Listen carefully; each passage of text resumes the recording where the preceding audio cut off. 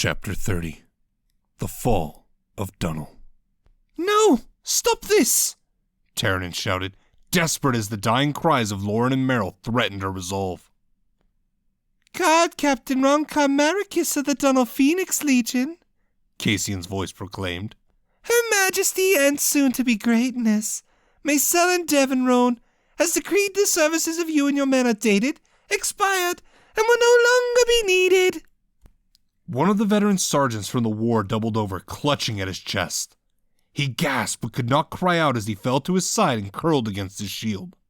His eyes widened and bulged as he looked at the white flames of his broadsword, lodged in the ground several inches before his face. Before Terranin could rush and kneel to save him, blood began to run in thin streams from his nose, ears, and the corners of his eyes. He struggled for air, but coughed a spray of blood in tiny chunks of his insides. You already know you can't save him, Terranin, Cassian shouted. You know what happens when my sister has a plaything. Terranin closed her eyes, clenched her fists, and ground her teeth in helpless anger. How are you two alive? A final report from the Odessian scout claimed you both died! Terranin shouted back. Cassian drawled, and Terranin could imagine her smirk. Yes, dead by Havoc Elite, several hundred miles east of Serral, on a mission for Her Majesty. Who do you think the information came from? Of course. Maysellen wanted the Order to believe the Bloodskate twins were dead. It would leave them free to work for her. That left the question of what they were doing in these last 8 years. Aside from specifics Terranin did not have, she knew what it meant that they were here right now. Maysellen was ready to make her bid for ultimate ruling power. So that meant she was confident in the erratic magic soldiers. Then the truth struck Terranin. She knew why these soldiers possessed weak and bizarre sorcery. They had magic they were too imbalanced to wield. They were skilled and brutal mercenaries, but they lacked the inner tranquility that came with gathering the endless current. But how did they find so many unstable magi? These outbursts of will should have been felt by the Order at some point or another. I can almost hear your mind puzzling all of this, Flame Witch, Cassian shouted in mocking. Let me make this simple for you. We have not killed all of Dunnel's people. We hold anyone who would not lift arms against us. Why do you let them live? What are they to you? Terranin spat back. Why should I even believe you? I wager they are dead. Certainly not.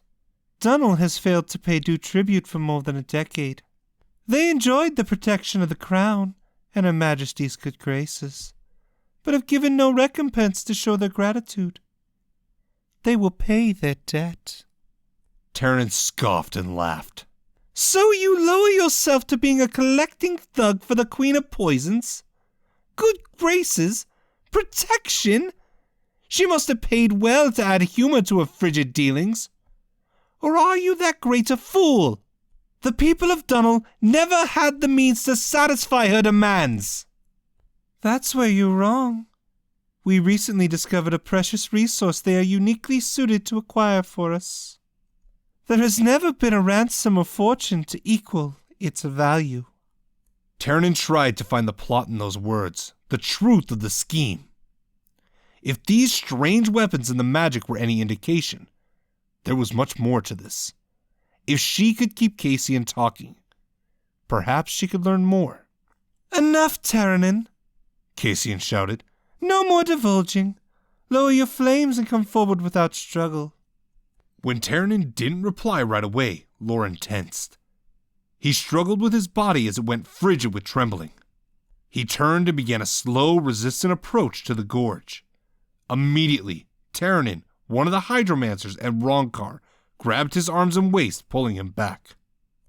Oh, that's not fun, came Larian's voice, filled with much more madness than Terranin remembered. They won't play Mother May I? Larian sighed. So be it. We can all paint instead. Larian was much more twisted and crazed, but Terranin caught her meaning too late as her eyes widened. Lauren's arm and neck began to bulge. The dark blue of his veins and arteries began to rise higher than his skin. His flesh squirmed with wriggling, snaking bumps, as though his body was invaded by skittering creatures. The veins and wriggling spread to his face and down his body, as his torso and legs expanded with building pressure. He opened his mouth, but his agonized cries were muted wet gargles as he vomited thick streams of blood. His skin began to tear, splitting wide as the pressure tore him apart. The hydromancer holding Lauren released her grip and screamed. Her head doubled, tripled, and quadrupled in size before bursting. Everyone was showered with bits of her skull, blood, and pieces of her brain as she fell. "Enough of this!" the Tyrillian hydromancer Gaiman grumbled angrily. Gaiman began to slip into a meldwalk. Terranin was too slow in shouting her warning. The red-haired soulless screamed in pain before his body was broken and shredded into tiny bits before he could travel. The blood particles were pulled every which way as they faded from sight. 1,000 pardons, Terranin.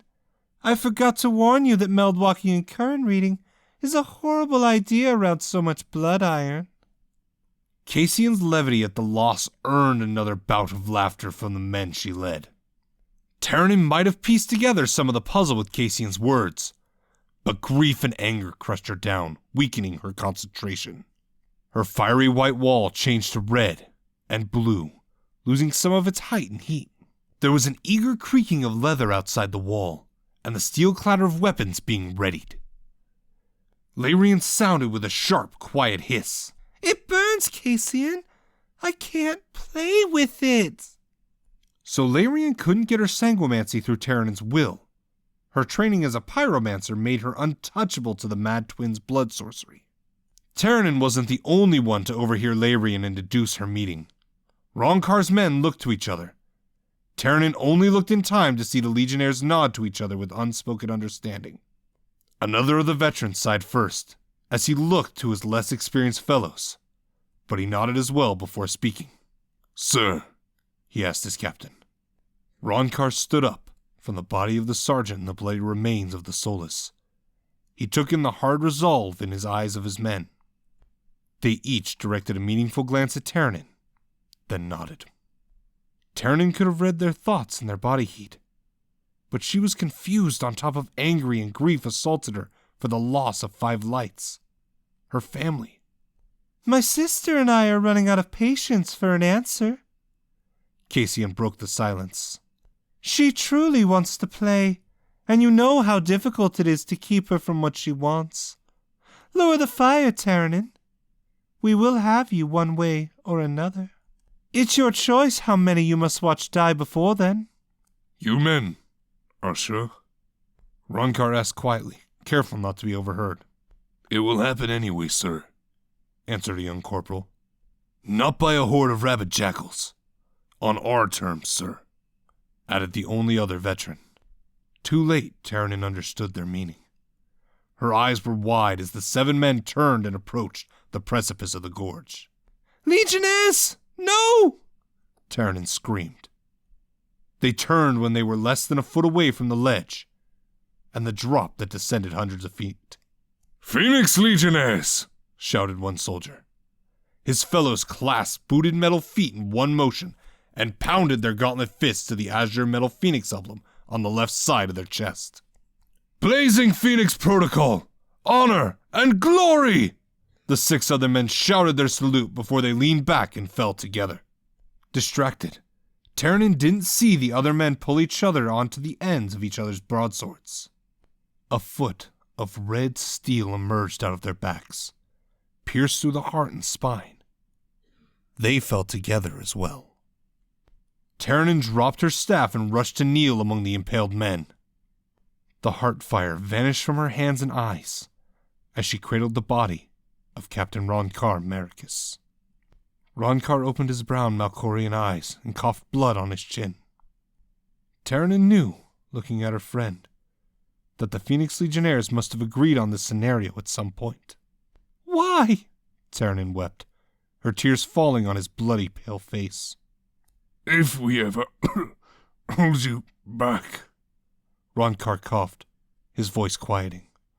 Our white phoenix, our hope, will burn them.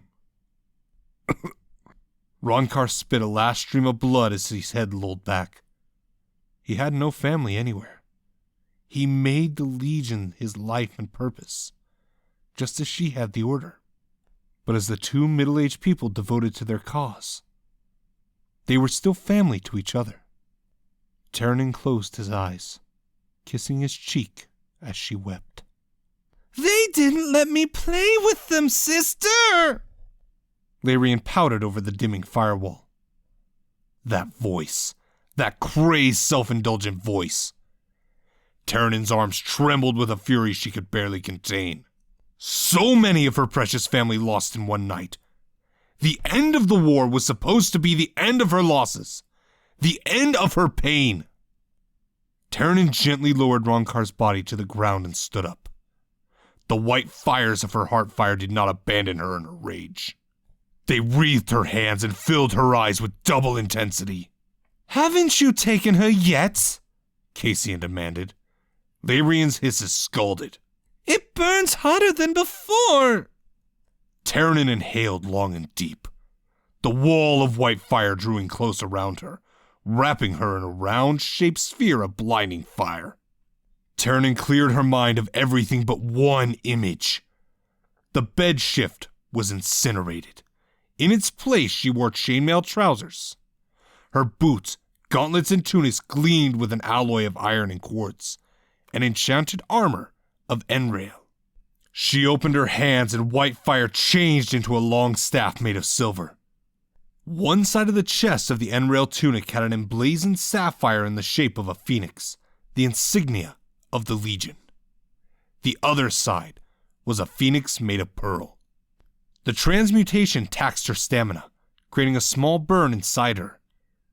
The enchanted armor would make up for it with greater ease at gathering the endless current. If it is play you seek, mad Larian, I'll oblige you, Ternan shouted ominously. The fires lowered around Ternan. White fire poured out of her eyes in lengths of 2 feet high. Her gauntlet and arms were wreathed up to her elbows. Several men with black iron broadswords rushed at Ternan. Ternan exhaled a long, incinerating stream of white fire that melted their weapons and armors, setting them ablaze. They fled, screaming, but could not douse the flames. They fell and continued to burn. Ternan slammed down her silver staff, and a rising wave of white inferno spread far into the tunnel, igniting the ruins in its wake. The air filled with stifling heat and thick smoke.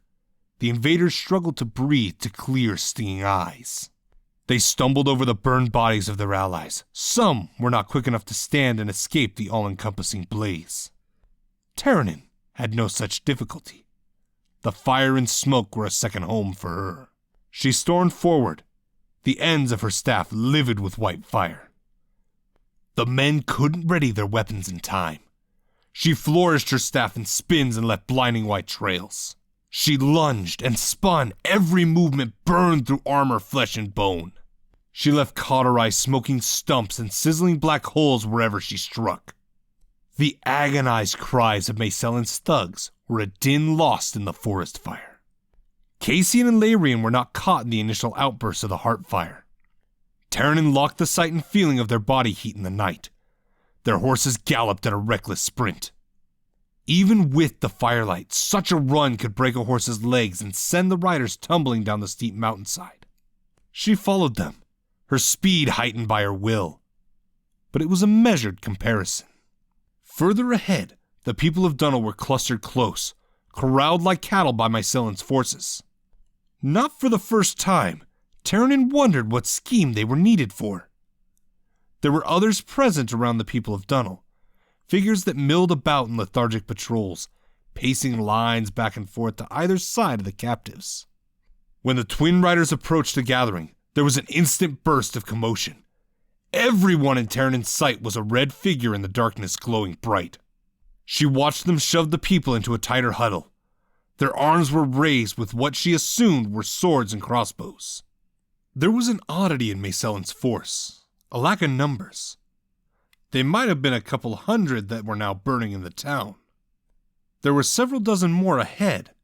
Even with their unnatural and limited magic, they couldn't have believed this force would be enough to claim Dunal. The additional support of the Bloodskate twins was not enough. Terranen's heart fire scorched a thicket of thorns and nettle. She burst forward into a wide clearing. Much of her heat rendering was verified before her, but she was given no time to assess. "One now!" Cassian shouted. There was a deafening series of rapid, thunderous booms. A stream of gleaming projectiles launched in a horizontal volley into the men, women, and children huddled in the clearing between the wide double rows of soldiers. Sprays of blood sprang high as the projectiles pierced with enough force to shred limbs and leave gaping holes above the hips. Screams of dying sounded in tandem with screams of panicked citizens fleeing east away from the killing streams. Some were shoved back, others were impaled on black swords. The double row forced the people to flee only along the path of the killing stream. Their bodies were pelted and ripped apart, spraying soldiers and trees with gouts of blood and bits and shredded viscera. The pathway flashed with a wide burst of red that gleamed in the dim firelight of the burning village and forest. Terranen gaped with wide eyes. The people dying were people she loved and protected for more than a decade and a half. Their screams echoed in her head, and her white fires receded and turned purple. "Two now!" Cassian shouted. There was a strange whirring sound, accompanied by rapid metallic clicks to Terranen's right. Her head turned slowly. The contraption Terranen saw was massive and alien. It made her think of a mix of a battering ram and a ballista, but far more complex. It was bolted to a platform which was secured to a large wagon. It had flanked sides like a huge crossbow, and the central workings only added to that effect. A man sat behind the monstrous machine, where his hands turned a hand crank and his feet pumped against dual pedals. In the time it took to assess the mechanical weapon, it began spewing a stream of metallic bolts directly at Terranen. The people of Dunal were torn apart at more than 70 paces. Terranen stood only 10 paces away from the mouth of the beast. Some of the rounds were melted in the purple fire, but these were not the intense flames of white fire. Where the first rounds failed, the persistence of the stream won out. At 10 paces, the metal bolts thundered and tore through her armor like it was paper. Her arms and legs, her torso, all were pummeled and obliterated by the killing rounds. Her fire could not heal her injuries as quickly as they were made, and the enchantments of her armor were gone. Her bones were blasted to bits, and her organs were annihilated.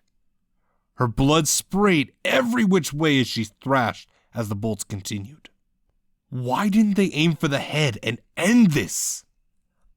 The mechanisms of the weapon quieted, and Terranen thanked the fates as she fell back.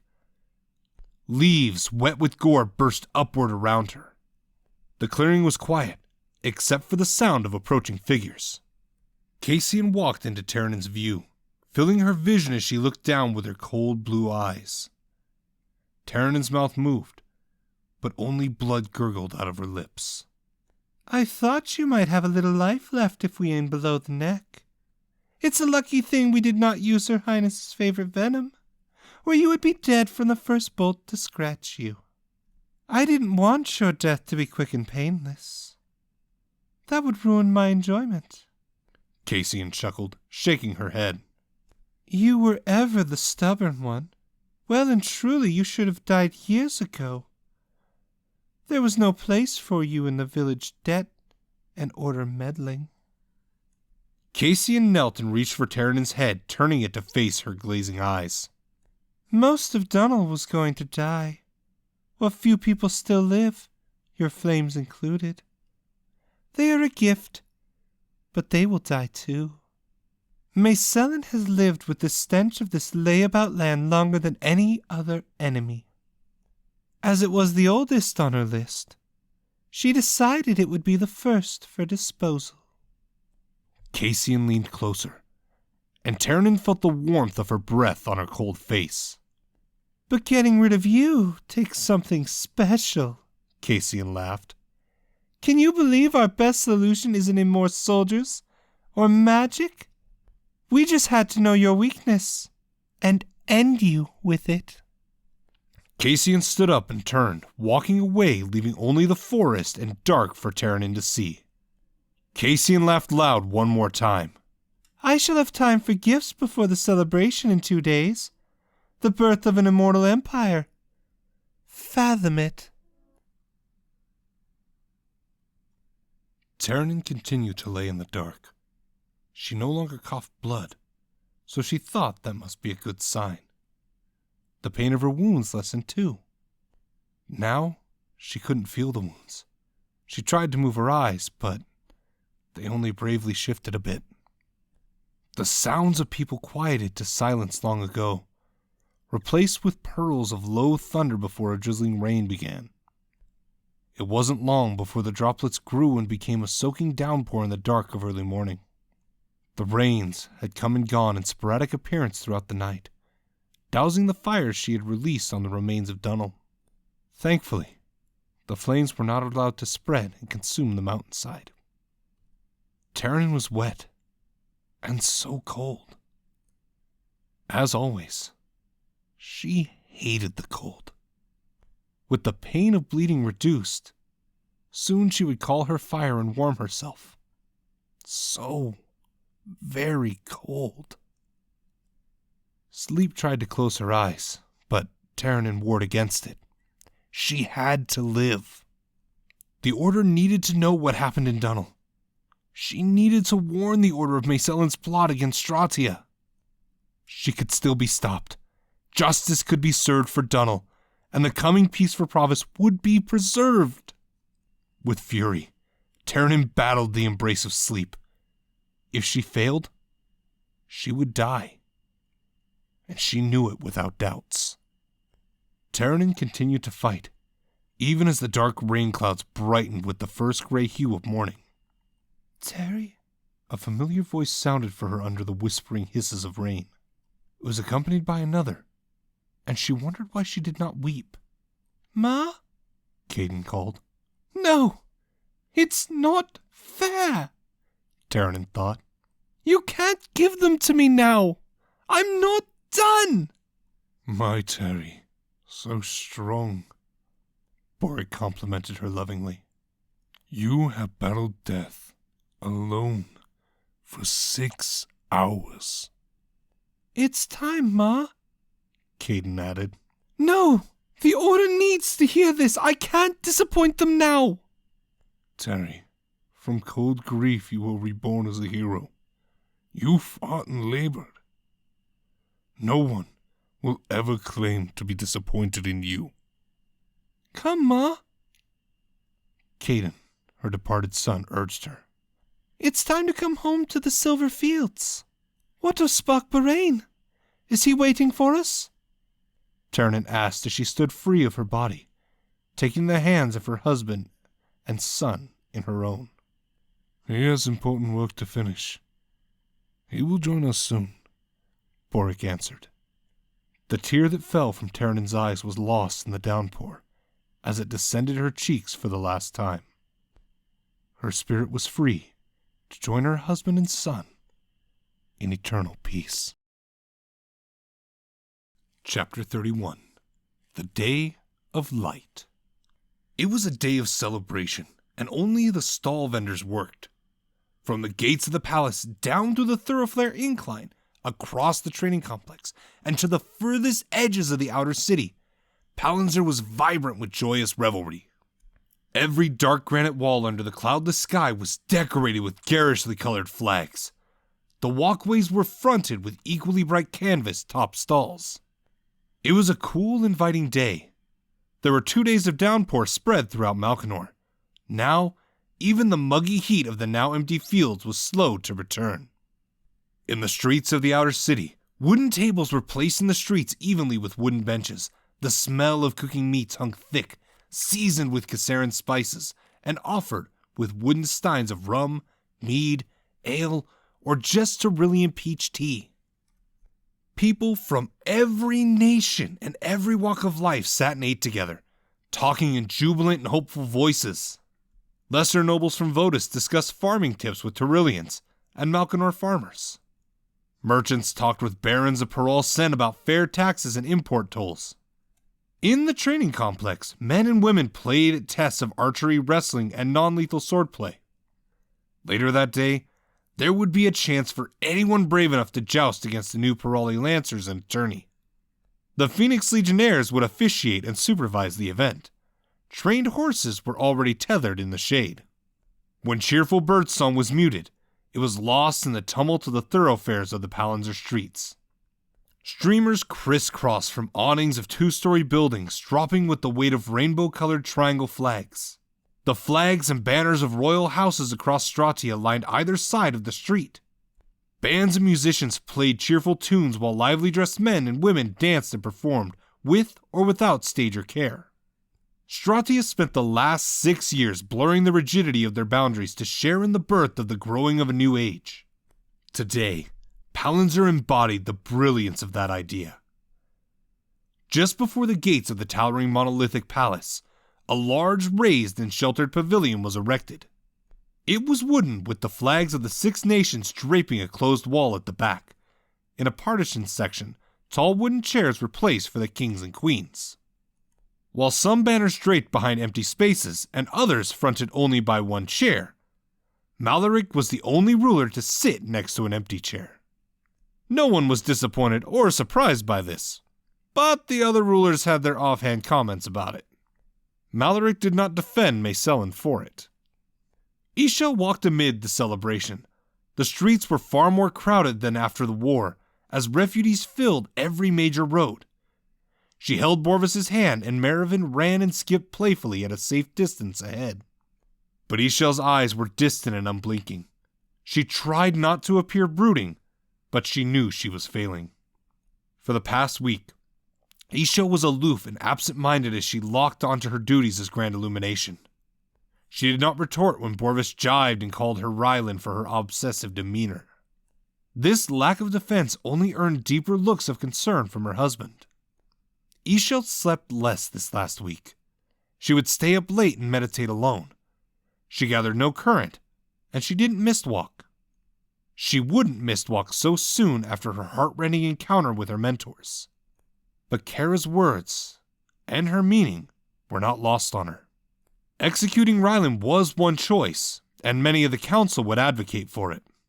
There were many in Stratia that would agree simply to never have to face the Void Triangle again. The fear engraved onto the generations in the form of the ancient mistrust was too great for many to think beyond. But Kara was telling her that it didn't have to be the only choice. Kara was counting on Ishel's pragmatism and ingenuity, her ability to evaluate the bigger view. She was counting on Ishel to understand her thoughts and feelings and to unite them for the best path. For several days, it was hard to know where to begin.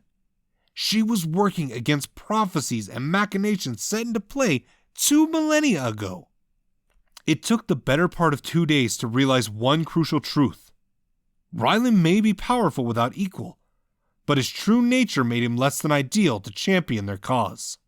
Yet, somehow, not only were the prophecies so absolute in confidence, but they were right. For 2 millennia, the Void Triangle understood Rylan well enough to weaponize it.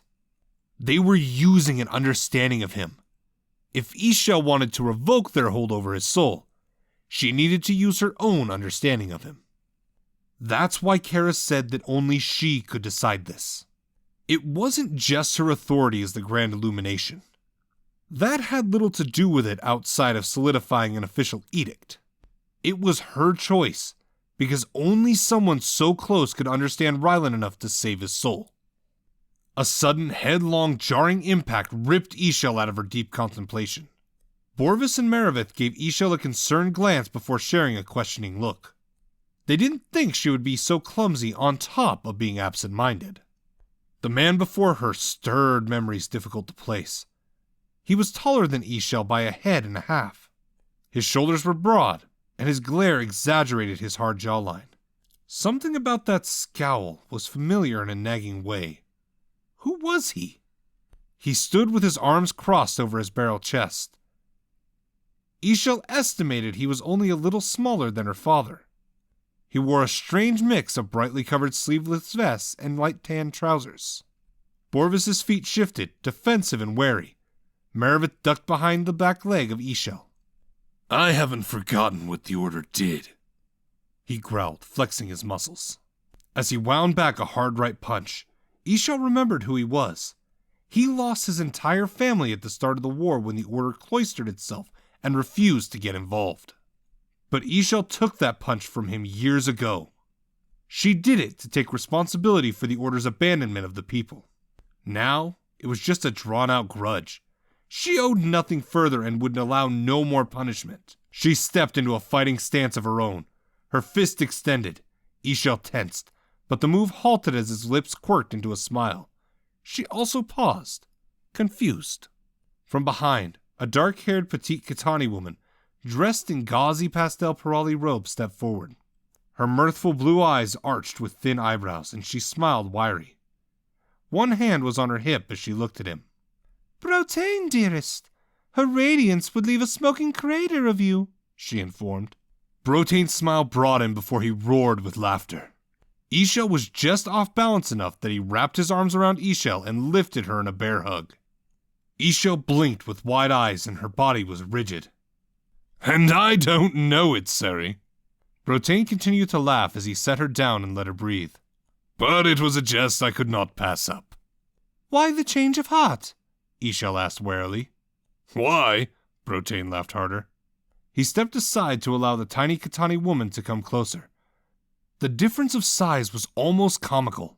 I want to introduce my wife, Seri, the most wondrous woman I've met. We met 8 years ago. She was a refugee, like me. She lived alone in Beaucret for 2 years, before the cheese trapped her here. And everyone else. I was only working for a tavern there, sometimes as a barmaid, but I also sang for them, Seri explained. Voice of grateful divine, Brotain added, earning a glower. We married a year after the war, and would you believe it? A year after that, when the order restored Beaucret, her brother, a merchant, hires me to drive a wagon from Catan to Vodis, through the Canyon Pass. At first, it was only food and farm spades, but Sorol is faring better. Now we trade Sorol food for Paroli art, and soon, Kasseran spices and silk. Her brother earns more coin, pays me more. Soon I can teach a team, and retire. Seri and I can leave almost anywhere and have a family on our own. Our lives have become wonderful and more fortunate, Your Radiance, Seri said, inclining her head in a respectful bow. And that is no small part due to all the work you've done. Ishel fought back a joyful tear, but as Brotain put a hand on her shoulder, she knew her eyes must be glistening. There is no bringing my brother back, or the family I knew. His voice was soft and low. Their last moments will always haunt my dreams. But you, fighting for all of us, the chance to start a well-off family. I believe that fate and the Bronze Warrior allow this so that I live for them. I can honor their memory and ease their rest. By living a new life with a new family, you are not the order that left us to die, Your Radiance. Your order is as new and wonderful as this life is now. Merriveth chose then to relinquish her fear and come out of hiding. She looked at Seri a moment. She looked down to Merriveth and instantly swooned before kneeling. You must be Her Radiance's daughter. Ishel ruffled Merriveth's hair, earning an upward glower. She's my little Merriveth. Merriveth's face scrunched in a way that only drew laughs. I'm not little. Are you going to be a great sorceress like your mother? Seri asked. And make ruby flowers like my father. Merriveth pointed and smiled at Borvis. They even smell good. A fanfare of blaring trumpets sounded throughout the streets of Palantir. They came from white and gold Parali squires positioned at every corner. Ishel was confused, but Brotain was quick to answer with a laugh. Imagine Paroli forces in Malkanor, but no one so much as raises a fist. But that is the first of 3. His Majesty will make an announcement at the square on behalf of Stratian rulers. With that, Brotane and Seri left, walking toward the merchant's center. Borvis shifted his gaze, looking left and right along the thoroughfare. He scanned with intensity, his brows furrowed. What is it? Ishel asked. It may be nothing, Borvis drawled absently. but I haven't seen anyone from Donald Chapter House. That also made Ishel wonder. They have been silent these last couple of days. I likely would not have thought anything of it if you hadn't said anything. Borvis blinked and focused his brown eyes on Ishel. As I said, it is likely nothing. But, Ishel added his unspoken contradiction for him, knowing where he might be going with it. But I think I will Meldwalk to be certain all is well.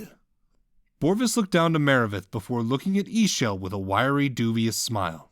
That is, if you believe you can join the rest of Provis, watch over Lord Meredith, and avoid charging into any more walking trees. Ishel laughed. we'll be all right, you fool of a man. Borvis knelt before Merriveth as she wrapped her small arms around his neck. Be careful, Da. You are speaking with far less formality, my lady, Borvis chastised, tickling her sides and earning a laugh. He leaped close for a whisper. It is well. I would too. They're all stuffy and annoying, those high-born sorts. Borvis stood straight and Ishel tilted her head to deliver a deep kiss around his long nose. I love you every day, Borvis Len, she whispered as they parted, but only by inches. Every day, until there is no more, Borvis whispered back as he pulled away and slipped into a Meldwalk. Ishel gave a wistful sigh after Borvis vanished. She looked down at her daughter. We should find Light Rylin. Merriveth's face filled with nerves of apprehension. Light Rylin scares me, Ma. Ishel looked at her, baffled and confused, before she knelt to eye level. Why would you be afraid of him, Light Mary? I've known him for years. He is such a good man. Merriveth scrunched her auburn eyebrows as she thought about the right words. When I talk to him, I think I am talking to two people and I can't see the other one. Merriveth leaned closer, trying to whisper and be heard over the constant buzz of the crowds. But I know what he looks like, Ma. I see him in my bad dreams. He stands up way in the sky where the clouds are. Ishel hugged her frightened daughter for comfort. It's all right, Mary. Those are only dreams. He would never do anything like that. Ishel had to tell her daughter this, tried to banish her fears, because that was her role as a mother. But she knew children were sometimes privy to secrets beyond their own understanding. Was she witnessing the eclipse in her dreams? Or was Merriveth being warned about a possible future? In either case, Ishel took it as an omen of what might be if she failed. But Ishel had longed to ponder this before today, and she did exactly as Kara advised. She knew what must be done, and she was confident it was the only true way to avoid the darkness of creation's end. She just needed to locate Rylan. That was the first step. But Fates! Where was he? Merriveth brightened. I saw the Takeres back with grandmother and grandfather back in the square. Maybe Rylan and Aimreen will be there soon. Ishel nodded and hoisted Merriveth up to sit on her shoulders. She giggled with delight at riding so high above the crowd. Ishel juked through, keeping wide of the dozens of fire swallowers. As they entered the flat of the square, Ishel looked about but couldn't find Rylan or Aimreen. A large crowd-covered platform tiered up a set of stairs to a high-speaking dais, a discreet distance from the block in the square center. A huge tan caravan was tied down on an object of the block. It stood 20 feet tall. The object was a mystery, but likely had something to do with Malaric's coming announcement. Against the shops that ringed the square, there were wooden tables topped with tankards, brass goblets, and tin cups of every size. Serving men rushed to fill every container, and there looked to be enough to distribute to everyone in Palantir. Fates! Where is that man? Ishel hissed under her breath in frustration.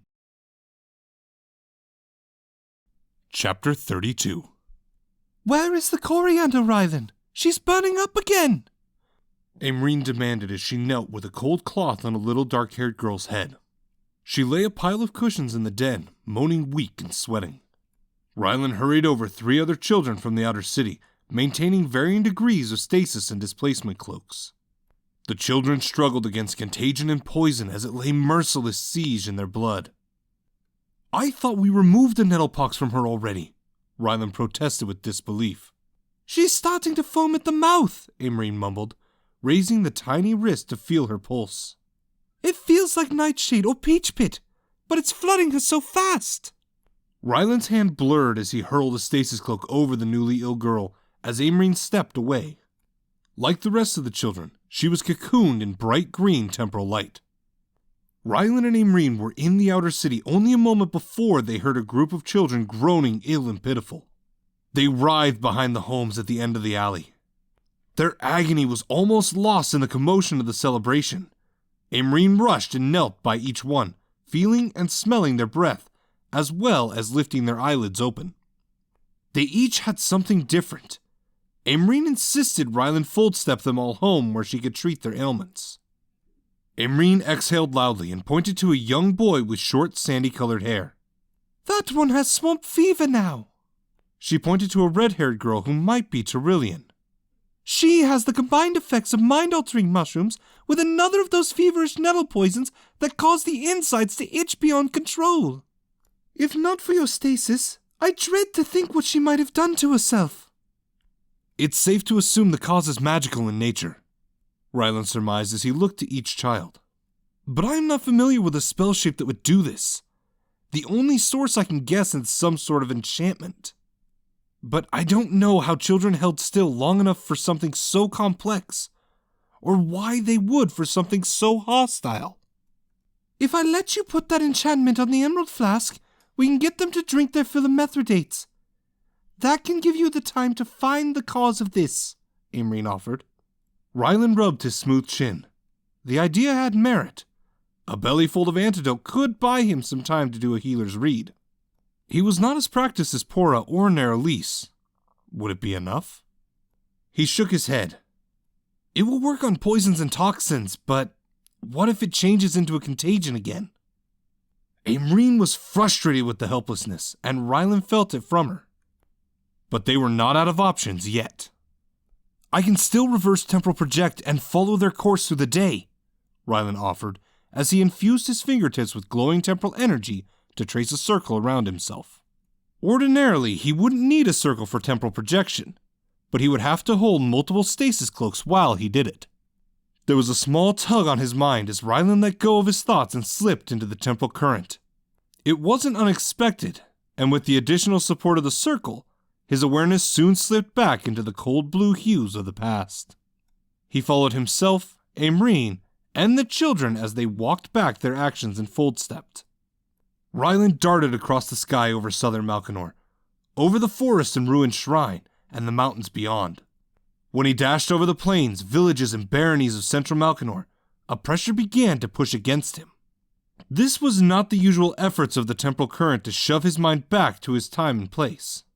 This felt more like the Book of Worms when it traveled across the Maelstrom Sea to find him, though it lacked the hateful aggression. Soon it pushed all around him like a thick ooze. Rylan's advance to Palantir was slowed, then halted miles east of the outer city. He pushed and shoved against the pressure that barred his way, but nothing came of it. Rylan allowed the temporal current to hurl his awareness back into his home. He gasped, nearly letting go of the stasis cloaks that kept the children alive. "I can't temporal project into Palantir." Rylan blinked, clearing away his bewilderment before he knelt between Aimrine and the children. "I think I know a place that is always clear enough to fold-step." Rylan closed his eyes and focused on an image of a forest creek that he and Isha used to frequent. It was dangerous to fold-step so many into a heavily wooded area, and he would have to allow an instant of time to flow for them. There was a calculated risk that the poison might resume its course, or they could be entombed in tree or rock. But as the temporal energies tried to bring the other location to him, a wave of kinetic force slammed into Rylan. He was hurled back up off his feet before he painfully impacted against a far wall. He landed in a crumpled heap, his back and head throbbing, before he stood among a pile of broken shelving and fallen objects. Imrine looked at Rylan with disbelieving wide eyes. What was that? Are you well? Rylan collected himself, restoring his grip on the stasis cloaks. I can stand, he sighed. But everything about this is an ill omen. Nothing outside the seal of stagnation has ever nullified this much of my chronomancy. Rylan winced as he massaged his lower back and the back of his head. I might be able to meldwalk or current project. Imrine raised a finger and shook her head. She hurried through a door leading to a study. After several minutes, she returned with a small brown leather book that had a thin blue ribbon between the pages.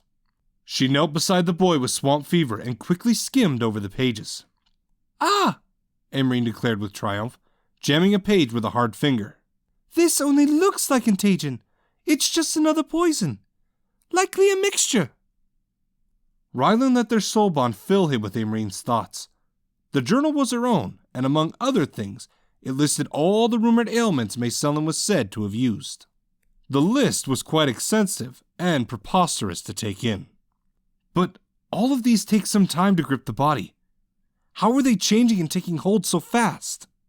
Rylan wondered out loud. Imrine looked at him. Her expression was bleak. That is where it is magic, my love. I must rely on answers from you. Imrine produced the emerald flask that Rylan gave her during the war. At the time, she refused his offer to enchant it with infinite refilling. She unstopped the container as Rylan allowed slow time to move around the boy with swamp fever. They would have minutes to decipher as much about this poison as they could. Borvis was assailed by an intense pull from every direction. It forced him to halt his meldwalk several miles south of Dunnel. He arrived on a densely wooded mountaintop that provided no view of the north. He was forced to make a clumsy descent down a steep slope of jagged rocks and high tree roots. He squinted, trying to peer deeper beyond the spruce and redwood behemoths to no avail. He would only learn more about Dunnel's silence by getting closer. He put aside his concerns and let the endless current enhance his awareness of the treacherous landscape. His steps became sure, and his trek quickened. The sunlight that gave Palantir its cool summer cheer was absent. Looking through the canopy, the skies filled with light gray and white clouds. The overcast sky was both ambiguous and gloomy. Borvis disliked it. If there was an unpleasant surprise ahead, the weather could at least be direct and cover the mountains in an ominous downpour. Was heavenly honesty too much to ask? 2 miles south of Dunnel, Borvis was greeted with the sharp, acrid smell of smoke. He thanked the fates for giving him a pronounced nose that excelled at identifying odors. The smoke smelled wet from passing rain, like a doused inferno that only left a black char. There were other smells too, foul odors of rotting things and rancid mold. Those were faint, almost lost in the burning smell. But Borvis was no stranger to the smell of blood and the awful smell of death. He quickened his pace and soon found the area around southern Dunnel was scorched. Black charcoal wooden beams spiked up from decimated foundations. The walls and rooftops were not only burned, but they were also shoved away from one direction. Borvis continued forward, following the grain of the apparent blast. Dunnel was the sign of an obvious struggle, but there were no corpses to accompany the telltale smells. The town, the immediate gases and trees, all hit by a single forceful wave of fire. The mountain rains must have doused the flames early, or the peaks would have cast an obvious glow in the night. It would have been visible for miles. As Borvis drew closer to the center of Dunnel, he saw the bridge was cut down and the chapter house was leveled down to a mound of rubble. As he began to search for signs or clues, a black-sleeved arm grabbed him from behind. A black-gloved hand covered his mouth and yanked him away from the street and down into the remains of a burned cellar. Quietly now. A minute more and they would have found you. Easy now. The cautioning voice was familiar to Borvis. As he was released, he slowly turned to look. Jorikin Baranal was more of a whip of a man each time Borvis saw him. His shoulders filled out, and his muscles were hidden beneath his loose black clothes. But it was no secret that the concealed muscles were tight for strength, but condensed for the speed and silence he favored for movements. The handle of his longsword and dagger were covered in sheaths of black cloth to hide their gleam. His brown braid was tucked into the back of his tunic. Borvis eyed him up and down before whispering, "Care to explain why you have come here? Prepared to hide, no less." "I was visiting a barony a couple days south on foot from here. I saw the smoke. Even if no one else did, I came to investigate." Jorkin paused his whispering explanation to dare a wary glance over the rim of the cellar. "It looks like there are two of them." Borvis was taken aback by that. "Donald was sacked by 2 men? You cannot handle 2? Jorkin gave him a distasteful sneer. "Don't be silly. Those 2 men were left behind for obvious reasons. To kill any survivors, and make sure visitors don't leave to report this." Jorkin hunched deeper into the concealing shadows, pulling Borvis down close into the pile of ashes. "I have had time to watch and measure the 2. They concern me. They don't speak, and they patrol these ruins without end day or night. Judging by their movement, weapons, and armors, I would say these Vodesians are mercenaries, highly trained in Kassaran combat methods. They have well-hidden vials with their weapons, so I think that's poison." Jorkin drew closer, his eyes intense and grim. "Also, they appear to have magic." Borvis wanted to scoff at that, if not for the noise it would make. How would the Order, in its now outgoing nature, fail to notice mercenaries with magic? "Having magic isn't something you emblazon on your curious knight, Captain. There are no mundane signatures." Jorkin tilted his head sardonically. "Truly, it is a relief I can disregard the shower of sparks from their hands. It must be the latest trend. And I'll wager it turns heads at all the fashionable taverns." The look Borvis gave Jorkin was dumbfounded. No one could simply leave a sign of their power so open. It was taxing, and could result in slow dissolution into the endless current. Also, Borvis thought it was crass and tasteless. "There's something you should know," Jorkin resumed a serious whisper. "I found tracks a little less than a mile southwest. They were deep wagon tracks, so I think they were carrying something heavy. And I found Solus Terranen's body. She was riddled with long steel bolts from the neck down.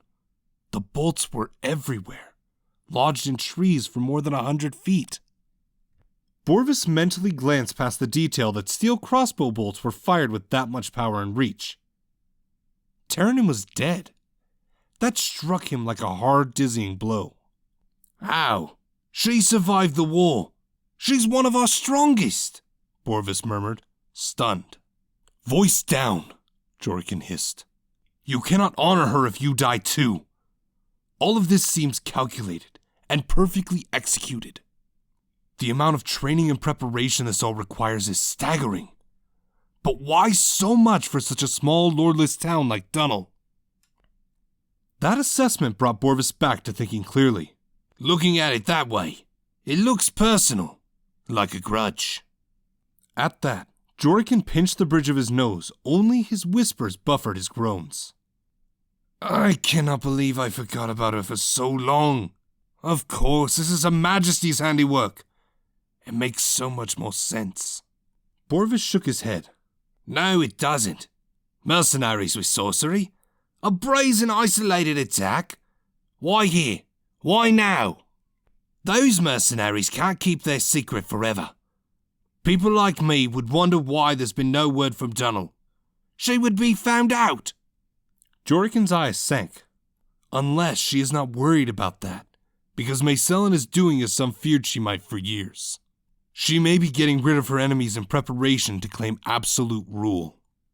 Borvis thought about that for only a moment before panic settled over him. Mayselin would have to clear away all her opposition, all at once. Anything short would be discovered and met with retaliation. To kill them all at once, she would need them all in one location, and unsuspecting. Palanzer's celebration would be the perfect time and place. Borvis fought to control his fears. His wife and daughter, his mother and father, the entire Order were in danger. He had to calm his thoughts and feelings. He needed to current project a warning that would save them all. He battled to slow and quiet his breathing, He directed his mind, concentrating on breathing in, then out. It took longer, but he was successful. He pushed his thoughts outward with the message, but it dispersed as soon as it left Borvis. He tried again, and again it burst apart. Borvis stood up. He couldn't project, and he already knew meldwalking would have the same result. Jorikin grabbed his arm and yanked down hard. "What are you doing?" "I must get back to the peak in Meldwalk. It's the only way to warn them. There is some sort of ambient dispersal effect on Dunnel." "Very well, but if you walk out of here that boldly, they will find you. Even if you break through them, it will take time you can't afford." Before Borvis could ask what other option the young knight captain had in mind, Jorikin reached for the ledge of the cellar and vaulted over the ledge in reverse. It was a swift and nimble maneuver that Borvis couldn't imitate without the endless current. Jorikin pressed 2 fingers to his lips and sounded a shrill whistle. "Can anyone hear me? I am very lost. Can someone tell me the way to Sarol?" He quickly stuffed the hilt covers in his pocket as 2 pairs of booted feet sounded closer. Borvis stayed low as he heard creaking leather and the passing wind force of 2 throwing daggers. There was the ringing of steel as Jorikin unsheathed his weapons. After several moments of intense-sounding combat, it started to fade. There was a stream of glowing flames over Borvis's head, and he peered lower to the cellar floor. There was an odd crackling sound as the flames met the charred wooden beams of the foundation. When the streams faded, the clash of steel sounded much farther away. Borvis stood up and looked at the burned spike. Where the flames met, there was a layer of hard ice and crystalline frost. Tendrils of cold mist rose against the summer air from the chilled wood. It was certainly magic, and an oddity. Terranin's extensive reading at the Zenith Citadel could have offered an explanation. But fates! The legendary Flame Witch was dead. The reality of it struck him as he climbed free of the cellar and ran for the peak he arrived on. He ran through burned woods before he was surprised to find his vision blurring with tears. Terranin wasn't just one of the strongest and most knowledgeable people of the Order. She loved every fellow light and looked after each of them. She personally showed Borvis and Ishel into marriage, going so far as being part of administering the rite. She watched over Ishel and his little Mary while their daughter was still unborn. Borvis would come back for her. He would make certain his wife and daughter were safe. They would foil Maysellin's treason against Stratia. Then they would all return to see their beloved Terranin. They would lay her to rest in her village, her town. They would mourn her loss together, and take heart that she could only be with her husband's son and Solus Baron. And Maysellin would answer for this. Borvis quickly arrived at the summit of the peak. He claimed his shaken nerves and his panic. The trek back cost him more than an hour, but he would not let that be too late. He slipped into the Meldwalk, blurring through the mountainsides. He descended into the wooden foothills and the flat grasslands. The sunlight returned as he abandoned the overcast north. Borvis slammed into a hidden wall of force. His vision filled with colorful spots and several teeth broke free in the jarring impact. With his Meldwalk ended, the concussive crash hurled him back yards. He landed crumpled on his backside, surrounded by long stalks of grass that curled down over him. He blinked, trying to remain conscious as he turned to spit out blood and teeth. A refreshing wave of endless current washed away the dizziness and fatigue and aided his equilibrium as he stood up. Borvis approached the point of impact with caution, stretching his hands out before him. He passed through the crashing spot without incident. There was no invisible wall, just a magical barrier that prevented meldwalking and likely current projecting. Maysellin planned this out extensively. All Borvis could do was run the remaining distance. He began a full sprint, his legs striding. He augmented his speed and stamina with the full capacity of the endless current. Even then, Borvis would arrive hours late. "Just like catching the sphere," he reassured himself. It was time for celebration, and Maysellin couldn't help but grin. She remained in seclusion since her infusion. Her entire body was young and vibrant. She didn't want to pass a clue to her husband or the palace servants. The twins tended to her daily, cleaning her and keeping her well with their current cleanse. No one knew that she took her years back from a waiting grave. But it was time to unveil the truth before her supporters.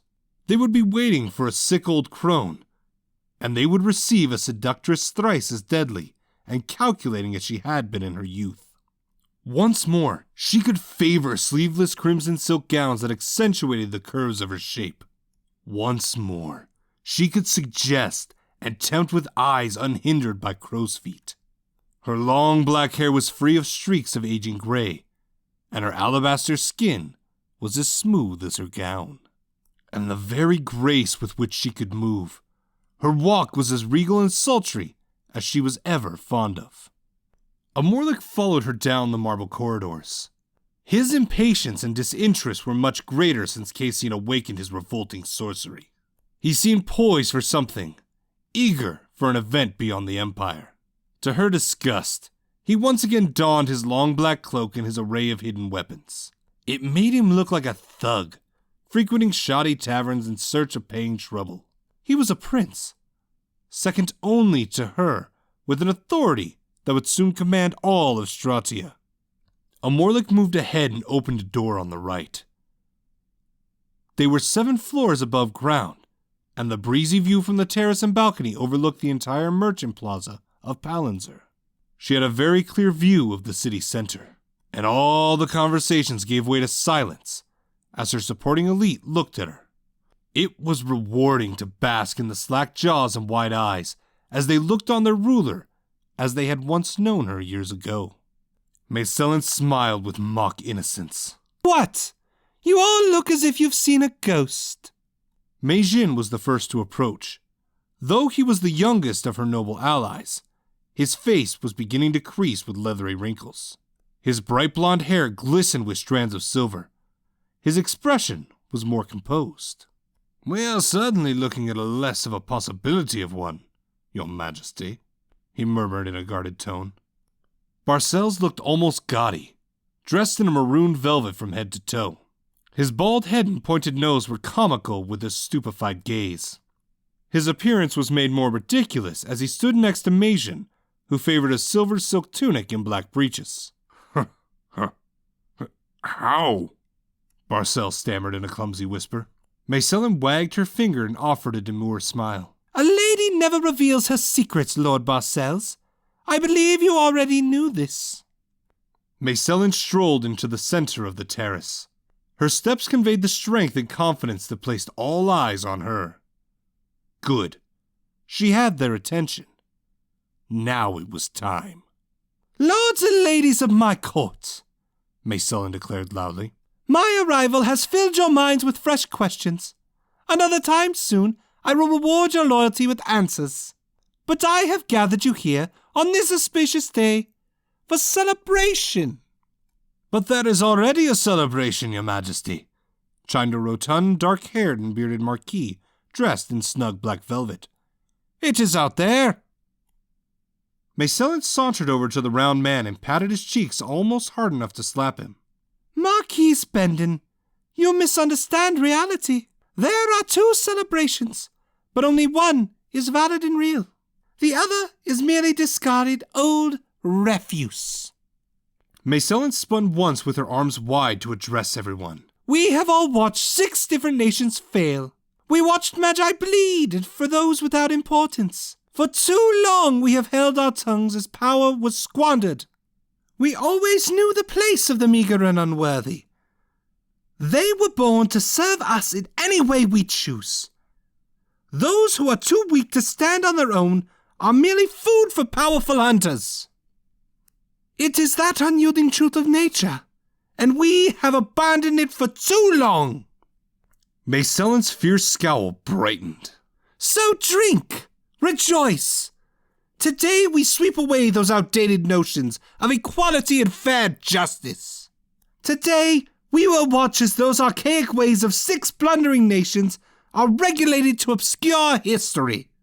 Today we watch the birth of the Empire of the Golden Rose.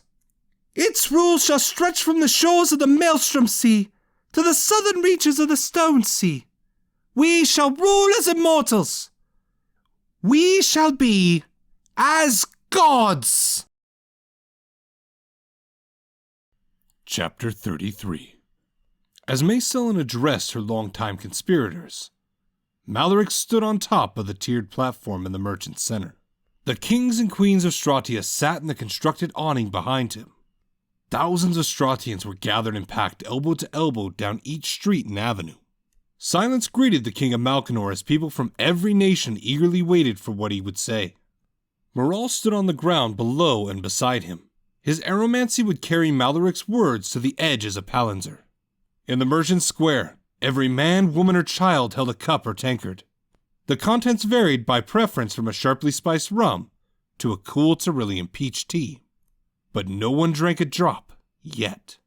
They would all wait to toast Maloric's words.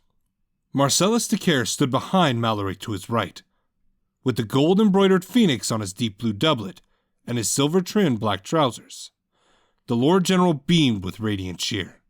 Beryl stood beside him, clasping his hands. Her long, thin sapphire dress with silver trim was a perfect complement to her husband. The gray strands in her wavy, medium-brown hair were aided by a crystal band that dangled silver strands to frame the sides of her face. Still, Isha was wound and tense with unease. Borvis hadn't returned yet. There was no sign of Terranin, or the lights of the Dunnel chapter house. None of the Dunnel Phoenix Legion garrison were present. Most importantly, Rylan and Aimreen were nowhere to be found. She found Kylor and Liane standing a short distance from the Tecares, as well as the lens. Rylan's absence turned Isha's unease into quiet inner panic. She needed to see him, to speak with him. She fought down cold sweat, trying to appear good-spirited for Merivith, who was now standing right beside her. But bad news or not, it was time for Maloric to speak. Good people of Stratia, I welcome all of you from afar to our beloved city of Palanzer.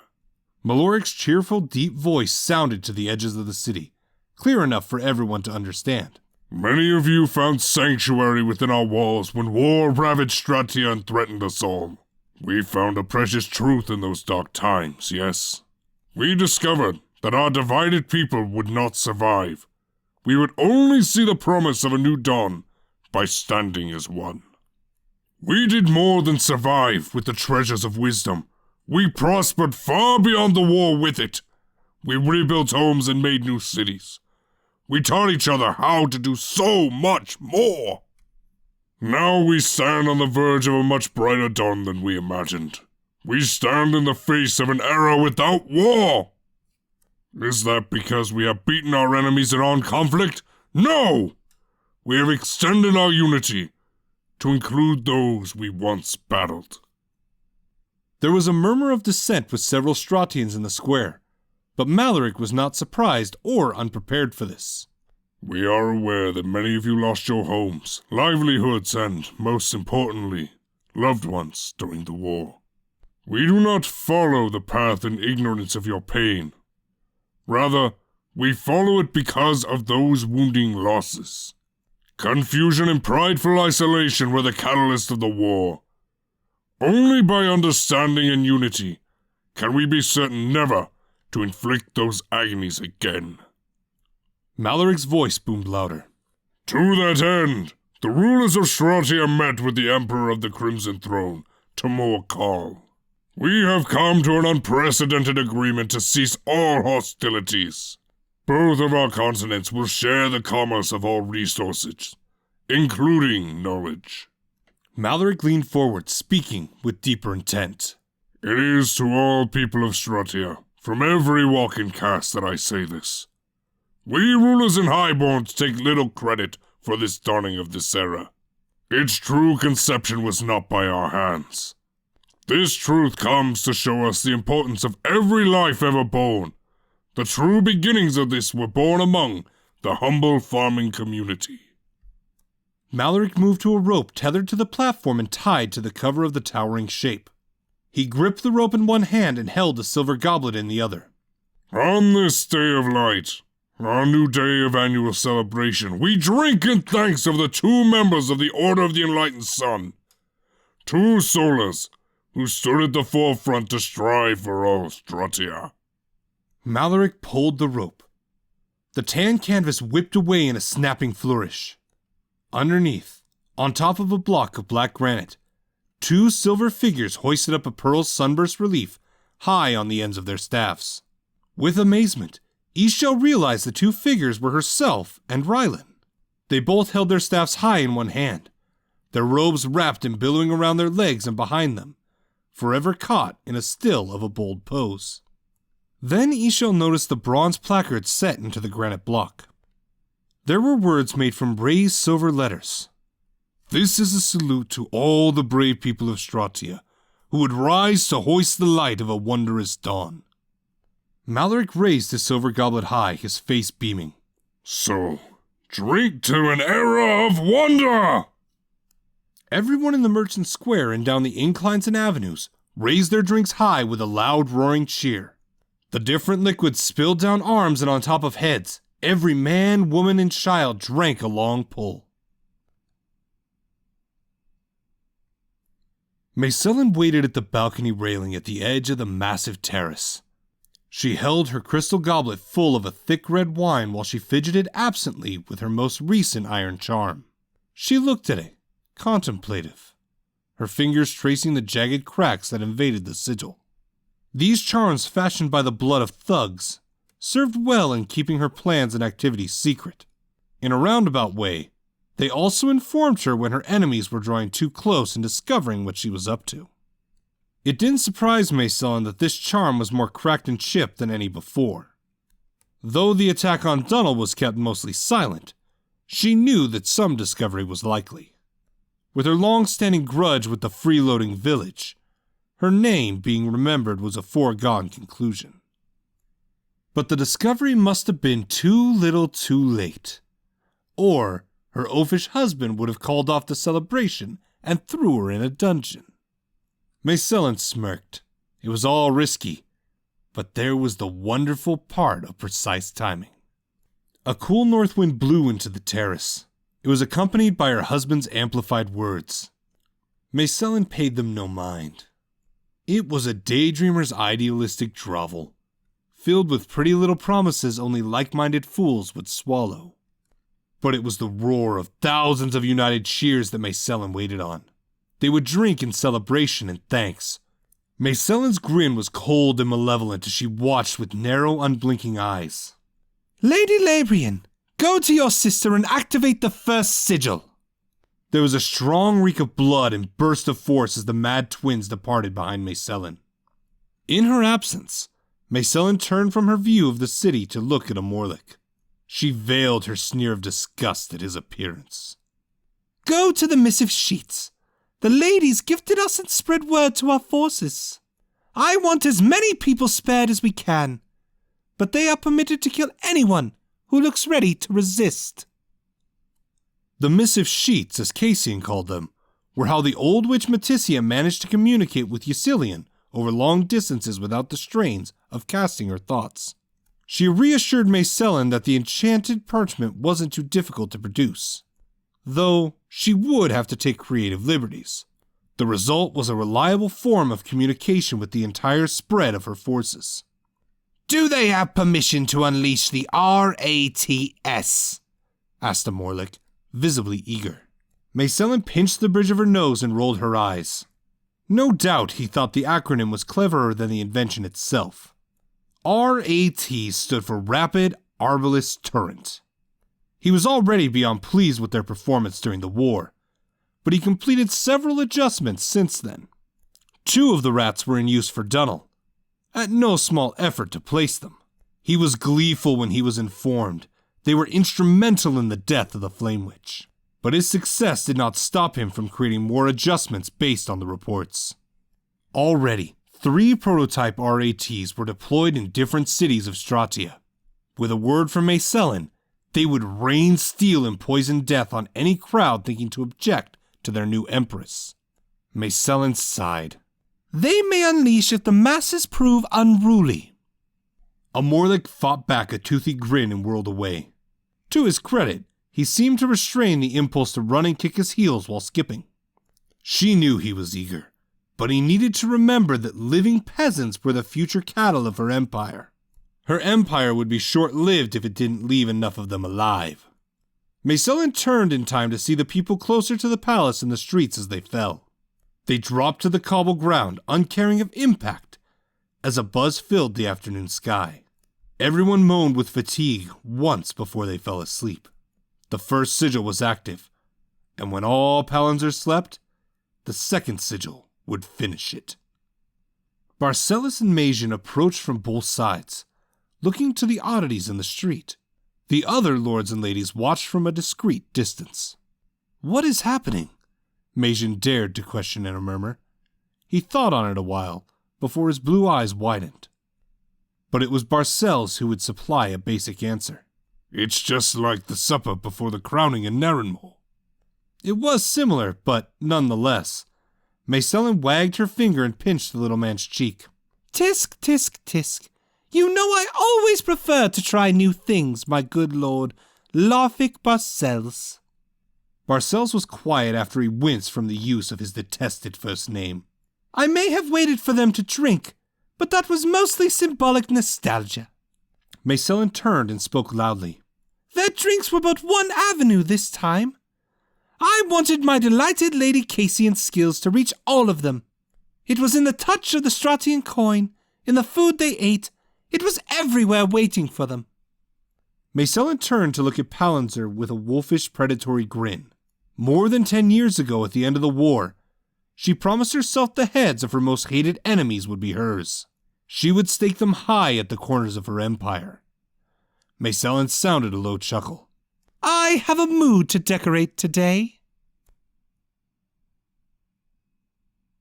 Though the walls and walks of Saral were vastly improved, there were discontented shouts all along the main roads in the palace circle. It was an odd sight, but the shop owners and laborers all herded the native residents at Sword Point and Crossbow Point. These abductors once dressed in the sandy-colored loose clothes favored by Vodesians. Now they donned oil-leather jerkins that gleamed with steel studs in the bright sun. They wore leather trousers and bracers. But as the hostages and mercenaries arrived at the front of the two-legged bull, at the end of the street, the circle was blocked. Saral now had its own peacekeeping force, trained in the use of crossbows by a Katani master arbalist. They wore drab-colored chainmail hauberks with leather breeches and leather caps that draped the back of their necks. The guard captain and his men stood adamantly, their crossbows aimed at the mercenaries. They stood, 4 rows of 10 arbalists, so that one row could reload, and the next would let loose their volley after them. The captain shouted, "I don't know what it is that you're about, but you will allow these people to go free. Drop your weapons and offer yourself to arrest." The glance that passed among the mercenaries was barely perceptible. It was lost on the militia who were thought that they were considering obeying. But the way it was passed, the order in which they glanced to each other, this was a trained signal. A leather coin purse was thrown at the captain. The contents jingled only until they landed at his feet. The drawstrings untied, and there was a quiet, angry hiss before dozens of black-skinned snakes with red eyes dashed free. They quickly sank their venomous fangs into the exposed ankles above low boots. These blurring fast serpents were common in Narrenmore, and they were called Black Wanderers. They slithered up the boots underneath the trousers. They bit deep and rapid as they climbed up shins, calves, and thighs. The serpents held an unusual quality that made them difficult to catch or train. They evolved with poison glands that consistently refilled after each bite. The Vodesians screamed, firing their crossbows at random as they fell. Their bodies convulsed, and their mouths foamed with the injection of so much potent venom. As the stray bolts were loosed, the mercenaries shoved the hostages in front of them to duck down. Vodesian peacekeepers and citizens were butchered in the random volley. The mercenaries with broadswords emerged from the surviving throng and made quick work, cutting down the remaining guard. There were too few left to defend themselves, and they were still cowering down against the bolts. The dusty street ran with the streams of blood, and the adobe walls were splattered and cracked with steel bolts.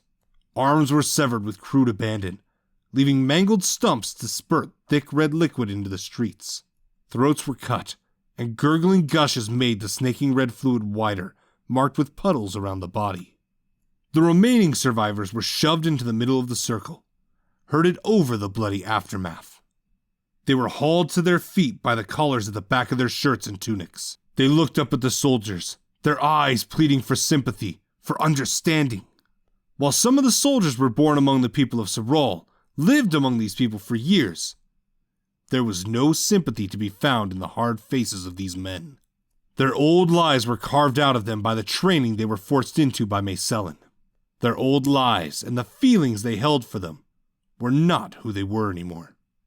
They were murderers, killer for pay in her employ. The screams of the people died down to fearful weeping of men and women while the children whimpered quietly. They were shoved ahead, forced to trample over the contorted and bloody remains of their neighbors. The corpses looked up and about with unblinking wide eyes, and mouths overflowed with red-flecked foam. The survivors slipped on the blood and slick pieces of their neighbors, tripping over the bodies. Their faces came within inches of the still and unblinking horror of the final moments of life. They trembled and quaked as they saw the reflection of the grave, with the horror of knowing how close they were to joining them. Tears ran free before the cries and screams that sprang free from the bloody and certain realization. These living people were yanked to their feet, their clothes wet and red with the blood of those unfortunate and those brave.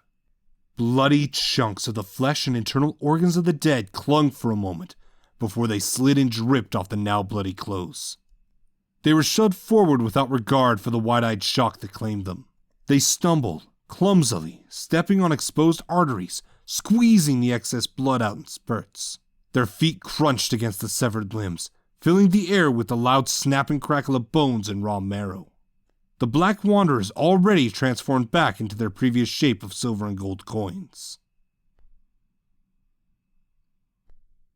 In Morral, capital of Terrell, their newfound keeper of the peace were not as few as the Vodessian militia. The once farmers held a haunting memory of being helpless before the Kassaran onslaught. These men and women remembered that they were only alive because of the aid of the Phoenix Legionnaires. So these men and women were quick and eager to train under the experienced Legion sergeants. Terrell also now had smiths trained to make weapons and armors to equip this new military. To the surprise of every nation, Terrell's men and women held a high aptitude for combat. It wasn't just how eager they were to not be at the mercy of their enemies. There was something primal and innate in their swift learning of technique and strategy. A vast potential was locked within the farming nation, and the Phoenix Legion helped to let it out. There were at least 2,000 soldiers to Terrell's storm forces. 1,300 men and women were present in Morral, ready to fight the mercenaries. The state-of-the-art pitched battle in the streets was chaotic and devastating. The storm forces didn't issue orders or wait for compliance. They were already armed with Legion-style broadswords, spears, and massive tower shields. Their chainmail shirts were covered with steel cuirasses and gleaming steel bracers. The chainmail trousers were aided by steel plate greaves and black leather boots.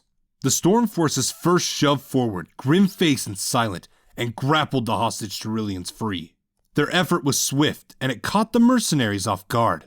After shoving their countrymen behind them in the tower shields, the fight began without preamble. The Tyrillians bashed forward with their shields and allowed a second column of spear wielders to pierce into the dazed attackers. A few mercenaries were lucky enough to break the shafts and slip around the shields. They were met with deadly maiming cuts from broadswords. The mercenaries had time, years to study the city, the layout, the routines of the people. They were even able to observe as they made weapons and armor and trained under the Legion. But they were not prepared for the ferocity the Tyrillians harbored from the war. The mercenaries thought to break through and press the assault where women held shields twice their weight. They soon discovered the aggression and rage of the women were no less. Terrell refused to die helpless.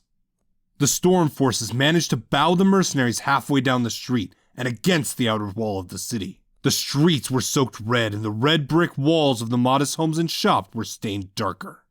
Bodies and limbs littered the gutters and cobbled roads. That was when the vials and jars descended, filled with strange, colorful liquids. They were hurled from alleys, rooftops, and narrowed side streets. They impacted against the Tyrillian defenders.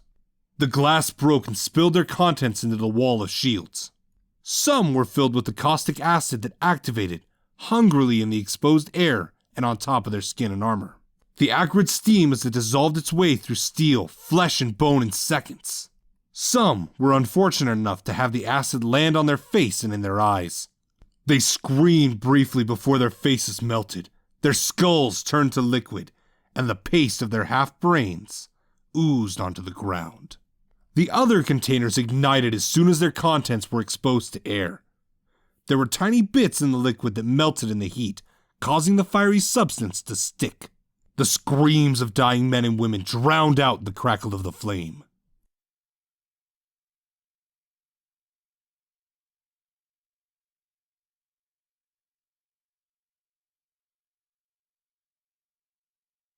The Tyrillian push began to slow, then halt. The survivors of the chemist assault located the hidden killers and started a new pursuit. But as they dashed for the alleys, they stepped on carefully concealed trigger panels.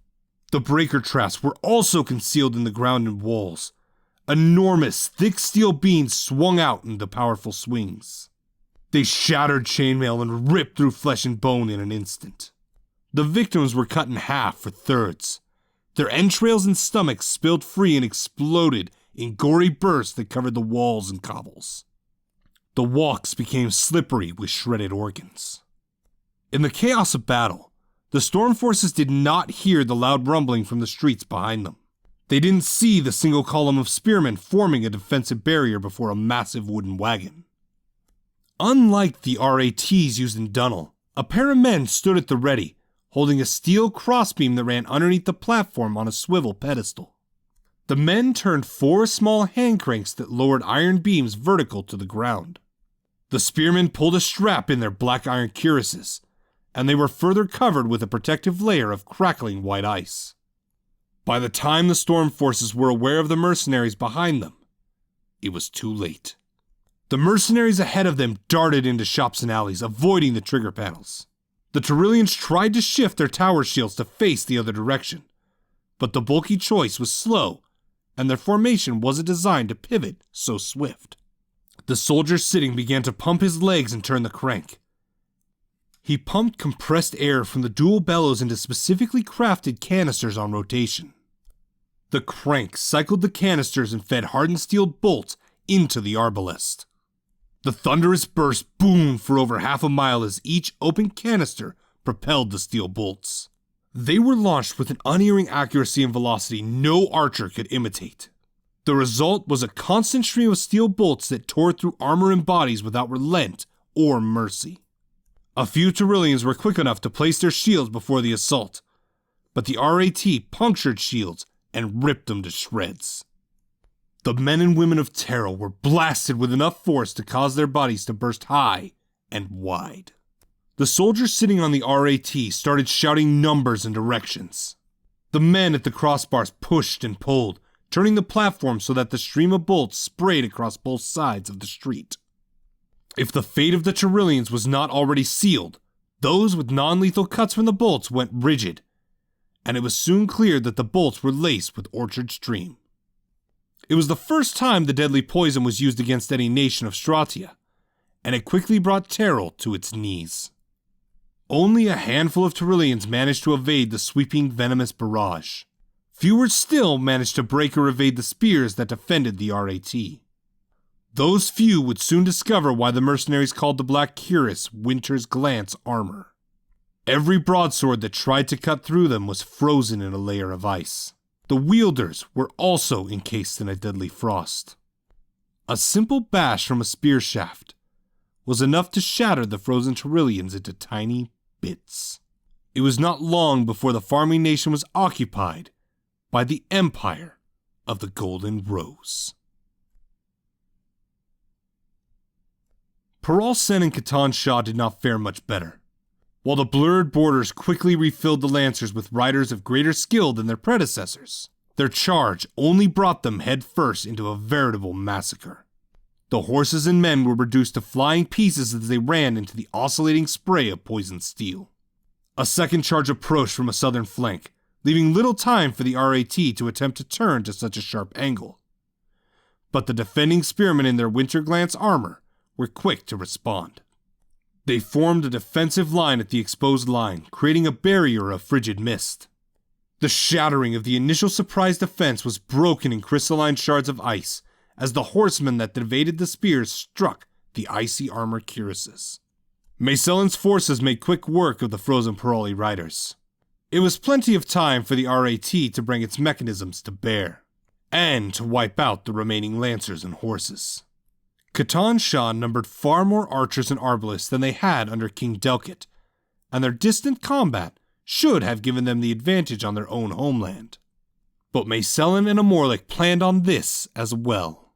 They focused more squads of awakened soldiers for unerring spell hurling. They also brought the other two swivel RATs. The combination created an implacable, unavoidable volley. The Katani could evade for a few moments, but crouching and hiding gave Maysellin's forces time to expose their locations. Knowing their time was limited, some of the brave men and women stood from hiding, bows and arrows in hand. The Katani archers were showered with painful death. Maysellin Devorin, her maiden name from her butchered birth family, planned this day for decades. The plan evolved as she discovered new advantages. That plan allowed her to perform the impossible feat of making her empire in a day. With the 6 nations tightly in her grasp, it was time to locate the bodies of her most hated enemies. When it was over, she would order all Stratian people to be evaluated for placement in her new empire. Those who had weak blood iron and could not breed would have their energies extracted to fuel the new divines of Provis. Chapter 34. The Day of Poisoned Light. Opening her eyes hurt, so she could not do that right away. But there was a pain in consciousness.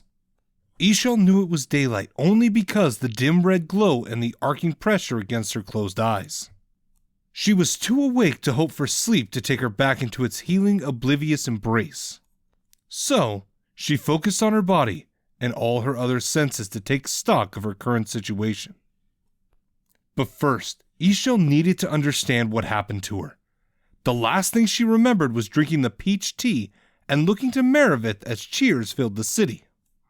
Then, a sudden weighted sleepiness dragged at her with unavoidable insistence.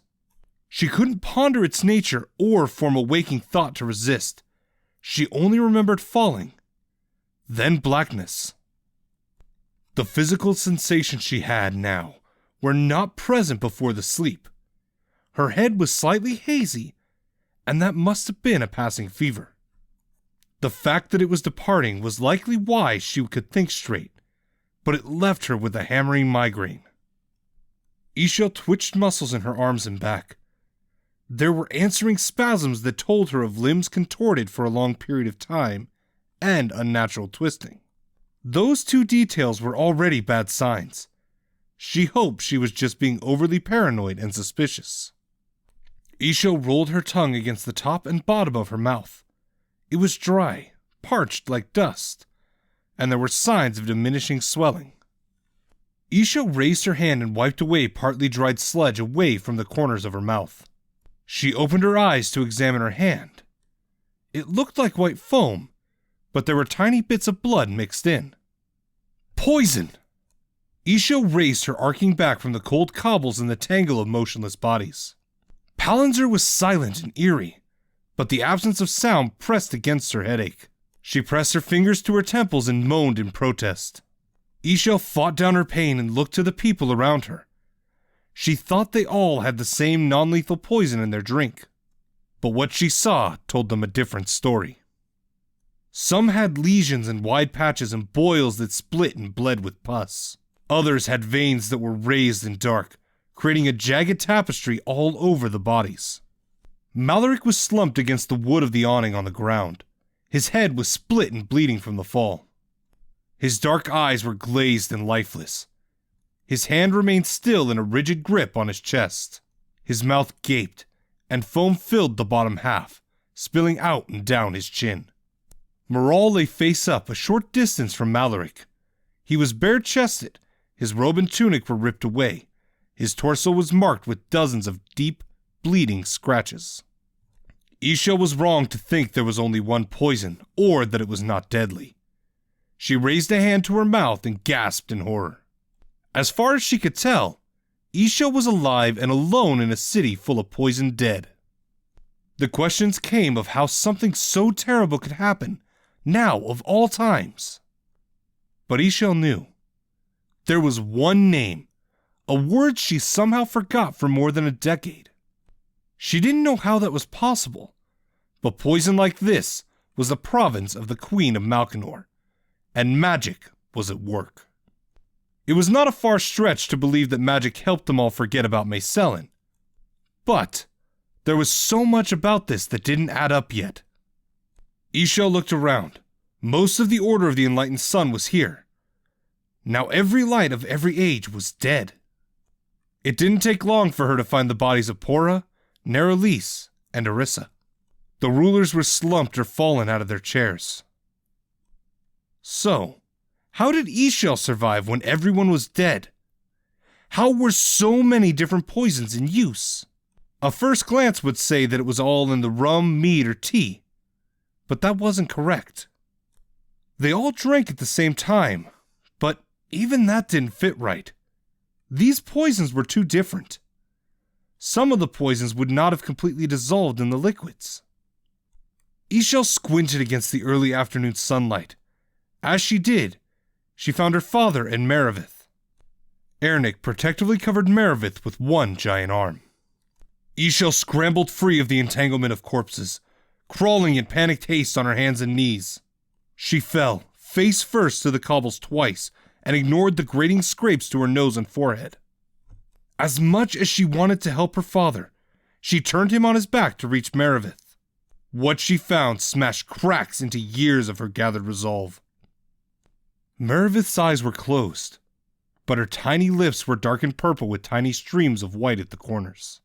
Her cheeks were sunken, while the veins along her neck and temples were long, dark, tense bumps.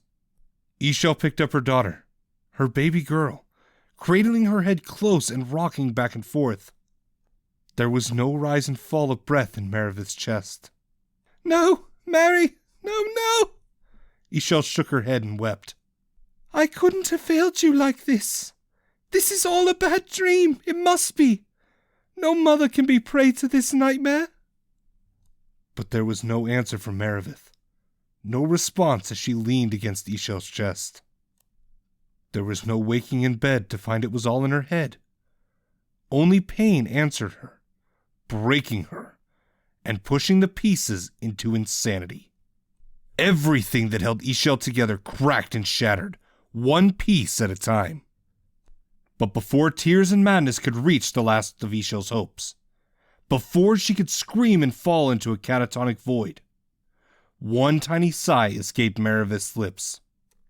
It was a feathery caress against Ishel, light and weak, but it was a sign of life. With it, Ishel fought back and gathered herself, laying her daughter down gently. "That's right, Light Meravith Len. You are a sorceress." Ishel pushed confidence and strength for her daughter to claim. "Use your magic and your will and fight. Hold strong, and I will pull you out of this." The first step was to figure out the cause and nature of this poison. She didn't have the knowledge of toxins and antidotes that Aimrine did. Pora and Neralise were better at assessing and healing, but Ishel made sure to learn as much as she could. Ishel knelt and had her palms down over Meravith's chest. She pushed aside her fears and ignored her pains from the fading poison. The endless current answered her open tranquility. She pushed the vibrations through her being. Her will changed their shape. Faintly glowing blue-green threads emerged from her palms and passed through Meravith's skin. The poison was everywhere. There was Mayselin's trademark nightshade, but several others with it. Ishel couldn't recognize them all, but there was far too much of it. It was a miracle her little girl survived. But this couldn't have come from one cup of poisoned tea. The poison flooded through every vein. It was inside most of her organs, filling them up. Her little body could not fight an invasion of toxins like this. And somehow, Meravith's heart and brain pushed back against it, shoving the poison away. They were the last bastion of her life, and they were fighting hard. Ishel reached into Meravith with grasping magic, trying to extract the poison. The dark green fluids were quick to fill and replace what was removed. So the poison wasn't the cause itself, it was placed with magic. It reposed the question of how Mayselin could accomplish anything with magic, especially this advanced. Time was running out for Meravith, and even a hydromancer would need hours to find the source and cause. But there were spirit arts that could locate magical and spiritual anomalies with ease. One was simple to shape on a moment's notice. Ishel closed her eyes and began to hum, a single low note that buzzed inside her. She directed a portion of the endless current up to her head, behind her eyes and into her brain. There was a crackling sound in her eardrums like crumpling dry leaves. Dozens of tinkling pops reverberated inside her skull. Ishel opened her violet glowing eyes. There were magical oddities everywhere. Usually, the endless current would be visible as a swirling omnipresent that pulsed in the rhythm of all things in creation. It was a sea of swirling mists and colors that drummed with all beating hearts and none of them. But now, it was pulled in several directions at once, following linear and forceful sources. Ishel tried to see where it was going, but the sources were all too far away.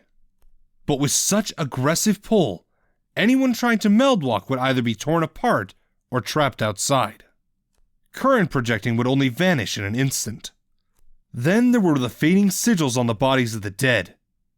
They were spirit sigils formed with murky green light, like glowing swamp muck. Each body had two. One looked to cause instant sleep, which gave plenty of time for the second to fully achieve its purpose. The second sigil emitted different poisons. It flooded the entire body with unique toxins, stopping only when the invaded body was dead. Ishel looked herself over until she found her own mark. Her body was shoving the poisons back into the source, crushing against it until it would implode. Ishel was quick to understand how that happened. Her strength with the endless current, coupled with her developing skills in the spirit arts, provided an innate defense. Ishel looked at Moral, her mentor in the spirit arts, and saw signs of struggle close to the sigils. Sleep worked against his efforts. Without something like Ishel's strength, he was at too great a disadvantage. The poison in Meravith might be winning, but she was pushing against it. She held her ground at her heart and brain. But the intrusion was relentless. Wave after wave of poison hammered against her resolve. It would not stop until completing its purpose and taking a life. Pulling the sigil into the air would be pointless. It would latch onto Meravith again.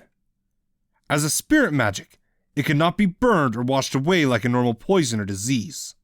A raw form of energy like this was all but impossible to destroy. Most of the time, it could only be changed or redirected. Ishel knew how to save her daughter's life. There was a certain method in her arsenal that would take away the struggle from Meravith.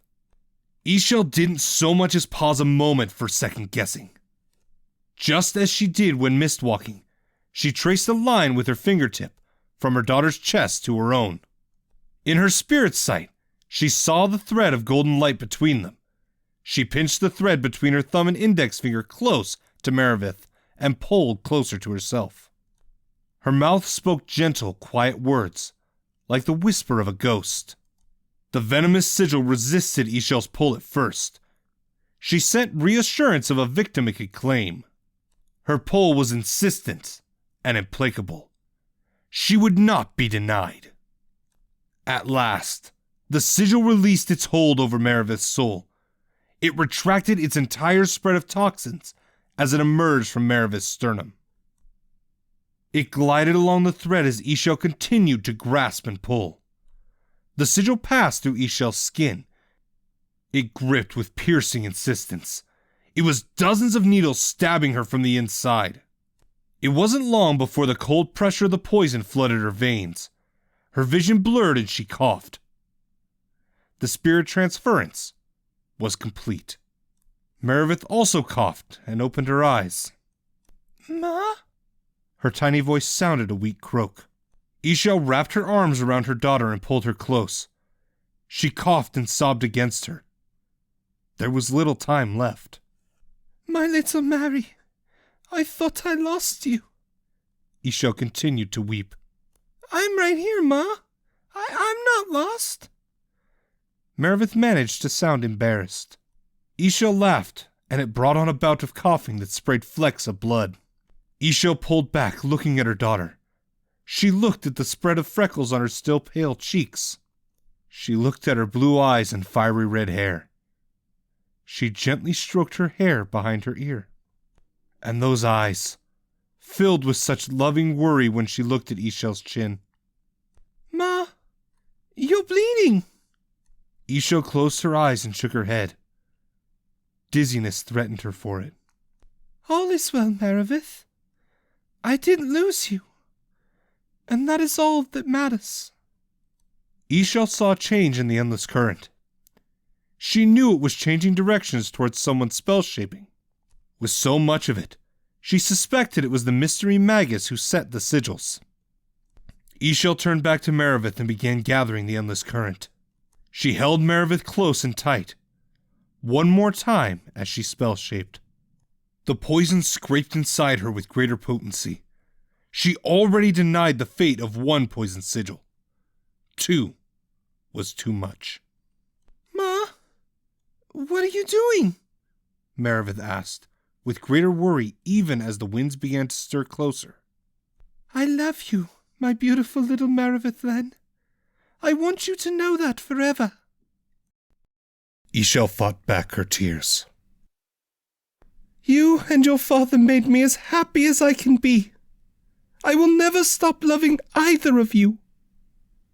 The grasping winds began to wrap close to Meredith, lifting her off the ground. Ma, no! Stop the grasping winds! Meredith begged, weeping as she gripped her mother's hands. Those hands, so tiny and soft, so loving. Ishel would miss them. I need you to do something for me, Light Meredith Len. Promise me, no matter what may come of today. Ishel let her tears free as she spoke. Anything, Ma. Just let me down with you, please. And the words that Ishel said next ripped and twisted in her with far more pain than raging poison. Go beyond their reach. Live on. With that, the grasping winds pulled Meredith high into the air. She screamed and wept desperately as she was carried out of sight. Ishel allowed herself a moment more to release her tears. She was alone. She looked at her father, the loving, wonderful giant she relied on. She loved him. He was waiting for her now. Her brother and sisters in the Order were waiting for her. Rylan and Aimreen were not waiting for her. The spirit sight confirmed they were not here. They would live. As Ishel looked at all the death around her, all Maysellin's plans come to pass. She understood the full scope of the prophecy of the Void Triangle. She thought they were counting on their knowledge of Rylan, but there was more. In an era of coming peace, they also understood the unpleasant realities of the human condition. They were counting on the way humankind has always been. With the poison surging, wave after wave in her blood, Ishel couldn't alter the outcome they planned. She saved her daughter, and that would have to be enough. But those who waited for Ishel would have to wait longer, even after the sigil won out. It was good that these saboteurs were on their way to her. Ishel had no wish to lay down and let the poison take her. She would stand and fight one more time. Ishel started walking, looking for an open-ended alley with plenty of space. There were too many corpses, and she didn't want to show disrespect by negligently tripping and fighting over the people she loved. Chapter 35. Cassian and Larian led a dozen awakened and infused soldiers through the streets laden with corpses. With the infusion of the energies from the flames of Dunnel, these soldiers could now gather with the endless current. It was barely more than a lesser solace, but the nature of the preferred magic was more stable and balanced. Now, they could be taught spell shapes. Cassian ignored the growing stench of bodies emptying their bowels, and the advanced putrefaction of those that died to unique poisons. She had patches of skin covered in hairy dark mold, while some had mouthfuls of fungal growth. It was a demonstration of everything Macelin Devorin learned in her rise to power, and it was awe-inspiring. Several squads of soldiers would have already been alerted, and they would have taken to removing the corpses from the streets. But Cassian felt something in the current. Someone was still alive, and it must have been one of the stronger lights for it to be felt over the hungry stacks of blood iron. At this point, witnesses no longer mattered, but a survivor, especially a light of the Order, could start a small uprising. No chances were to be taken. Cassian understood that well. Earlier that day, a group of children of mixed nationalities saw her while she was placing and empowering sigils. They were a curious and thirsty bunch, and they came close only to drink the peach tea. She found them close to the barrels, having dipped their cup hands to swallow mouthfuls. Two of the soldiers were ready to cut the children to bits, but Cassian halted them. The children would not get far. They had already sealed their fates. In truth, Cassian knew she had them anyways. The meats and breads, the exchange of coin, even the stone cobbles at heavier traffic thoroughfares and junctions. All of them infused the people with 2 sigils. She only activated the sigils on the 4 children early to prevent them from speaking out about what they found. The massive blood iron stacks were also placed and enchanted around all of Palanzir, just as they had been at Dunnel. Squadrons of Macelin's stealth-trained men placed them just as Maloric was making his announcement. Meldwalking, current projecting, and most forms of scrying were cut out of the massive areas. And here, there was a survivor, one magus that might challenge Macelin's rule. But surviving the spirit sigils would leave anyone weakened, no matter how powerful they were.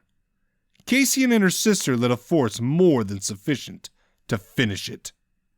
The ascent up the inclining thoroughfare was slow, in part because all the bodies that blocked the sight from the ground.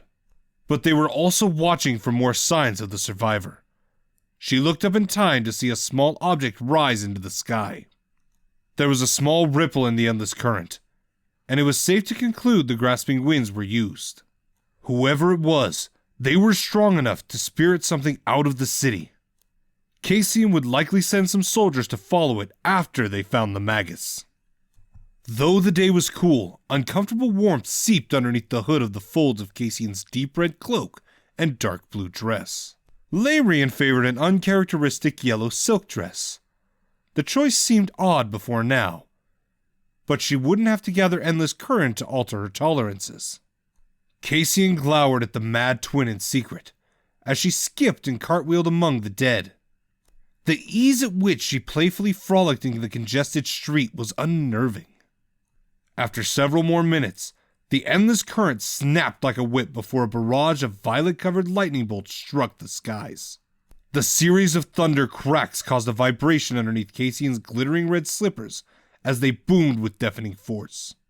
Cassian smirked with predatory anticipation. She knew the magus that waited.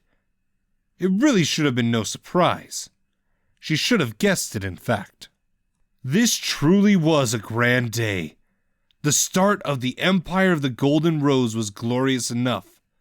But now, she could personally challenge a light she had hated for years. Tracing the path of the telltale lightnings, Isha would be waiting at the end of an alley. "Everyone gather your fill and ready yourselves," Cassian ordered. "Her radiance is waiting for us." Isha swayed, unsteady as she stood in the open square. It was a place surrounded by small, obscure shops standing several floors tall and topped with balcony homes for the families of the shop owners. It was a dark and shaded place. It was also out of the way at the end of an alley. In another era, heaps of refuse might have cluttered close to the walls and in the corners. That was one of the wonderful things about Malkanor. There were so many people that cared enough not to leave things to negligence and apathy. Ishel smiled at the thought and was rewarded with another blood-splitting bout of coughing. The silence was absolute. The footsteps that approached the alley were loud. There were more than 12.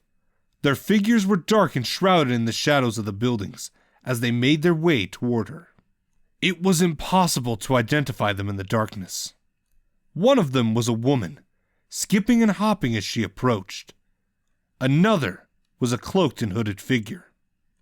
The other 12 men, moving disciplined with daggers and short swords in their hands. All of them gathered the endless current.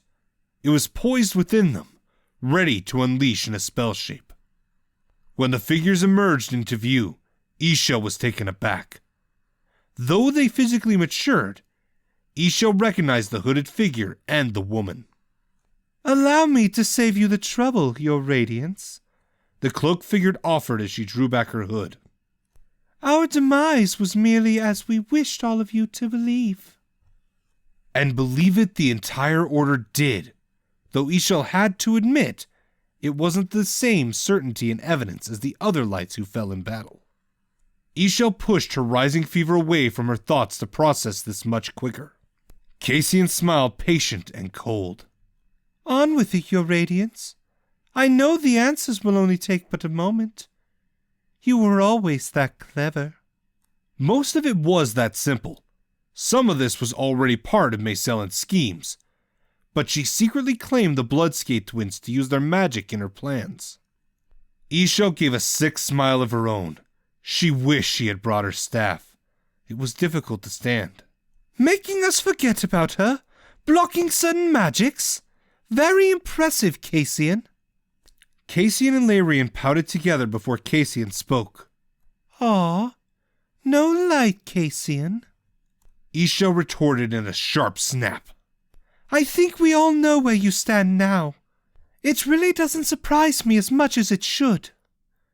Magic thugs." Ishel looked at the 12 men, and enough spirit sight remained that she could be sickened by what she saw. "Fates condemn you, you twisted lunatics!" Ishel hissed. "You forced their will open and empowered them with stolen energy."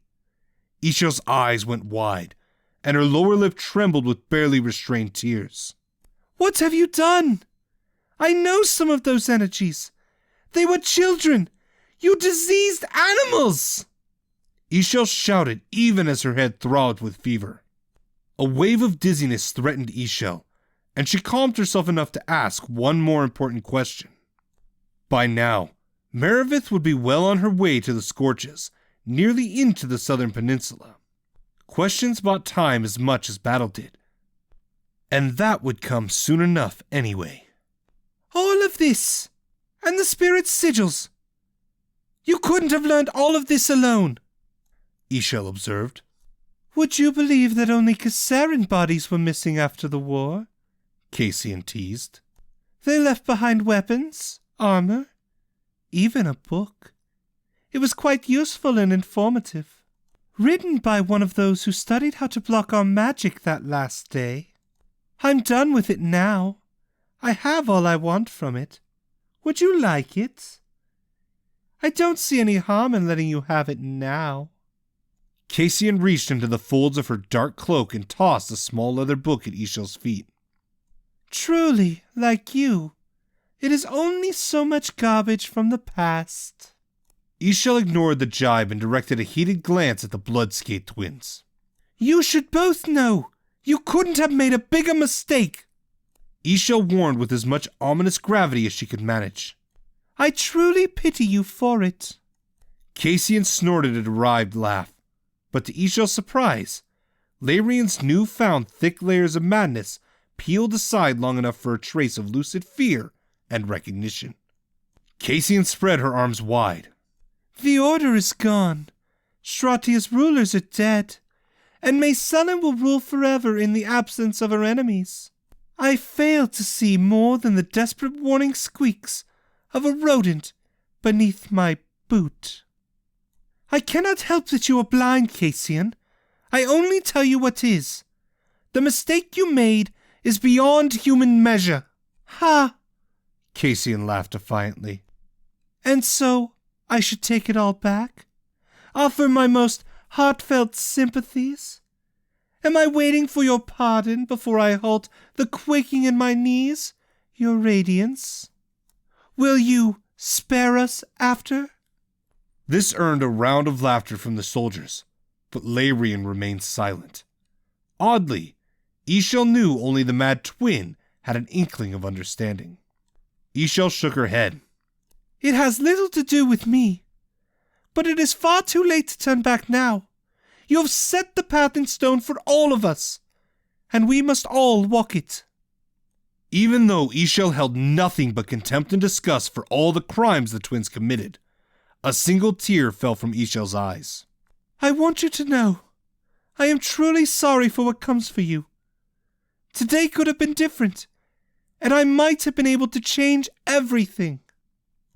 Bah! Cassian spat.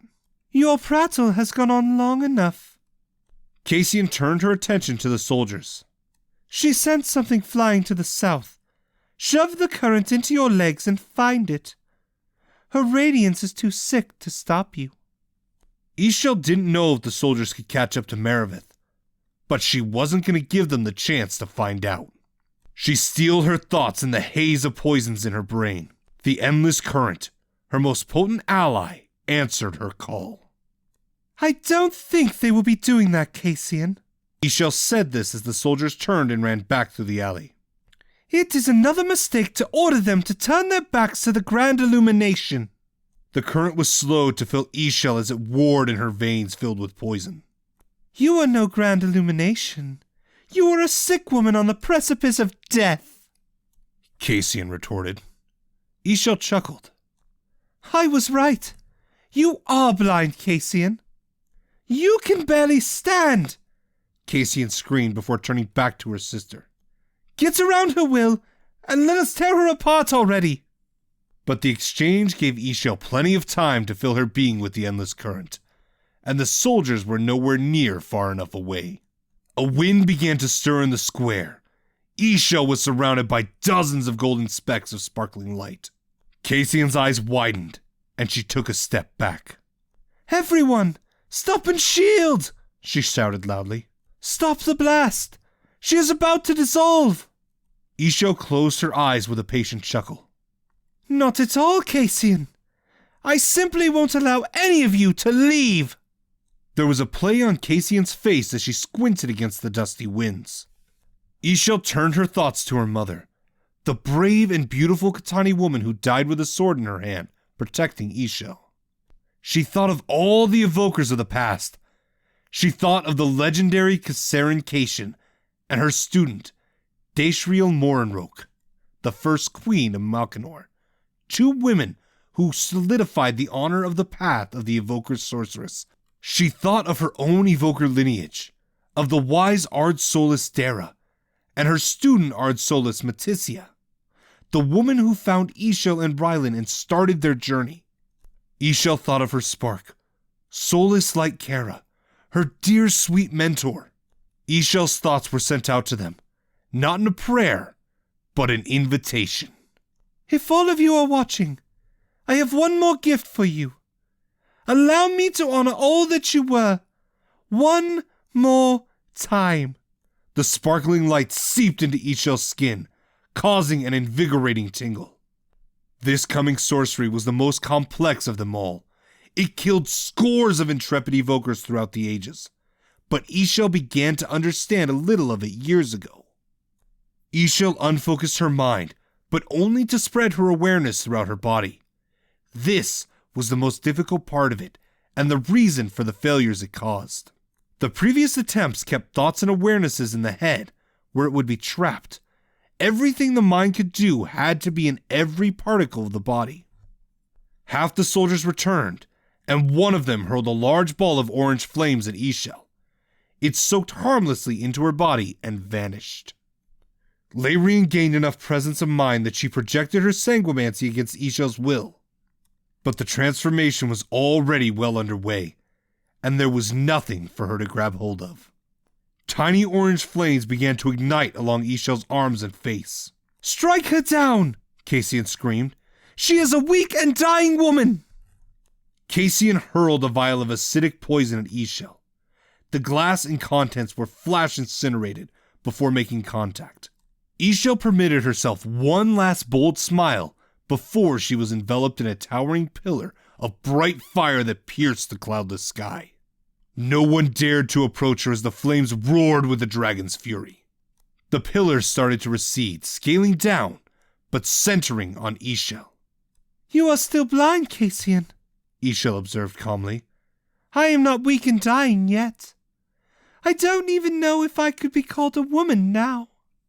While Ishel's body was still feminine in shape, there was one noticeable difference. She was no longer made of flesh, bone, or hair. Her body was a shape comprised of orange fire. Her eyes blazed with yellow-white fire, and her hair was lifted in a mane of the same color. Her clothes were burned away, but her flesh was orange flame from scalp to toe. Tendrils of black smoke climbed to the skies from the ends of her fiery mane. "I am the fire that scorches," her voice crackled. Ishel rushed at the soldier who threw the ball of flame. She moved at the speed of wildfire beneath heavy winds on a dry grassy field, charging through him. He had no time to scream. His body was cooked from the inside out from her passing. He crumbled into a pile of ashes. There were still 5 soldiers running down the streets of Cassian's first order to give chase. Ishel refocused the vibrations of her shape, concentrating conflicting energies until the fires changed. In their place, her body cracked and snapped, changing into violet energy. Her voice buzzed and popped when she spoke. "I am the lightning that strikes." Ishel launched into the air as a wide bolt of violet-colored electricity. She zigzagged off the high walls of the alley close to the rooftops. Explosions left showers of dust and sparks with massive heaps of dark stone.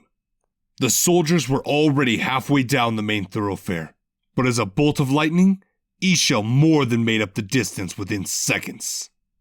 She swooped down in a low dive, passing through 2 soldiers at the rear of the charge. They halted their steps as the intrusion of electricity in their bodies caused them to convulse. Their bones were highlighted through the skin with violet light. They foamed at the mouth while smoke poured out of their ears and eyes. Their arms reddened and bubbled with scores of large boils that burst just before the skin and muscles were cooked black from the inside.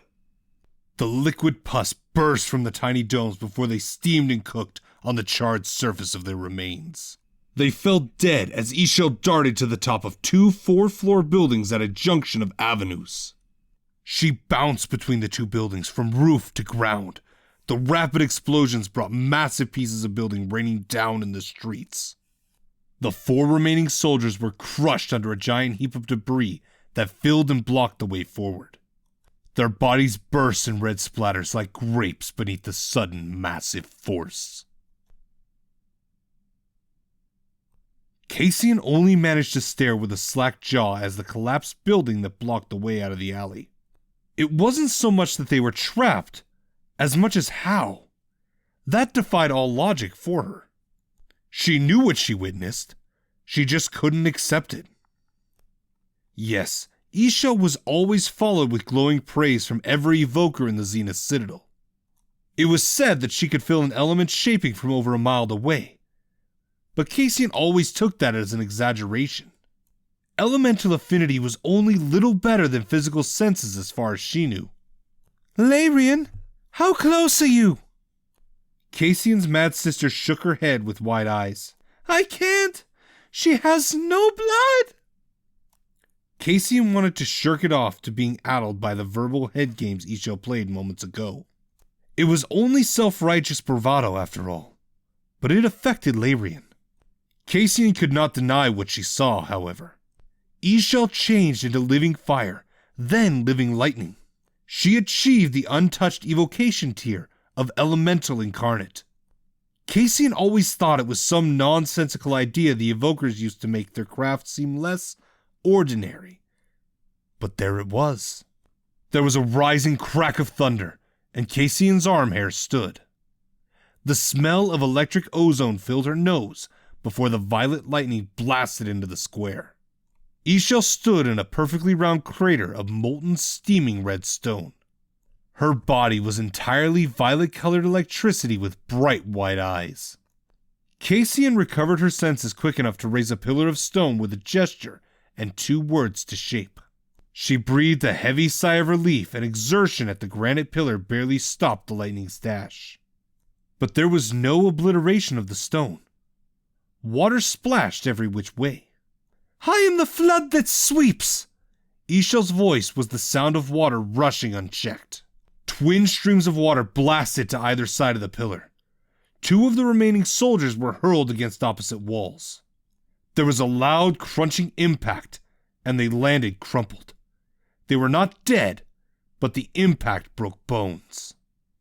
Mind her changes and strike with the opposite, Cassian ordered in a shout.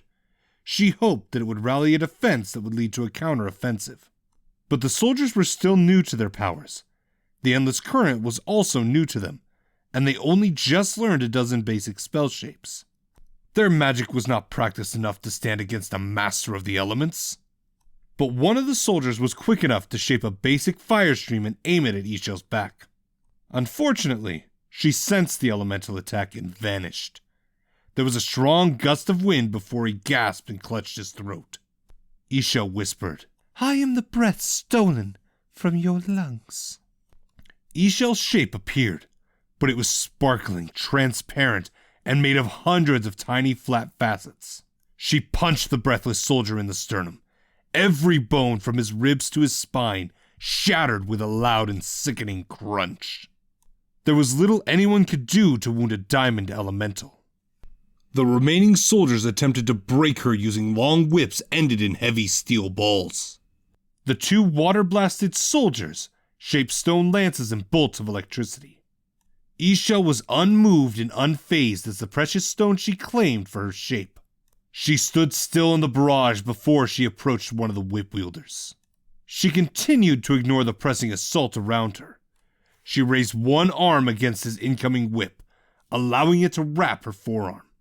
She moved close before he could step back and grabbed his arm. She yanked him closer and picked him up with both hands.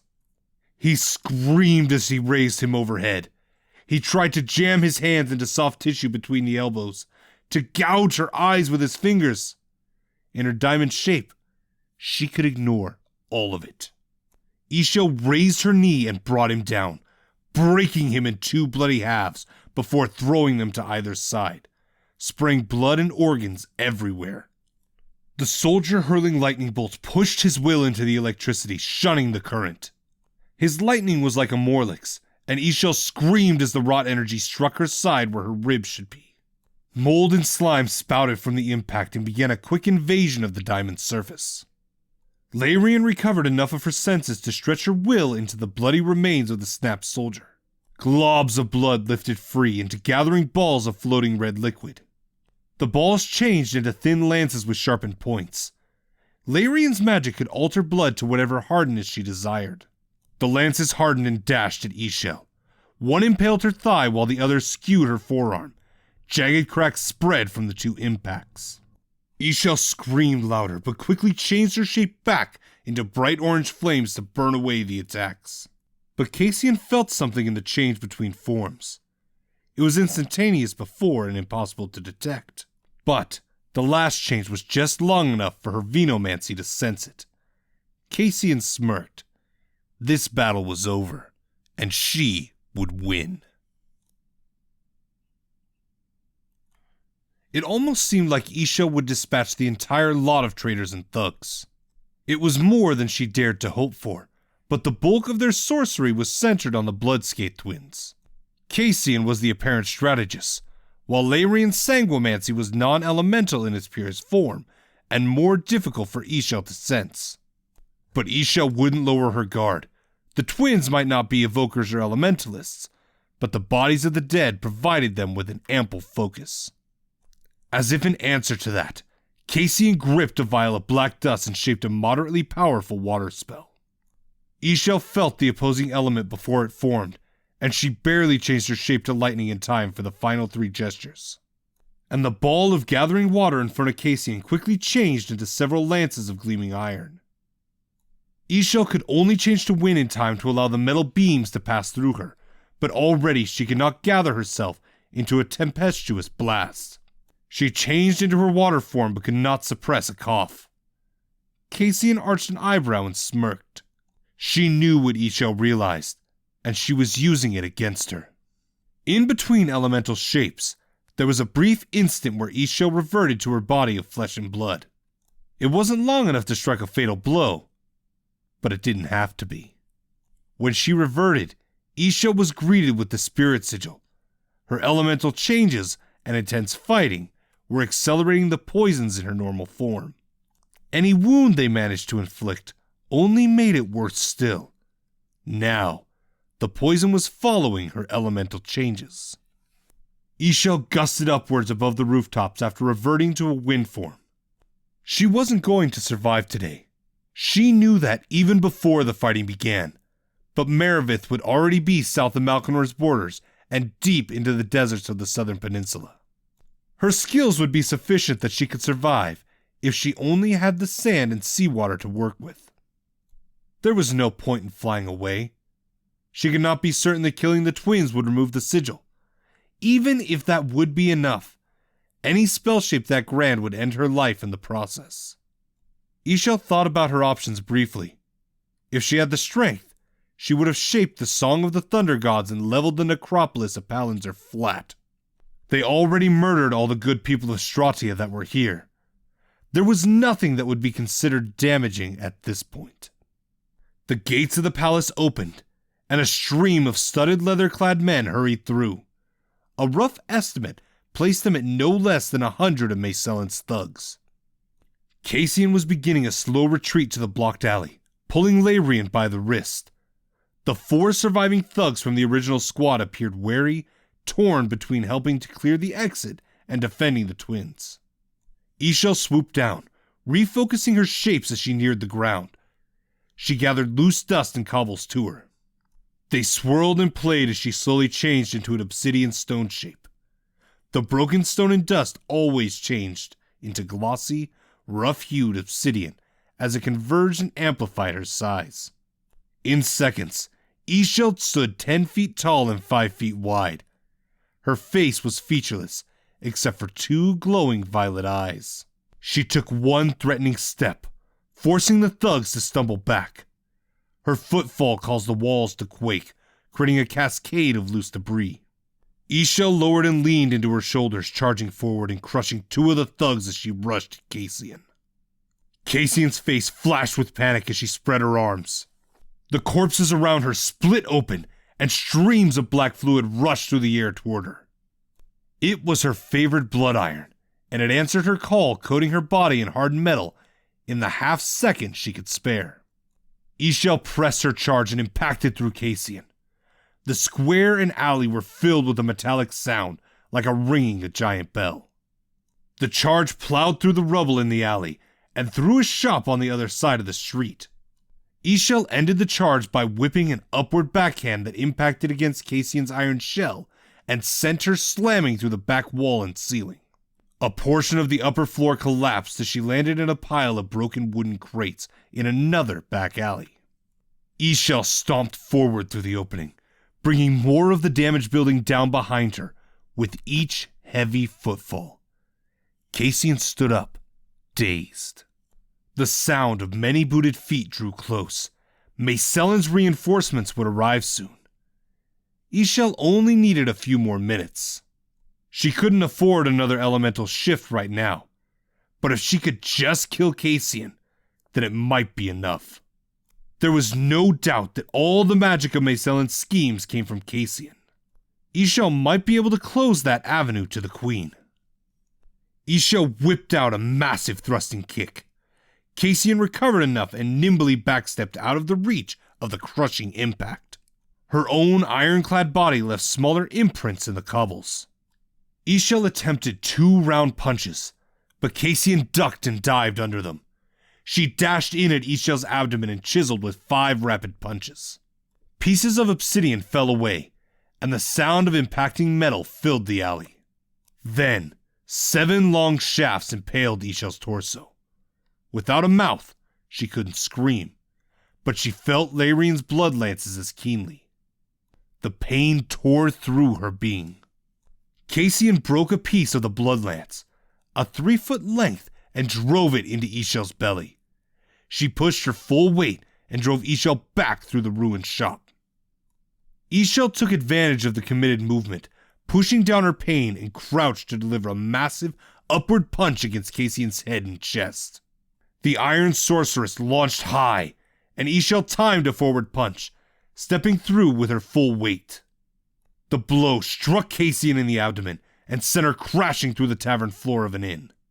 She brought down the entire front awning and nearly collapsed several floors as she obliterated the back walls with the impact. Ishel was rewarded when Cassian stood in another back alley with her iron coating broken away. Her dress was torn, and she was riddled with dozens of dark bruises and several deep bleeding cuts. A thin stream of blood ran from the corner of her mouth and dripped from her chin. Her steel blue eyes drooped with concussive fatigue. In one more impact, Ishel could prevent the Bloody Queen from stealing any more vital energy. She would have to rely on her mundane weapons and poisons for the rest of her schemes. Deposing of her wouldn't be easy, but it would be far more likely. Ishel smashed down the remaining protruding blood lances as she hobbled forward, weak and near death herself. Her violet, fiery eyes burned with resolute intent. One more, she thought. One limping step after another. Just one more. Dozens of jagged, sickly green bolts and balls of orange glowing frost flame slammed into Ishel and blasted her sideways off her feet. Rotten frost started their insidious spread over her as she landed back in the city center. Maysellin's 100 thugs ran to surround her, their hands livid with willpower-charged energies. More of that sick, volatile sorcery. Cassian came into view, supported by the shoulder of Larian and one of the 2 remaining men from the alley. Ishel looked around at the bodies of the people she knew. She looked at Malaric. He had been a good man and king, a true legacy tribute to the Morinroke name. Though he was surrounded and outnumbered by treachery, he still reached to his people with a kind and caring hand. She looked to the Tekers. They were a rare and cherished exception to the rule of their peers. Their fair, compassionate, and diligent ways were passed on to a wonderful daughter whom Ishel came to regard as a sister. Not far were the dearest in-laws, the Lens. Zenric and Serenthia were practical and traditional, and loving enough to guide their son's choices no matter where they took him. In the end, they gave her a loving husband she would hold close to her heart forever. Ishel looked at Pora and Neralise, the 2 most gifted healers she knew in the Order. Their natures were too empathetic to endure seeing others in pain. Their determination was too strong to allow suffering of others to continue. Ishel looked at her fellow lights with love and regret, but it was so much more when she looked at Moral. She always relied on him as a front of knowledge and the solutions to the most trying dilemmas. Through it all, his moral convictions could never be broken, not even by his leaders. He finished everything that was started by Kara and guided her to lead the Order of the Enlightened Sun. His journey with her was nothing short of valiant as he faced his darkest fears. Ishel looked at her father, and her inner being wept tears that would not be revealed in her stone form. He was everything she always needed in a father. He once held wealth and renown equal to a lord, just through his craft. But to protect her, he cast it all away, and chose to live among good people who would help raise her. He worked tirelessly and endlessly, but always made time to let her know he loved her. That dear sweet man gave her childhood years of laughing and loving. And regret finally cut her to ribbons when Ishel looked at the silver statue of her best friend, her brother. There was no price he would not pay for the people he loved, or the good people of the world. He would never hesitate for them. She looked at Cassian, then back to the statue. Just 5 minutes is all I needed. I only wanted to tell him one thing. It is one thing that will haunt me forever. Ishel battled the intrusive rot and climbed to one knee. The endless current was beyond her. She pushed her will, forcing the particles in her body to undergo one last brief change. In her mind, Ishel sat in the shade of a tree, a little girl again. She watched as her father laid the remains of her mother to rest in the cemetery at the edge of the outskirts. A young, dark boy looked at her with concern and curiosity, his eyebrows arched over bright blue eyes. Tiny violet lightnings began to worm over her rotting obsidian surface, while red heat began to burn away the mold and frost. Rylan, a boy of only 3 years then, broke his apple in two and offered Ishel the larger of the 2 pieces. He sat next to her, and they ate together. In that moment, he was her first true friend. It was an agreement between children that needed no words. The stone burst apart, exploding outward, killing over a dozen of thugs with spray of jagged, piercing rocks. Her shape was its normal size, but it blazed with white fire wrapped in arcing violet lightning. I wanted to tell him. I am his friend. His sister. Ishel thought as the flames grew brighter. Everyone fall back to the palace now! Cassian managed to shout. Men stumbled over bodies and each other as they rushed to comply with the life-saving order. I wanted to tell him that I would allow no harm to come to him. The white fires began to expand in circular waves along the ground. The bodies of the dead ignited in the rising conflagration.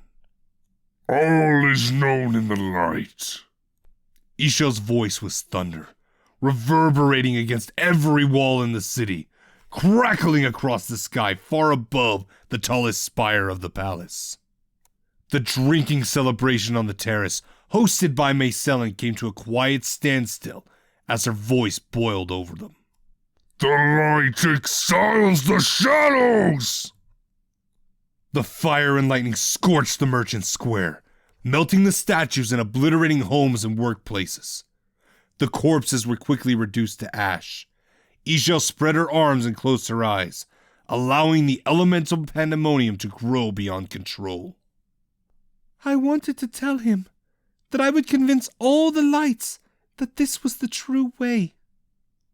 Cassian linked with Mayselin's forces quickly enough to erect a towering barrier of translucent force at the entire east wall of the palace.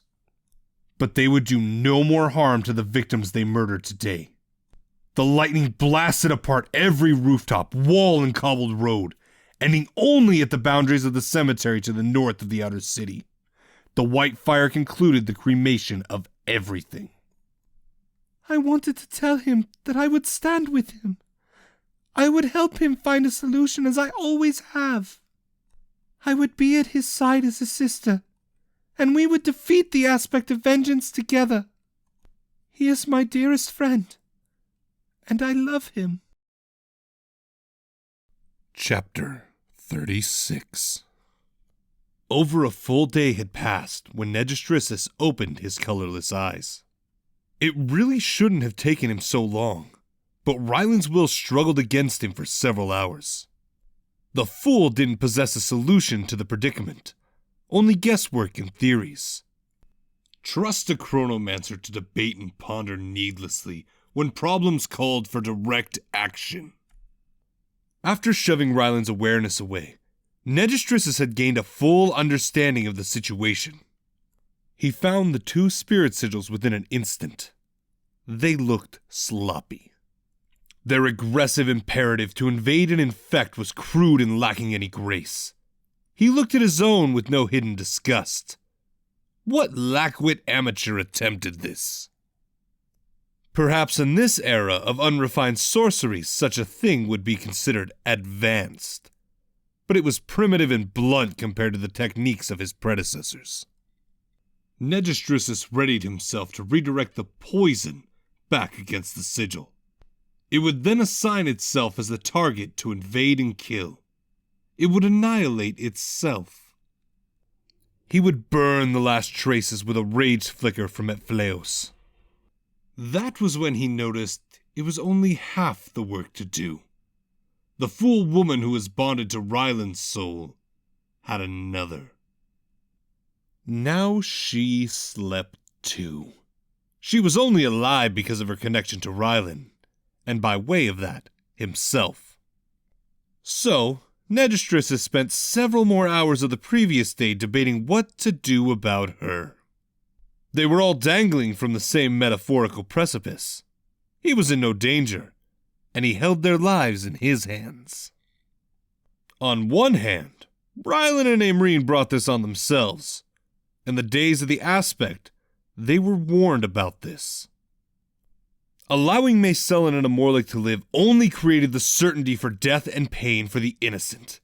Negistrissus had no doubt that this was caused by one of them. As Negistrissus was lifted off the ground by the black fires of the Essence of Stillness, he wondered again if letting Aimrine live was too generous. Negistrissus looked around the den to the 4 children. When Ryland fell asleep to that idiot sigil, he lost his hold over his sorceries. The 4 children were dead now. They died alone, against the poison. The sight of their contorted bodies, their glazed white eyes, their open, foaming mouths, all enraged Negistrissus. Their arms and legs were twisted and contorted at angles of breaking only a deranged murderer would inflict on a child. Their fingers and toes were hooked and tense at the joints. His lips tightened with a furious scowl, and he clenched his fist. As his clothes turned back and his feet lifted off the ground, he stretched his sense to encompass Malkinor, then all Stratia. This was so much worse than either of those fools could have imagined. There was death, war, and wanton murder spread from shore to shore. Capital cities were put to the sword. Their citizens were herded and corralled like helpless animals. The Order of the Enlightened Sun was gone. All the lights were killed in horrible ways. The wise and benevolent rulers of Stratia were also dead, poisoned. I warned you both! Negistrissus's voice thundered and cracked the walls of the small home. So much death, and all because of self-righteous stupidity. Negistrissus would let them live, so they could see how this should have ended years ago. Negistrissus pulled the inky dark sulfurist up into the den and sank into the black realm. His body created ripples on the darkness like a midnight pond. He was greeted with the frightened whimpering of the condemned as they begged pitiably for the mercy of oblivion or a release from their eternity. But they kept their collective voices down as they pleaded, and the high-pitched whispers were twice as pathetic. Their souls stayed low to the ground, hiding from the predatory lords. But he saw their hunters clearly.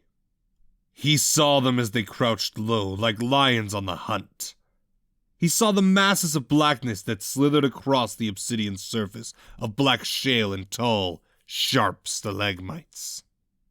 Only their baleful red eyes would be visible to the condemned. Some paused in their hunt to look up at him as he floated high above. The glowing red eyes lowered, and the corporeal favoring lords knelt to him. With each awakened occurrence, Negistrissus understood the necessity of hell, and the justice in its existence. What it was before the Children of Nothing was a mystery. It was thought it was a place to purge the souls of regret and guilt, but the Children of Nothing changed it, and fashioned it after the changes they experienced. As a place to purge the weight of the living world. It was meant to be a place of their own obliteration. It was a pit of annihilation now. It was a place that gathered wretched and blighted souls from across the face of creation.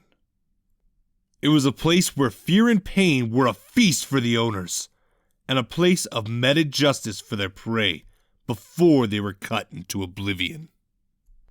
I shall grant thee new souls and fresh blood, Negistrissus shouted. I shall deliver unto thee one who believes she escaped thy waiting grasp. This earned a roar of demonic cheers that could not be held by one world alone. Negistrissus found the shimmering green light of the barrier leading to the world of the living. The barrier was erected 80,000 years ago by the first mages of Provis. It was made to prevent another full-scale incursion of fully embodied children of nothing. It would rend any of them to bits. It was why only the dark essence of their being came through. That essence was their core, gifted to them by the Great Mother, Oblivion. Negistrissus floated through the rift barrier. He only felt as much as light scrapes against his skin. It was only a minor inconvenience, and it did not hinder his emergence into Palanzur. It was good that Rylan was tucked away in his mind. His need to grieve for what was left would have delayed or revealed him. The light of the full moon cast glowing outlines of the thick dark clouds. The early morning at the demon's hour was cool. It was made cold around Negistrissus, with his signature essence coating the decimated rubble in a layered frost. The palace stood, its walls and roofs piercing high, looming from on top of the steep rise. Its shape was little more than sharp points and blocks that failed to blend into the night as the moon etched each shape. Beneath the palace, everything was gone. The city of Palanzur, one of the oldest cities of Provis, was destroyed. He looked with disgust at the city center. There should have been at least a historical sense of pride to preserve it. Did Macelin not know that it was the heart of a great battle against the Children of Nothing 2 millennia ago? Negistrissus glided several feet above the ground, rising over what was once the main thoroughfare of Palanzur, though it was now empty and leveled. The event that saw the end of so many lives played out for him. There were thousands of restless spirits and confused ghosts. Many of them could not accept that they were now dead, laid to sleep so that a cruel poison could invade and kill them. Much of it was residual echoes created by an imprint of pain in the final moments of their lives. Decades or centuries from now, those imprints might gather enough energy to become visible to normal human sight. But the souls did not yet find their way to eternal rest. Their lives and memories were strong. Only the mist of the in-between world would help them forget their old lives and move on. For now, they looked at Negistrissus, recognizing a trace of memory and a man named Rylan to care. They saw this figure bathed in black fire and recoiled in terror. He saw them as well, but this night, he was here to address the living first. Those that passed would have their moment. Negistrissus floated over what was once the city center. That was when he felt the last moments of so many that Rylan loved. The last moments of Ishel Len were the most potent among them. Though the fool aided in restraining him inside Rylan, he commended her strength and bravery in her final moments. The walls of the palace attempted to loom over Negistrissus. He came into view of the massive dark gate closed before him. There were 4 drab-colored, leathered-wearing men at the gate. They slouched in chairs, snoring loud. Negistrissus sneered with disgust at the heavy reek of ale, rum, and vomit. There were broken ceramic jugs lying in pools of liquid. Negistrissus's jaw clenched. These men were drunk in celebration of murdering thousands of people. They were present and hiding in the palace walls when Macelin issued the order to poison the entire city. They saw Ishel in her last moments as she destroyed the city to protect the remains of all her loved ones. Negistrissus aimed his right palm at the 4 sleeping men. Black tendrils of his wreathing fire snaked through the air from the center of his hand. They invaded the men through the sternum. From there, getting around their wills and into their souls was an easy effort. Blatkarak! Negistrissus added the bloody realm. Split the soil and take thy fill of anguish. The blood of perdition seeped through the ground beneath the 4 men. Stones and soil hissed and steamed in the corrosive liquid. Several pairs of desiccated hands emerged. They were 5 times the size of an average adult head and ended in sharp claws equal to short swords. The men were unable to scream as the claws tore through their shins, thighs, and hips. Their eyes wept and closed against agony they could not express. The bloody pools bubbled beneath their feet, swirling with torn limbs and bobbing heads. The claws began to pull them down, slow for the acid to take its time. The surface steamed and bubbled, hungry as their flesh and bone dissolved, inch at a time. Negistrissus opened his hand, and the essence of stillness came to him with the energies of the 3 hells. A blackness, like clouds of dark smoke and shadows, gathered in his hands to shape the staff of the abyss. He had more work tonight, and could not stop for every incantation and shape. He held the staff in one hand and aimed his open palm at the gate. With only the heads of the 4 men remained in the world of the living, the rage of Epphleos answered him. They bobbed lifelessly for a moment, their bodies dissolved in the pool of bloody acid below. When their brains were dissolved, the condemned blood seeped through their skull, pouring through their eyes, nose, and mouth.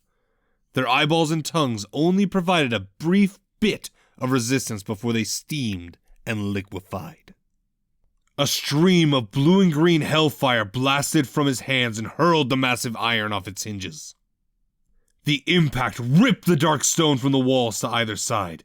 The doors flew a great distance, tearing apart the courtyards and the gardens in its path. Some of Maecellan's men were startled awake by the chaos.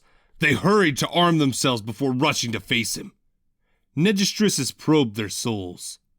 Odd. They had power awakened within them, though their souls were against it. It didn't matter. Their magic was small, not even equal to a candle of the order. They would not be able to keep him from his objective. Maecellan still slept along with much of the palace. Negistrissus imposed the first justice in their deep sleep, leaving them defenseless in his approach. It would be just as she had done to the people in the city. He would fill her dreams with the black sword of Calcis Morinroke, of cowering in the throne room, and of being dragged into the lightless depths of Sol Firist. Let her sleep in a nightmare that would end when he chose.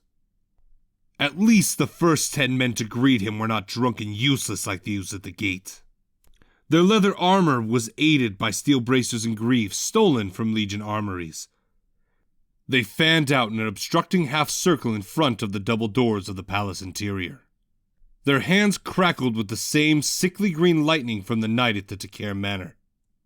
They also held black iron broadswords fashioned from blood and blazing with fire. Negistrissus continued to float, and he spread his hands in invitation. He felt the intent of the man furthest to his left before his legs moved. Negistrissus spun his staff to its side, his weapon streaming red hellfire. The thug aimed a kick for his head, but his staff burned through his skin an inch below the knee. The leg was burned off, and the thug fell screaming, holding his cauterized stump. Negistrissus would waste no more time. He held his open hand out and clenched his fist. The eyes of 10 men burst in their heads, spraying their faces with blood and gelatinous bits. He squeezed his fist tighter, and their heads trembled with pressure. A stream of white paste oozed out of their ears. He released his grip and let them fall after their inner ears and most of their brains were squeezed out. They fell, with blood pooling around their heads as Negistrissus floated over their bodies. With a negligent twist of his wrist, the corpses ignited in a brief flash of red hellfire. Negistrissus entered the palace. The force of the essence of stillness caused the double doors to wrap inward before the latches snapped. The path to Maecellan was an easy series of turns. 5 more of Maecellan's men arrived at a 4-way intersection in the marble halls. They were armed with short swords and small bucklers for close combat. They spread out around him in a circle. They would try to off-balance him with shoves from the small shields. Then, they would skewer him from whichever side he stumbled first. Negistrissus wanted to leave a poignant reminder of his visit tonight. The man behind him moved first, but Negistrissus only needed a twitch of his finger. A cold hex seized his brain. A small curse from Sulphurist, used to halt the mind in mid-action. If he pressed the curse, the body would continue to send blood to the brain, and it would never return. It would pool inside of his head and kill him. But that was not enough to convey Createn's meaning. The other four paused when they saw one of their own frozen in his attack. It was only a second, but it was plenty of time to infuse the shadows of the palace with the cold malice of Sulphurist. The shadows gathered and solidified into rope-like lengths. Before their instant of indecision could pass, shadows descended and wrapped around their necks. They were yanked backwards in their first charging steps, and then lifted over 6 feet in the air. They dropped their weapons and gripped their throats, trying to loosen a rope they could not grasp. Negistrissus reached deep into the base of the fires of Epphleos. His will pulled at the stone beneath the building's layer of ashes. He pulled 5 spares of brimstone-laden obsidian, sharpened to cruel points.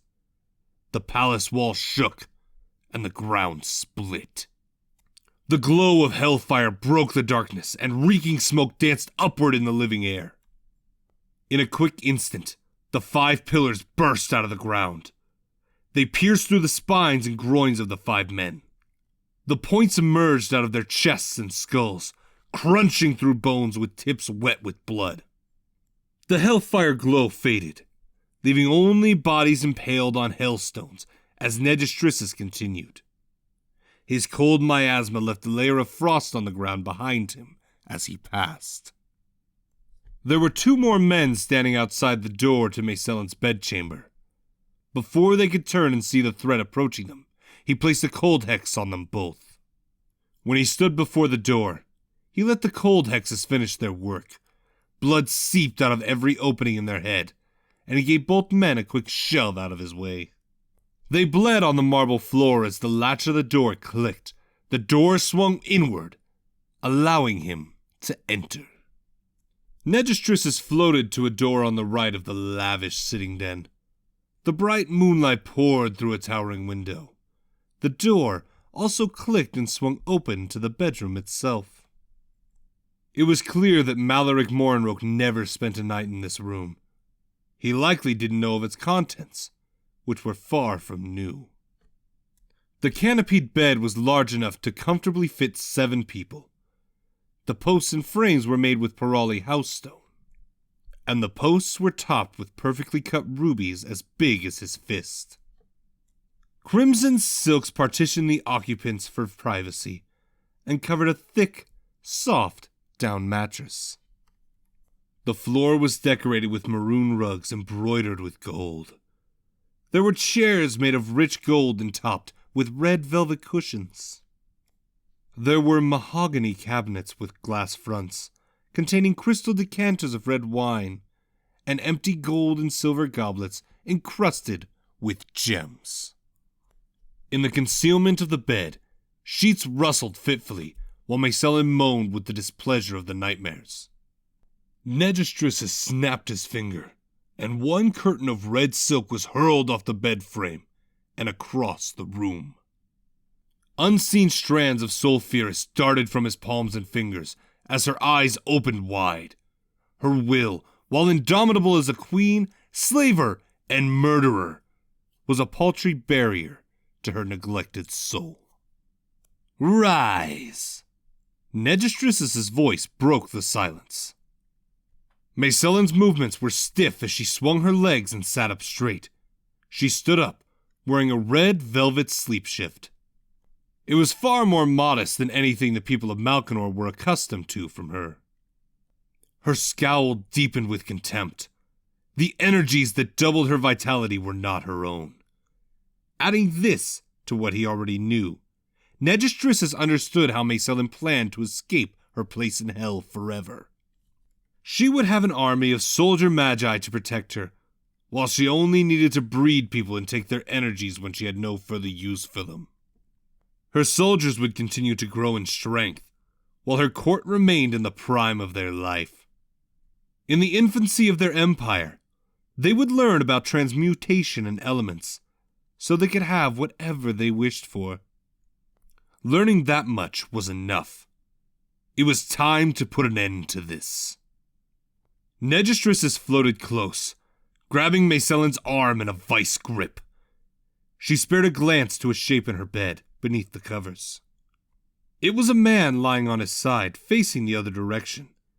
His mop of golden hair was short, barely peeking out of the blankets and onto the pile of red silk pillows. That Maysellen would take a new man into her bed came as no surprise. But this man was a lesser lord of southern Malkinor, a functionary of Lord Magian. He was also forsaking his wife to be in the bed of the queen. Negistrissus snapped his fingers and the young man woke up. Threads of skin tore free around his lips and knitted together to silence his screams as he thrashed. His hands clawed at his face, tearing and gouging at his eyes. A hand of shadows climbed out of the mattress and reached up, seeping through his chest. He was face up now, and the shadows burst and punctured his body. The skin and muscles of his belly split wide. His entrails dashed through the opening and wrapped the bedposts, one at a time, entwining like a serpent. His blood dripped from the top of the frame and slicked the ivory stone red. With no further word, Negistrissus pulled Sulfuris up beneath his feet again, still grasping the queen's arm. They sank into the darkness. Negistrissus paid little mind to the queen as they glided over the dark hunting ground. Maysellen's eyes masked her fear beneath a veneer of disinterest. The screams and the growls held her fast, though. She feared he would drop her into the abyss. She imagined being alone, the only living being in a black hell, unable to see the threats around her. They would tear apart the one thing she valued the most first. Her control. In the dark, those nightmare creatures would leave her wherever they chose. They would fashion mirages and madness out of Shadow's ether and lead her blind and helpless. A slight smirk played at the corner of Negistrissus's cold blue lips. Though such a fate was too simple for her crimes, he appreciated the presence of terror within her. If you do not return me to the palace, I will give the black swords to my armies and allies. Maysellen managed to threat with an odd degree of authority. The words were not lost on the Children of Nothing. They filled the dark with inhuman pleas of laughter, while Negistrissus scoffed. It's useless in foolish, unskilled hands. You don't even know where it is. The shimmering, glowing green of the rift opening was visible. It wasn't jagged or ominous as the other rifts in hell. It would still rip the Children of Nothing of their corporeal form, but it was far easier for their void forms to pass through here than any other rift. Some of the stronger vassals of the Lords of Sulfuris gathered themselves to pass through. At Negistrissus's approach, they parted and knelt to either side. Their heads bowed to him. Negistrissus and Maysellen passed through the green light. The mists of the Narrenmoor bogs cast a new green glow. The full moon shone down and outlined the drooping wraith like willows, and the skeletal shapes of the broken oaks. A tense silence hung thick in the air. Black clouds intruded on the sky from every direction. The creatures of the swamp, large and small, were all in agreement with the rapidly changing weather. Terrible things were afoot, and only entities of true darkness should be present. The rancid bog waters and mist stirred only after storm winds began to slow their rising breath. Cattails and willow branches swayed. You wish to bring me to my compound? To my childhood home? Ha! Maysellen laughed in defiance. You are quite late for that, Void Hand. She spat the title mockingly to exaggerate the perceived failure. Negistrissus let go of her arm and let her splash into the cold muck. Her hands only stopped her face from being submerged by an inch. The whites of Negistrissus's eyes were swallowed up in darkness, in tandem with the sky. A cold wind reeking of sulfur and rot swept through the swamps in a blasting gale. Lightning flashed and thunder cracked with wrath. Nature felt the aberration of his swelling essence of stillness, of the breach of malignant energies into the world. He raised his hands in the growing tempest. Condemned blood from Blok-Karak rushed out of his sleeve and showered the murky surface. The water beneath his feet turned red and began to glow with an unholy crimson light.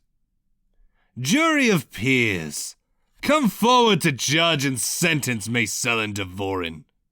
Negistrissus's voice boomed over the storm, reaching deep into the swamp. Mayselin climbed to her feet, her bedshift soaked in oozing mud. How dare you forget to respect your better! Mayselin shouted. The swamp waters bubbled and thrashed. The mist thinned and condensed, twisting and jerking. It all lent the swamp the look of a boiling cauldron. Mayselin poured her focus into her anger, ignoring her surroundings. I am your queen! I am your empress! You will address me in the proper manner! A rasping, gurgling, slow voice sounded from the darkness. It barely broke through the din.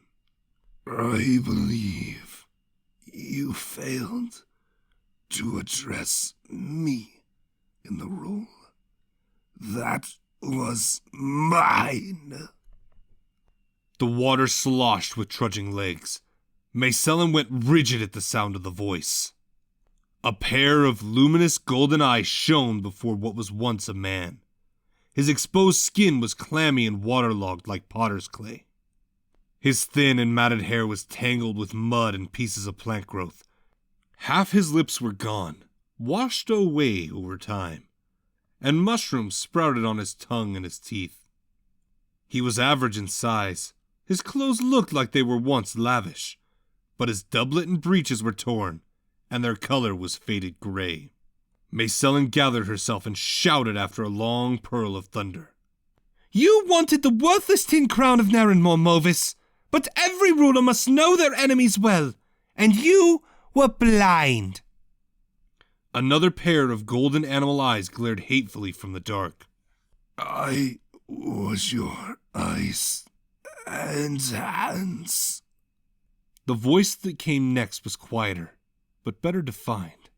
So it could be said you were blind to this day because you cut me off, he finished in a howl. The man wore a long, filthy, tattered cloak and dragged on the surface of the water. Like Movis, his clothes were worn from decades, and his body was covered in clammy skin, marked with many pairs of deep punctures. I leave no loose ends, Borin. Why would you be exempt? It is to be expected, assassin! The voice of a girl bubbled, as her golden eyes and tangled dark hair crested the writhing surface. As the girl stood naked, Mayselin's eyes widened noticeably. Entire areas of her torso were shredded down to the bone. One arm was missing below the elbow, while the other hung from her shoulder by worn cartilage and stretched muscles. She does not even spare her family. Do you truly believe I would spare you after what you did, Lilith? I barely survived! Mayselin retorted, shouting. We were aware of your studies, Lilith justified. You were planning to kill us all long before my gift to you. I watched all of you feed Tobin's corpse to the swamp. He was next in line for Devoran Patriarch. All of you made your lesson clear that night. Kill and claim power, or be killed and forgotten. And what's of me? Came the raspy whisperings of an elderly man beneath a willow. You promised me riches in return for my knowledge. It was then that the swamp bubbled, livid, as one face of the dead emerged after another. The darkness, in between flashes of lightning, came alive with pair after pair of glowing golden eyes, staring with hate. Negistrissus reached into Maysellin's soul with strands of sulphurist, finding one murdered victim after another. The ruthless cruelty of Blat Karak helped him locate the souls in their eternal rest and create bodies for them to inhabit. These bodies were meant to be approximate their final moments of life and the early years of their death. They were called revenants. They were undead returned with murderous hatred for the living. They did not shamble and feel pain as ghouls did. They were much harder to kill than blood drinkers. They hungered for nothing and would kill by any means available. The predecessors of the Void Triangle needed to amass great power before they could unleash as many revenants as they did. The revenants often turned their hatred on those that summoned them, forcing the blood gauntlets to obliterate the bodies. It also did not matter where the soul came from, or their usual dispositions. When Blat Karak reanimated a revenant, hatred was inevitable. Negistrissus did not need to chain the revenants to his will. He returned them with their murderer in their sight. He would return them to their eternal rest when it was done. Maysellin scoffed derisively, masking her fear. This is the jury of my peers? These insects? They are not fit to judge me. I killed them. That marks their inferiority. Negistrissus smirked in answer. There was one revenant left to speak. Negistrissus left him for last, and his stake was large in the matter. You say this, but... A voice bubbled as the mouth crested the surface. What was left of this man was barely recognizable. That he could stand was astonishing. His limbs had bite marks from a large animal. The arms and legs were so mutilated with savage bites that their muscles were little more than pulp. The bones dripped flaky chunks, exposing the marrow beneath. His belly was scratched open, and his bowels were absent. What was left of his clothing was in little better condition than the other revenants. His milky eyes appeared blind, but the hatred that furrowed his brows belied that. Maysellin didn't move, even as he walked within close inches of her, sniffing with an absent nose. Yes, I can smell her. The swamp water spilled out of his mouth, running down his cheek and neck as he spoke. His fervor brought his words together out of this struggled rasp. Even with all that filth Her Majesty splatters on herself, I can still smell her. If we are so unworthy, why is she inside you? Why is your life doubled with her vitality? I have no need to explain myself to vermin like you.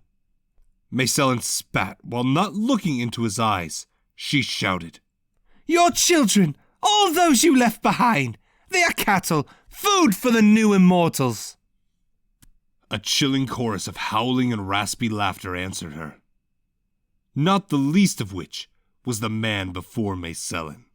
Immortal. Truly. The lightning and thunder increased with blinding, strobing intensity as the willows quaked to their roots. The wind howled and moaned as it bent the trees and stirred the bogs.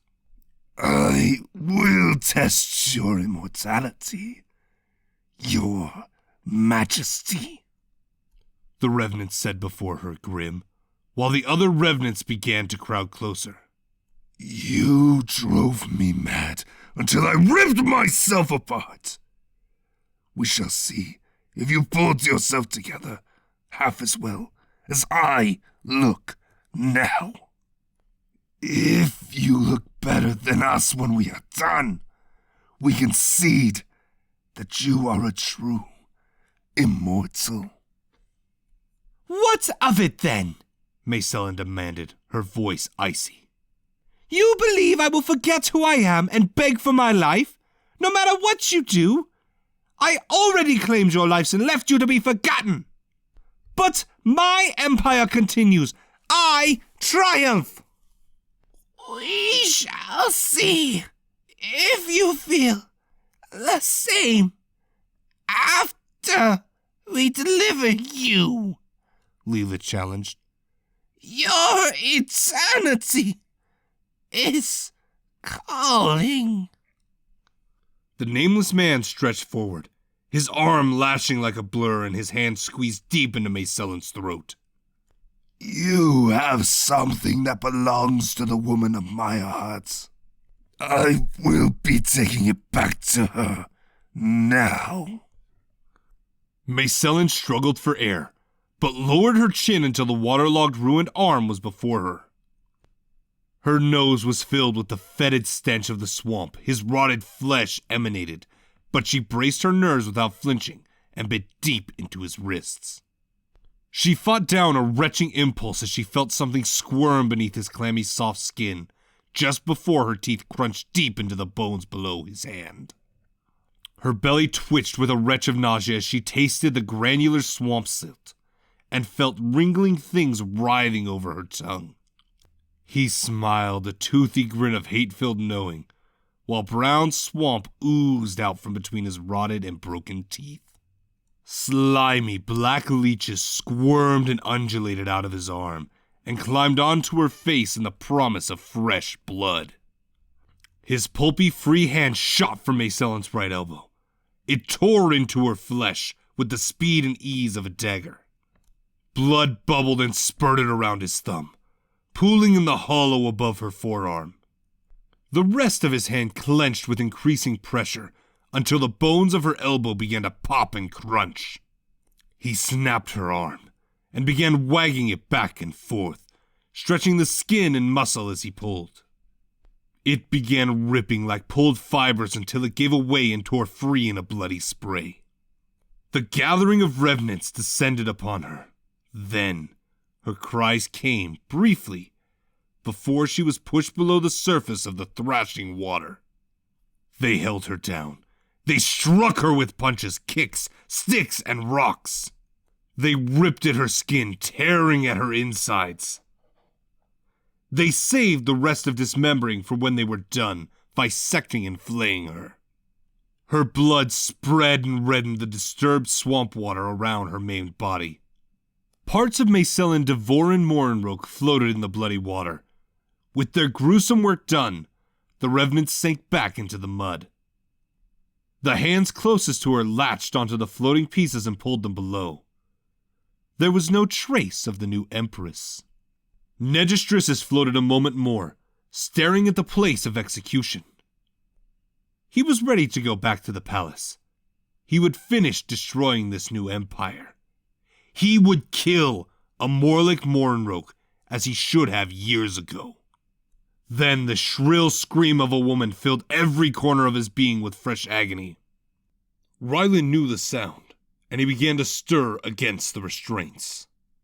I must finish this blundering fool! Negistrissus hissed between clenched teeth while his fires waned. The palace must not harbor them, or their souls. But Rylan would not be denied. He heard the cries of his wife and felt her pain. Rylan, break free!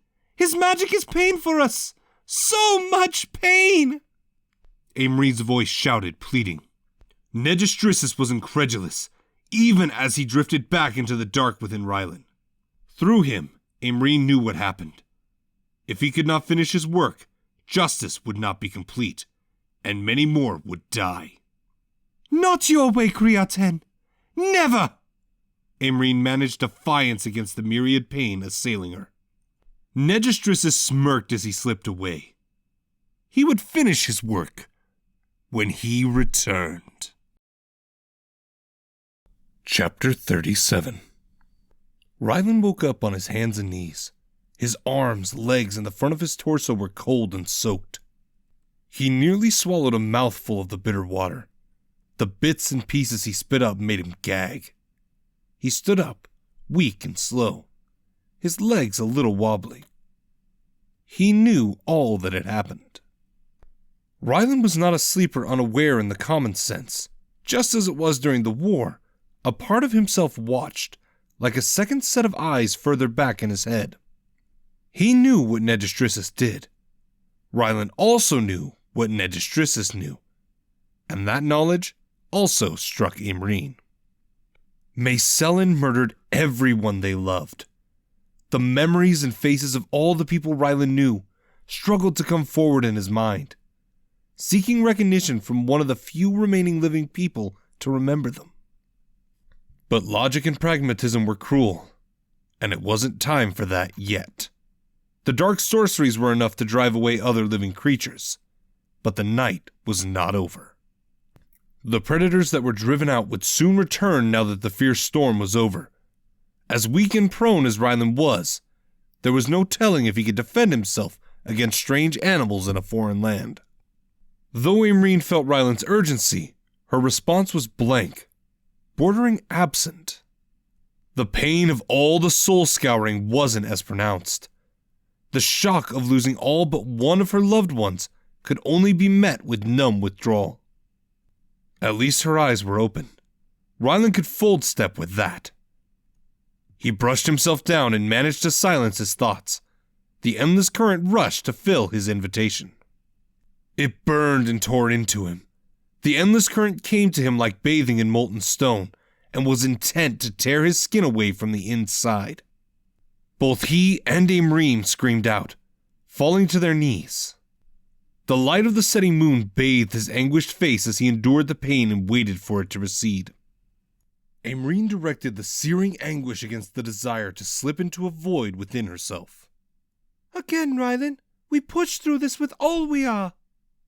Ryland stood up, bracing himself. They held fast to the calm of the endless current, even as fresh waves of pain prepared to obliterate their grasp.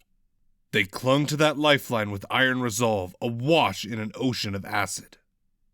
Ryland completed the fold step. He and Imrine fell to one knee on the floor of the den. At first, their breathing was heavy. Their minds were swallowed in the raw sensation of being flayed. Another pain waited for them when they reclaimed a sense of self. The heartache of Imrine's tears rolled through Ryland long before her eyes watered. He was too numb and hollow for his tears yet, but he reached for her and pulled her close. In the dark, Ryland looked at the 4 children. A full day of decay, accelerated by the poison for 2 of them, already took hold. 2 of the children were not from Malkanor. They died away from their home and families. If nothing was done, their spirits might wander, grow restless, and become angry. It was horrible enough that they died the way they did. They should have the consolation of peace in their eternity. Ryland sighed as his breath weighed down with sadness. Peace. Just as his friend had almost given to all people of Provis. Thinking of Ishel cut straight through all his numb distancing. It pulled him away from the pretense and defenses that all his deadened emotions would gift him. She was gone. His mother and father were gone. He and Imrine were alone, drifting in a melancholy world once bathed in promise. Ryland would not allow himself tears. Not yet. There were still 2 critical tasks that needed his attention. Honoring Ishel's memory, he would do what needed to be done first, and let his tears run when the time was right. Imrine pulled away and wiped away thick, wet streams on her cheeks. I will help. We both failed to save them. It's the least we can do. Imrine left the den and returned with several large blankets. Ryland helped her wrap the children. It was an unspoken agreement that they would take 2 trips and carry the remains to the ruins. It seemed best to commit the victims to the fate of the Silver Reaper. Between the heart-rending task of funerary rites for the children and the mountains of loss of the day, Amreen spoke to focus her mind. I think there is no pretending that it's our home when we are done, Amreen advised as they walked into the dark woods. Occasionally, phantom lights pierced the dark, but they vanished when the sky lightened with early dawn. Rylan was thinking the same thing himself. The cottage was meant to be a place of dreams realized in sharing. But this day broke such hopes for the entire continent. It was only one more monument to what might have been. If they were going to make something out of what was left, they needed to be far away from old reminiscing. Rylan nodded.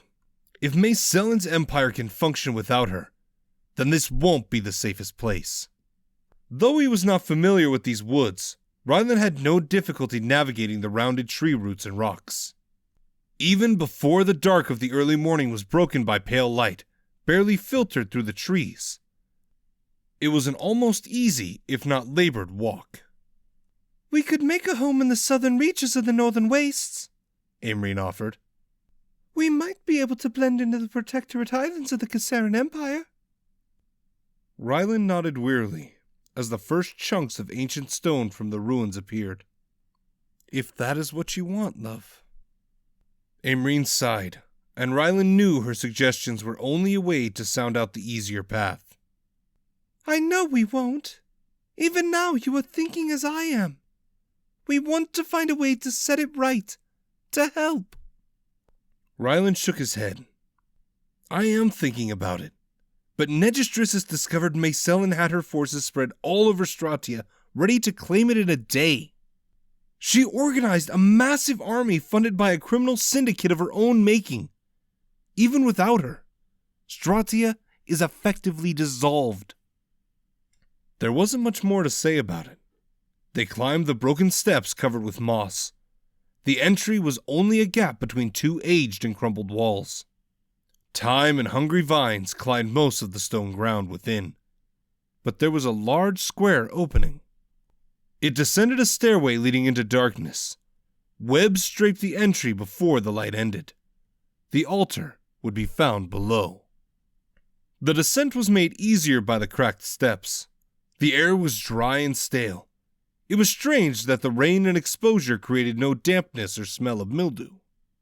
Rylan and Amreen made their descent carefully with their charges. It was difficult to see in the dark, or where their next footfalls would take them. They could only probe the ground ahead with one foot until they were certain. A current sphere would be needed. As they arrived at the bottom of the stairway, Rylan set down the lifeless child to shape the light. The burning sensation in his bowels returned with his efforts. The Order of the Void Triangle felt similar discomfort for the endless current. Amreen had to think and use slow breathing to steady herself against the pain. Rylan nodded as he picked up the wrapped child and proceeded under the guidance of the hovering light. Amreen continued to ponder that, but her thoughts were quiet and unreadable. The main worship room was a large rectangle with a high ceiling and surrounded by open doorways leading into small antechambers. Rylan tried to imagine what the small spaces might be used for, but the Shrine of the Silver Reaper was not used for its original purpose in 50 millennia. He was sure there was more to these ruins than what was visible above and on the sublevel. The altar was at the furthest end of a long room. It might have once held a stone statue of a robed figure. His cowl would have been pulled up, concealing a faceless visage. But time and abuse only left large chunks of stone and bits of rusted silver. They laid the bundles down and wordlessly retraced their path. The golden light of the sun broke through the darkness of the woods. They were walking slower now, weary and emotionally spent.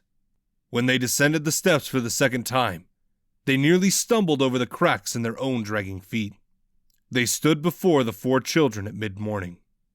Amreen pointed to the current sphere. Change it to a torch sphere. Heat it to forge fire. Rylan looked askance at Amreen. I think the endless current tries to cleanse the essence of stillness from your spirit. It might only hurt because the essence of stillness is still trying to hang on to your soul. Rylan exhaled loudly, nodding and turning to the sphere. As addled as his mind was, the weight of grief and exhaustion, his thoughts were difficult to silence. He poured his concentration into the vibrations against his skin and around his palms. The pain came, then as the endless current passed into him, he attempted to slow it to ease the searing in his bowels and chest. No, Rylan, Imrine hissed through a grimace of pain. Don't attempt to ease it, She groaned with the anguish. If I am correct, easing it will only give the essence time to hold fast. So Rylan braced hard, pushing his mind to focus on changing the current sphere to hot fire. His vision was a red haze, mirroring the heated pain raging through his nerves. But the white light changed, bursting with hot tongues of hungry flame. Everything was cast in an orange glow as it popped and crackled in the silence. Rylan willed it close to the blankets, and the dry material caught to flames instantly. Fates guide these souls to their place in peace, Rylan intoned softly. There were no other words that could be said then. Laying the 4 children to rest wasn't only about the children themselves. Their innocence, their naivety, their blind trust that the world would not betray them. It was all the symbol of an era. They all believed the world would not challenge their desire for peace given freely. They came to that wondrous light with open arms and hopeful blindness. No one saw the snares, or the many dangers waiting for them. So here they were, laying to rest a world that might have been, and the love and ideals of friends and families. It was common that the living picked up the pieces left behind by the departed. They would try to finish making the world better for everyone with what they were given. But how could they do that when they were alone? They watched the crackle of the flames as they continued to claim the 4 children. There were no thoughts to be shared. They were tired, numb, and hollowed out as the flames took a symbol of everything they loved. Their thoughts and feelings retreated, unable to accept the losses in the new solitude. The fires dimmed before Rylan spoke, quiet and solemn. I can't help but wonder if he's right about everything we face. He was certainly right about this day. Imrine didn't try to hide her shock as she turned and looked at him with wide emerald eyes. That we should simply allow him to go bathe the palace in blood and call on demons to revel in their anguished screams? We just let him execute the lot of them? They aren't done, Imrine. A Morlock will claim the throne without contest. So far, Negistrissus is their only threat. Imrine scoffed derisive. My, how you remove yourself from it all, Rylan to care. For him to do that, he takes you. When he does, every forbidden spell shape burns and consumes the soul of the man I love. Imrine's lips quivered and she choked back a sob. She doubled her life by stealing it from another. Rylan let his anger override him, and he hated himself for it. This is her empire and legacy, and a Morlock is free to claim it. Whatever she did, he can do to all those that remain. And what of those her empire already claimed? Imrine's tears were open as she shouted. You rush to defend the innocent, to solve everyone's suffering, as you always do. But you would take up the demonic mantle for it? Do you think of those we lost when you do? Is that the hero your mother and father wanted? Or mine? Will Ishel feel the world is any better for your choice? For your sacrifice? There was only one crass retort for that, and it would only pierce and break Rylan to speak it. He turned his head down and away as they climbed the steps and walked together to the cottage for the last time. Ishel, the one name cutting deeper than anyone. She was gone. He emerged into sunlight nearing noon, and she wasn't here to share a moment with. A creek bubbled in the distance, accompanied by the cheerful invitation of bird songs and trees. He would not accompany her to seek fish. Amreen sniffed against tears in the pain as the name transmuted across their bond. I am sorry, Rylan. It was too soon to invoke her name. Rylan shook his head. No, I should be seeking your pardon. I let my emotions best me. His sigh was sad. I just need time and a place to think. We lost so much, and there is so little left. I drift, and I don't know what to do. Amreen nodded and drew his gaze into her eyes. You don't drift, my husband. The world is crumbling around us, but we can hold tight to each other. Rylan smiled, wan but loving. She was just as broken as he was. But it did not change the fact that she was his lifeline. They arrived at the cottage. They quickly started filling satchels and packs with things they believed they would need and could not replace. Prepared herbs were an agreed-upon commodity for both.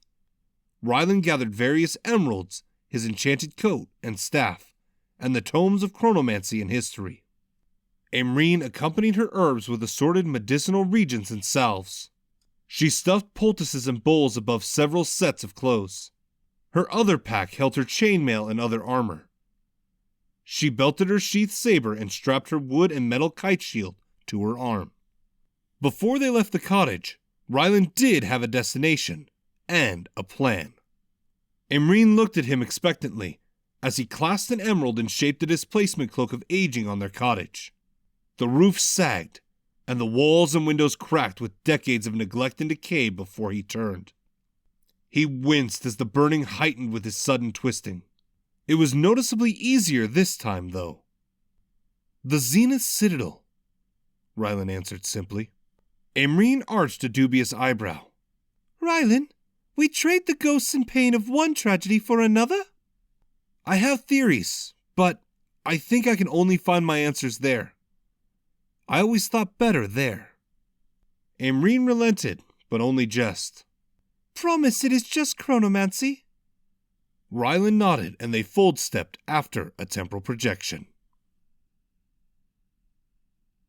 The first difference was the stench.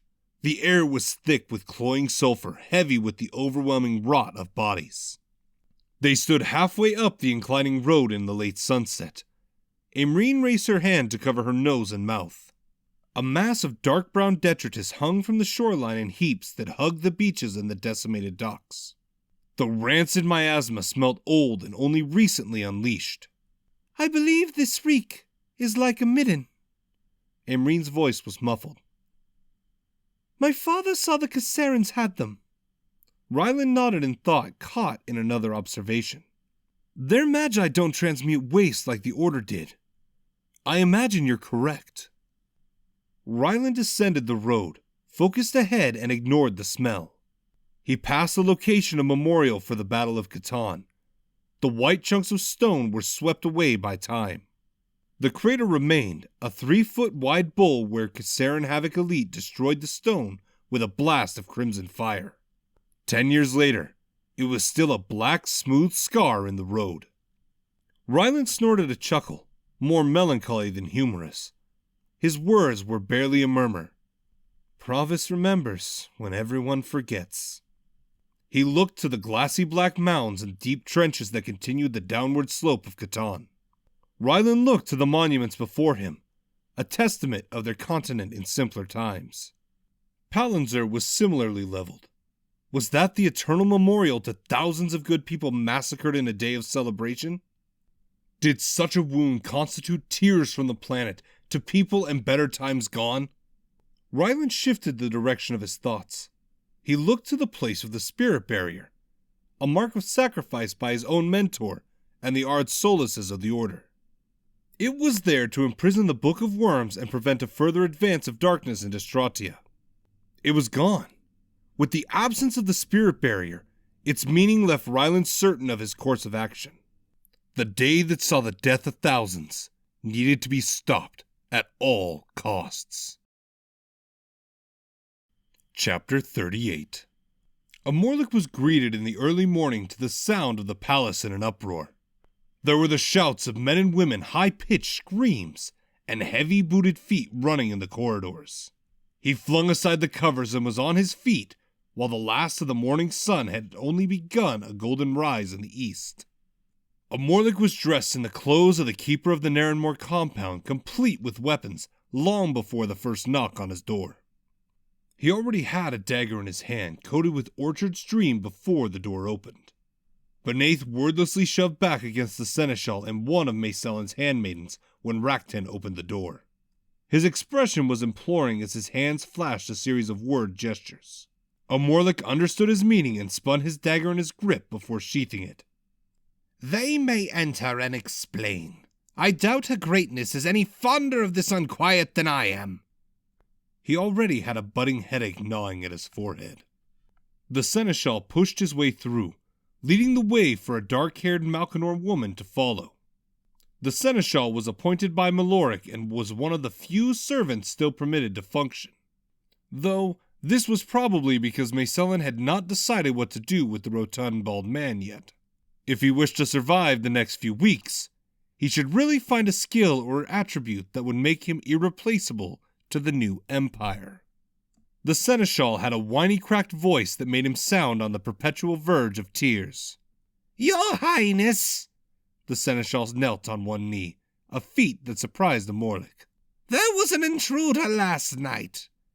We think you should see this. Amorlik responded in an irritable growl. Why have you not informed my mother of this first? I think she should be first to be aware of any failure by her men. The maiden had a croaking voice filled with more age than she had in gray hairs. Her face paled, queasy before she spoke. We would, Your Highness, but her greatness vanished. Her nightly entertainment is in... The man gulped back rising bile and covered his mouth. A state. Amorlik's eyebrows arched with piqued curiosity. Lead the way, Seneschal. Stepping out of Amorlik's bedchamber was like stepping out of night and into day.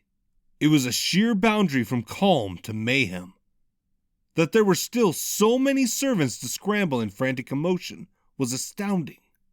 Many of them had families in Palantir during the celebration, but Maysellin threatened a much worse fate for those who did not serve if they were told to continue. Over 20 servants were evaluated and deemed otherwise useless.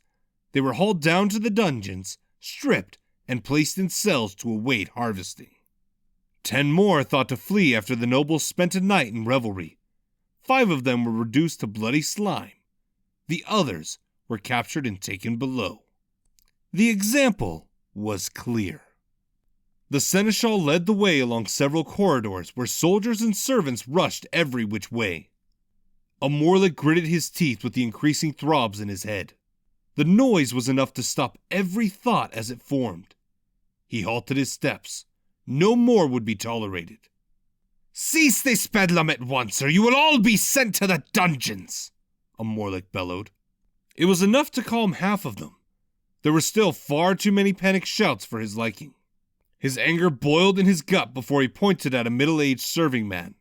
The concentrated will shoved up through his chest and surged into his arm. It emerged from his fingertip as a jagged lance of pea-green lightning. It struck the serving man in the back and sent him flying forward several yards. He hit the ground lifeless, his tunic singed and smoking, with pus-filled lesions and necrotic sores spreading across his exposed back. There were several brief startled cries, but the killing magic achieved the desired effect. Amorlik shouted in the ensuing quiet. I will not permit such disorder. Quietly go back to your labors. The seneschal and maiden were visibly more shaken and a few degrees paler. They swallowed down their fear and continued to lead the way. Amorlik's eyes widened when he stopped at a 4-way junction in the halls before his mother's suite. Fortunately, he was witness to much worse in Narrenmore than what was before him now. The 5 men suspended and impaled on high were not the highest ranking of the new palace guard. They lacked the bracers and greaves once owned by Malaric's legion, and Amorlik would have remembered them if they were infused. but they were skewered by 5 giant black stone spikes that somehow came from below. The blood dried hours ago, and there were red welts lining their necks, though no telltale ropes were present. Their bodies were arched against the painful intrusion of the spires. One of the dead men stared with blank eyes in Amorlik's direction. Several soldiers were attempting a rope and iron pulley system to hook the corpses into a crude harness. Amorlik pointed to the black stone spikes. Our palace is as skewered as these men, and yet it looks to me like they were the only response to this intrusion. The seneschal nervously coughed, fidgeting before answering. The stone is not present on the floors below, Your Highness.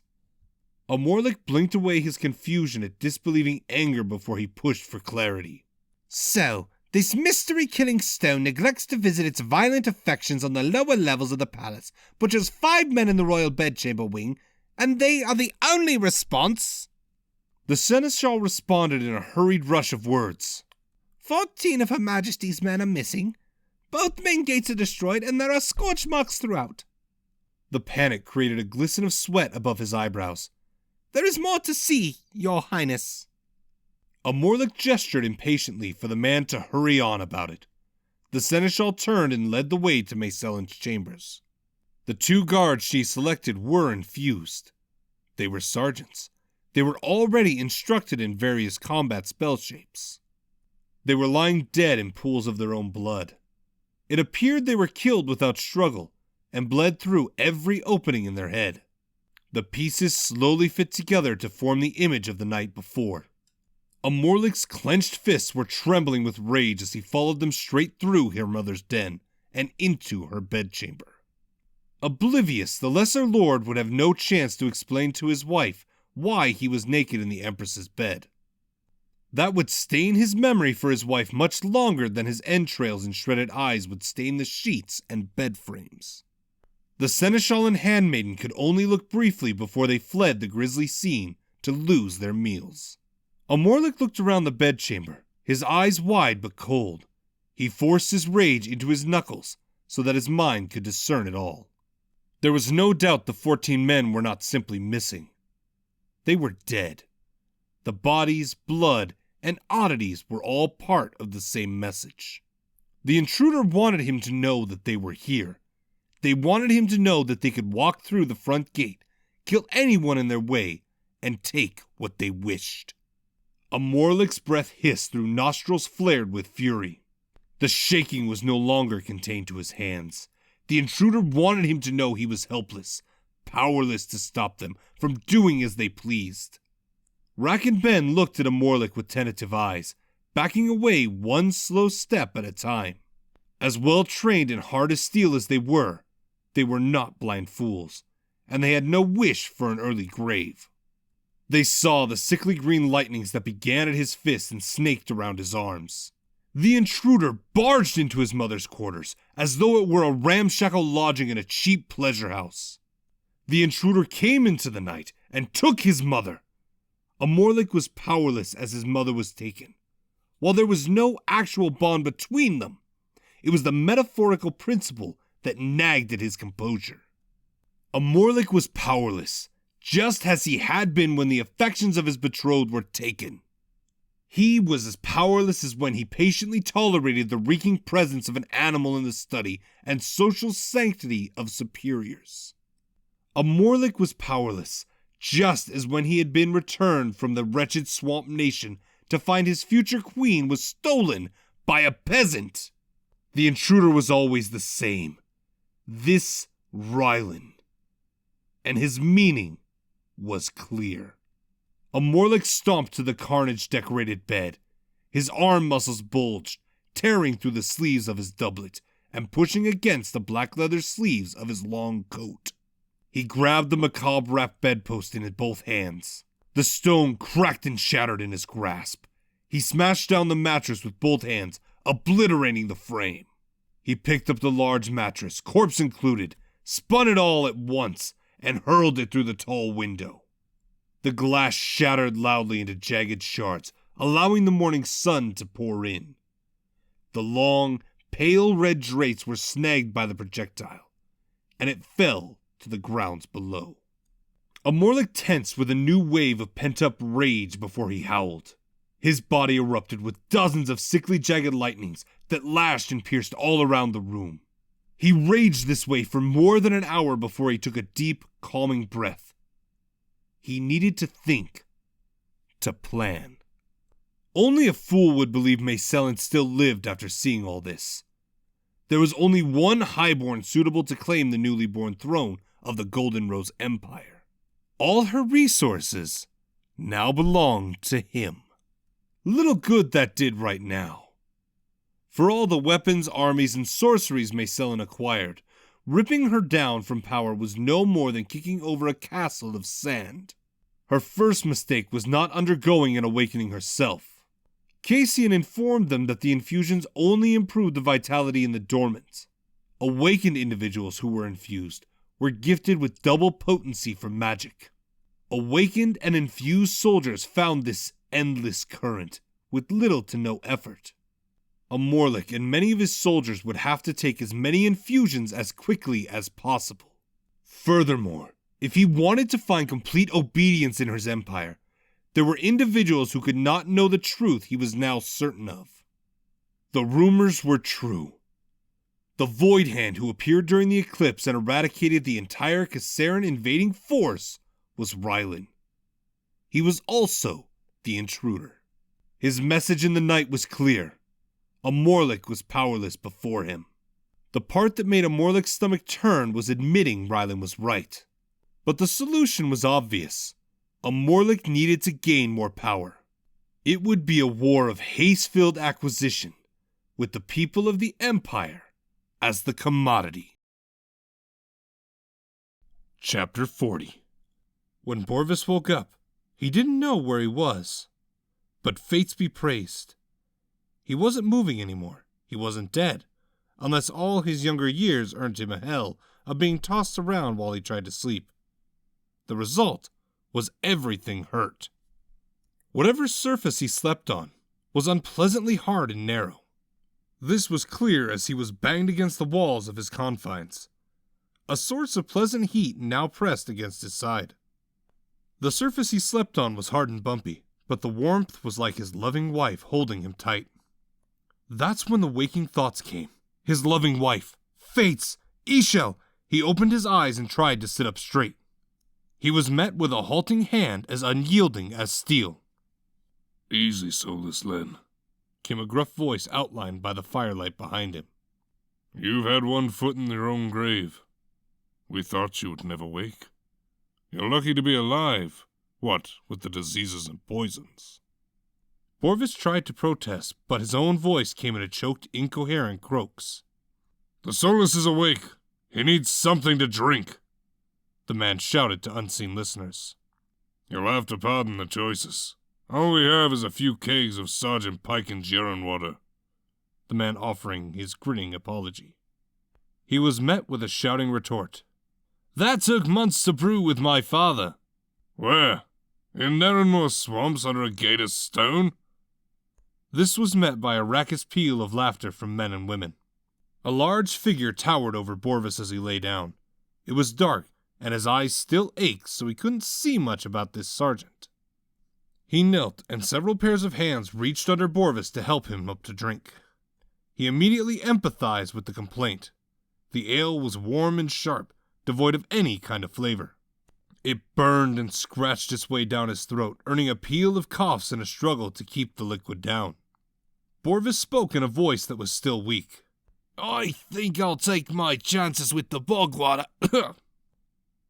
This earned another louder series of laughs. The big sergeant scoffed and gestured dismissively, grumbling about ungrateful boys as he stormed away. Say what Borvis might about the ale, but it quickly brought his mind and vision into snapping clarity. He didn't bother to take in his accommodations as panic settled in. He sat up, ignoring the first man's earlier protest and the pains that assailed him. Borvis spoke in a rush, wobbling to his feet. My wife and daughter! I must get there! I need to warn them! The soldiers around him, all from Terrell's fledgling storm forces, shared a long, expressive look with each other. He didn't recognize any of the men and women. They were not from Merwald. The first man, a corporal with a cracked skullcap and bloodshot green eyes, gave Borvis a pitying look. "You had better sit down, Solus, then." Borvis waved the man off and turned to stumble clumsily towards a narrow defile of boulders. It was all in a small, cramped cave that widened into a large cavern far into the dark. But here, there was barely more ground than the soldiers' bedrolls. The face that stood in his way marked with long, deep gouges that were not done healing. Bruises covered one half of his face from forehead to chin. It was the long, dark brown braid and the hard, deep eyes that made him familiar. "He said, 'Sit down, Borvis Len,'" Jorikin Baranol said, flat and implacable. Most of the wounds on Jorikin were also in an early stage of healing. His black clothes were torn, revealing bandaged cuts and abrasions. The wrappings were red in places. He might have survived his battle in Dunnel, but it looked like it was an even and fierce exchange. It was also for Borvis's sake. At the least, he owed it to the Black Wind to listen. Borvis hobbled back to a raised, only slightly jagged boulder and gingerly sat down. At first, the cave was silent and the corporal looked like he was trying to find the right words. The air was tense and apprehensive, eased and startled only with the loud pop and crackle of fire. The orange light flickered against the uneven stone walls, while smoke remained a thick presence seeking escape through the narrow entrance. "We found you on the plains far north of Palanza. You've been ill and asleep for more than a week. It was lucky for you that we have a healer among the citizens in the other cave. But he wasn't sure you would make it." Borvis's heart sank into a cold pit in his bowels. He fought down a groaning wave of despair so that he could ask the question he needed an answer to the most. "Her radiance. My wife and daughter. The celebration." Borvis attempted words, dreading the answer to come. "No one from the celebration has been seen since that day, except you," the soldier answered. "Then I must go. She could be fighting for her life to escape." Jorikin gave a sad shake of his head, but the corporal pressed on to answer. "You know the Stormsmith better than any of us, Solus.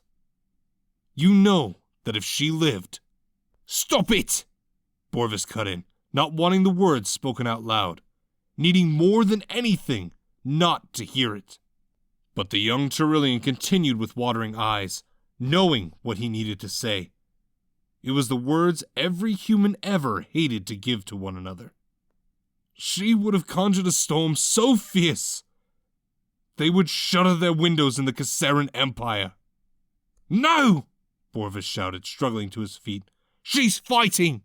She needs me by her side!" Jorikin stood up. This time the hard edge was gone from his eyes, replaced with sympathy. "They're right, Borvis. We were too late. Mayselin was just too fast and prepared for us." There was no thought, and the sound that came from Borvis was a desperate, agonized wail that ripped through him. It echoed into the darkness of the cave, into the depths.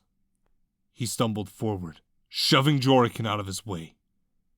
His vision blurred as he pushed and angled his way through the tight crevice. He burst through into the cool night air and gripped his chest with one hand. Borvis howled. He cried out. There were no words, only a pain so raw it demanded a release. Try as he might, there was no end to it. Only the whispering sound of Ishel's voice in his head, constantly repeating her last words to him. "I love you every day, Borvis Len." It echoed and echoed. Fates! It would break him with madness. The small arms of his little Mary, the kiss of his Ishel, they were gone. All he could do was scream to an uncaring sky, and it still left him helpless. Borvis shouted to the sky, his eyes blurred so wet he couldn't see more than a few feet in front of himself. "You missed one, Queen of Poison! You took a young woman and a baby girl, but you missed one! Well, get on with it! I'm right here! I'm right here!" In the dark, his footing failed at the edge of a steep ravine. Borvis tumbled end over end. Trees and rocks blurred around him when he didn't bounce off them with bone-breaking force. It didn't matter anymore. Let a mountain slide accomplish what one cruel and soulless queen could not. Borvis's world was empty now. What was he without the woman who held his heart and the daughter he adored? He had everything he ever wanted, if he had them. The fates were as ruthless as Mayselin. The drop leveled just enough to slow his rolling. It was enough to lessen the impact of the wide redwood trunk against the back of his head. The only relief to Borvis's pain was the swallowing blackness that devoured his mind. Borvis opened his eyes to the glow of another fire. His head throbbed with the goose egg bump swelling around the base of his skull. He was propped up with a couple of straw and burlap pillows and covered with a scratchy wool blanket. Underneath him, there was still the jabbing stone and grating dust of the cave floor. It wasn't the same cave. It was wider, with echoes reverberating in the dark. The tips of long stalactites were the only visible overhang, even in the collective of several fires. Coughs, moans, and fearfully subdued weeping sounded close by. "You're awake, Longnose." The voice was aged, belonging to a man sitting to Borvis's right. "And yet, I don't want to be alive." It wasn't a whine, only a flat declaration. The old man chuckled cynically. "Lost something that matters to you more than your own life? That was about all of us, but our choices are here, or wherever she does with everything she catches. She has already taken so much from us. None of us want to give her any more." "I've lost my mother, and father, my friends, and my—" Borvis couldn't finish speaking it. Saying it was a new cut, deep within every time. "A friend of mine lost her husband and son a long time ago. I don't know how she kept living." Borvis broke down anew, his body racked with sobs, his tears soaking his cheeks. "I knew a man who once had the chance to kill that venomous harpy years ago. Fates, we should have let him!" A leathery, aged hand covered in layers of dirt and marked with cuts reached over Borvis to his shoulder. When he spoke, it was low and gentle. "I can tell you're from the Order by the look of your robe. Likely, you're the last. So I will pardon words you don't mean." "What of it, then?" "The Order might not allow tyrants to tell them when to jump, but they don't try-lapse about with killing fire on hand either. We've all watched the Order lose people, hurt so deep it could drive anyone mad. But we always watched something amazing happen after. Your Order always stood tall again, telling every cruel fiend and bloody killer, 'The light exiles the shadows!'" The old man, scented heavily with the aroma of dried herbs, marking him as the healer, breathed a heavy sigh. "I know who you lost, Solus. You lost her more than any of us did. For everyone here, she was hope. She nearly had it figured all out for all of us. For you, she held your heart. She was the warmth in a cold world. Losing her ripped your heart out of you." Borvis retorted with half-hearted sarcasm. "Fates, is it written on my head?" "My point being, the Order is the best of us. It shows when you extend a welcome hand to include your enemies in a world where everyone is joyful. I know this hurts you more than anyone, but she would not want you talking regret about letting someone kill Her Majesty years ago." Borvis wanted desperately to retort, to lash out with words. But what could he say? That the Order was gone, so it didn't matter what they would have done? In the darkness, Borvis heard the tentative shuffle of bodies drawing close. These unknown people knew who he was. They reeked of exhaustion and breaking fears, mingled with the musk of swears and dried blood. He had seen it all before, but he couldn't look at it again. It wasn't supposed to happen again. His beautiful, intrepid wife saw to that. So why was it happening again? Wasn't one mass murdering war too much? Why did that wretched snake with a crown want another? Borvis took a steadying breath and wiped his tears with the sleeve of his robe. He slowly raised his head to look around. The men, women, and children were pressed close, keeping a careful distance from Borvis at the edge of the firelight, forming a ring around him. They squatted and knelt, a mix of people, mostly from Terrell and Malkanor. But he saw a peppering of Odessians and Katani. Their clothes and skin were equally filthy, stained by endless travel and the apathy of shattered spirits. They had deep cuts and dark purple bruises. Their hair was matted and tangled from days without bathing. Their eyes were the worst feature. Their cheeks were swollen. Their whites were reddened with veins. Their expression, their gaze was like lost, beaten children. Their dejected faces held the tiniest trace of expectant hope as they looked at him. Their breathing was tensely hushed. Borvis hated it. He wasn't Ishel. He knew what she would do. He watched it firsthand. But he admitted, with a breaking heart, what they only ever jested about. She was stronger than him. He was only the pillar that kept her from falling. She was the one who could touch the clouds. And Borvis knew what these people wanted. It was plain in their eyes. They wanted him to do what Isha would do. They wanted him to rally them into picking up the pieces of their shattered lives to put them back together better than before.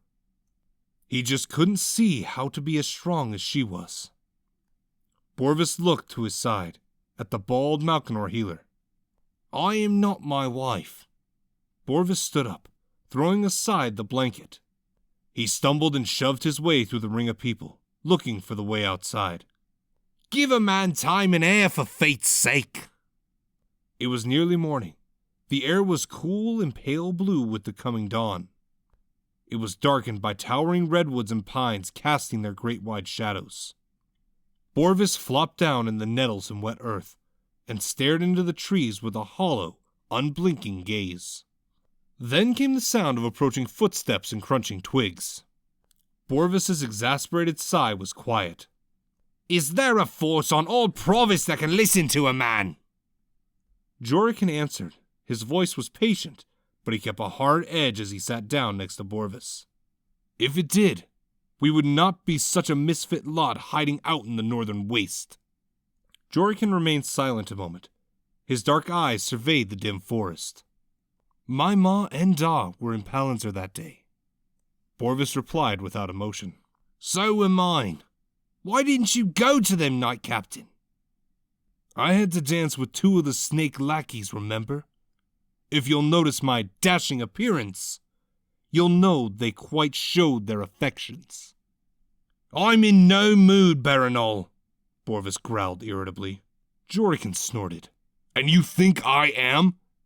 I woke up in a village 2 days later. A different village. It was also razed. The villagers fled into the mountains until it was safe. The storm forces led their lot through a day later. They had you in a wagon. The healer stayed with you, but the poison was unlike anything he ever encountered. The storm forces have steel, but they are the youngest and least tested of Terrell's new army.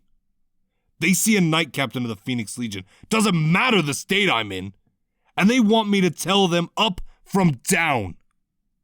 Jorikin was considerably young. His age was more pronounced as a ranking soldier. That would be a lot of pressure to put on such a young man. A few stormers thought to find out what happened in Palantir. They never came back. Jorikin paused another moment, lowering his voice to a grim note. They were in every major city in Stratia. They were hidden as workers, and missing family finally returned home. Mayselin unleashed every vile trick and method she ever learned. No one stood a chance. These stormers got shoved out of the fight in Marahol. They gathered who and what they could. Now, here they are. Some of them only knew you were a Solus and a Terillian when they found me. I introduced you. Borvis turned to Jorikin with hard eyes. What do you want from me? What are you speaking with me for? A first golden ray of sun broke through the tree boughs and landed on Jorikin's cut and filthy face. Because we need a solace, Borvis Len. Hiding like this, we will starve, we will freeze, and we will die. Borvis chuckled mirthlessly. So what of it? Just like the start of the war. I'll heal your feet, I'll transmute food and water. That was my wife, Jorikin. She was the clever one with all the miracles. I'm not her. If that was true, Solus, I don't think she would have loved you like she did. And she did love you. Jorikin took a long breath. This is a lot to put on one person. It's only been a little more than a week, but it feels like so much more. I can't hold it together for so long on my own. A week or two more, and we will start losing people. I curse myself for learning so much about the sword, but not taking the time to learn about medicines from my mentor. If I did, I could prevent some of the deaths. I think. It was a rambling tangent of regrets. Borvis wondered if he was still here to fill his ears with incessant nattering. But Jorikin caught on to this with a meek chuckle. That's how tired I am, Borvis Len. My point is, we all need you. As much as it pains me to ask because I only have an inkling of how much you hurt, I must ask this of you. I only do this because I know what she would do if your roles were reversed. I must believe that one of the reasons she loved you is because she believed you would do the same. And there it was, the blasted point that Borvis could not escape. It was aggravating because he was right, and Borvis would gladly beat his own head against a rock for it. Ishel always chose the time and place for her tears if there was a greater need.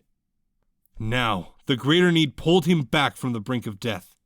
He was needed, and he absolutely hated it. I need time, Borvis said. I need to be alone. I can't be crowded with all the pains when I have too many of my own. Jorikin thought in silence for a moment. I propose a starting arrangement then. It was blunt and selfish sounding from the captain, but he did just explain to Borvis that he had less choice than time. Borvis spun his fingers impatiently to gesture him on. You may set yourself in a place of isolation for as long as you need. None of us will disturb you until you wish it. In return, once a day, transmute food and clean water for us.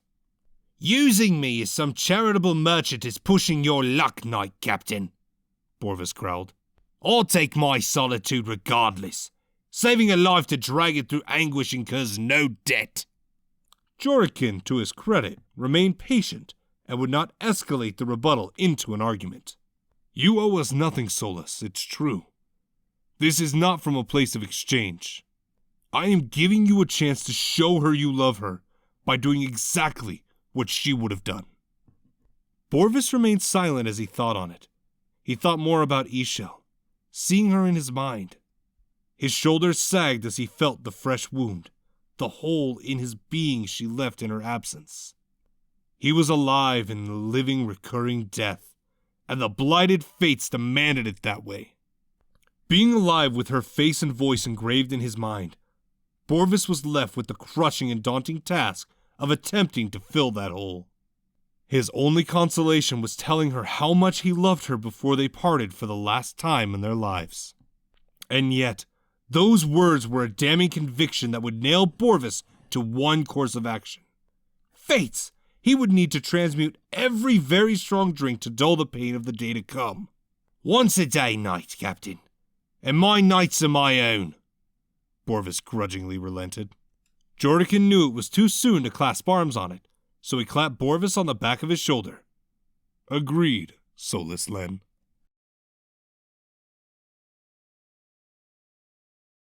Chapter 41. Borvis had plenty to occupy his time and attention during the next day. Still weak and battered, he climbed further up the steep rise.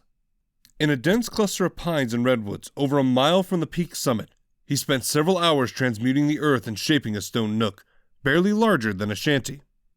The efforts of adapting his polymancy with traces of geomancy was exhausting after the effects of poisoning? He still wasn't clear on how that occurred. He wasn't in a frame of mind where he could ask strangers anything. Borvis leaned wearily against the redwood trunk, sweating and out of breath. He closed his eyes in the warmth of the noon sun, barely piercing the cold, dense shadows. I'm a polymancer, not a geomancer. The memory came unbidden, showing no mercy. Again he sat in the rain, wet and miserable, while Ishel, barely a young woman, stood like iron in her determination. Her hazel eyes were sharp with concentration. Violet lightnings danced at her fingertips. Violet. That was her favorite color. Every time she mixed it into her spell shapes, Borvis thought it was so much showing off. Quit your belly aching. It's a minor geokinesis. It's not like I'm asking you to move a mountain. Ishel drawled back. It started with an answering chuckle from Borvis. It gradually changed into a laugh, then a mad cackle that reverberated in the forest. Then it turned into tears and an inevitable fit of uncontrolled weeping. With so much pain built up, he released it in a long, breathless scream, a howl that sounded down the peak and into several others. Borvis fell to his knees, weak and empty, staring with emotionless eyes. Fates! Was this what it was going to be like? Was this what he had to look forward to for the rest of his life? It was an hour more before Borvis felt enough of anything to continue to honor his agreement. No matter what he did, the endless current was going to be a decreased presence. He wasn't clear of his thoughts and emotions, and he didn't think he could be that way just yet. So gathering enough vibrational energy into his well-being was slow going. Borvis wasn't the weakest of the order, but he couldn't exactly call a storm on his best day either. The saving grace was in the nature of polymancy. It was why the polymancers tended to want to live lives of self-indulgence, often taking a lenient and relaxed approach to the world. A polymancer would only ever be as strong as the world they enjoyed. Transmuting water from air was the easiest task, even for a beginning polymancer. Rain came from vapors of steam rising into the cool air. It wasn't so hard to make the subtle push from one to the other. The ease and grace of it was often so boring it put Borvis to sleep. While it was hard for Borvis to turn earth into stone, it wasn't that much of a difference there either. They were closely related and held a similar vibration. But Borvis needed to transmute wooden crates filled with food from soil and foliage. He needed to shape ceramic mugs filled with water. He needed to recall the energy of each object from memory and experience. It was the first change of direction for his mind. It was hard to put aside his memories and aches for Ishel so soon, but it was a momentary relief. His mind was lost in experiences and sensations, bringing energies from times gone by into vibrational presence before him. Before the sky turned dark and the shadows lengthened, Borvis shaped several large skins of Tyrillian rum, only made in old Tilzen. He covered the requested supplies with stone lids to keep the indigenous wildlife out of it. He stumbled into his stone shanty on legs wobbling with fatigue. Already, Ishel's face, her touch, floated back into his thoughts, an unintended phantom for his nights. The memory of her words were ghostly whispers in his mind, but they were growing louder by the second. Borvis quickly shaped a small, round wooden end table with a burning tallow candle sitting in a tin dish. He opened the first skin of rum. He drank a pull at length, determined to match the growing insistence of the memories. The sharp bite and hard mix of spices sent shuddering waves of jolting heat through his body. The potency brought a thick haze over his thought and vision. His mind was filled with a fog so thick that the panes were dispersed and fractured before they could fully form. He lost himself in fits of laughing and weeping, as random as the images flashing in his head. The toll of his heavy drinking and overtaxed emotions came before he could drink the last third of the last skin. He vomited a thick, wide stream and fell belly down, with his face sideways in his own sickness. He fell asleep, uncaring, in the dirt. When Borvis woke up, another form of pain crushed his brain from every which way. Careful planning avoided windows, and the unwanted spill of sunlight in this predicted state. But Borvis did not plan on waking up face first in dirt and the sleeky reek of his own vomit.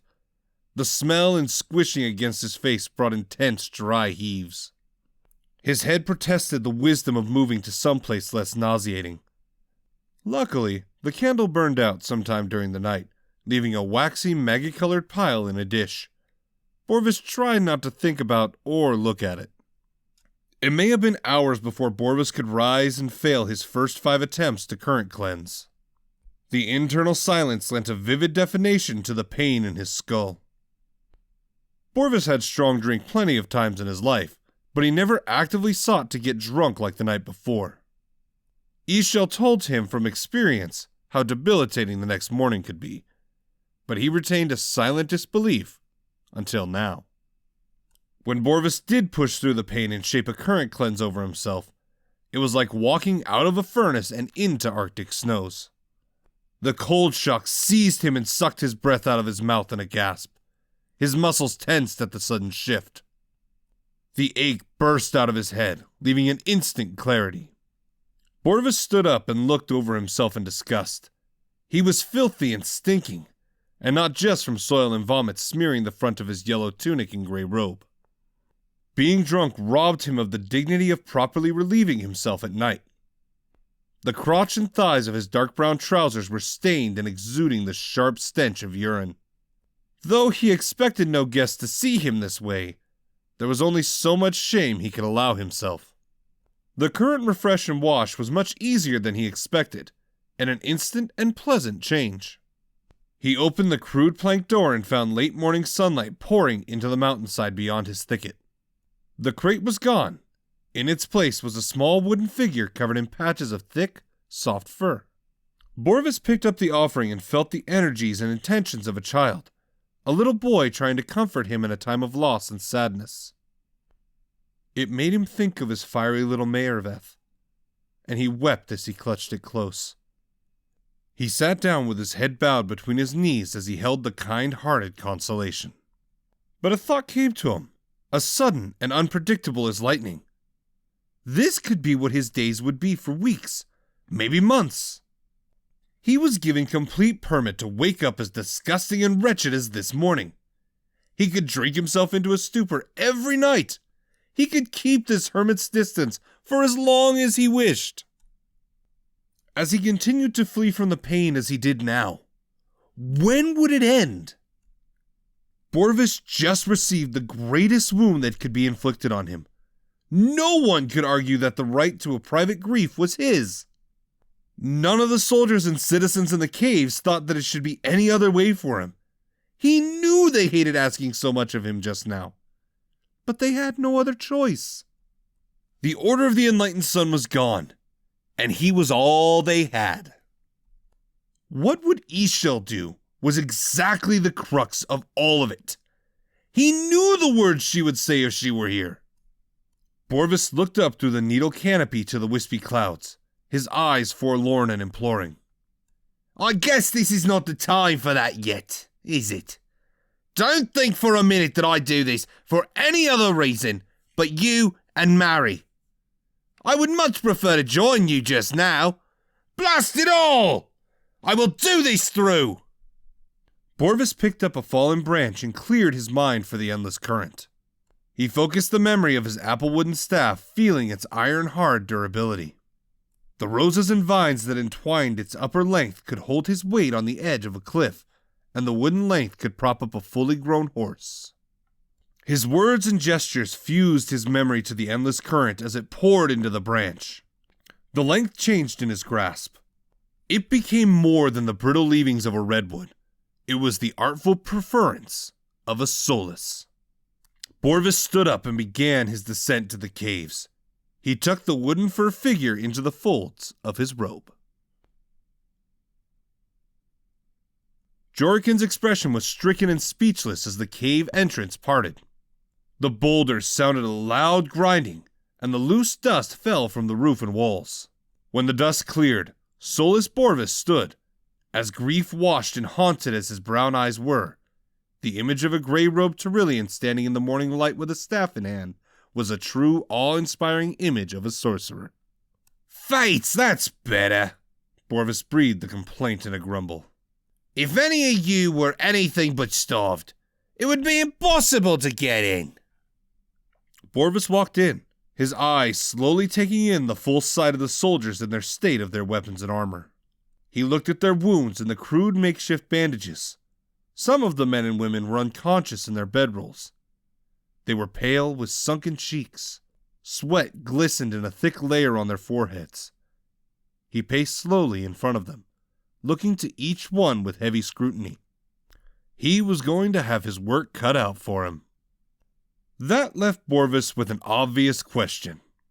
Captain Barinol says you were thrown out of the fray before Morol became a battleground. So why are you lot in rough shape?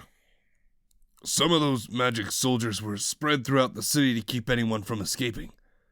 We were lucky to kill the fiends in our way, answered Sergeant Piken. The sleeve of his chainmail hauberk was gone, and his arm was singed, marked with untended black burns. The fact that there were now more than 2 counted magic soldiers in Maysellin's forces was both new and frightening information. As much as he wanted to go over the implications of that revelation, his first task was the state of the people. Borvis stopped in front of Jorikin, frowning with disapproval as the night captain slowly stood up. You look like something a cow coughed up after several hours of chewing, Captain Barinol. The world is hard now. What can you do? The question was poised at Borvis, less as rhetoric and more as an actual challenge. What were you going to do for these poor cast-off people? Bleed on them in cold water? Borvis's haunted eyes became hard-edged. My skills as a healer are only little better than a drunken cutter with a rusty bread knife. Most of you will see that as an obvious difference between my wife and I, but the fates were much kinder to you than they were to me. You have that old codger healer in the other cave. I guess he has what he needs. Hopefully, it will be enough to be sure the worst you can do in battle isn't hobble very threateningly. Between Borvis's tone and hard ridiculing gaze, the men and women would recognize the sight of someone taking the reins of authority. Sergeant Piken was the first to question his intent in doing so. Begging the soulless pardon, but why? What do you plan to do? Borvis didn't turn his gaze away from Jorikin as he answered. I plan to change this sorry morning state that's going to keep me awake all night. You are all too haggard for what you are meant to do. First, we make sure every man, woman and child in both caves won't give my wife my regards in the next few days. When that's done, we figure out all we can do about this monster empire. We take back as many people as we can, and I try and figure out how to cut the head of the biggest snake in all the province. Though this was met with a quiet chorus of chuckles, Borvis's face wasn't deadpan or dry. He was serious. He turned, exiting the cave to walk through a cluster of saplings and pine before he located the small 4-foot hole that descended into the other cavern. It was clear that the mountain was honeycombed with caves and tunnels. Maybe the glaciers from further north reached this far millennia ago. The melting and constant erosion would have formed a randomized network in the stone. Perhaps it was aided by several earthquakes throughout the ages. This would explain how unfamiliar this low entrance was. Borvis could swear he walked out of the cavern, stumbling but unhindered, to sit on a level pause before a rise so steep it could be a precipice. But the terrain between these 2 cave openings was barely a climb at all. Borvis ducked down into the opening and slid into the cavern on his backside. His staff clattered against the wall of the stone chute on the way down. He could not imagine such an entrance was a good idea for so many injured and famished people. He stood up and shook a cloud of dust off the back of his robe and immediately scanned for the old man from the morning before. He did take the time to notice that the wooden crate was here, and the food and water was gone. He nodded in satisfaction. There was a gentle tug on the side of Borvis's robe. He looked down and was greeted by a Vodessian boy with short, medium brown hair. His hazel eyes were furtive but rimmed with concern. He didn't say anything, but Borvis instantly recognized the energy the child radiated. Borvis fought down a wave of tears as he knelt and extracted the figurine from the folds of his robe. Aside from being dirty, with travel-worn peasant clothes draping loose from his body, the citizens looked to have done their best to protect him from the worst of it. Most of the people were either Tyrillian or Malkanorian, so that made sense. "That's quite the companion, good sir." Borvis held up the figurine, feigning serious scrutiny. "Nice for the cold nights," Borvis sighed wearily. "It's going to cost me a great deal, I think." The boy remained silent and shook his head. He pushed the figurine closer to Borvis. "Oh, you poor thing," Borvis thought, pitying as he held an inkling of what happened to this child. The boy witnessed something terrible, and it frightened the voice out of him. But if the boy could smile, then Borvis would aid that tiny spark of hope. "No, no, my good man. I insist. It's quite the rare treasure. I could not ask you to part with it without a fair exchange. But a gold coin is useless here and now. With your furry friend, it is not. So what would be an even payment?" Borvis tapped his chin thoughtfully before his face brightened with realization. "I have just the thing." Borvis reached into his robe, pretending to rummage through the contents with theatric array, making faces of exaggerated consternation to draw a laugh, which worked as the boy giggled. "Oh, the Crimson Emperor's signet!" Borvis lowered his tone to a conspiratorial whisper, shielding his mouth with the side of his hand. "We better not tell anyone I forgot to give it back." It was hard to jest so soon, but the boy's laughter was reward enough for the effort. He reached deeper into his robe. The endless current was a steady presence, and his robes concealed the hand gestures for shaping. There was a crowd of speculative onlookers watching the exchange with quite delight. Borvis knew the old man was present, measuring the merits of his actions. "Oh, there they are. I thought I'd lost them." Borvis held a Paroli fresh-baked sweetbread with a soft inside and a crisp upper crust, glazed with honey and topped with sprinkled imported sugar. In the other hand, he held a leather water skin filled with fresh, cold Tyrillian peach tea. "Will this be enough?" The boy's face beamed. His eyes were wide as he nodded empathetically. He took the sweetbread and smiled brighter with cheer. He took a bite that filled his mouth and left crumbs on his lips with sticky honey dripping to his chin. Borvis put the water skin down in front of the boy and mock grumbled. "Very well, good man. It's a hard bargain you drive. Those are my very last." The boy launched at Borvis with a one-armed hug, careful not to damage his treat. Borvis fought back another wave of tears as the boy reminded him anew of Maravith. He stood up after and gave an affectionate ruffle of hair before he kicked up his staff and walked to the healer. The old man quirked a bemused eyebrow. "So soon, Solus?" "It was harder than it looked. I kept seeing my daughter just then." The old man nodded with sympathy. "I won't say it ever gets better. That boy was both lucky and unlucky. He and a few others laid in the new waterways when Sorrel was taken. They got out that night, but not before seeing his mother and father killed by stray arrows from panicked militia. They reached a village to the northeast on foot without water. They joined up with a few. There were tens of them when they reached Borcray. They went south of Dunnel, lost half of their numbers to wounds in Borcray and thirst. They were able to tell us why he can't speak." Borvis shook his head with despondent vexation. Sorrel was one of the Order's greatest accomplishments.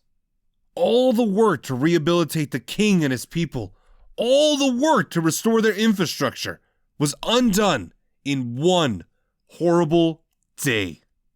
What will you do, Soulless Len? The healer asked. First, I'm going to help you get everyone healthy and hale again.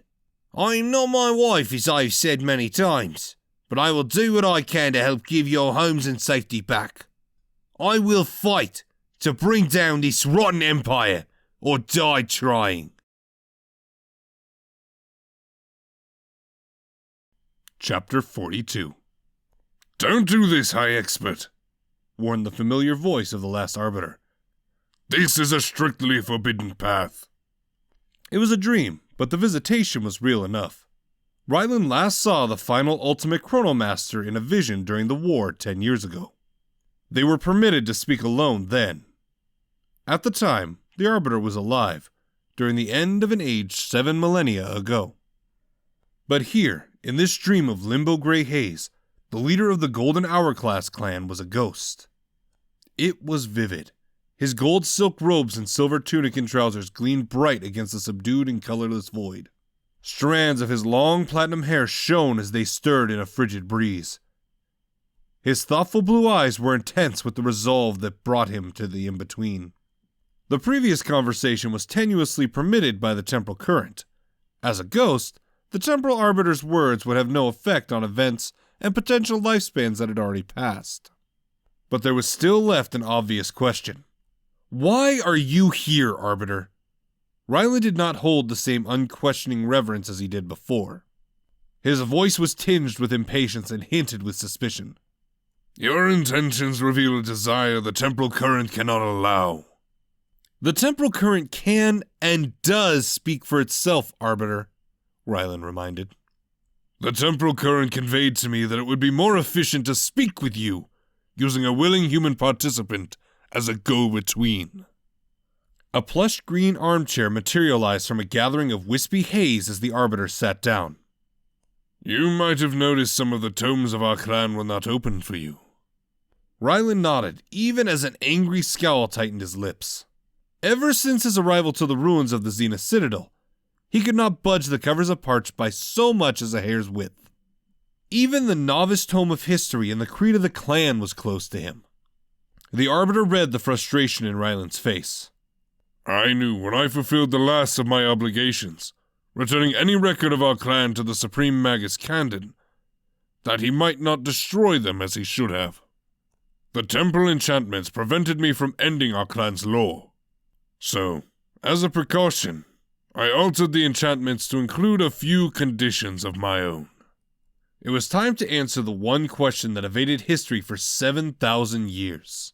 Ryland had to know why he was alone in so many ways now. Why the most powerful of the 5 mage clans was not here to meet the threat of the Order of the Void Triangle and the Black Decade. As the last living Chronomancer, I must ask you this question, and you need to give me an answer devoid of a mentor's cryptic evasions. Ryland waited until the Arbiter nodded in acquiescence to his terms. It was a moment longer than he expected, leaving him to think he would refuse. But he did offer a solemn nod. Why were you so determined to destroy any trace that the Golden Hourglass clan ever existed? Fates know the ages since that have felt a dire need for your aid. It was unusual to see, but the Arbiter's eyes were an alien mix of sad regret and angry resolve as he leaned forward to explain. I'm going to be forthcoming with you now, Expert. We are all guilty of doing exactly what you're planning to do.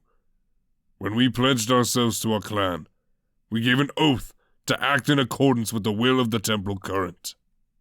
Our powers were not meant to be used as flippantly as you tend to. The temporal current mandates what lives to save, what wars and battles need to be halted and resolved by our intervention. Doing so tends to leave a favorable ripple for all humankind throughout the ages.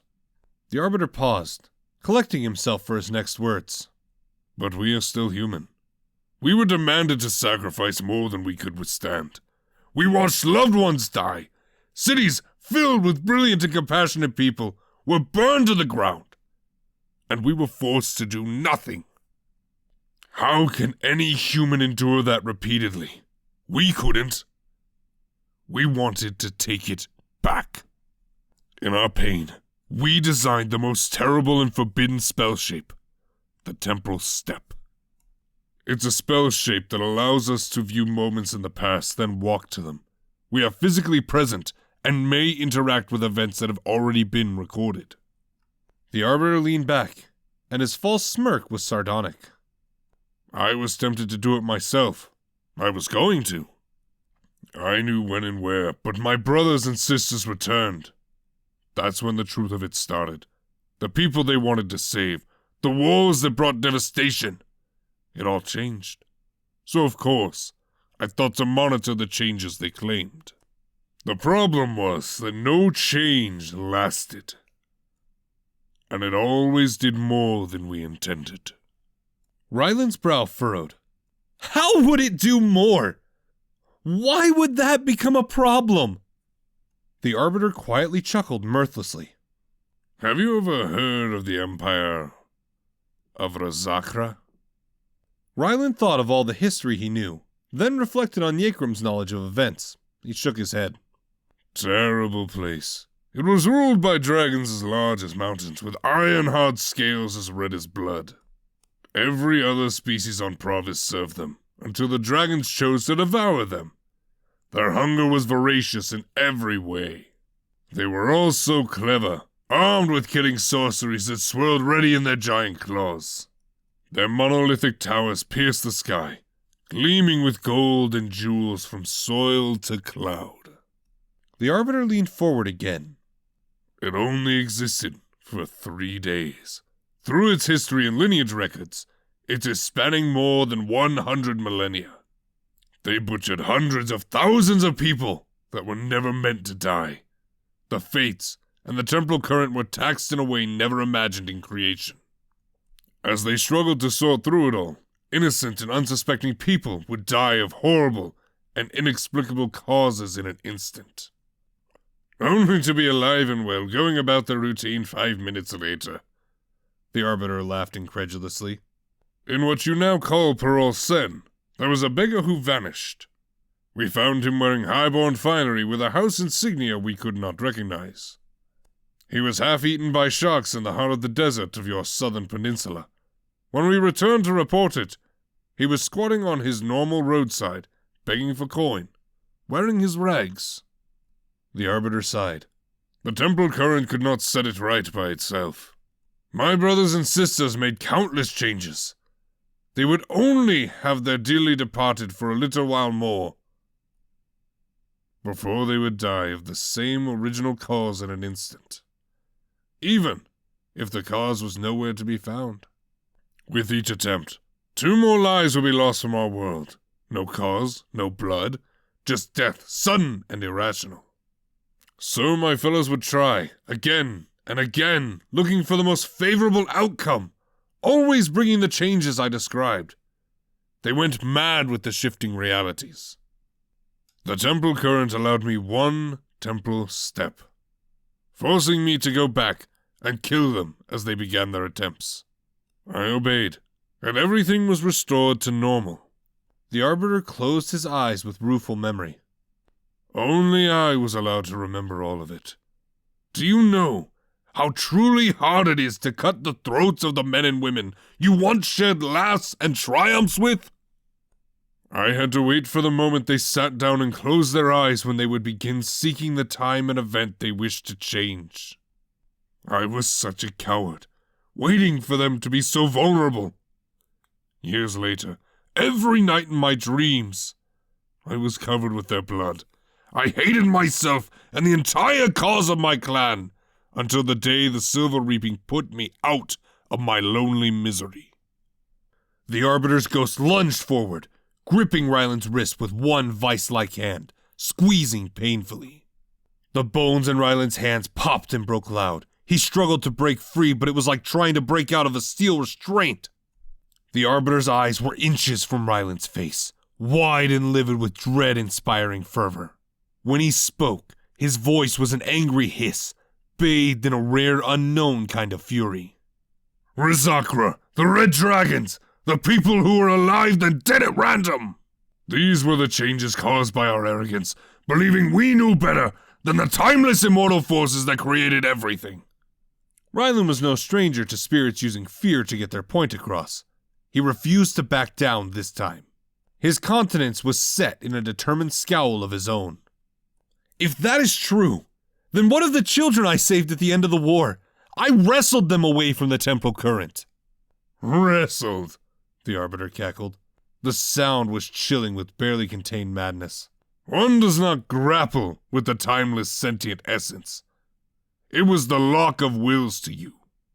For the current, it was only a heated discussion with an unruly child who barely had the ability to speak. It gave you what you wished because those children were placed in a future that was removed from the singular flow of events. Their deaths were as nebulous as the room you fashioned. That last struck Rylan like a blow. They were dead? Yes, they were. The room was disconnected from the true flow of time. The choices that created that future never occurred. It dissolved, and so did they. It seems your order was quick-witted to make sure they died outside of time, where their fates could be called questionable. Rylan was speechless and deflated of half his vehemence. The images of the children trapped and alone in a strange and alien room filled his mind's eye. Their fearing cries sounded as he imagined what it must have been like as the nothingness of non-existence, of never being, slowly consumed the tiny world they had left. They were not hunted, and it was not something malicious or predatory in nature, but the force that would bring them certain death was slow and uncaring. No different than death in a storm or quake. But while Rylan saved them from that fate, what was it all for? The order was gone, and those children were only given 10 more years to experience and enjoy their lives. That was the point of all of this, wasn't it? Rylan woke up the next morning to the long, shrill cry of gulls as they flew over the ruins of the Zenith Citadel. They would be hoping for new and unusual food sources, even after 10 years of nothing to be found in the abandoned ruin. They innately knew to avoid the black wound that was Catan. It was death for them to challenge the barrier. It was sickness and corruption to prowl in grounds claimed by the energies of hell. Rylan lay awake on his side, watching Aimreen as she slept, her breathing soft and deep. His arm was wrapped around the curve of her waist, above the hip, while his hand draped the middle of her back as she lay facing him. The warmth of her body completely banished the cold to the outside of their shared bedroll. He looked at her slightly parted soft lips and the flutter of movement beneath her closed eyes as she dreamed. He could close his eyes and see what images filled her mind, but he believed there should be places that belonged to her alone. The light that came through the window on the second-floor bedchamber was gray and dreary, promising another of Catan's gloomy, overcast days, possibly with rain. Such continuous dim weather was why the people of Catan Shah preferred to use bright and lively colors on anything they could. This wasn't what Rylan wanted for Aimreen. Being cast off to live in ruins with only each other, no other family or friends, no forward purpose to serve, to drive them through the day. It would be a dejected shuffle in a broken world. Rylan doubted the Golden Hourglass clan attempted the temporal step with anything near this calamity to motivate them. They were only rewarded with catastrophes as massive as what Rylan and Aimreen experienced now. Aimreen stirred and gently moaned in protest. Something of his thoughts might have slipped into her dreams. He wondered if she held the same reservations about his dreams that he did for hers. He didn't mind if she didn't. He was just curious. Rylan would not be able to go back to sleep. His mind was too active for that now. He carefully pulled away from Aimreen and gently slid free of the bedroll, careful not to wake her. Rylan was only dressed in his brown trousers. The morning air was cold with clashing storm winds from the west and sea breezes from the east. The cracked marbled floor chilled the bottom of his bare feet.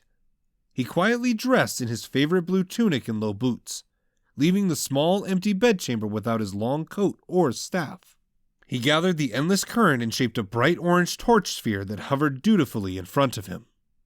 It radiated a relaxed heat, not unlike a small fire in a cold night. He relaxed further when the endless current did not sear his insides as much as he braced for. Hopefully, that was because Amreen was correct about the conflicting energies. Rylan walked down once familiar halls covered with dust and littered with chunks of broken white granite. There were rooms filled with the collapsed rubble from the floors above. He descended the stairs to the first floor, where long green vines emerged through the cracks in the stone and clung to the walls in snaking lines, sprouted with bright green leaves. Over the years, life tried to remove and reclaim halls and chambers that were stained with blood and forever blackened with scorch marks. Maybe someday, the efforts would remove a place filled with haunting and sorrowful loss. Maybe one day, the vibrant green would cover the scar of the tragedy left in the wake of war. Rylan made his way to what was the dining hall. There were no tables left, no chairs. A massive section of north-facing wall collapsed long ago. The result was a giant heap of stone in a wide, jagged opening. Beyond the growth of weeds and long grasses, the curved wall of the next tongue of the sunburst structure angled towards the opening. The pungent smell of grass and damp soil filled the air. Rylan spent the next hour resisting heated waves of nerve-rippling pain as he transmuted a waiting breakfast for himself and Amreen. He was transmuting a great deal, and he was only slightly better with polymancy than elemental sorcery. He possessed the gaping flaw of being too introverted to absorb and memorize the sensations of the world around him. He should have crafted charms that would copy these spell shapes for days like these, but it was a situation of flawless hindsight. Amreen stirred as pain encroached on her sleep. It was several more minutes before she entered the airy, drying hall with blurry eyes. A few torch spheres warmed the air and shone off the polish of a round oak table. She looked at the tin bowl of food with a tilted head and furrowed brows. "What is that?" Amreen asked, as the contents of the bowl emitted enticing steam. "It's a farmer's breakfast that's well known in the Kassaran Empire. A mix of pan-cooked bits of egg and onion, as well as a chopped vegetable I've only ever seen in their land. It's called a tomato. Then they sprinkle the powder on it that's not salt, and it's unlike anything we know. I can't make it by hand like they do, so I transmuted it." Amreen's sleepy expression quirked askance. "Your transmuting only excels in simulacrum. Your polymancy is not an area you are proud of." Rylan didn't know if her assessment came from his own words or if she claimed it from knowledge shared in their bond. After a moment, Amreen shrugged and sat down. She tentatively sampled the tiny pinch of the mixture at the end of the fork. Her brows raised appreciatively, and her approval came through the bond. "I think I envy their farmers, my love," Amreen commended after taking a loaded forkful. Rylan smiled as he sat down to eat with her. They ate in silence for a time until Amreen put the fork down, her bowl half finished. Her thoughts were evident to Rylan long before she said anything. "So, shall we speak of last night, Rylan?" Rylan shrugged. What is there to say? "The last time you saw the temporal arbiter, it was a dream vision that placed you back 7 millennia ago. I had to listen, Rylan. This is dire." "Not in the way you imply. They had everything to lose in their efforts. What do we have?" Amreen's eyes widened, her emerald gaze struck with disbelief. "We have each other to lose. It's the only bulwark we have left. Fates know I would break if I didn't have you to hold on to." Rylan reached for her hand on the table, clasping it gently. "As would I if I lost you. But this—" Rylan flung his free hand behind, gesturing towards the rest of Stratia. "Nothing about this is as it should be. We cannot accept this as it is." "To what alternative, Rylan? We may get them back for a time, but what if we receive something as horrible as Rizakra, or worse? Only madness can predict what horrors we are rewarded with." "We don't know if there is anyone left to be affected or killed by such a change," Rylan retorted. He felt her hopeful relief at his words and knew she had a viable winning statement. "Then we find out!" Amreen exhaled loud in relief. "Use your temporal projection and comb the breadth of Stratia." If the other cities and villages are anything like Palantir, temporal projection won't allow me to see within the borders of any place under occupation, Ryland pointed out, waving his fork for emphasis. I don't see how any force can occupy all villages and towns while placing similar limitations to each one. The planning and thinking helped Aimreen. It gave her something else to latch onto, something to drive her focus. In this new bleak way of living, there was no one to heal, and no Phoenix Legion to assist. It was one more lifeline beyond each other, and Ryland watched her grasp it tight. Aimreen continued. If somehow they have placed the same magical blockade on all of them, go further back. We might learn more if we know how Maisel implanted the seeds of her empire. She was right again, of course. Ryland thought that the almost identical way of planning to Ishel was what helped to draw the two women together while they were still young girls. It was also how Aimreen could so readily vouch for what Ishel would say or do if she was here to do so. Aimreen and Ishel shared the attribute of a rounded, broad, detailed view, while Ryland's thinking was admittedly linear. It was a trait that served him well as a Chronomancer, but it wasn't always the best way to seek out solutions. I think your first temporal projection should be the arc-like compound, Aimreen advised, once again eating since she was no longer as upset with him. Ryland didn't have to voice his question with the confusion he wore and conveyed in their bond. It was empty that day. If the Empire didn't believe there was anything of value, the libraries might have remained intact. They would have a very recent map of Stratia showing every town, city, and village. Her idea fully dawned on Ryland then. I would know where to look. I could make a list of every location I've examined. Aimreen rewarded him with a single nod of agreement. I want you to send me to the compound by grasping winds. Don't fly me so high that they will see me. I could accompany you. A fold step would be quicker, Ryland offered. Aimreen shook her head. Your fold steps require a noticeable amount of both currents, love. I want you to start your search while I am away. If you find anyone in distress, go straight away. Don't worry about me. I'll bring my saber, just to be certain. Ryland hesitated to agree, and Aimreen pushed her condemning disapproval that he should think that she could not withstand a solitary undertaking. She had a history of doing much more than that without him present. Ryland sighed in defeat, his hands raised in surrender. Very well, but if anything should go awry. Aimreen smiled and stood up, circling the table to him. She leaned down to kiss him deep. I know, my love, I know. If it is ever too much, my hero shrouded in green will appear. Chapter 43. Aimreen left Ryland alone to finish his meal and prepare for the temporal projection. She left him to his concentration while she returned to their impromptu bedchamber. She quickly retrieved an empty leather satchel and cinched the belt and sheathed saber to her hips. She looked to the pack where she kept her steel buckler and armor and considered its contents for a moment. Ryland was not yet into his temporal projection. He sent his feelings of encouragement to wear the armor and utilize the added protection. Aimreen walked away from the room and the armor. She was not trying to do anything childish as spiting Ryland. Speed would serve her better, and the armor was better suited to a mass melee scenario, something she hoped his projection would rule out. She walked out of the citadel, forbidding her eyes and thoughts from lingering too long on the ruins as she passed. The once shining bastion of hope was the first tragic victim to fall into the silence and emptiness that was the Six Nations. It was easy to sink into a deep and lasting depression just to look at it. Aimreen couldn't do that just yet. She was grateful to have a reason to avoid it, though. Grief would come back. Its necessity was inevitable. Aimreen encouraged the cold coastal air of the summer morning. She always thought summer was supposed to be hot and stifling, but sunny days were a rare find in Khatan Shah.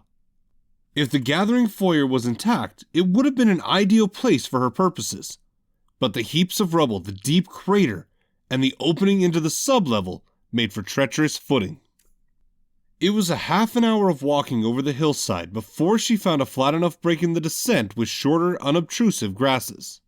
She put down her pack and unsheathed her saber in a perfect, smooth, metallic note.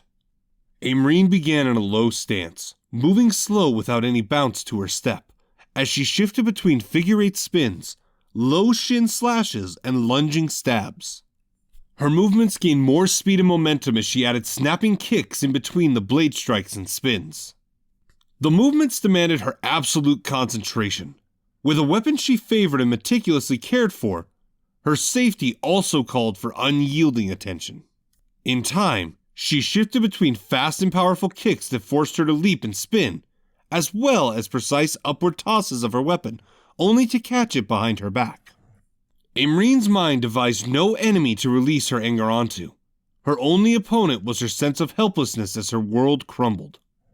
Here she could retaliate against such weakness and despair. She could lose herself in the focus of movements that shed light on years of uncovered strengths. The power and grace of every sweeping arc, every strike instilled the confidence of precision and action. These traits were the cherished treasures she sought. She would absorb them and bring them into the rest of her life. She could find it within herself to overcome the challenges that lay ahead. Aimrine landed in a kneeling crouch, sweating and out of breath, after a flapping kick that brought her saber into a powerful upward slash. Ryland's silent amazement flared through their bond. Aimrine only felt it after her focus vanished and allowed room for random thoughts to return. If it were a less deserving enemy, I would offer to give them the armor, Ryland dryly commented. Aimrine stood up and turned, smiling with a quiet laugh. Ryland was awkward when it came to humor. It wasn't that he didn't hold the wit for it, but his deepened withdrawal didn't grant him the required insight to make people laugh. She brushed sweat-soaked strands of hair out of her face. Her boots rustled and crunched against the hard soil and grass. How is it at the compound? Aimrine asked. As you suspected, if there were lights present, Mayselon's forces would have ransacked it already. But it's abandoned and undisturbed. Are you sure you wish to travel by sky? You've never flown before. Ryland conveyed his concern in both the bond and in his bright blue eyes. Even if you were only a few feet above the top of the tallest tree, you will be far above ground. You will have to trust me and surrender your control to my magic. Aimrine only thought about it a moment, but she had already given herself over in a much greater capacity. Even without the knowledge that his life depends on her well-being, she knew that he would never stand by idly while she was in danger. There is no other magic I would trust more, my love. Maybe someday you can hold me while we touch the clouds together. Maybe more than touch the clouds. Aimrine was rewarded with the adorable reddening of his dark face, and she laughed. Ryland cleared his throat, flustered as he changed the subject. Shall we get underway, then? The sooner we begin, the sooner I can see you return safely. It was hard to laugh so soon, but it felt good all the same. His prudish evasions always amused Aimrine to no end. She projected another image through their bond, one of her straddling his hips as he lay beneath her. Instead of their old bedchamber as the backdrop for making love, they were naked among tufts of ephemeral white clouds as their bed and pillows, while the light of a large full moon and glittering spray of stars revealed the curves and outlines of their bodies. Ryland's face reddened much deeper, and Aimrine braced herself with both hands on her knees. Her laughing robbed her of breath. Dearest wife, Ryland coughed bashfully, it will be, difficult to shape with such enticements in mind. Which only made Aimrine laugh even more. It was a quiet, belly-cramping thing that locked in her throat. She would need a moment herself. When the laughter subsided, she wiped away tears with the ridge of her hand and stood up straight. But fates, Ryland! I needed that! Ryland closed his eyes, and Aimrine's insides burned with a scraping pain as he gathered the endless current. To his credit, he pushed himself headlong into the searing pain. His power was never less, it just hurt more. But the anguish receded with every plunge, as she suspected it would. Ryland was his own worst critic when it came to sorcery beyond chronomancy and simulacrum. Spell shapes like grasping winds used to take 5 minutes of shaping to take effect. Imrine's feet left the ground after a minute of shaping. His time infusing his displacement cloaks and fields with elemental sorcery lent him a quicker ease than he was aware of. Imrine waited until Rylan opened his eyes and she was 3 feet off the ground. I love you, Rylan Takare. His blue eyes hardened with an edge. I love you, Imrine Takare. I will not permit this to be the last time we speak those words. Be cautious above all else. Imrine nodded and watched him as her rise into the air picked up momentum. She moved steadily over the low green hills and the rocky outcroppings. It took her a little while to banish an unexpected innate fear of being so far above the ground, which only sorcery to account for it. After the initial shock of traveling suspended in the air, Imrine embraced the rush of excitement in her blood as she watched the world below. The wind whipped around her from the swift passing as well as the spell shape that held her tight. She restrained her laughs and exulted shouts as she soared up over the tops of giant oaks, then dove low as hilltops descended into brief vales. And while Rylan was always a presence with Imrine here, it was just her. He left her alone to think and experience Stratia as she rode the wind. Her feet dangled below her, and she occasionally dared to stretch down and touch the tips of the highest leaves. Birds flew at a further distance, but it was thrilling to fly even among them. Their company was a welcome change to her solitude, a reminder that there was still life in the world. The distance between the Zenith Citadel and the Arc-like compound was more than a week on horseback, but it was much less in the sky. Rylan's grasping winds carried her with a speed that covered miles within minutes. It gave her time to ponder her place in a lonely world where so many of her loved ones were gone. Aside from her first waking memory, that dreadful night, she forced herself to keep it bottled within, trying to share in strength with Rylan. It wasn't the path that would heal either of them, but it was a harsh circumstance capable of breaking them. As she thought on all those that were lost, Imrine thought on the words of warning from Rylan's mother Liane so many years ago. She was right.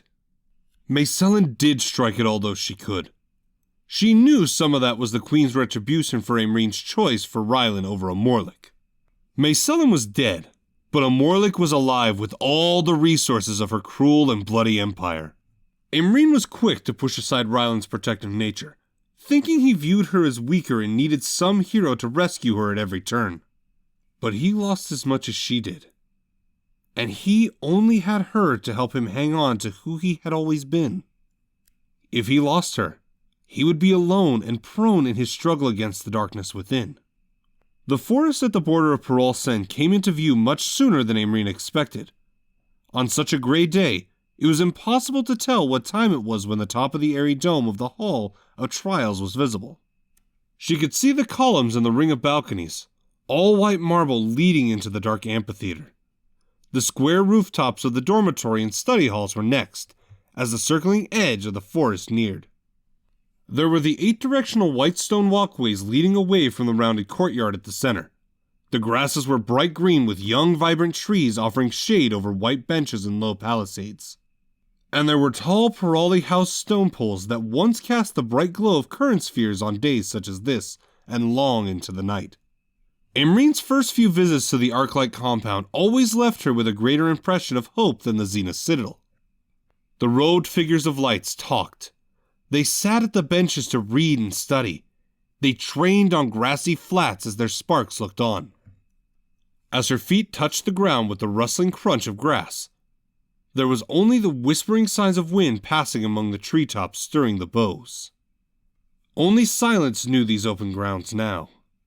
It was so much worse than the Zenith Citadel because everything was still intact, left as it was the day it was unknowingly abandoned.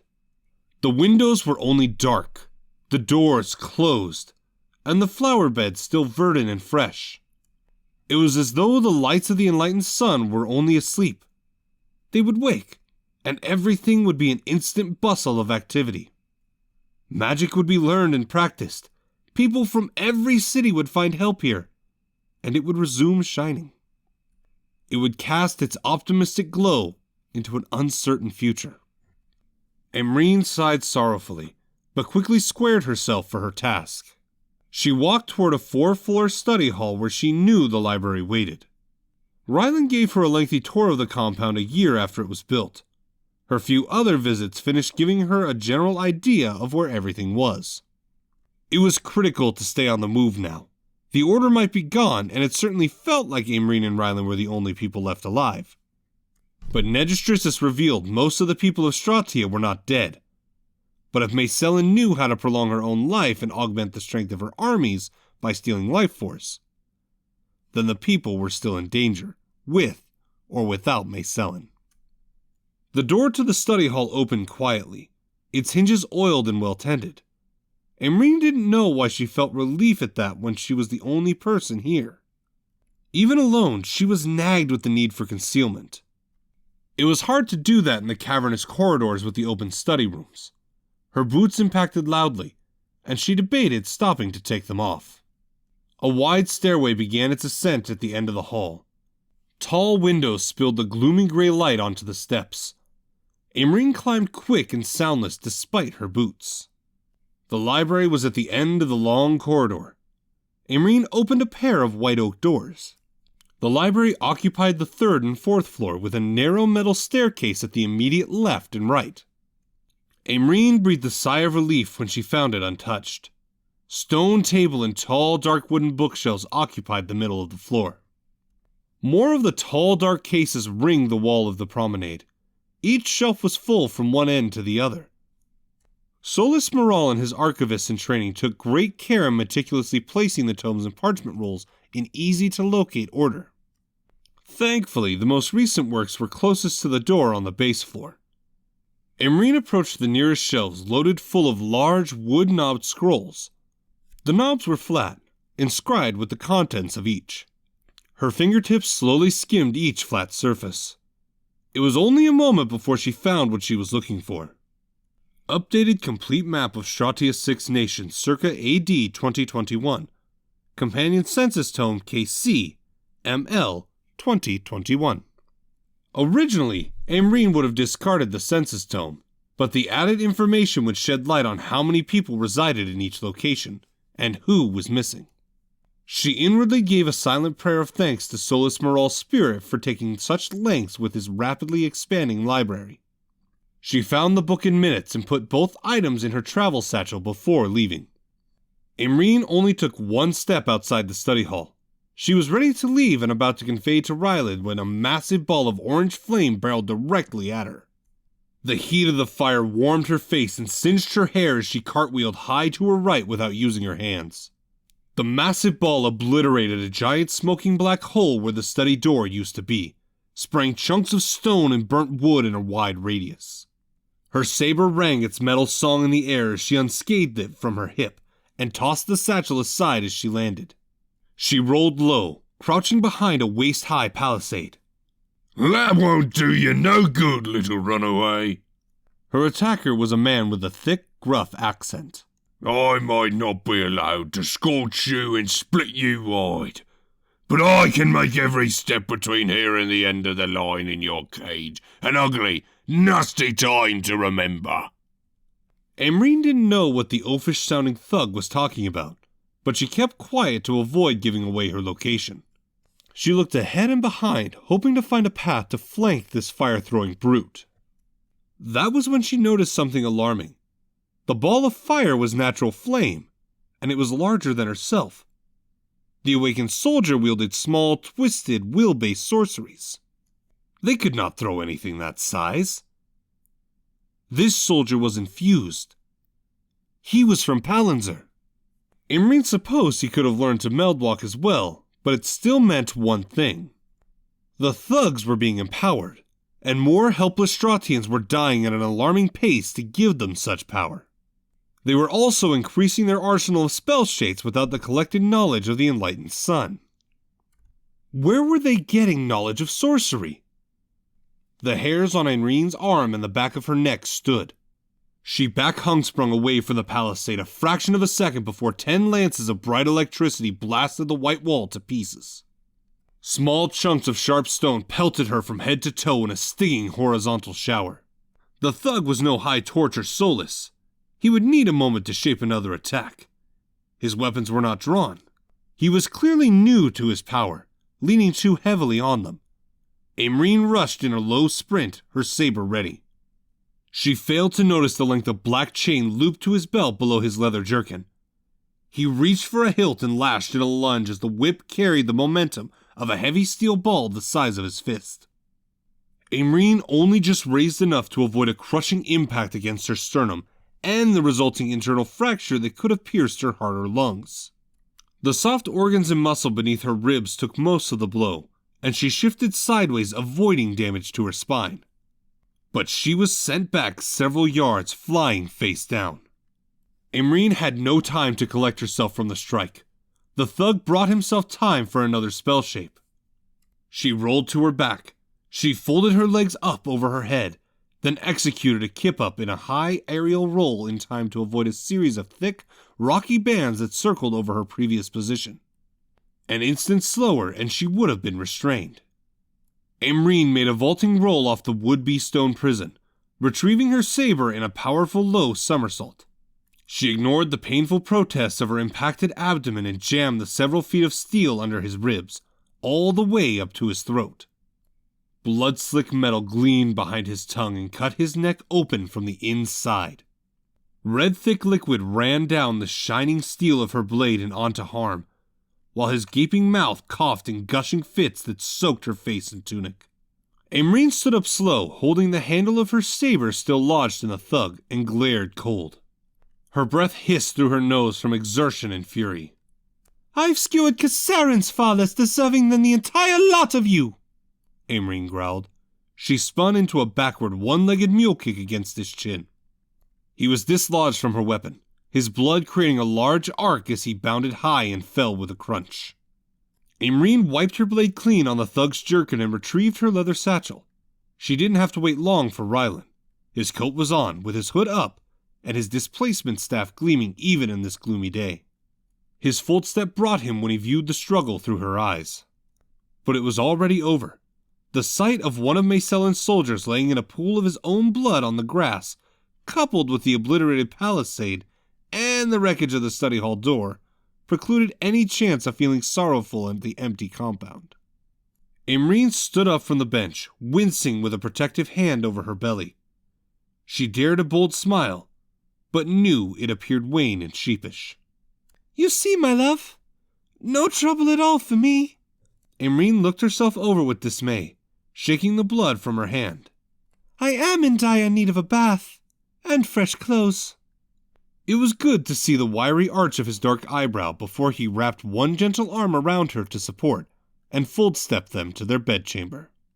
It was also good that Ryland's mend spell was among the first he learned. Chapter 44. Amorlik lay on the cold stone slab and watched in fascination as the body on the slab next to him sagged into long piles of dust and dry bone bits. He was the 6th subject to be harvested for energy to empower the Emperor in the last 2 days.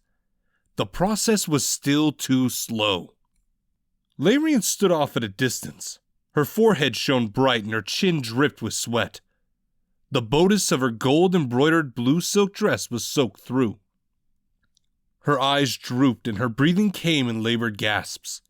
It was the 4th bloodhold for Amorlik's subjects, but she likely held down a dozen more today. Cassian wasn't faring much better. Their magics were being used at length, and it was wearing them down. As exhausted as they were, the pace of the infusions was far too slow for the demands of Amorlik's empire. He held an approximate estimation for what would be required to match Ryland's powers should he strike again. They would need no less than 150 infusions each day to close the gap in power. It was not a calculation Amorlik could have made before, but after the 8th infusion his mind was awakened in new and terrifying ways. He saw the myriad numerical requirements to finish building his mother's empire. He mastered and memorized 20 spell shapes he learned from Cassian. Amorlik swung his legs off the slab as he sat up, looking himself over with approval. He was shirtless, and his torso was hard with corded muscle. He could still triple his muscle mass in a rage. That was one of his innate traits, as Cassian described it. But his quickened physique lent him far greater ability. Amorlik was about to slide back into his maroon doublet, but then he noticed the next slab and its occupant.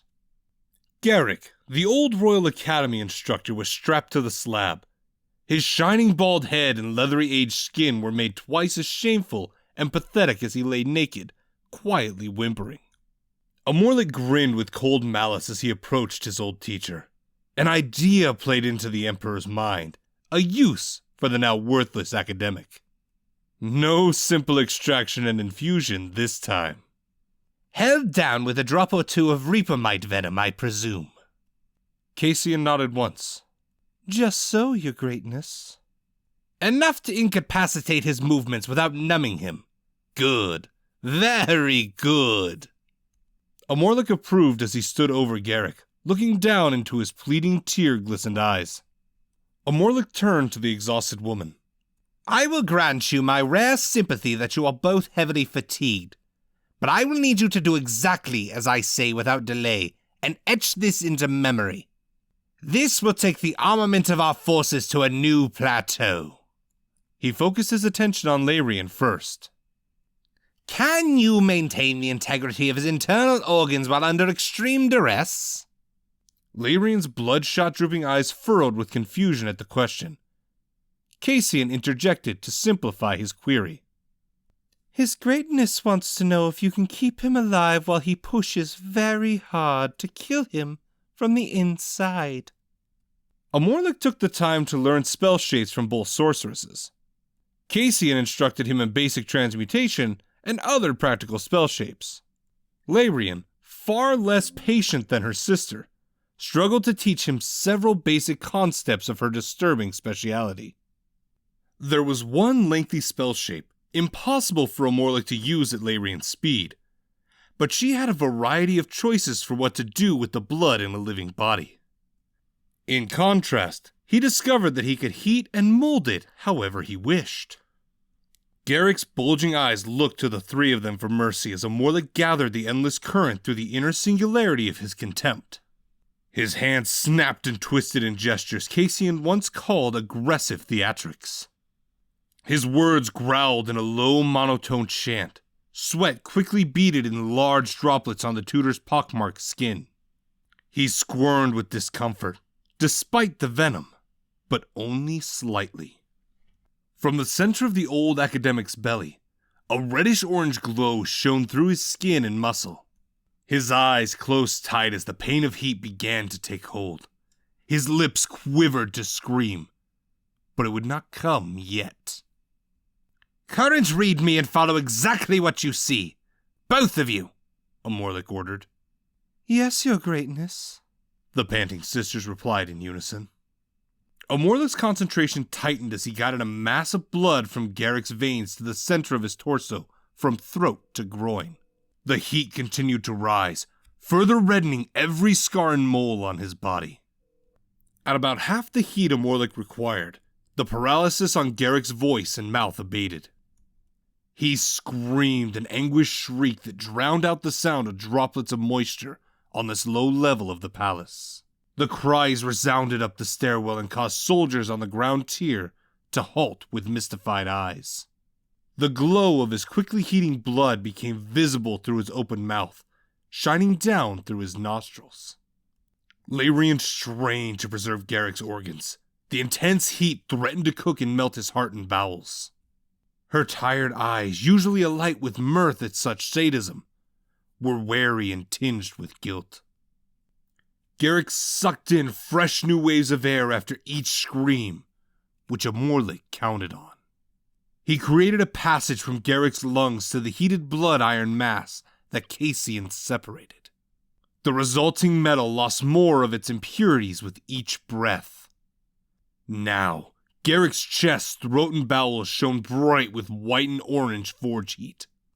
The light pushed against the stale glow of the current spheres.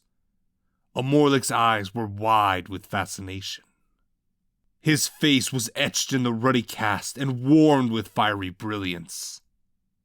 His body started to exude steam that hissed as his flesh boiled and cooked. The stink of burning human meat mingled with the stench of rotten blood. Larian wobbled on her legs and gripped her own chest at the strain of holding Garrick together as he burned from the inside. Amorla guessed it was something to do with their dissolving into the endless current, whatever that meant. After a long peal of cries, Garrick struggled to speak around the length of fiery metal in his body. It required several attempts for him to form the words. Kill me, please, Garrick begged in a pitiful whimper. Amorlic paid the tutor no mind. His thoughts directed Cassian to transmute the impure substances into small portions of needed metals for a higher grade of alloy.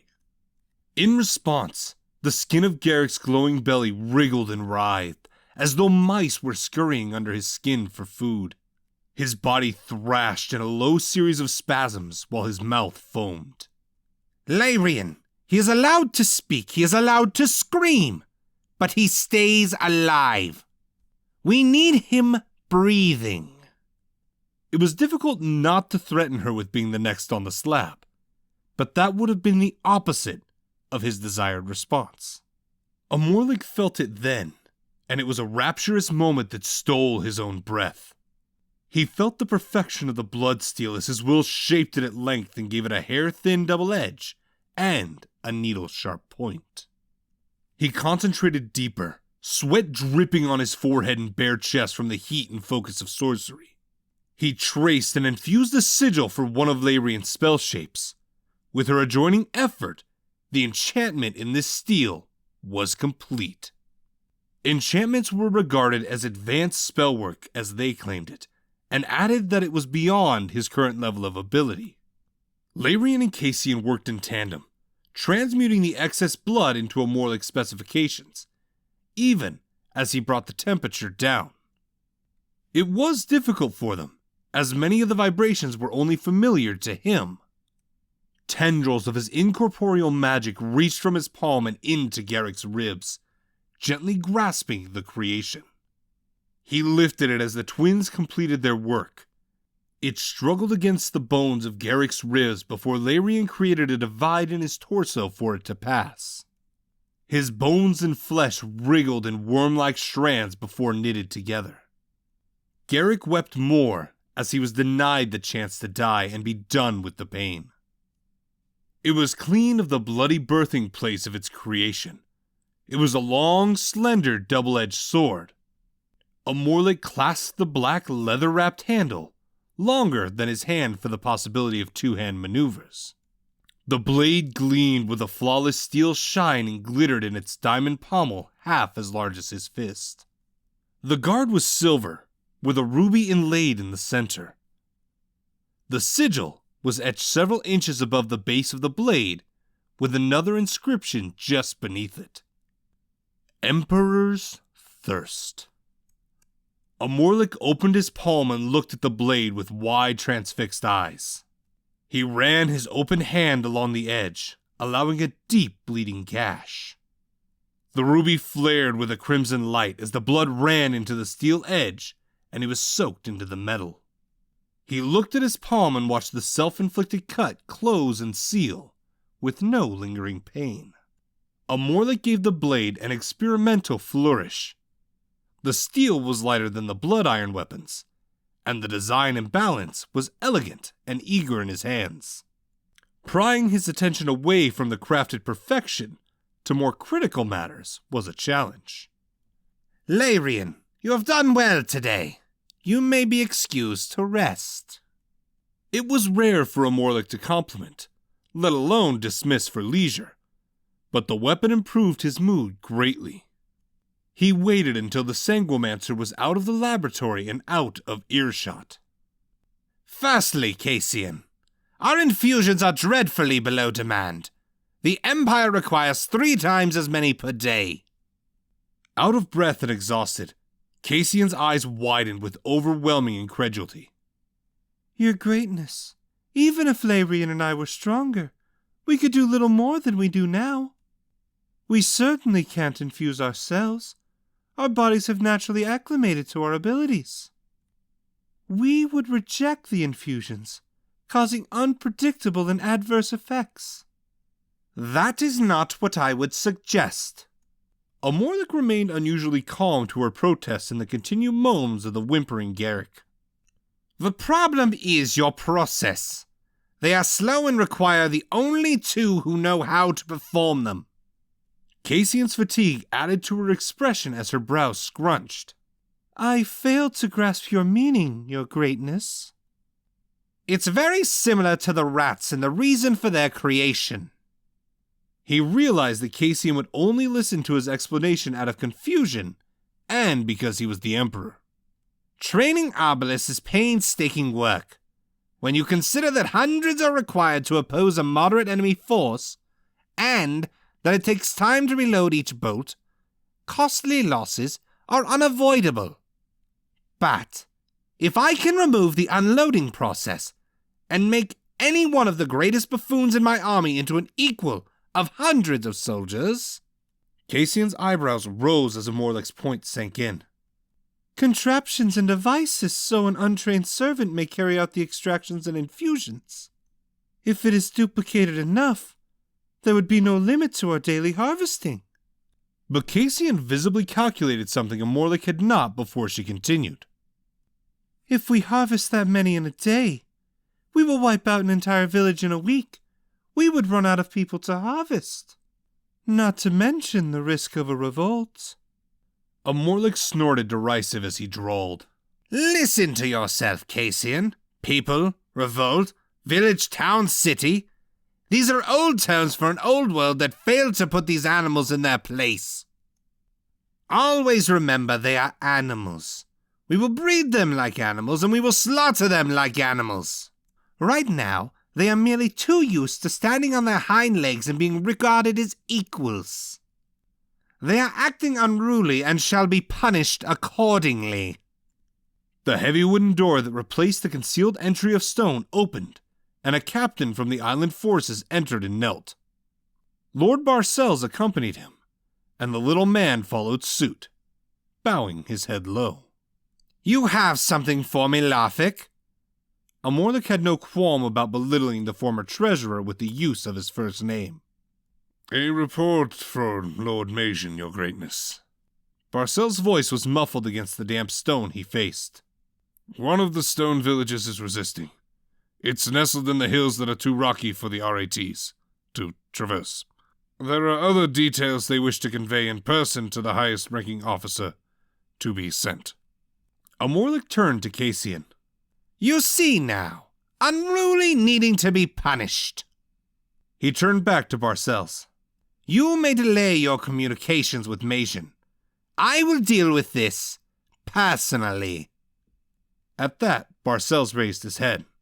Is that wise, your greatness? You are the Emperor. Certainly this task is beneath you.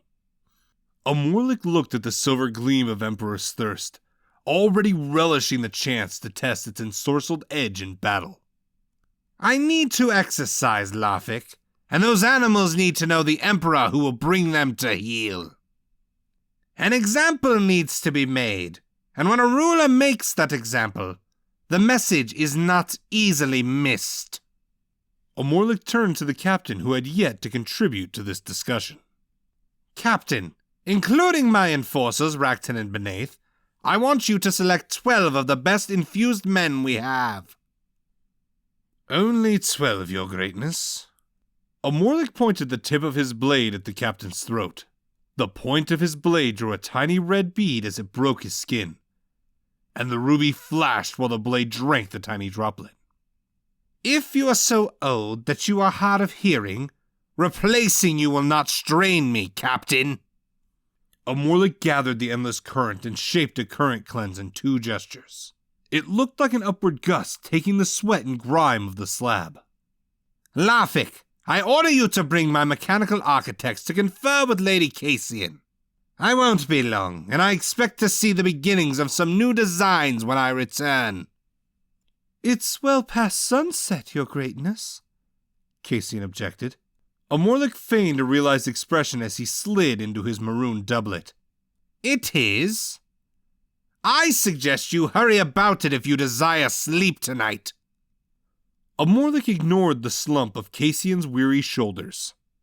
Garrick made the mistake of moaning loud enough for Amorlik to remember his presence. Several of our low-ranking men went exploring on the sub-level some time ago.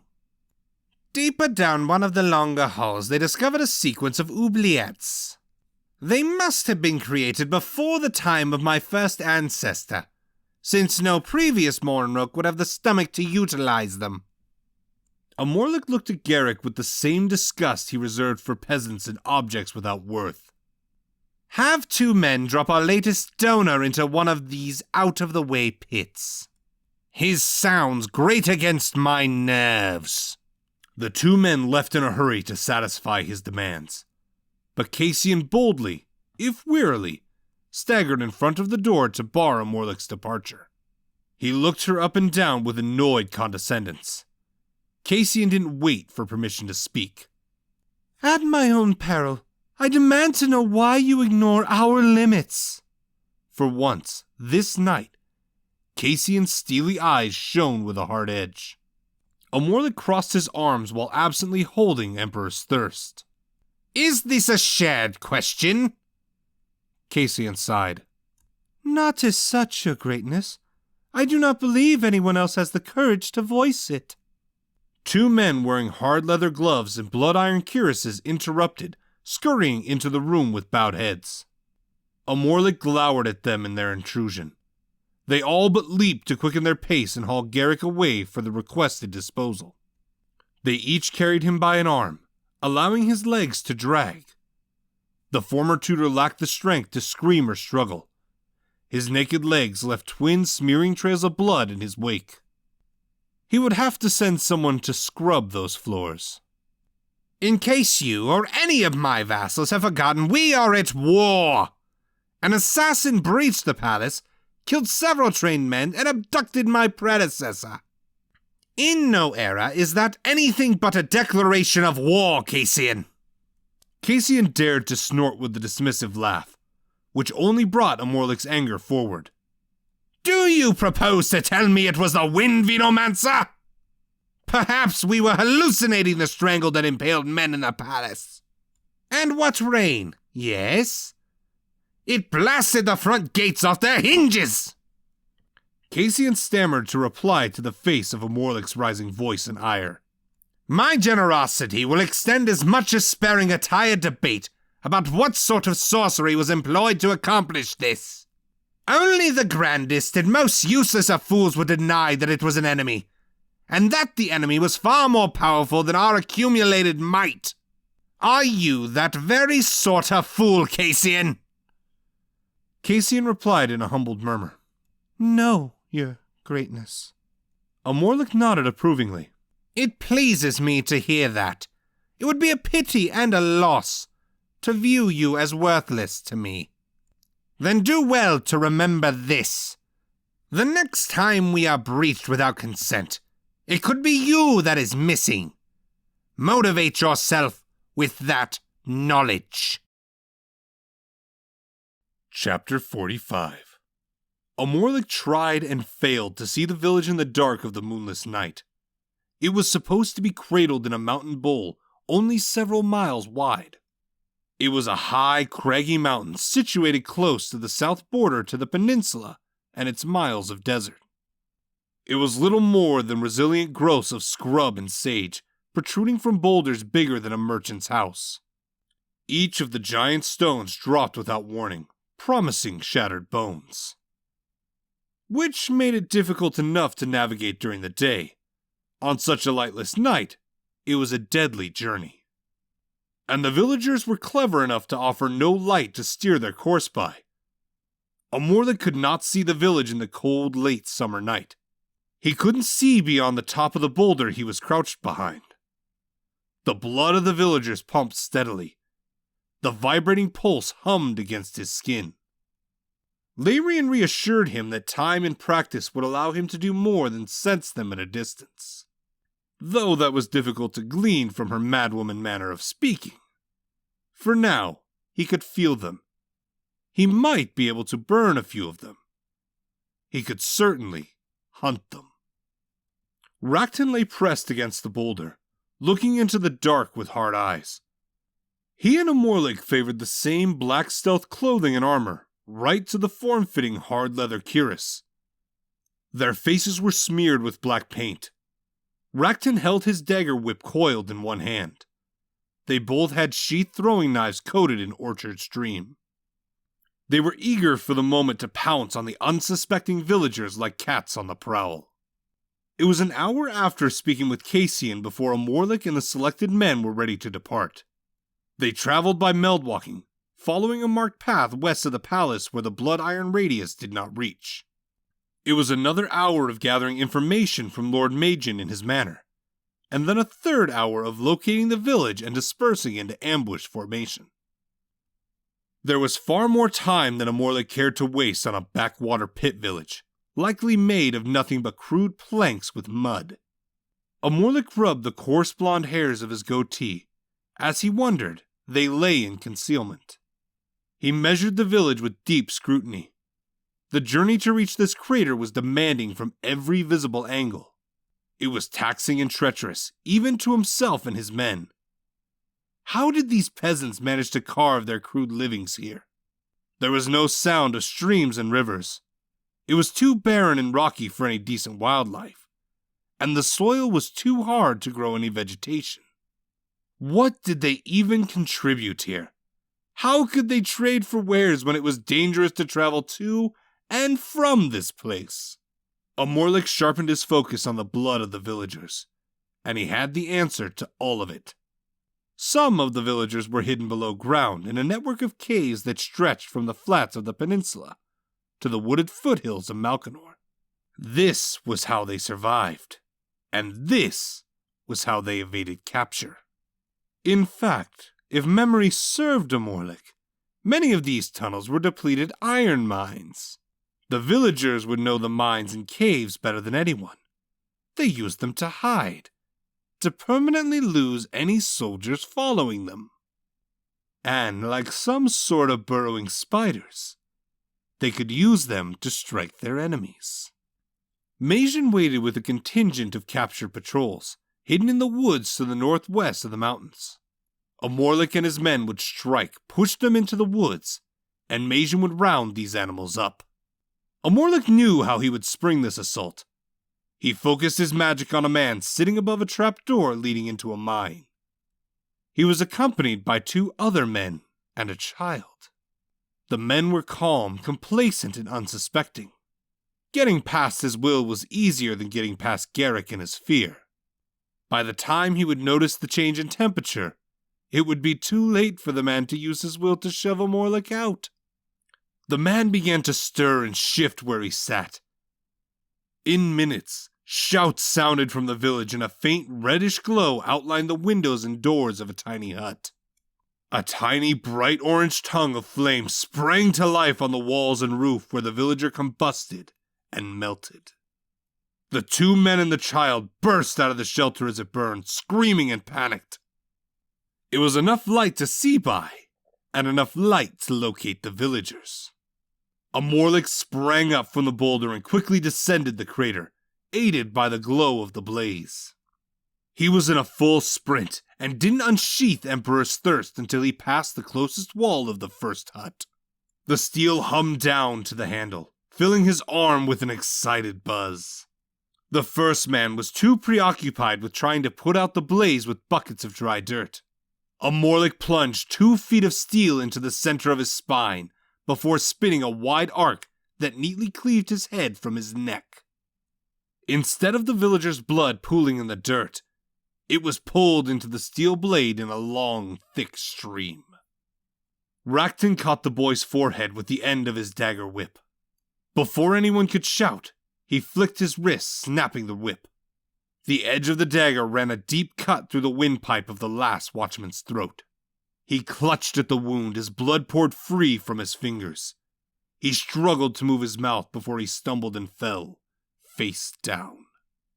There were only 10 of the plank huts, but Amorlik counted several dozen people below ground.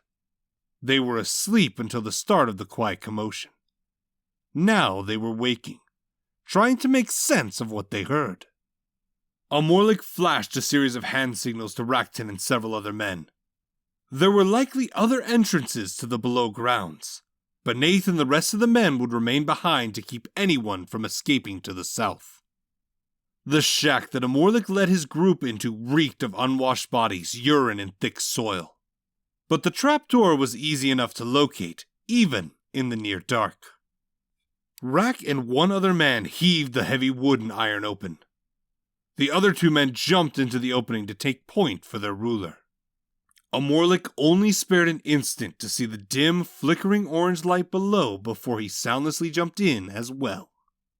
Not for the first or last time, he allowed a moment of appreciation for the physical enhancements of the infusion. With his demonstrations thus far, he calculated he was an equal to a mixed squad of soldiers and assassins. Amorlik keenly felt the villagers as soon as his feet touched the ground. He darted into a sprint anyone would have named reckless, but he knew better. Emperor's Thirst already drank a sizable amount of blood. Whatever injury these meager dirt crawlers might inflict, Amorlik would recover in a blink. With the Bloodmend enchantment off his blade, Amorlik feared nothing. His boots stomped loudly, and he didn't worry as 10 men were on their feet 20 yards ahead. "Women and children to the north!" one villager shouted. The glow of lanterns and torches revealed that these men were armed with heavy mining picks, wood axes, and spades with pointed heads. They had no armor, and Amorlik wondered how these motley men gave Magian such grief. They stood in a tight half-circle formation, prepared to trap Amorlik in a ring to strike him from every direction. He grinned with predatory anticipation. Let them try. The villagers hesitated when Amorlik skidded to a halt with his arms wide and his chin raised in invitation. They tightened their trap, cautiously. Amorlik's grin was wide and insane. "Come, pigs! Have a taste!" The first to answer lodged his pick in Amorlik's lung from behind, below his left rib. There was a painful crunch of bones in his shoulder blades, and his breath exploded out of his chest from the impact. The heated wetness of his blood seeped down one side of his back. Amorlik coughed. A stream of blood-spotted drool leaked from the corner of his lips. But the grin did not change. Already there were pops and snaps of bone and the squirming of inside tissue, as the magic repaired his body and shoved the impalement out. The endless current answered his call, quickening his movements, even as he impaled a man wielding a wood axe through his throat. The blood only ran a couple of inches before Emperor's Thirst drank its fill, pulling the crimson fluid back. From then on, Amorlik was a blur of steel in motion. A rush of intoxicating ecstasy filled him as he severed a shovel man's head in one swing, smoothly continuing the slash down low to split another shovel man's bowels open. His entrails struggled to squirm through the opening as he fell, clutching his belly.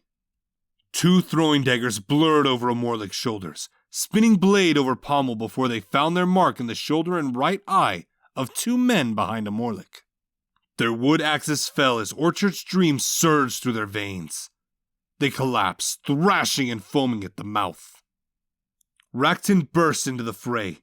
He immediately took the visual cue from Amorlik and held back nothing. The dagger whip darted in mind-numbing fury, determined to cut and disintegrate an axe-wielding man in front of him. No movement was random or wasted. There were no clumsy missteps. Every lash and cut drew a new, deep, long red gash into the villager. He backed away, stumbling, his eyes frantic for escape.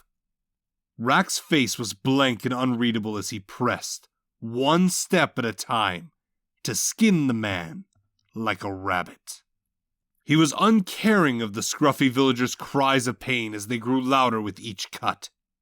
The lanterns were soaked in an oozing layer of blood, and the small cave chamber was awash in an unsettling deep red flickering glow. Amorlik extended his free palm at a scraggly bearded man with a shovel several yards away. A jagged length of sickly green wrought lightning blasted into his face. Black, hairy mold and slime-covered gray mushrooms sprouted out of his eyes and mouth, while the rest of his face steamed and cooked with red blisters and black burns. His face melted inward into a rounded inward bowl, while the substance of skin, brain, and bone formed a chunky paste that slipped down his chin and chest.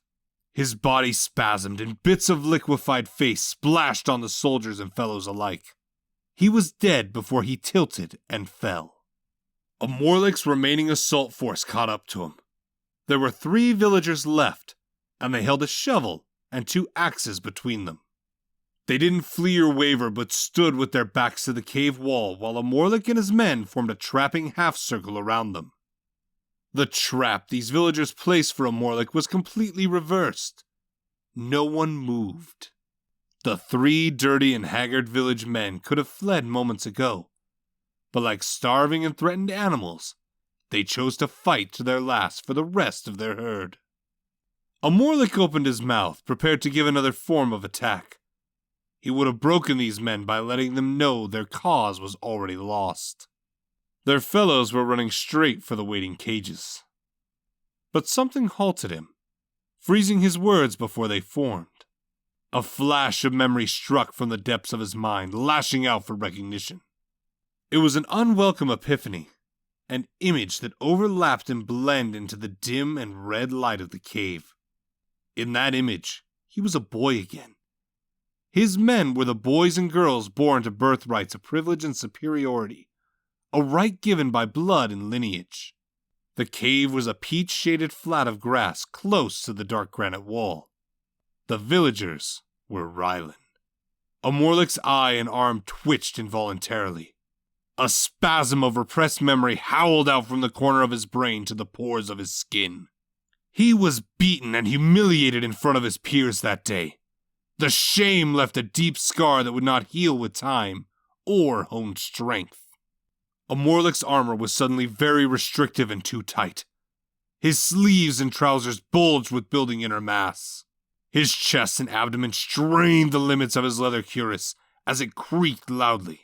Rakten and the soldier to a Morlick's left backed away, eyes wide with fear. A Morlick's vision blurred and blended with the hue of the blood-stained lanterns. The villagers took a tentative half-step back as they shrank a full head in a Morlick's sight. A Morlick roared as he charged at the 3 villagers. They raised their axes defensively, in both hands leaning back, and a Morlick crashed into them with the crushing fury of a tsunami. Emperor's thirst reduced the halves of the axes to splinters. He rammed the blade up into the ribs of one man and out of his shoulders. The force of the powered thrust pumped blood out of the villager in a shower of crimson fluids from high above a Morlick's head. He braced the grip in both hands, snapping out into the dirty man's nose with his teeth.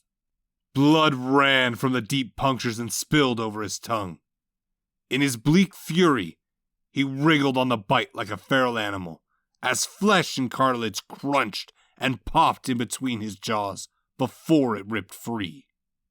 A Morlick spit the nose at the man with the shovel, while he hurled his first victim off his blade and into the other villager. A Morlick stormed over the crumpled heap of 2 men and hacked down once, twice, repeatedly. Their blood was an inverted rain as his blade drank with complete abandon. The ruby flared with the light of a crimson star, and the sigil's brilliance etched itself into the minds of any who looked at it. In the mad barrage, the last villager recovered his wits, remembering why he was there. He lifted his shovel and prepared to strike an enemy he thought too preoccupied to defend against it. A Morlick's men were too frozen and transfixed to intervene.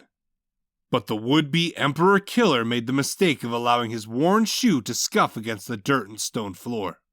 A Morlick lifted his head and turned at the intrusion. The sound reminded him there was one more. He leaped at the villager with a cat-like grace and speed, and with the crushing force of an avalanche. The villager's pants were instantly soaked at the crotch as he realized he was trapped with the certainty of painful, bloody death. A Morlick brought his blade high, shouting incoherently.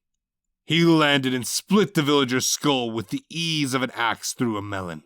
It created a neat, wide cleave from crown to windpipe, revealing a detailed anatomy of the inside of his head. He yanked the blade free and removed the split head with a wide cleave at the neck.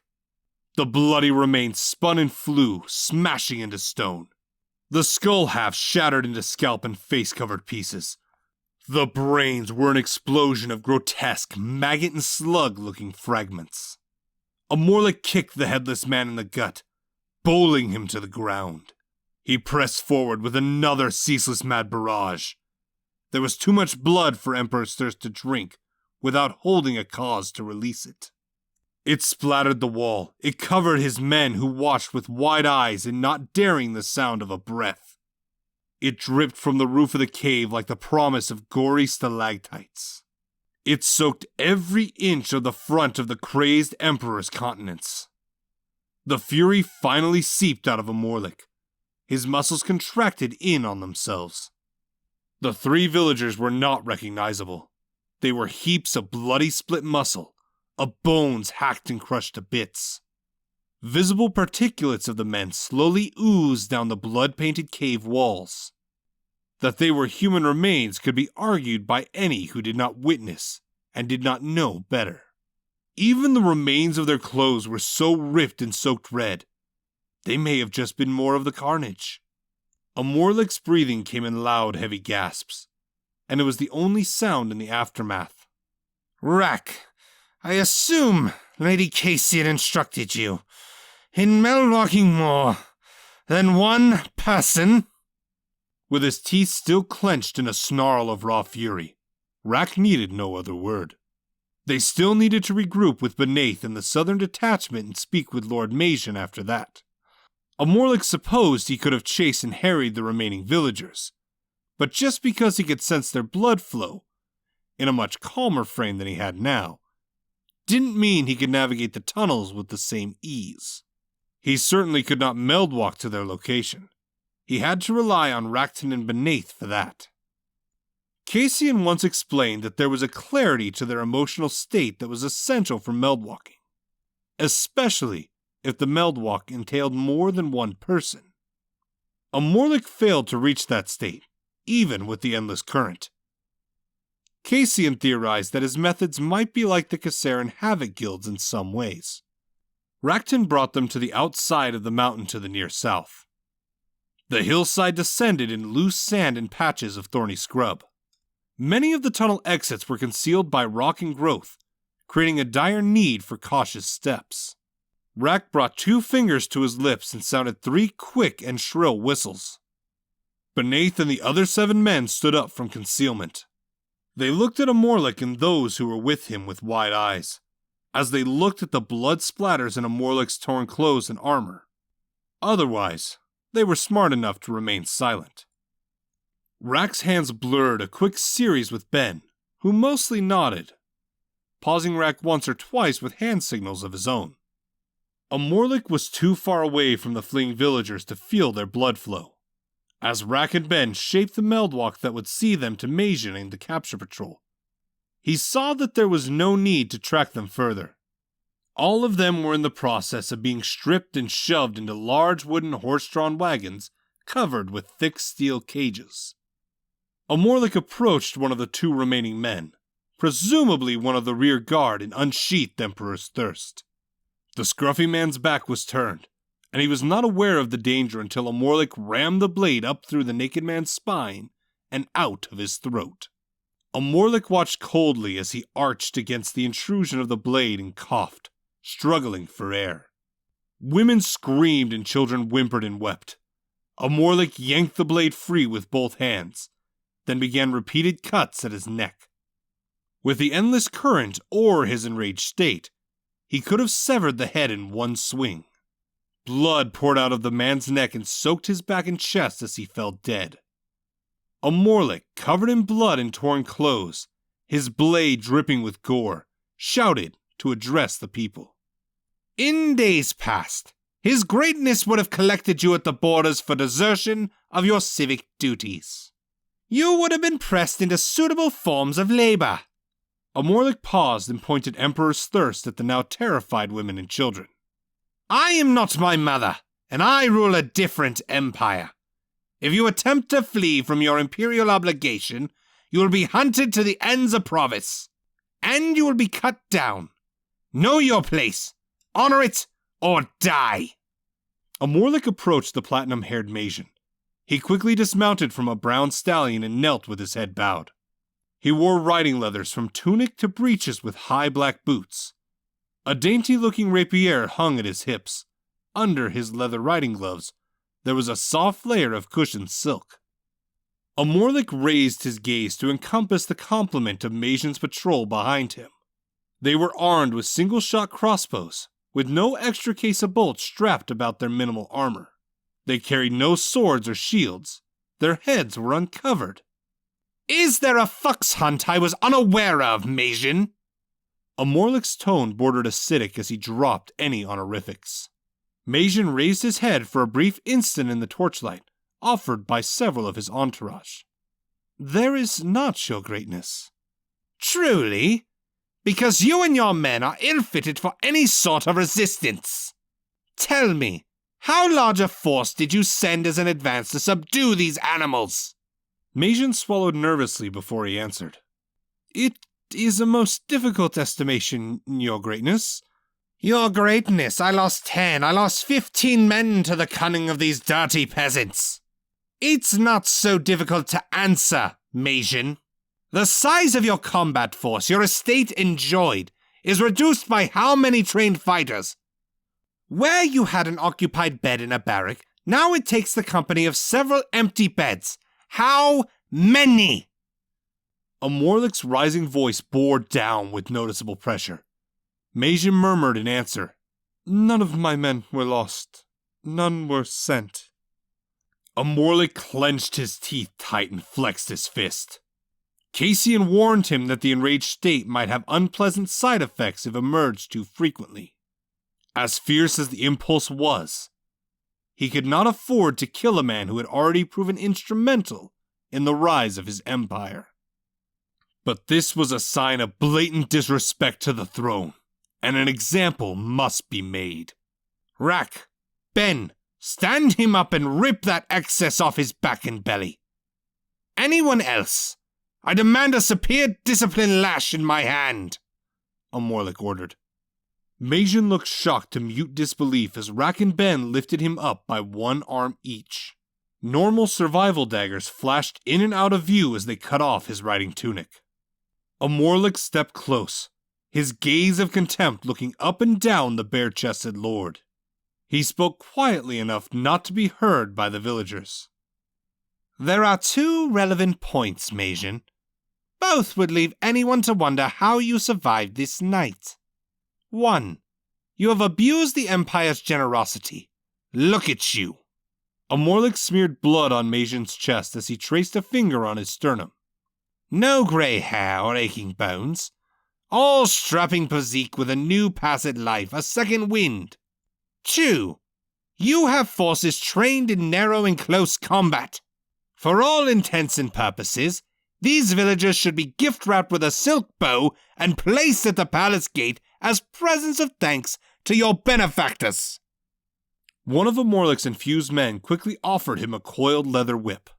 He could have pushed the punishing onto one of his men, but this was a personal affront, and he would answer it personally. There was a total of 15 defenders, Magian, Amorlik announced as he circled to Magian's exposed back, unraveling the pleated length behind him before lunging forward. The whip cracked loudly, drowning out the crackle of torch fire. The whip was long and struck with a ripping blow from Magian's right shoulder to his left hip.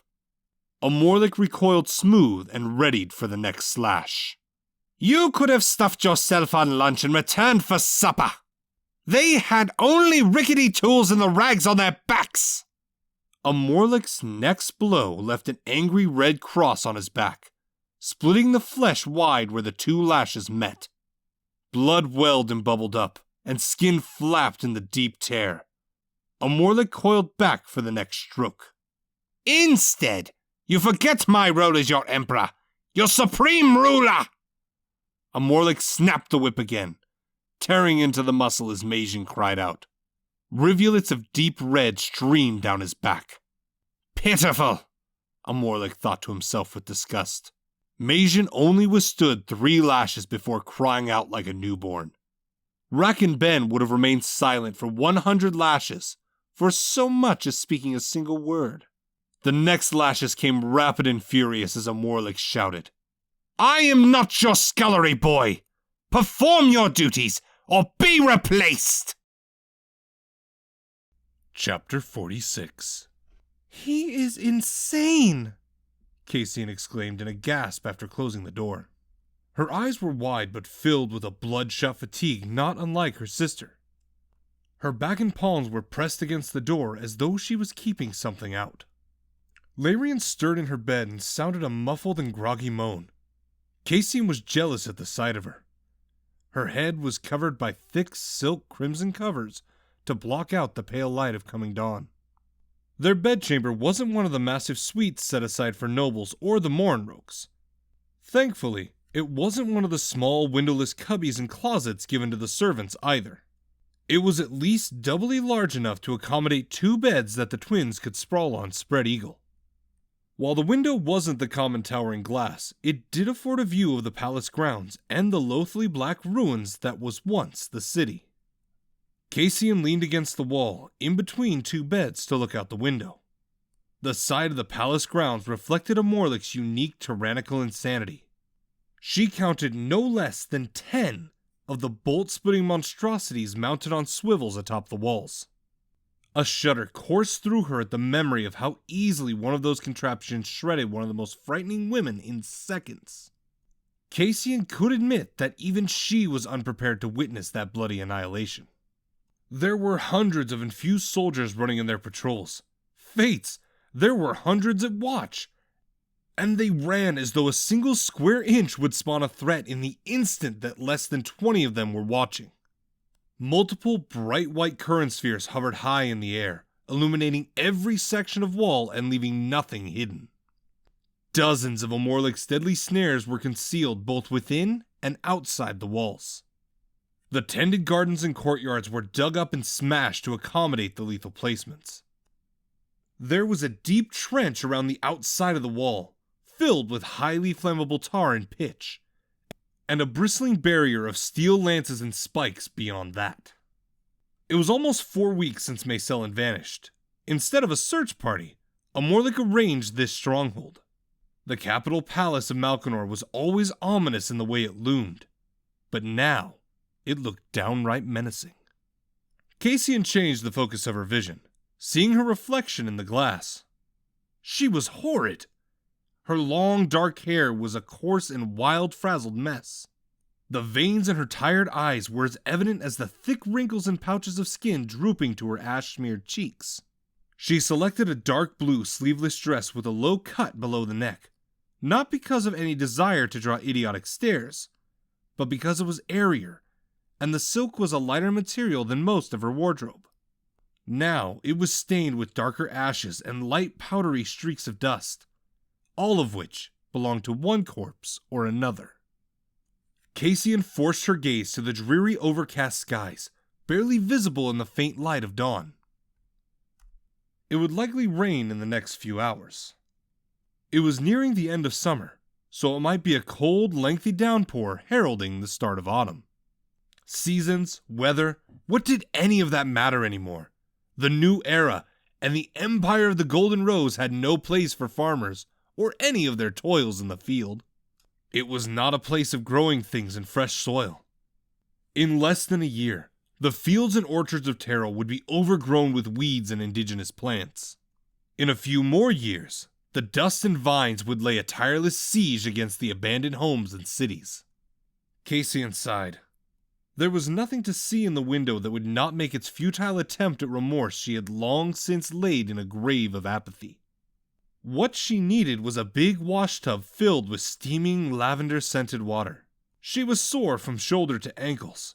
The skin of her joints stuck with the thick layers of dried sweat, and her mind was hazy and strained to exhaustion. The problem lay in the fact that one more spell shade from Cassian would detonate the entire wing of the palace. Any magic from her would result in dissolving into the endless current. As of that moment, her ribs didn't simply chafe irritably. They burned as though she drank molten steel. Most of the palace servants were either harvested or stripped and waiting for their turn in the dungeon cells. With the spreading knowledge of transmutation among those chosen to benefit from the Empire, the old palace hands were evaluated as useless. Cassian could not order a bath. There was only one other option. Cassian picked up a pillow from her bed and hurled it at Larian. The mad twin only tightened her blankets and groaned in protest. "Wake, layabout. I need you to transmute a bath for me," Cassian ordered, restraining none of her irritable exhaustion. Larian retorted in a barely understandable muffle beneath the covers. "Current, refresh, and cleanse. I am sleeping."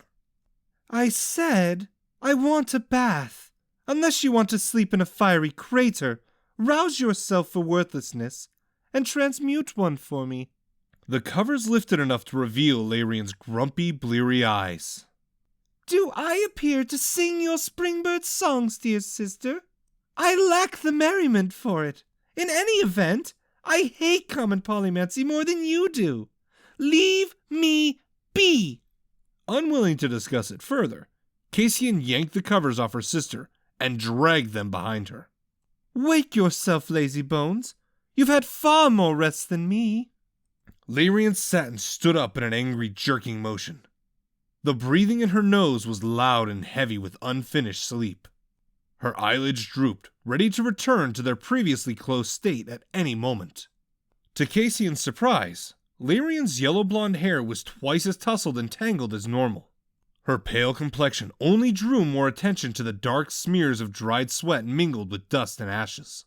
She walked in jolting steps that reminded Cassian of the tales of ghouls and their undead, stiff movements. She stopped at the foot of the bed and looked at the open space to the left and right. Her bleary eyes looked back at Cassian. "There's not enough room for it. Find a wash chamber and have servants draw a bath." Cassian only looked at her with incredulous fatigue. "Did you not hear me? The servants are gone. I don't ask for a giant queen's pool of marble. A brass tub with heated lavender water will suffice. Not much larger than me." If Larian's accusing glower would narrow her eyes any more, Cassian was sure she would fall asleep. "You pine too much for the things we had as children. This age, Larian," Cassian drawled impatiently. The effort to transmute the current into Cassian's request was a full half an hour. Even with the difficulties of being outside Larian's expertise, this was much longer than usual. It might have been easier if she had cut her palm and allowed the blood to drip onto the open floor space. Having more rest or not, Cassian understood the constraints that weighed at her sister. Larian was beyond exhausted from the daily labors. She may have had a full night's sleep that Cassian did not, but that was only the start of a full recovery they desperately needed. The deep brass tub and steaming, pleasantly flower-scented water slowly took shape, materializing as though from the ether of the spirit world. Cassian undressed, grateful to be relieved of her filthy clothes. She pondered burning them.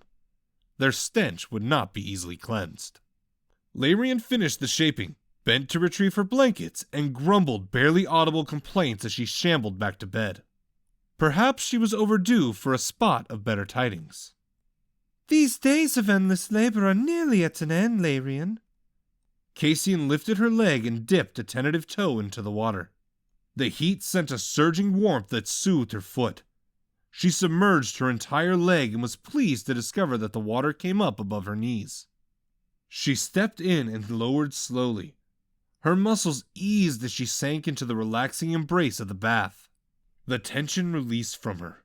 Her aches melted away in the watery surface.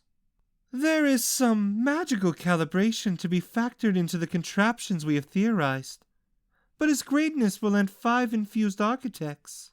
I believe the first of the extraction and infused devices will be ready in a few days." Larian likely complained of the days of coming labor, but it was lost on Cassian when she submerged most of her head in the warm comfort. Honestly, why should she complain? Her rest would come sooner than Cassian's. She had to coordinate the construction and oversee the precise functions of each phase. Machines lack the capacity to measure the individual strength and presence of each subject. On their own, they might fail to gather the subject's blood iron, increase the mass, and shape the appropriate container. Enchantments would be required, as well as blood iron to gather ambient endless current. These enchantments would have to be finely tuned to adapt to each subject. She had to be present, not only to shape the enchantments, but to make sure their functions were reliably flawless from the first use on. She shuddered to imagine what an error from such contraption might be like. Cassian hated to think so much and spend so much time on a process she had already explored. She began a field of study that excited her.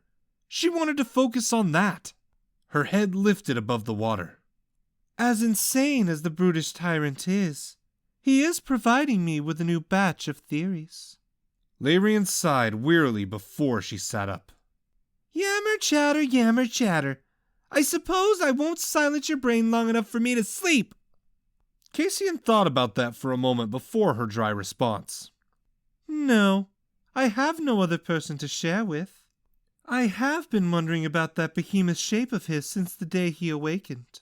I think I understand it, and the specialties we favor. Truly, dear sister. Larian sardonically feigned excitement as she clapped her hands. That is so wondrous. I am so thrilled to miss my very red dreams for this that I might read a tome. Don't be ridiculous, Cassian chastised. I think the Order had it wrong for centuries. They believed we attune ourselves to what we prefer. But I theorize that what we prefer is merely an expression and extension of something deeper. I theorize that his greatness enlarges in a state of rage because his mind views himself as small and impotent in such times. Larian genuinely giggled at that. Her voice deepened to mock his raging sighs. The big scary emperor! He won't be ignored! She giggled again before her voice changed high-pitched. Because it's so easy to miss a small mouse on his hind legs. Cassian retorted in a sleepy drawl. If he were to hear you, I am not sure I could stop him from making you appear like one of your used playthings. There was a time not so long ago that Cassian pondered placing a heavy wooden crossbar on their bedchamber door to prevent her mad twin from leaving. She possessed a deep, lustful craving for a Morlick Morinroke, and she was determined to satisfy it in the late hours. Cassian didn't want to chance Maysellin's anger, and a Morlick's disgust for Larian was plain. In the aftermath of Maysellin's disappearance, among other things, Cassian no longer had to worry about the chance of unwise coupling. A Morlick garnered Larian's impatience and her few instructions to him, as well as her exhaustion when he overtaxed their endurance, all of which made him far less appealing to her. But that wasn't the only change to Larian of late.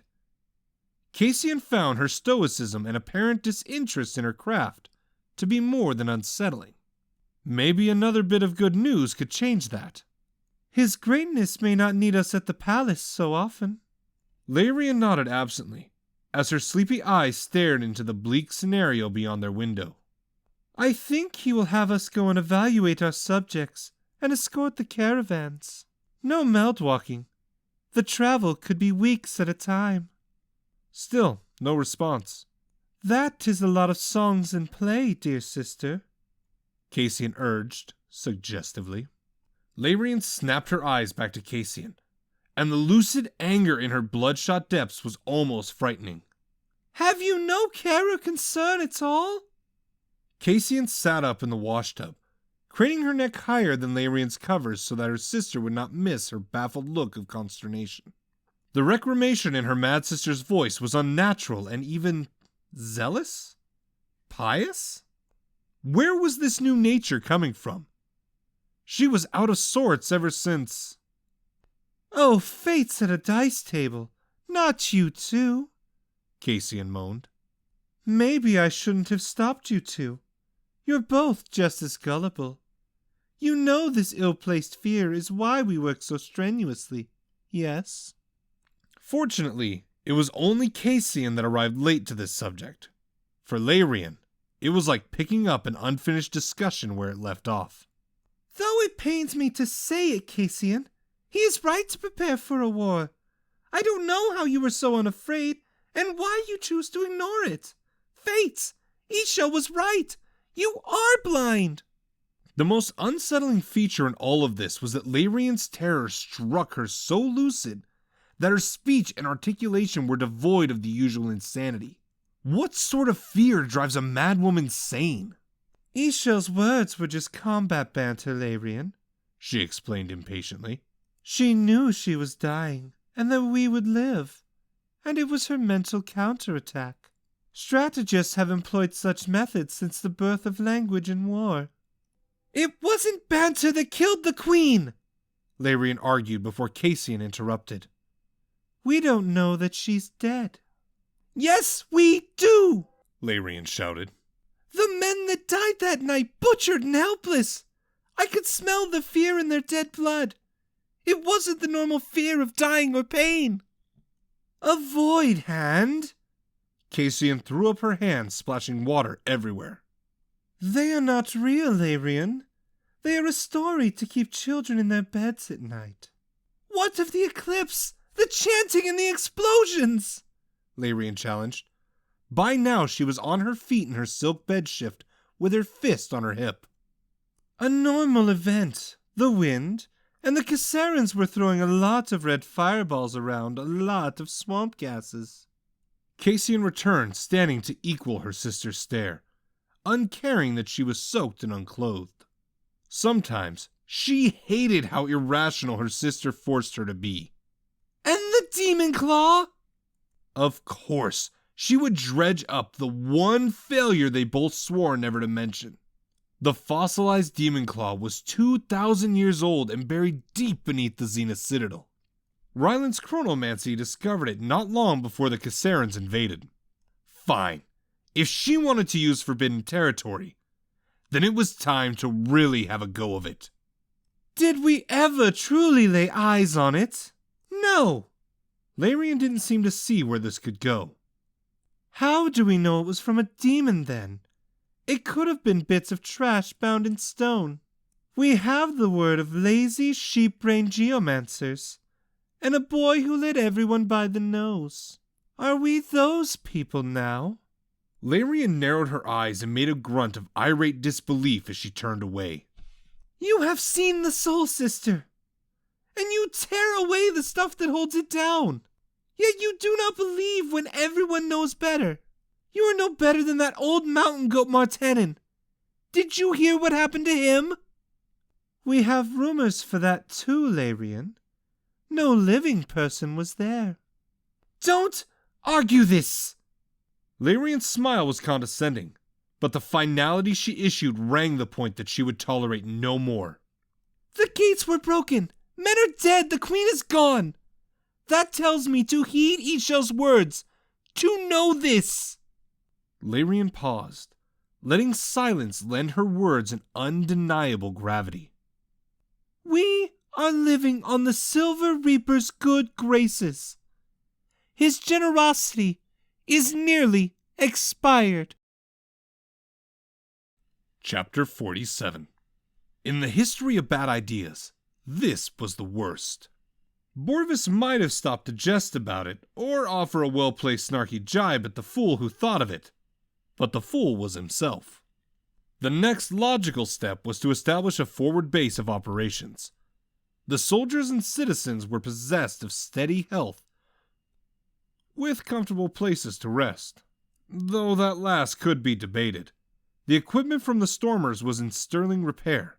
It was, in fact, an ideal time to take back some of the captive Stratians, preferably more soldiers. Those who could not fight were left behind in the caves of the waste. They were managing small patches of farmed vegetables, and the old healer Korvik spent many hours teaching them a variety of basic survival skills. They would be ready to accept additional refugees. But if they were going to rescue more people, Borvis would need to lead most of the soldiers from a location inside Stratia, where Macellan's forces were not likely to inspect. Borvis stood still. His boots, the bottom of his robe, and the black trousers were soaked in cold, greasy, rancid swamp water. He held his apple staff while soldiers moved to and from at either side. Even as they toiled to ready their new post, their eyes were furtive, bordering panicked. They worked in careful silence. No one dared to sound more than a labored breath. The thick murk sloshed in their steps beneath Narrenmore's signature gray burn under an overcast, hazy sky. The dreary effects was aided by the drooping moss-covered willows and the tall cattail stalks that haunched over the muck. Did Narrenmore ever see sunlight or a cheery day? Just once. Borvis would enjoy hearing someone say, "I just came from Narrenmore. It was quite lovely." But he supposed the shock of such a statement might prove fatal. There were two things Narrenmore was most renowned for: the foggy swamps and the millennia-old tombs, forgotten and abandoned centuries ago. Borvis questioned his own motives when he selected both trademarks for the operation. There was little doubt that this ancient catacomb was sealed and forgotten for good reason. The air that wafted from the interior was unusually dry and heavy with dust. The door was a stone slab, concealed by thick vines and growth, and only open with an inconspicuous hand-sized stone pressed down. It was all on a verdantly grown low hillock of thick mud. Opening the door emptied the waters into stone trenches and drains inside. It all sent creeping chills down Borvis's spine, and he wasn't alone in that feeling. There was little doubt that the labyrinth below was haunted, and whatever lurked there was not fond of visitors. Borvis already received reports of directional signals being misplaced and leading the stormers into the wrong hallways. For being so upset with their presence, whatever was there seemed determined to see them lost in the dark forever.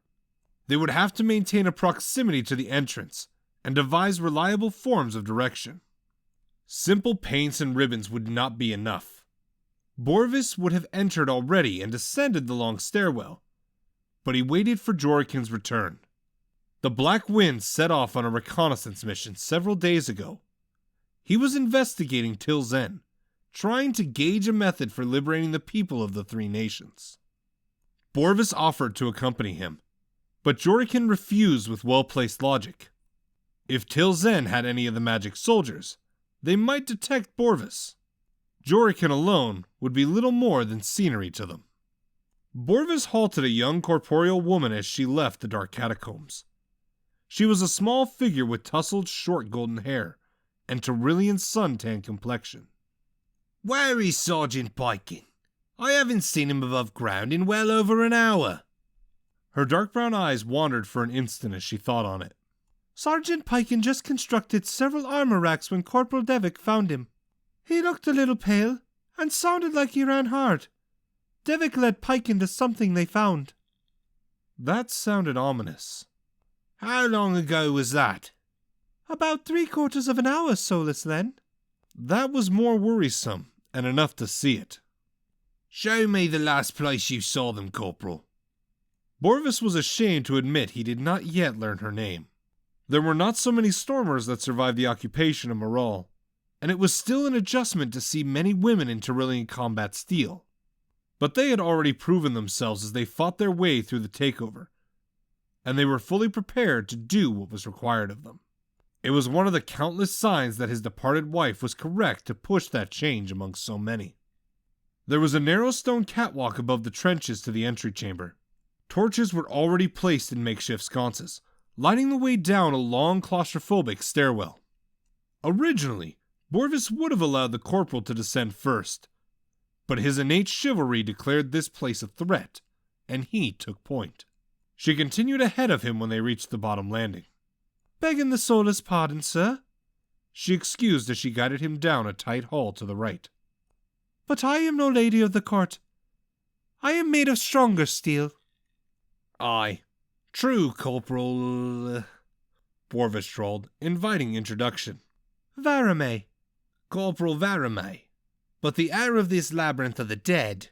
Borvis inclined his staff to the shelved walls, where caskets and bleached dry bones rested in ancient blankets of spiderwebs. I worry that our threats cannot be met with steel. My wife would never pardon me if I cowered behind a soldier ill-suited for these dangers. Vermeil nodded and smiled. Spirit or flesh, I would dread the foul mood of the stormsmith long before any ancient shade. And that's only on a good day, interrupted a voice, startling the Solus and the corporal. They both spun on their heels, weapons ready. Jordican stood with his hands raised, a brass cylinder with clear ends clasped in his left hand. Be still. I have returned. They both eased, and Jordican spun the cylinder in a playful flourish as he fell into step behind them. May I add that my father was brilliant? Borvis chuckled before he conjured a current sphere above his upturned palm. It proved to be worth its space on your belt, then. Hundreds of yards on top of a rise, concealed by trees, and I could see the streets as plain as walking in them, Jordican boasted. The black wind had returned to his boyish demeanor with his restored health. Then we know how many magic soldiers, giant beast crossbows, and all their placements? Vermeil was bold to ask the question so plain and without formality, but Jordican's superiority was in a different army. Some of the stormers viewed it as a transfer in command as soon as Borvis woke up in the caves. Borvis thought it was just because he was Tyrillian, and that made it easier for some of the stormers to accept. Jordican, to his credit, was too thick-skinned to pay it any mind. He laughed. I might as well have been strolling the avenues with a Pirali pastry while writing a list. This invention was pure genius. Borvis chuckled again at the enthusiastic display.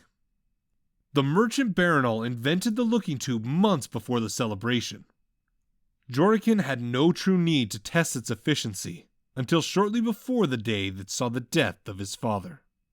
So, what are we doing walking down the dark hallway? Jordican asked.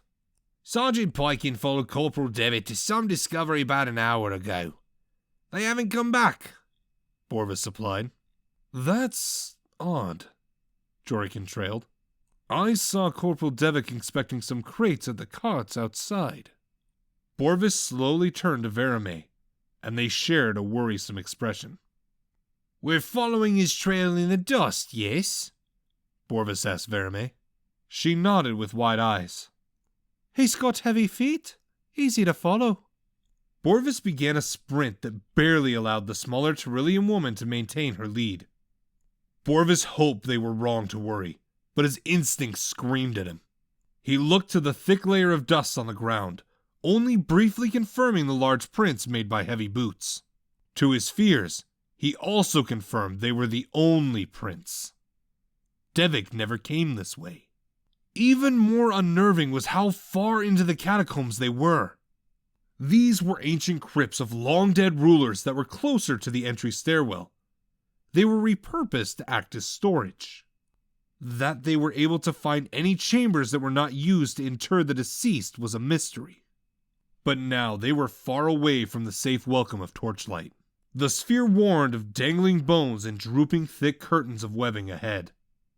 Then, chillingly, there was no webbing in sight.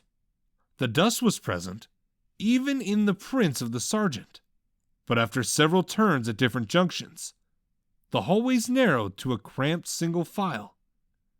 And it was as though the spiders never dared to reside here. The confining widths pressed the dry bones close, brushing finger bones against their arms and legs. In the tight space, it was as though the dead were reaching for them, trying to pull them into a shared death. Before the hallway opened into a wide round chamber, offering relief to their panicked and restricted tension. Borvis reached for Vermeil's shoulder and yanked her back into the hallway. A rusty steel door was opened before them, but a spine-seizing cold blasted from his belly and into his nerves. There was something barely visible in the widely open space. There were etchings on the stone floor, but the far wall fixed Borvis's stare. "Do not cross that door," Borvis whispered in a hiss that was so edged that argument was cancelled. He projected his current sphere ahead into the darkness. Its incorporeal light passed through thin, clear, fresh spiderwebs and revealed pockmarks in the floor, carefully avoiding a reddish-brown etching several inches deep. Borvis didn't need to see the etchings in the ground. As the white orb drew close to the far wall, he knew what he saw on the wall was enlarged on the ground. The thick black banner that draped much of the rounded stone resisted the passage of years with unusual tenacity. In the center, larger than several men, was a red equilateral triangle. Inside its borders, 3 red symbols were confined and touching. The top was a spiral, the left was a flame, and the right was a rough depiction of a horned human skull with fangs. It was an insignia that no one uninitiated to its cause had ever laid eyes on. It wasn't embossed on breastplates or hung from flags and banners in times of war. There were no rulers who ever displayed the image above their thrones. While most people knew its representatives by a different name, Borvis knew better. Enough knowledge circulated among the new Council of Solas, filtered at a pace to the rest of the Order, that he understood the implications instantly. This chamber was claimed by the Order of the Void Triangle. Knowing what was etched into the floor, and guessing at the discoloration, it was clear that their demonic magic was used here frequently. Borvis projected the current sphere around the circular chamber in the hopes of learning more. After a few brief seconds of searching, he heard a creak and a rustle of leather, and a low chorus of hissing, an irritable response to the passing light. Strange black dots floated around the orb of light. Close to the wall at the right of the room, they found a squirming black mass spread on the ground. It was the size of a human body. It was the size of the bear-like Piken. Verame struggled against Borvis's grip and he tightened his hold. That could be him! He needs us! Verame protested. It is him, but it's too late. If you cross that threshold, it'll be too late for you as well. Borvis was speaking from a formless dread, even as he squinted to identify what swallowed up the sergeant. It was only several more seconds before his eyes identified his fear. The writhing layer, the hisses, the floating black dots. The entire room was infested and overrun with deadly, violent Reaper mites and black wanderers. Even as the sphere returned to Borvis, he yanked Verame away from the entry and shoved her back against Jorikin. The returning light revealed he was only barely in time to save the corporal. A smaller mass of the aggressive creatures were only several feet away from her boots, and some of the spiders dangled on invisible threads from the ceiling. Baleful red serpent eyes and anxiously skittering legs pressed through the doorway. "Everyone back!" Borvis shouted as he gathered a wave of endless current into his being. Strangely, the Reaper mites and Black Wanderers recoiled from Borvis in one massive spasm.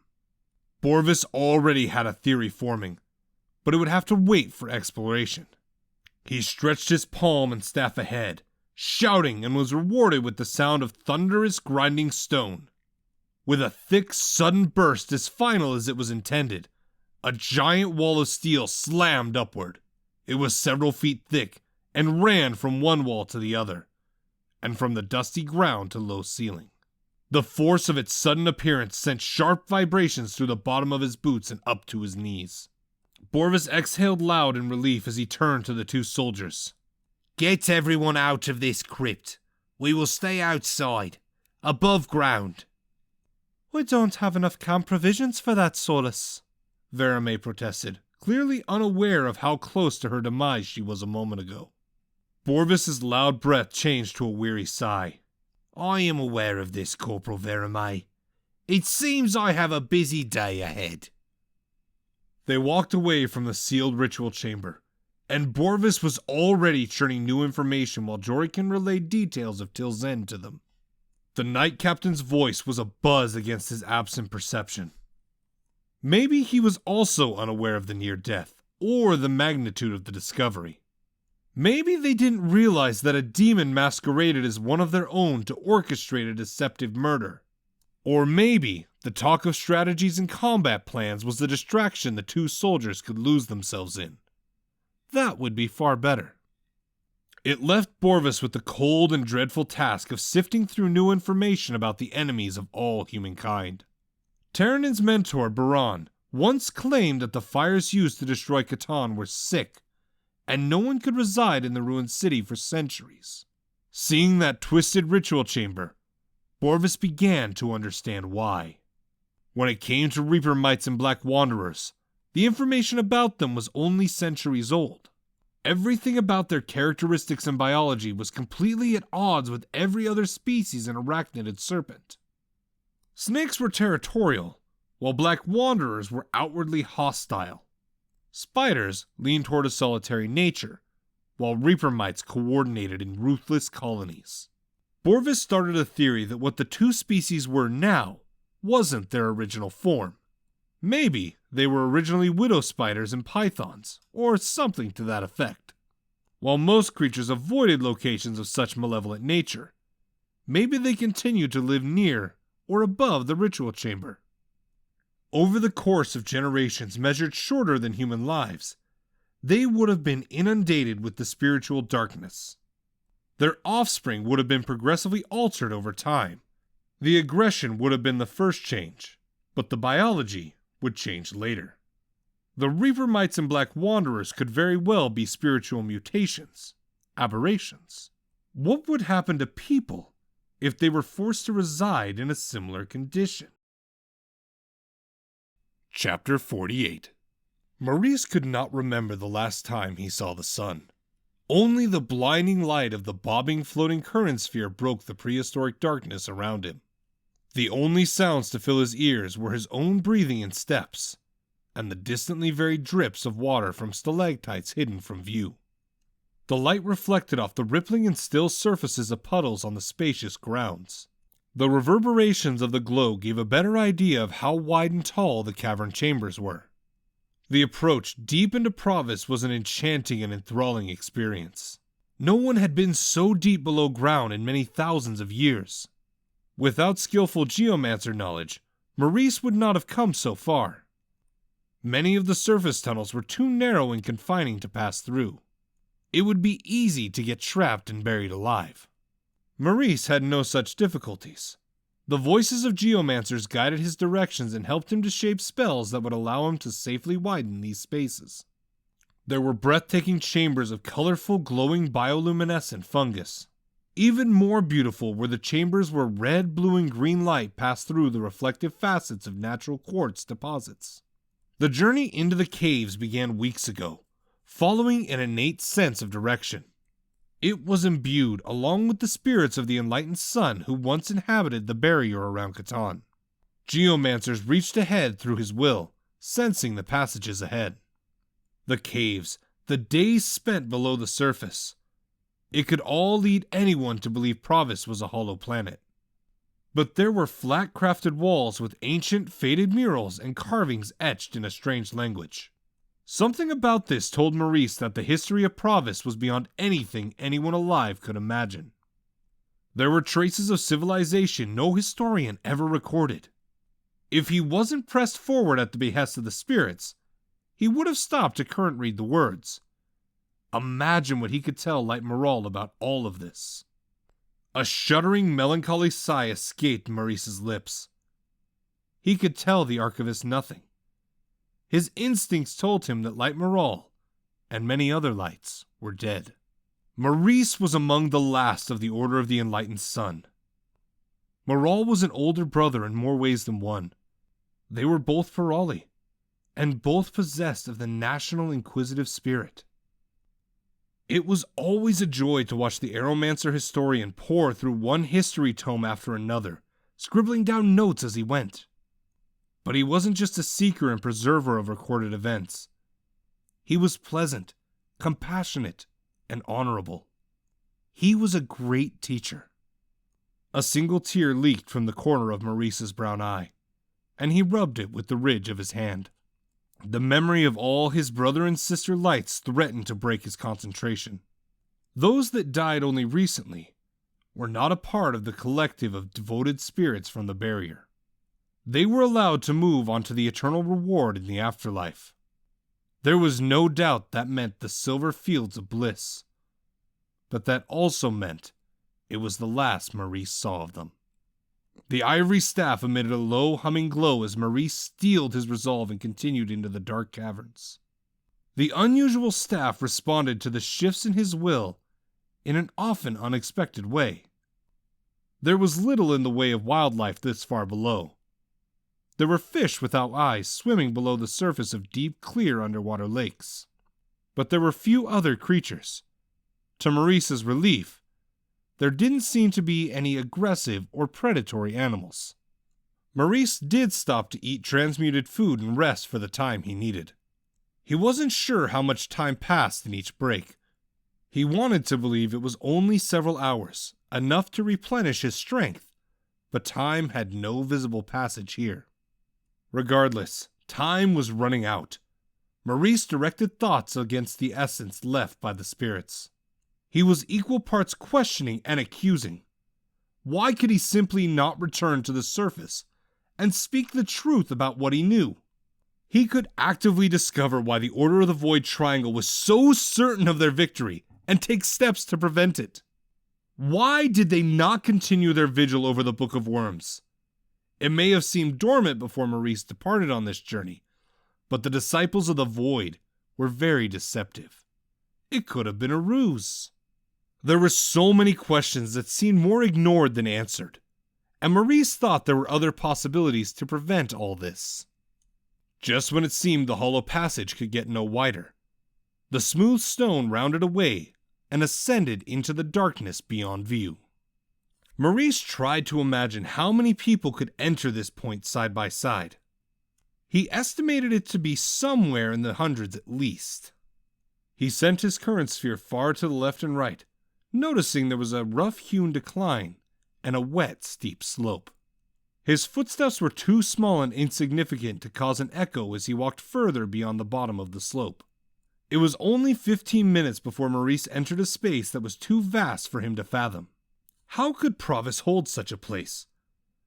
There were giant walls, each made with cut stones that belittled any reference he knew to the word palace. They ascended to towering heights, well beyond his vision.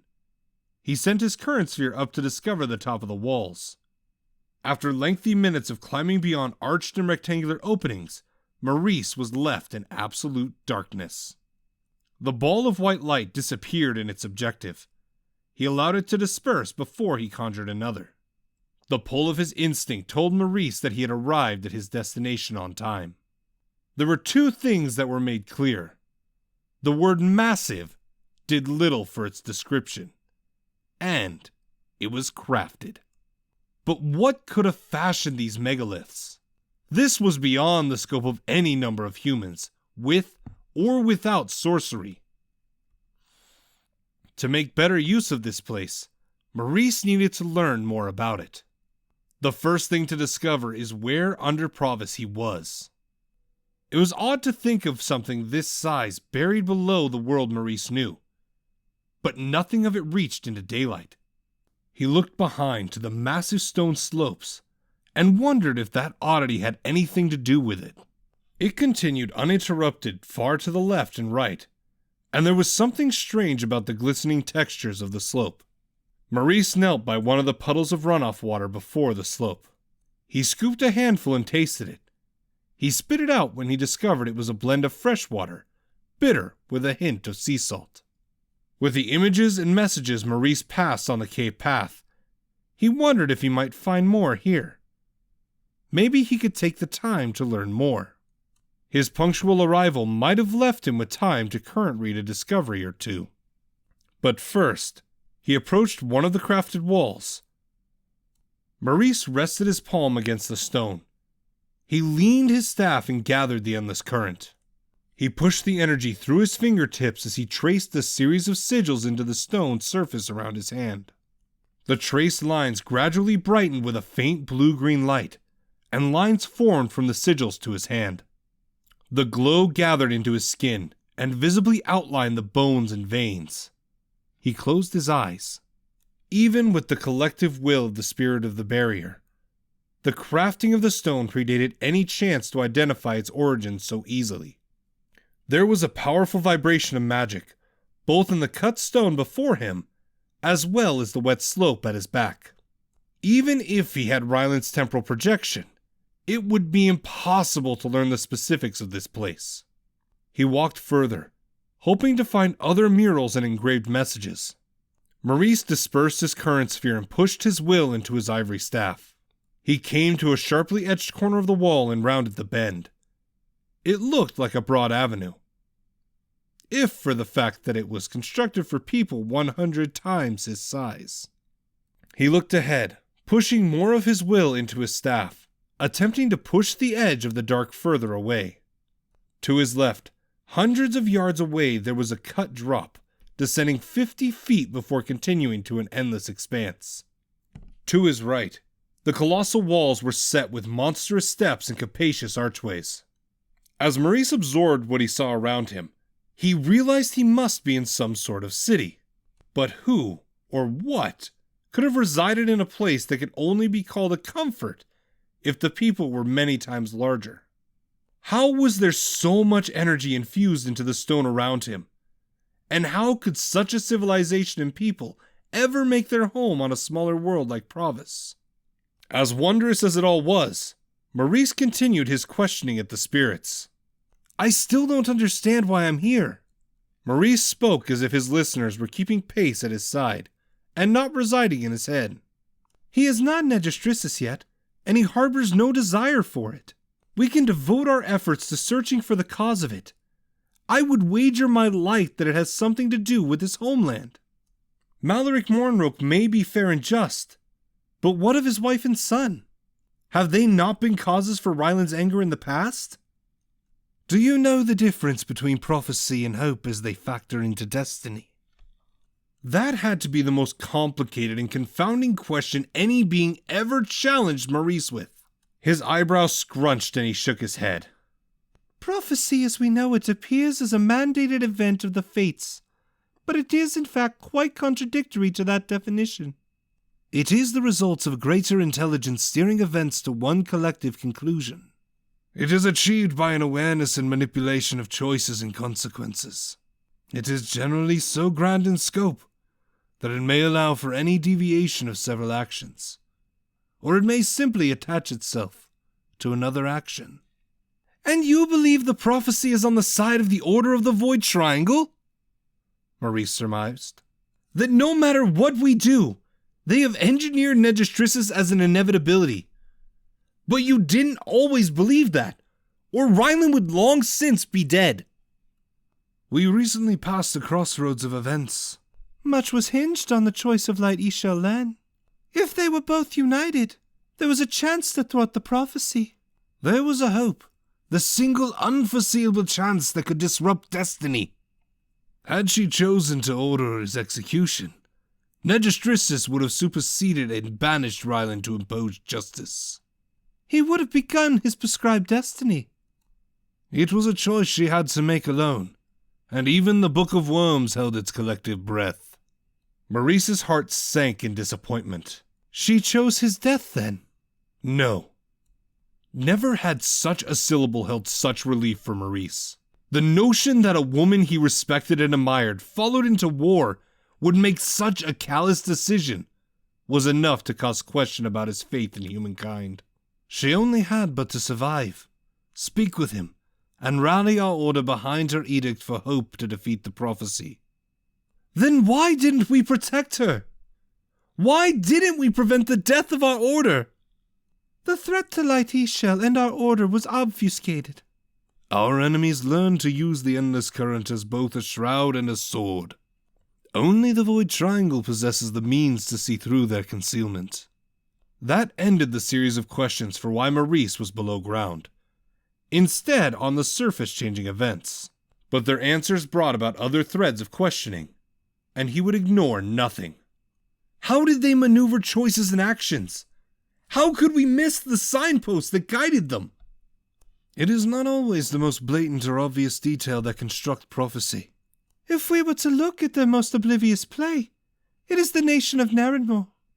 Every likely outcome from every likely choice for the fallen nation has permitted them to use it as their inkwell to write the future they seek. Maurice tried to wrap his mind around how the Swamp Nation played into their schemes, and how it could be considered obvious. For something called blatant, he was only confused. But the spirits were quick to see that in him. Our attention has always been redirected away from Narrenmore. It belonged to the Children of Nothing millennia ago, and it was claimed again by their disciples. Its effect on the living has been less than favorable as a result. When the artifact Storm Harvest was taken from them after the deaths of their royal bloodline during the Narrenmore inquiry, it was too simple to turn a blind eye to everything in its cursed borders. Without a ruler for us to counsel, Narrenmore became a birthing ground to the greatest threats to the Order. Maurice nodded as it sank in. Threats like Mayselin Morinroke. She is one, but several others have been unveiled around her. If we were to make a preemptive removals, we would be responsible for a massacre. And the Order of the Enlightened Sun would become a zealous variety of tyrants. That implication was cold and dreadful. Inquiries would become ruthless hunts of current reading to execute any who oppose us. To cross that line also gives the Children of Nothing what they wish. It is a path of self-genocide they are well versed at inflicting on other worlds before Provis. Beyond Narrenmore, there could be dozens or hundreds of woven choices that the demons manipulated into their tapestry. They would be lives and events so minute they could only be viewed and understood by a being with intimate knowledge of fate. That left Maurice with one final question. If a being of greater intelligence orchestrated this prophecy, then who or what was it? I do not imagine the Fates would be fond of or accepting of this. That answer is not known to us. We suspect the King of Hell as it benefits their goals for oblivion. But just as the origins of this forgotten city, that answer is lost in a time beyond our knowledge. That came as a surprise to Maurice. The spirits of the Order left him convinced they held a limitless depth of knowledge in their incorporeal forms. But it seems the insights in death held limits of their own. Maurice halted and gaped at the sight he least expected, and it only raised more nagging questions. He was certain this city would plunge him into madness. That only conjured images of himself, old and leathery, cackling with insanity miles below ground. It made him shudder. The pair of buildings in front of Maurice were not like the common megastructures that lined the colossal streets. The very first was only 7 feet tall, with normal-sized empty windows, and an open entry that could have held double doors. The other reminded Maurice of the Hall of Trials. It was circular, with balconied terraces fronted by tall columns beneath an awning ring. But there were no seams or brick or mortared stone. They both appeared to have been cut and shaped inside out, from one giant block each. They were also made of a glossy, hazy, rainbow-tinted quartz of some kind. Maurice approached the closest wall of the 7-floor cube building. He closed his eyes and laid his free palm on the smooth surface. The energy and magic that greeted his senses were timeless and enduring, and pure in a way he never expected before.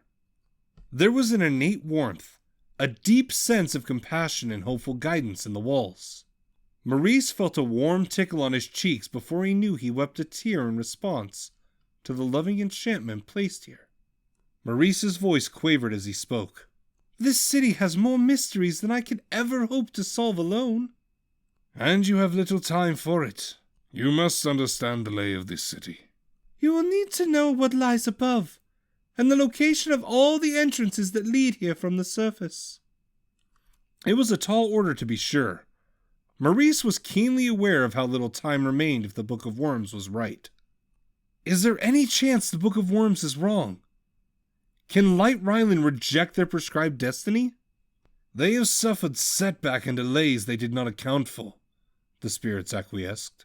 That Light Ishel came so close to ending their objective speaks volumes for the magnitude of chance that hope may acquire. Even now, Light Ryland and Lady Imrine fight valiantly, and are frustrating the dark machinations. They haven't defeated hope as they believe. The answer from the spirits was enough to soothe his despair and reassure him so far from all that he knew. Hope is never defeated, so long as one sentient life continues. Chapter 49. Ryland's eyes snapped open to the tangible darkness hours before dawn.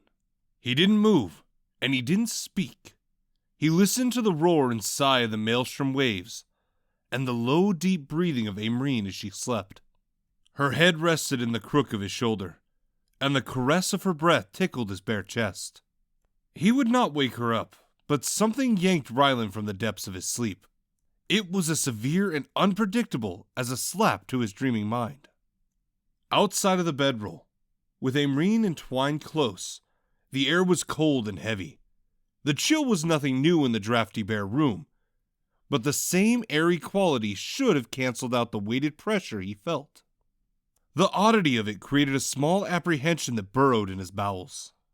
Somehow, Aimreen did not receive this in their bond. This was troubling. It wasn't that she was negligent or dismissive. Even in her sleep, this began and ended with Ryland.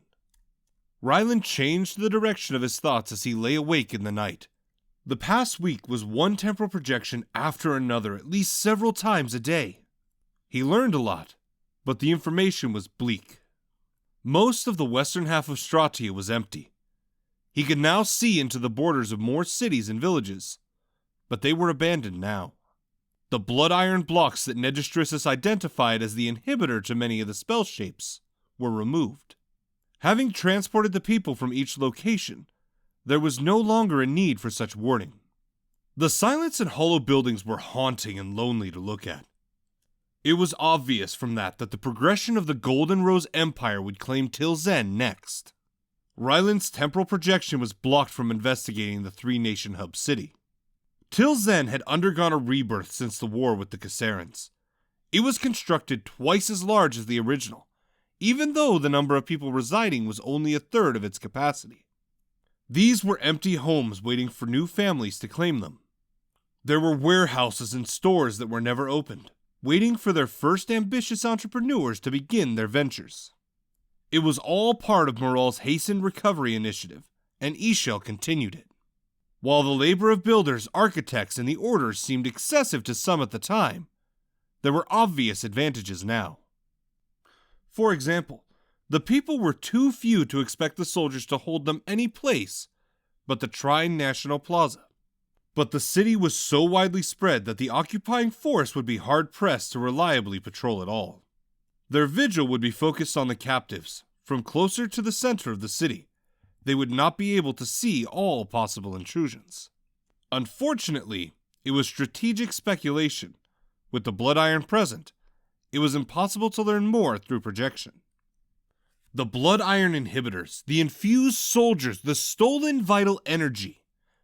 It was difficult to admit it, but Negistrissus acquired a great deal of needed and veiled information.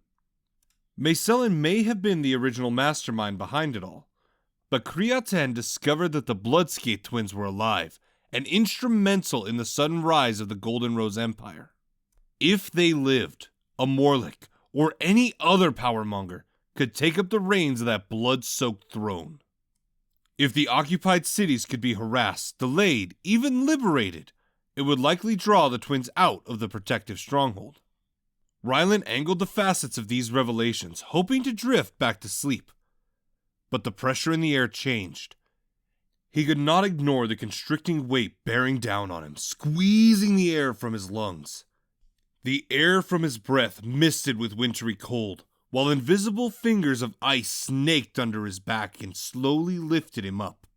He was sure that the rising would stir Aimreen, but he was horrified to see the side of his body pass through her arm and leg, as incorporeal as smoke. By the time Ryland stood up in his brown trousers, his vision darkened with shadowy haze. He walked on the cold, dusty marble on bare feet, but not of his own volition. Something else seized control of his movement from within the forefront of his brain, leaving him an unwitting passenger in the back of his mind. The sensation was familiar, but different. It was just as it had been in the Takara state months ago. When he spoke, he was a whisper confined in his own head. "It's you again, isn't it? What do you want, Negistrisis?" Rylan was given no answer, only a sense of conveyed contempt.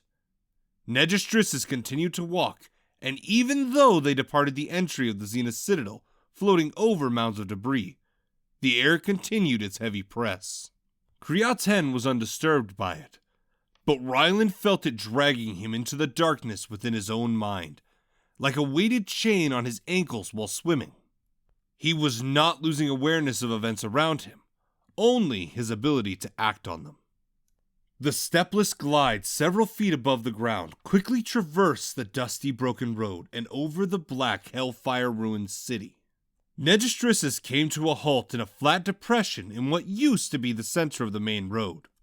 A sense of nostalgia came over him as he remembered coming here during his time as the Aspect of Vengeance. He remembered training in this exact spot, sparring with the conjured ancient spirit of Macoran of the Shadows Eternal. The Book of Worms would oversee the lessons as it floated above a short pillar of glossy obsidian. Its words reverberated in the cold blue glow of soullight and their crawling blanket of mist. None of that was here now. The Book of Worms crumbled to dust and scattered across the shoreside. The spirits of the Void Triangle believed their mission was complete, and so they abandoned the vessel they inhabited. Even the stone pedestal it rested on was nothing more than a spread pile of hand-sized rocks. Amrine moved her arm and was greeted with the fact that she was alone. At first, she only stirred, shifting in the bedroll, hoping she was mistaken. But she opened her eyes and lifted her head to find no one was beneath her arm and leg. Rylan was gone, and she felt nothing of his rise in their bond. Before Amrine could shove aside the bedroll and rise, she tensed. She sniffed, quick and quiet, while her instincts warned her of a much closer threat. Her nerves wound tight. The air was hinted slightly with the rotten egg stench of sulfur. After a long, tight silence, there was a tug at the end of the bedroll by her feet. Amrine watched in terror at the incident of the unseen culprit.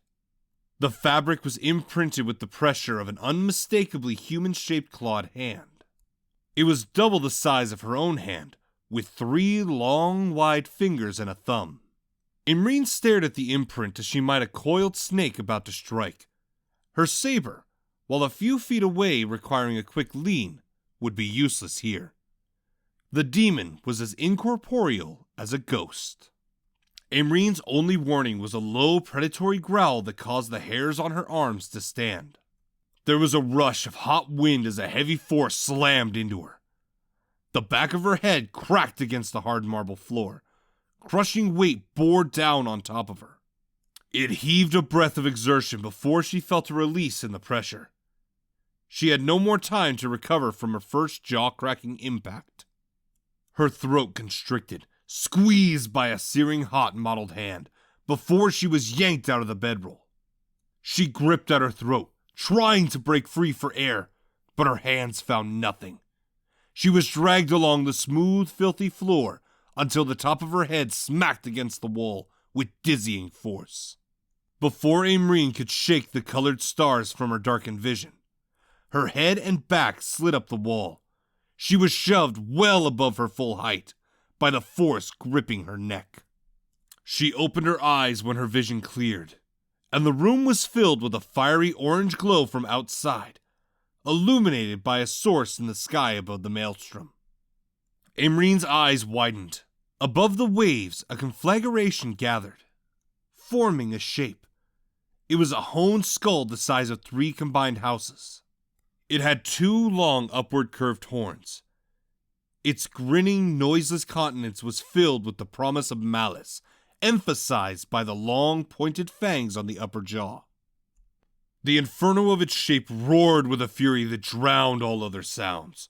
The waters boiled beneath it, creating a low depression in the waves as clouds of steam rose into the air. There was a hard impact against Amrine's belly, A blow that made her choke on air that could not escape her closed throat. There was another, and the impact against her ribs threatened to crack them. A Marine would have been powerless on her own, even with weapons. She kicked and thrashed, trying to leverage an opening for air in her throat. She couldn't speak, but her thoughts reached out for Ryland, pleading and urgent. My love, the demons have returned. I cannot fight them. Wake from him! There was hot, snorting breath, heavy around her neck and cheek. It was filled with the reek of ashes and soot, coupled with sulfur and rotting meat. The demon released its grip ever so slightly, allowing Aimreen to breathe. It wasn't much of a favor with the foul breath wafting in her face. It spoke, its voice directly beside her ear. Its words were slow and measured, while its voice was as harsh and gravelly as grinding stone. He's not here. He can't help. We won't kill you, but make you sleep. Do not stand in the way of Createn. Aimreen wasn't sure if her angry glare found the demon, but she spit ahead with disrespectful rejection. She was answered with dozens of blows as she dangled helpless and pinned against the wall. In the orange glow created by the fiery standard of the demonic attack squad from Epphleos, the ground stirred in Catan. Negistrissus looked down at the ground below his feet as ashes stirred across the cooled molten stone, gathering. His appearance was completely unchanged from Ryland's, and the world of colors and light filled his vision. So it was easy to see his projection before him. On the other side of the gathered ashes, another figure hovered above the ground. It glared with wide, eager eyes, blazing fiery red around reptilian black slits. It was several inches taller than Negistrissus and naked, revealing it was without gender. It was lean with corded muscle underneath tight, rubbery midnight-colored skin.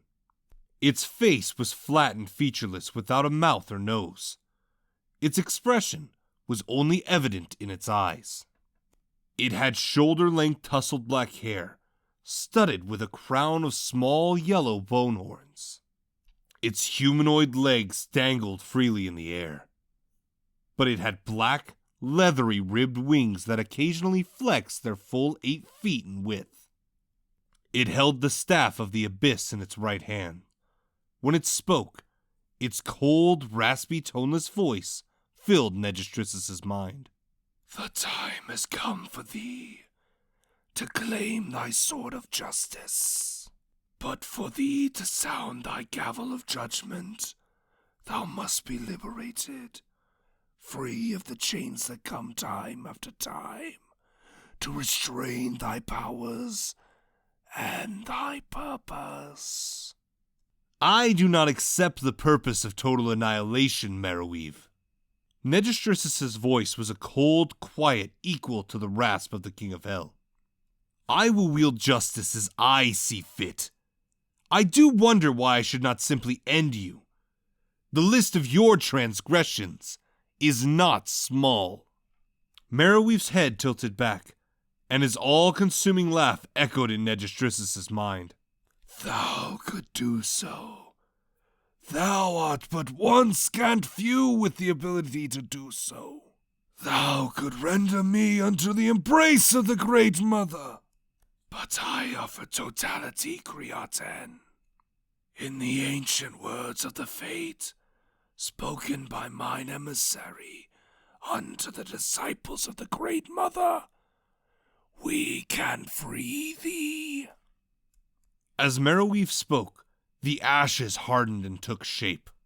While Negistrissus was familiar with the congealing mass of his incorporeal aspect, this was their first time meeting in the flesh. The cover of flaky bile and gristle mixed with ground viscera formed, filling with pages made from precisely cut and cured layers of skin for pages. Sticky, semi-fresh blood ran in oozing rivulets, squeezed from the bindings made of crushed and pasted sinew. Its pale blue glow of void-weakened souls claimed its own space of light in the orange glare of the Marauder's standard. Thy predecessor shall blur the edges of the awareness for the Chronomancer. For him, it shall be as climbing the rain-soaked muddy walls of a doubly deep grave. The blows were not the simple punches from human fists. Aimrine concentrated on the differences as an anchor to stay conscious. Though they only had 3 fingers, their fists were more than double the size of a soldier's. Each blow was also smoldered and burning through her clothes, leaving charred and bloody marks all over her body. There was more than one demon. Aimrine was certain of that in the rapid pummeling. Their practiced accuracy for pain without death would leave the most accomplished interrogator meek. She clenched her teeth against the cries that wanted to pour out of her mouth and betray her fortitude. Sometimes, her training from her father had to account for more than putting a saber through her enemies. We have your father. He burns! Aimrine recognized the words for the lies and the mental attack they were. She hissed through a tight-toothed grin, summoning enough bravado through her pain to make even Borvis proud. She squeezed her words through her choked throat. You lads will say anything for a lady's kiss. Aimrine chuckled at first, then coughed a peal of rowdy laughter. Only one more punch impacted against Aimrine's ribs before it was stopped by a flare of blinding white light and a strong, cool wind. The pleasant aroma of lilacs and honeysuckle gusted in and shoved out the hellborn stench. Aimrine was released. A chorus of thunderous demonic howls sounded with defiance and frustration. She fell to her knees, coughing, taking in heavy draughts of the fresh wind, even as her ribs creaked in protest. She lifted her head and squinted against the glare, raising one hand to shield her eyes. The sight of a woman flickered briefly in the brilliance. She was a tall, lanky woman who had a trained posture of grace and a hard, almost regal authority. She had steel blue eyes and long, flowing golden hair tied in a tail behind her neck. She wore silver trousers and a white tunic under an open white robe, not unlike the Order robes. From Ryland's memories, Aimrine recognized this woman as Yekrim, the last supreme magus. Her blue eyes flashed with urgency before her shape dissolved into a hovering ball of white light. The ball flashed brighter once, before slowly floating to the entry. Aimrine winced against the burning abrasions and stood up. Ryland's displacement staff was within easy reach. She grabbed it for support and hobbled after the Yekrim ghostlight. The light quickened its pace, and Aimrine shoved against the searing pain across her leg and torso, fighting to move her feet faster. The Book of Worms will rise before creation's end. As a boy, Ryland heard those words in a dream vision, spoken by hellfire-imbued Emil before the time of his execution. As the tome glistened with raw carnage and floated into the air to meet his hands, the meaning of his words was embodied. Its chilling blue light whispered without words, eager for the hands of Negistrissus. The entirety of the missing order of the Void Triangle was condensed into its bloody pages. It waited for him across millennia, buried and sleeping in the Kassaran Empire, only miles north of the battlefield that saw their defeat. It commandeered and discarded living slaves to travel to Stratia in search of him. The Children of Nothing prepared the nations to bring them together, one foolish, unsuspecting action at a time. It patiently endured its defeat and delay in prison after the Battle of Catan. That was only months after bringing its dark fury to bear across the Maelstrom Sea. There were so many calculated and arranged events, all for this moment. Like other living beings before, he needed only to rest his palms on the rough and sticky surface. Unlike any of them, it waited only for Negistrissus. He reached, the color of his eyes vanished, and his skin slowly drained of warm pallor. His hands clasped both sides of the Book of Worms. But as the cold of their pressure injected into Negistris's veins and spirit, he was struck sideways by a massive wave of bright light and blasting force. The impact tore the book out of his hands, hurling it far out of his reach in the ruins. Ryland swam up out of the prison of awareness and reclaimed control of his body. He was greeted with pain all over. He cried a dry and anguished howl. He looked down at his bare torso, now covered with burns leaking fresh blood. He struggled to rise, but his ribs were battered. He was baffled until he looked across the ruins to find Aimreen leaning against his staff, with her palms raised before her. Her sweating face was cast in a visage of determined anger, while her emerald eyes blazed with implacable resolve. Her bedclothes were singed and burned, revealing wounds identical to his own. Merriweave turned to her and leveled a glare of contempt that would frighten grown men into wetting themselves.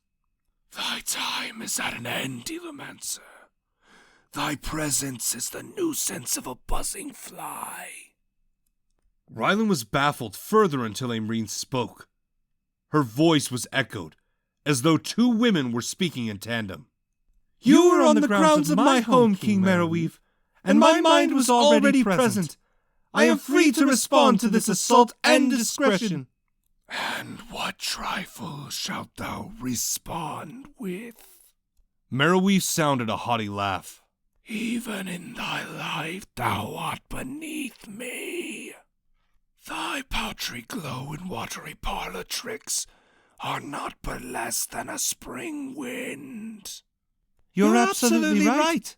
I could not defeat even your projection, the woman admitted. But there are other ways to throw you out of my home.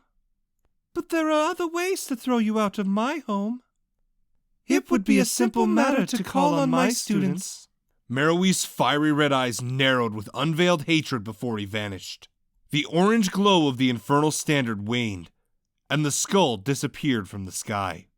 The bowed waters of the maelstrom surged over and resumed normalcy. Ask no questions, High Expert, Yhkrum ordered from inside Aimreen. Gather your things and travel northwest to seek better shelter. She will collapse when I depart. Ryland stood up slowly.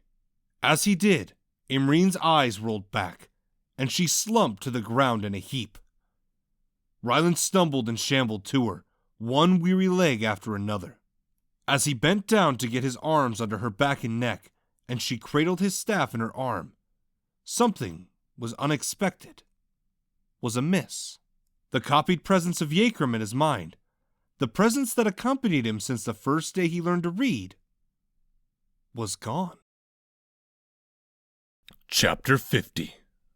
The burns and breaks across Ryland's body made the first leg of the journey the most arduous. It was unwise to attempt any meld shapes around so much infernal corruption, and they needed to leave the ruins before the saturating energies of hell could contaminate them in an unpredictable way. Regardless, Ryland still fell to his knees more than once as he ascended the lower angle of the rise. He didn't let go of Aimreen, but each fall jolted every wound, drawing a new loud cry of anguish. Colorful spots filled his vision as the pain seized his bowels. But Ryland did not remain that way for long. Each time he gritted his teeth and slowly stood again. Ryland arrived beyond the Catan boundaries and gently laid Aimreen on a cushion of grass. By then, the sun's pale blue glow brightened the sky. It would be less than an hour before the first golden brightness would crest the waves in the horizon and glitter off the water. Ryland knelt by Aimreen and brushed her hair out of her face. Her breathing was deep and steady to his relief. With the wounds to her ribs, he worried that her lungs might be punctured. But then, Ryland surmised he would know firsthand if that kind of damage was inflicted. Ryland straightened, his ribs creaked and sent a wave of pain while he braced himself. Mending would have to happen. Aimreen's wounds were severe, and his own prevented him from a decent fold step. It was a conflict of searing sensations as the endless current flowed into Ryland. There was a brief instant where the burning and scouring blurred as it claimed him, inside and out. It took all his endurance and concentration not to cry out and break his focus. But the pain subsided. An endless current filled him with its healing invigoration, as he pushed it into woven men shapes over Amreen's unconscious body. It wasn't much, but it was only the first time, and it would be enough to see them to the mentioned shelter. Between the current's innate healing, as well as the secondary healing from the mending, Ryland was strong enough to walk steady. Ryland stopped as he sat down a moment for a brief rest. A tiny round dome of golden light peeked above the maelstrom, and the landscape brightened. The early sunlight spread across the low rise and bathed the grasses in an orange hue. He basked in the early morning, feeling the combination of the autumn chill and the sun's warmth. A deep breath of sea wind energized him. There was an unsettling kind of silence in Ryland's mind now. Up until last night, he took the copied persona of Yekrim for granted. He didn't know how he lost her. He could only speculate that it was either the contract with the Book of Worms, or it was the nearness of her actual spirit. But the loss did put him at ease. The persona was a fabrication of her adolescent years.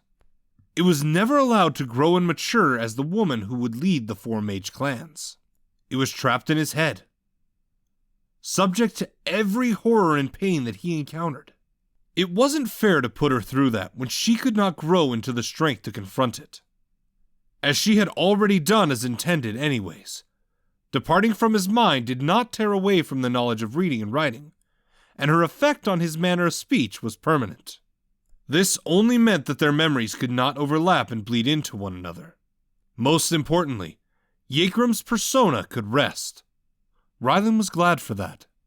Ryland's lips tightened into a bleak scowl. There was still the matter of Negistrissus and the demons. There was the most troubling question to come to mind. Why did Negistrissus not seize control already? Sure, Amreen was there to bring him back to himself each time, but that was only after the Void Disciples claimed control 3 times. To date, Ryland failed to find a true method to strike back. To make matters worse, the demons returned. This time, they were not going to harass and wear down as they did years ago. Last night, Fleos dispatched a full Blizzarack, a rage blitz, for the first time in over 80,000 years.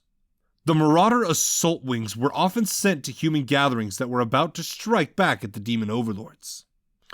Their brutality was an effective means not only to kill, but to break the resolve of any like-minded humans.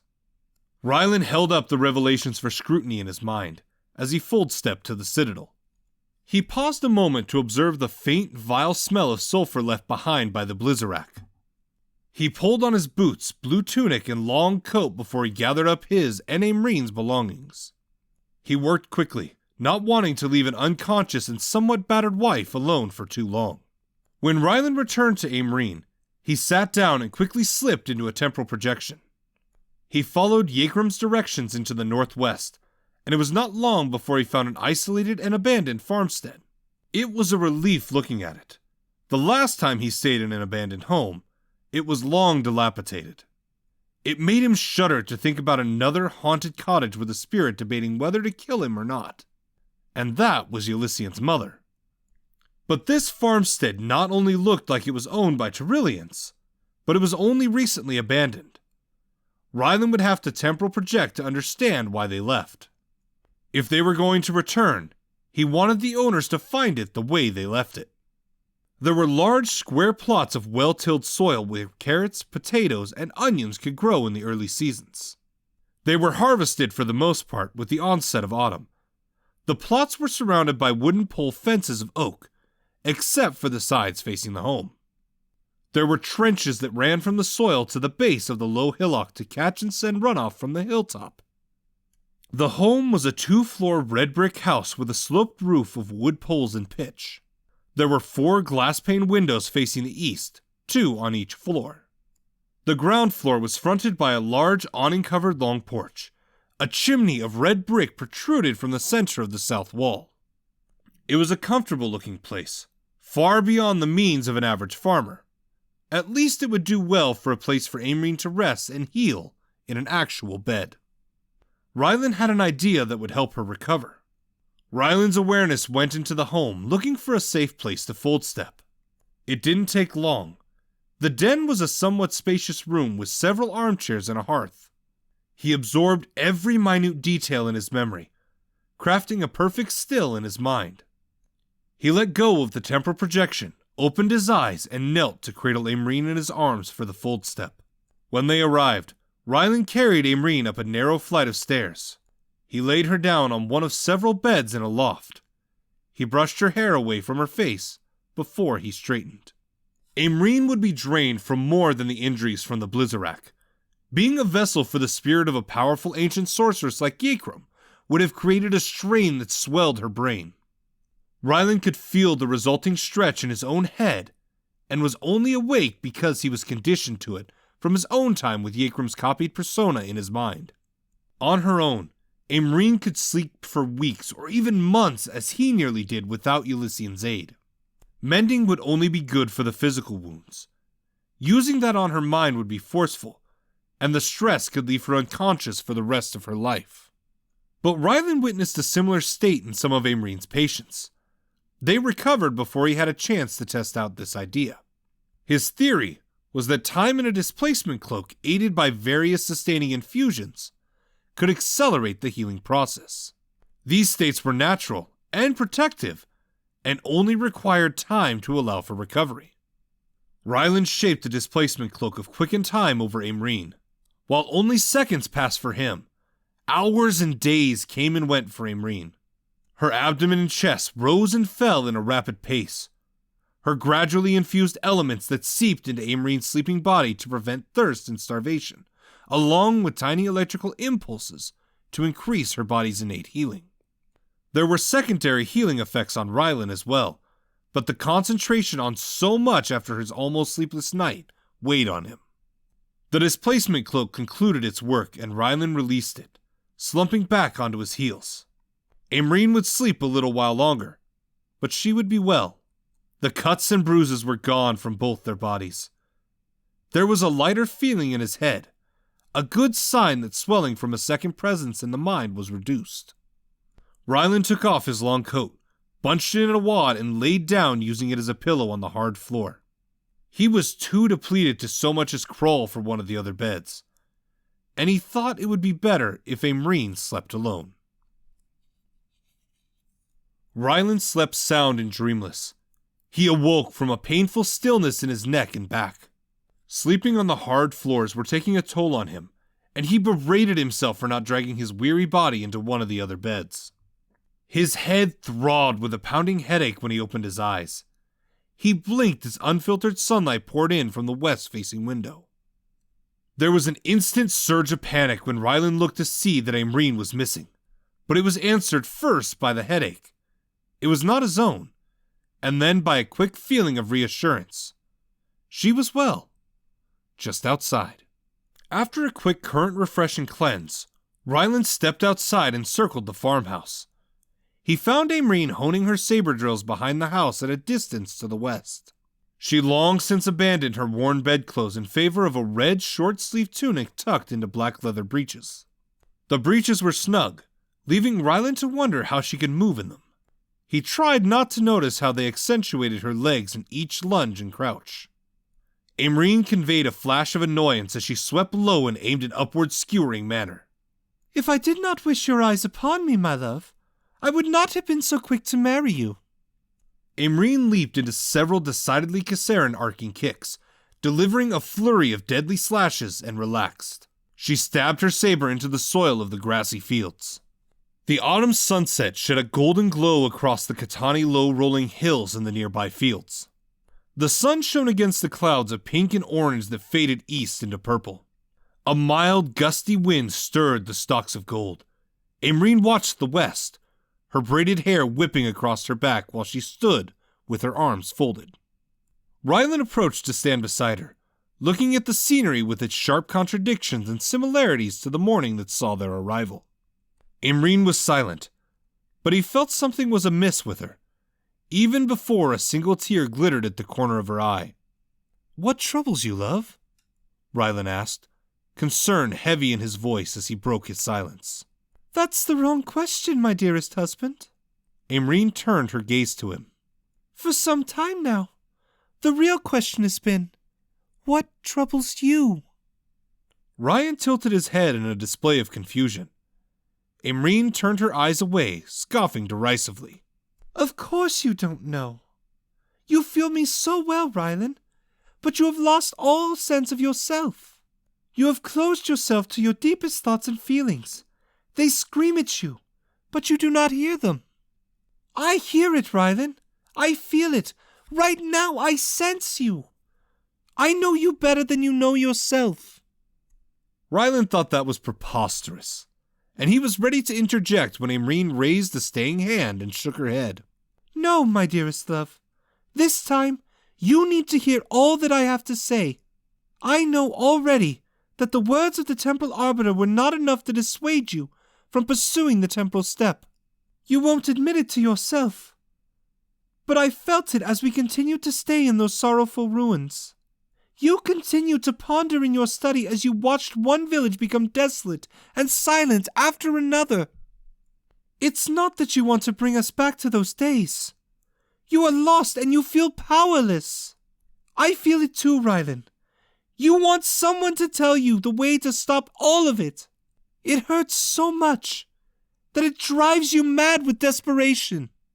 And that's one thing you cannot seem to feel from me as well, because you continue to ignore it yourself. By this point, Aimrine was facing him, looking at him, leaning into every word. They took them from both of us, Rylan. At first, I was too numb, too shocked that so many people we loved were ripped away from us in a day. I could only go along with the easiest course of action, and you were the only one with the direction in mind between us. I am trying to be strong for both of us now, Rylan. I am cracked and shattered with my grief, and I cannot find anything but disbelief that this is where we are now. But as broken as I am, your wounds are much greater and older. I have been searching deep to find the strength to lend you. Tears ran freely down Aimrine's cheeks, and Rylan could only stand mute and stricken. Each word was a thunderous hammer blow of truth that found its resonance in his entire being. And I know where it all began for you. You forget that our bond of spirit allows me to experience your life as though it were my own. Your wounds really did begin at the end of the duel with Xenon Roll in the Arctic. As powerful as you were, you can never believe you were bested with deception. When the aspect of vengeance appeared, offering to cleanse it all away, you viewed yourself as inferior when he honored his word and ended the war in a day. So you doubt yourself more with each truth he whispers into your soul. So you'd think to take the forbidden path into the past, hoping to leave the matter in the hands of those you believed could do better. Now Aimrine was shouting, but not in anger. But if you take that path, it is so much worse than the Arbiter revealed. I believe I understand why the temporal current forbids your path. You view it as an exchange with the fates, but it is more than that. If you walk into the past, this does not simply cease to be. It has still happened. Even if we don't remember it, it is embedded in your heart. You will abandon us all, and Isho's death will mean nothing. I know you can't live with yourself like that. That isn't who you are. The answer isn't in the past, Rylan.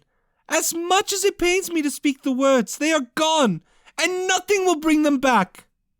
But the people that still live are even more desperate than us. If those cities and villages are empty so quick, you can wager that a Morlik Morinroke is stealing their vital energies at a pace far beyond his mother. He is killing scores of people every day. They need us, and more importantly, they need you. Aimrine allowed no room for retort or question as she pressed her point with steel resolve. Deception found us all, Rylan. That doesn't change that I know who you truly are. You are not inferior, Rylan. Not to Negistrissus, and not to Xenon Roll. Even beyond your prowess, you are the man who would pay with his body and soul to protect everyone you love. So please, love all those that live. Aimreen turned to the sunset and lowered her head against the tears that fell freely. Rylan was speechless only a moment when he wrapped his arms around her. She leaned into him and emptied her tears in his embrace. His eyes were dumbfounded and he gaped. "It's all so true, Aimreen," he whispered as he held her. Those words forced him to consider every choice and action since the end of the war. Aimreen shook her head fervently without looking at him. "No, my love. No more regret. No more second guessing. Those are what chain you to your past. As hard as it is for both of us, we must live in the moment and walk toward another tomorrow. No more thinking about what you could have done differently. Live for what you can still do." Rylan nodded and kissed the top of her head. "As you say, love. I will resign myself to the present and what I can still do. No more doubts." Rylan stopped to smile with a jovial hint. "When did you gain such wisdom and insight?" Aimreen looked into his eyes and smiled, sniffing back her congestion. "I thought it a needed skill for a woman married to the most powerful sorcerer in the world." They laughed quietly, their foreheads pressed together as the sun continued to dip below the hills. The laughter and tears were a needed release and catharsis for them. It was their first laugh in weeks, and somehow, it felt like a new beginning for them. Chapter 51. Jorikin crouched low in the long grasses, watching the westbound road of Tilzen from concealment. The morning skies were thick with dark gray clouds, and the air held the smell of coming rain. There were 24 stormers on their bellies in the grasses. Their broadswords and new kite shields lay in wait for each of them. Their cuirasses and chainmail were colored with a dull green paint and splattered with mud. 20 more stormers waited in the trees higher on the hill. The road was just inside a range of the newly repaired crossbows they carried. It wasn't much of an ambush force, but it was all they had. Borvis waited lower, hiding in the grasses on the other side of the road. Jorikin and the men and women of the storm forces knew there was only one way to come out of this alive with the captives. They would have to strike first and kill as many of the magic soldiers as possible before they could collect their wits. As Lady Aimreen once taught him, it was death to allow a magus to hit back, and all codes of honor were absent. The soil and grass were cold and wet with autumn's morning frost as it melted slow. The stormers shifted cautiously with their discomfort. The cuirasses and greaves absorbed the cold much slower than Legion hauberks, or Jorikin's light black clothes. But waiting for the caravan was lengthy and miserable. There were shouts from inside Tilzen. There were cries of pain and despair. There were children's screams. All of it caused an itch in Jorikin to unsheath his blades and cut the jackals down. But if he tried, he would be slaughtered before he could get closer than the edge of Tilzen. He couldn't use his father's glass either. While there wasn't much light, it was still in the east. His father cautioned him never to use it while sneaking if the sun was ahead of him. The reflective glare would betray him. "The jackals are certainly slow workers," Corporal Verame observed in a careful whisper. Jackals was the simple term the stormers took to calling any of Maysellin's forces. Jorikin approved, and it was a lot prettier than most of the titles the stormers had for them. "About 30 militia. I don't think they appreciate the manhandling of women and children," Jorikin mumbled, glancing over his shoulder. "They just need me to go down there and show them how it's done, Captain," Verame whispered with a chuckle. At least she was acknowledging his rank more these days. Jorikin rolled his eyes and looked back to give a meaningful glance at the Tyrillian women. "They have those giant crossbows, Corporal." Jorikin sighed with acquiescence, keeping his words down. "But I feel as you do. We all want to save our people and cut these jackal bastards down. This is the day for it, but not this instant." As if to contradict Jorikin, there was a loud rumbling from inside Tilzen. It was a little while more before the source of the thundering and creaking became clear. There was a shifting across the road as Borvis readied himself. The Soulless couldn't cast illusions on himself, so he improvised a hiding place by gathering loose foliage and digging a shallow hole. Oh, how eager he must be to have someone answer for the death of his wife and daughter. The black wind would help him cut their hearts out today. Jordan swore under his breath when he counted 400 jackals, half on horseback forming a double ring around 10 huge wagons. They were horse-drawn, but how did they get so many? The steel-coated wooden wheels were as tall as a man. Each wagon was covered with a cage of towering steel bars and topped with a steel sheet. The first 2 wagons held the drab-colored militia of Tilzen, to minimize their chance of escape. But each wagon looked to contain no less than 30 people, elbow to elbow, rattled and beaten as the caravan jostled over uneven ground. Jorkin tensed with anticipation, and heard a whisper-quiet clatter of armor as the stormers did the same. The progress of the massive caravan was agonizingly lethargic. They just needed the first 2 wagons to come close enough. If they could free the city patrols, they would work quick to aid the stormers. The rest of the wagons would be opened, and the people would be ushered out of harm's way. He counted the seconds in his head as the wheels turned, passing over a foot of ground with each count. The lead formation passed between Jorikin and Borvis. Then came the first wagon. Jorikin and Burvis were first in the charge. A volley of crossbow bolts whipped past him and found their mark, lodging in surprised eyes and blood-pouring throats. Everyone howled with the fury of all they lost, all the rage bottled over months of doing nothing, of being broken and cast out of their homes. It all filled the air. It fueled the running legs of the stormers. They smashed into the outer ring of jackals before they could draw weapons. The sounds of angry slamming steel drowned out the dying cries of the jackals as they were cut down in the first charge. Before the jackals could respond to the stormers, Borvis shook off the debris and approached. The long-nosed Tyrillian brown eyes were hard and dark as coal. His lips were set in a scowl as thin and edged on a blade. His gray robe billowed behind him as his long steps brought him closer to the enemy. Gone was the jovial flirt every Magus in Highborn had come to know. This was a man bent on revenge for the loss of what he held closest to his heart. It was evident when his staff vanished and he began his juggler's melody. All at once, 40 steel spheres appeared, each ringed with a crosswork of serrated edges. There were no whistled tunes for rowdy taverns. The shining spheres blurred in the air around him, but Borvis remained unharmed as the wickedly sharp edges met his palms. The jackals quickly gathered to surround Borvis, but the Solus quickly became the epicenter of a bloody vortex. A loud, unified cheer sounded from the first 2 wagons, and applause for the Solus. The spears severed the windpipes, leaving the victims to fall down in their own blood. As they gurgled and choked, their blood pooled underneath them, attempting to color the brown dirt red. They slashed the soft gelatin of their eyes, ignoring the visored black helms. They cut through studded leather with frightening ease, puncturing wide holes through their black cuirasses. They blasted through torsos and left gobs spattered explosions of red fluid as they passed and returned to Borvis. Jorikin ran half the length of his slender blade through the temples of a man guarding the gate of the first cage. The wet crunch of bone reverberated up his arm, and Jorikin kick-shoved him off the weapon. He paused with a sorrowful, pitying thought for Borvis, even as the bowels of 5 men were split wide open, and their entrails plopped to the ground in heaps that steamed in the cold air. What thoughts went through the widowed man's head? The Solus moved in a vengeance not born of his order.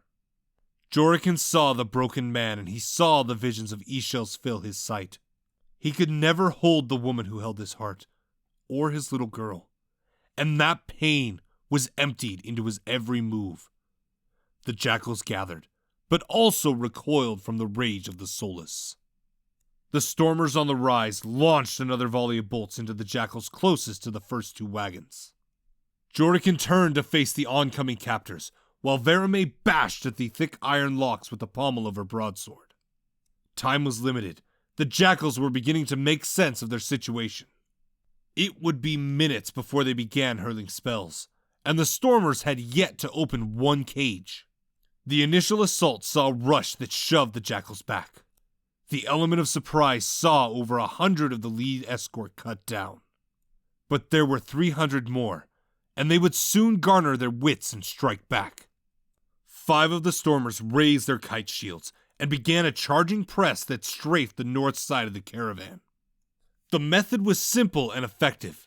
Bash an enemy off balance, then cut him down before he can recover. It was a tactic that worked better with bigger numbers and towering shields, but they adapted to their kite shields with better agility. The south escort began a heavy press against Borvis. Electric bolts crackled and hummed through the air.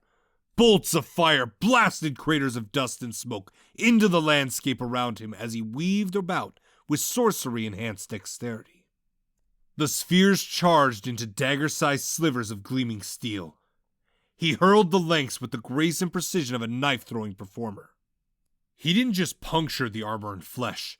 The projectiles burst through his enemy in sprays of blood, chunks of flesh and armor, and bits of obliterated bone. The jackals may have been trained without end for fates only knew how long, but the Solus was a skilled veteran of a desperate war, and he was fighting with a rage never witnessed before. The jackals finally drew their weapons against Borvis, but he weaved and ducked with the sinuous mobility of a snake. But the jackals would not fight with any foolish notions either. Seeing that they could not bring down Borvis right away, they turned against the stormers. Balls of scorching fire were lobbed into a valley aimed at the top of the northern rise, into the concealment of the tree line. The arbalist cover was shattered to charred splinters on the first impact. Small fires began to spread around the stormers, but the jackals were not done with them. Seeing the incoming doom from their fellow stormers, 10 with swords and shields made an urgent and desperate charge to bear down on the fire throwers. The frontline fighters were not fast enough. The throng of jackals was too thick to break through in time. They were joined by a small detachment of armored men with polearms. They adjusted their armor, and a thick layer of glassy ice formed around their black breastplates, emitting wispy tendrils of frosty air. The bladed points of their long weapons burst alight with the orange halos of wreathing flame. The charging stormers were cut down with cauterizing slashes. Only 2 of them managed to close the distance between the defensive wall of fighters. Their short broadswords found their mark on the Winterglance's armor, and the stormers were enveloped in killing ice. They were smashed to frozen bits in single strikes. The bright orange balls slammed into the ranged stormers. Many of them were flung high, burning and screaming, as they were launched across the road. Others were immolated in less than a minute. The sudden blow off-balanced Borvis only for a blink, but that was all the jackals needed.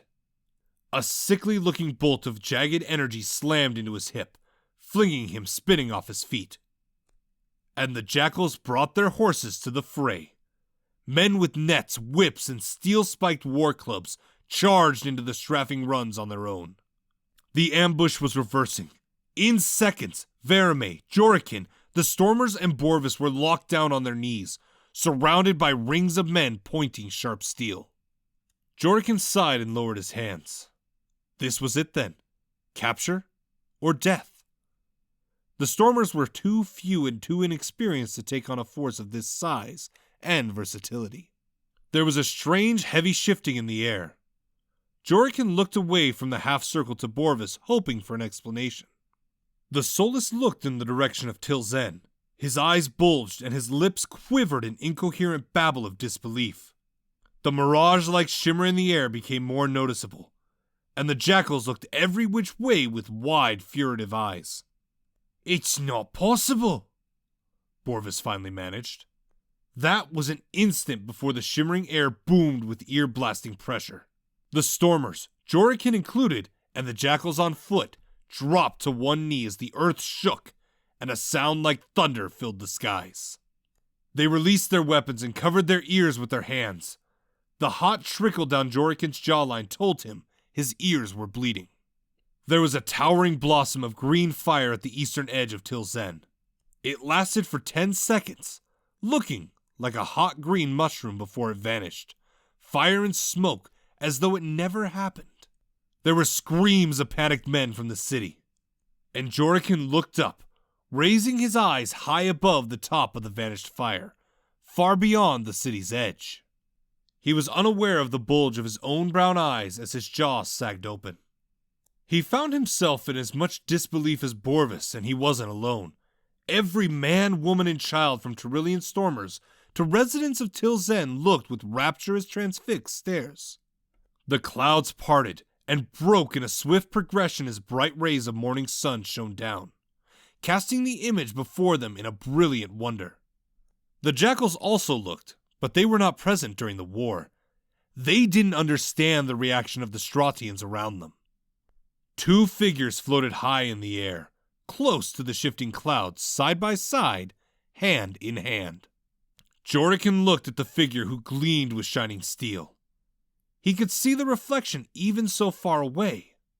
He was certain it was his first combat and strategy mentor, Lady Aimrine Takare. Jordakin was certain of this because of the other figure, the one to draw the revering eyes. There could be no mistaking him. His robe whipped around his body, and he held a shining staff that sparkled in the light of the sun.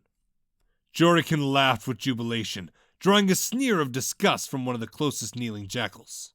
So you bring more than one Solus. Look at him. The jackal pointed his war club at Borvis. Solus 2, 10. Most of them are dead. It makes no difference. Jordakin laughed harder. Oh, you poor, poor fool. You subjugated the 6 nations without making sure your most dangerous enemy wasn't dead first. Jordakin stopped laughing and leveled a pointed expression at his almost captor. I can see you don't fathom your situation, so allow me to introduce you to your worst nightmare. Jordakin pointed at the figures in the sky. That is no ordinary Solus. He is the peasant-born legend of our time. His magic, like him, is a myth of a forgotten era set free to roam among us. People like him take to the clouds because they are far beyond fools like you. We know him as the hero of Thrywold, a one-man legion who defeated the Kassaran army, eating their fireballs and spitting them back at them. We know him as the Titan of the West, the man who defeated the terrifying Xenon Roll in single combat. Jordakin's knowing smile was an ear-to-ear grin. That man is Solus Chronomancer Ryland Takare of the Order of the Enlightened Sun. Your weapons and magic will never harm him, and he will kill you before you have even moved. You did one thing that angers him the most. You killed his family, his friends, particularly his best friend. If I were you, I would run and pray to the fates he never lays eyes on you. Chapter 52. Ryland stood with Aimrine suspended by the controlled vortices of the grasping winds. Occasional mist of autumn morning clouds tried to graze their heads like ghostly wisps of cotton. Rays of sunlight and swaths of shadow passed on Tilzen and the Tyrillian farms and orchards. Ryland eased the tension in his body after shaping the haste fire bloom, flash incinerating his target. The target was one of those vile contraptions that butchered the caring widowed pyromancer Terranin, and so many others. And the emerald flames called Haste Fire was a master-level elemental infusion that quickened the speed of fire by fueling it with a touch of wind and displacement energy. The result was a fire that would catch on whatever it touched and consume it much faster than normal. A target like the Arbalest could be flash incinerated in less time than a blink. He was inspired by the idea of it after helping Aimrine pass through her coma. If he could infuse the displacement cloak with the body's needs, elements, he could reverse it to infuse elements with temporal energy. Aimrine squeezed his hand, her studded leather gloves creaking. Ryland turned to look at his wife, shining as she wore her full array of armor. Her saber was sheathed at a leather belt over her chainmail hauberk, each link polished to gleaming. Her thick brown braid dangled and whipped in the wind, below and behind her round-strapped steel skull cap. Her kite shield, painted blue with a golden phoenix, was strapped to her other arm. She wore her black leather breeches under her steel greaves with low boots. Her arms were protected by shining steel bracers. And somehow, Ryland saw her and thought she was as resplendent and beautiful as ever. Aimrine smiled, even as her cheeks reddened from blushing. And I have never seen a man more dashing than you are now, my love. Ryland felt his own cheeks heat from embarrassment. If that is so, it's only because you bring it forward. Imreen looked past Tilzen to the road leading west. There was a cluster of figures in metal boxes, all no bigger than ants from so high above. She pointed her shield arm at the mass. Is that where we will find my student and Solus then? Ryland nodded. It was only a few moments ago that he was made aware that Borvis and Jorikin were alive, and leading their own efforts to liberate Tilzen. It seems we all thought it was a fine day to rescue our people. Imreen laughed, and Ryland savored the sound as much as he did when he was a boy. Then we better get on with it. We don't want them to carry on with the belief that we are only here to spectate. You know best, dearest wife. Ryland changed the focus of the grasping winds. They lowered from the clouds at a gradual pace, then dashed forward at an angle and a speed that would have deafened them and tore them to shreds without the cushion of wind. As they passed over the dark Catani and red Tyrolean rooftops of Tilzen, the endless current passed, jerking into the soldiers escorting the caravan. The caravan, the men, women, and children of Tilzen, a city reborn with new people and new life. Now, they were all stuffed haphazardly into these moving prisons, carted away on a long journey. And for what? So that a Morlock and his sycophants could drain them of their blood and life? So they could play at divinity? Imreen was right. He could not turn his back on this time, on their pain, just to be rid of his own. It was a selfish and indulgent thought that he would no longer permit. He looked at the children trapped inside the wagons, and the lasting fear and pain cut him deep. It was not so different from the looks of the survivors from the Black Decade that he viewed in a vision as a child. But there was something else in their eyes, something they shared with their mothers and fathers. He saw the tiniest spark of hope as they looked to himself and Imreen flying above them. He would give himself to that hope. The balls of orange-hot fire and the jagged lengths of crackling electricity came then. It was unorganized and uncreative as Ryland saw it. It was also easy for him to negate. "Ionsu!"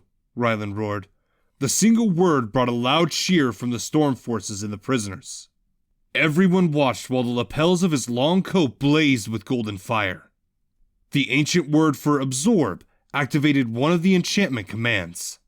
The embroidered sigils caused the weak spell shape to diminish in size before vanishing, swallowed and stored for later use.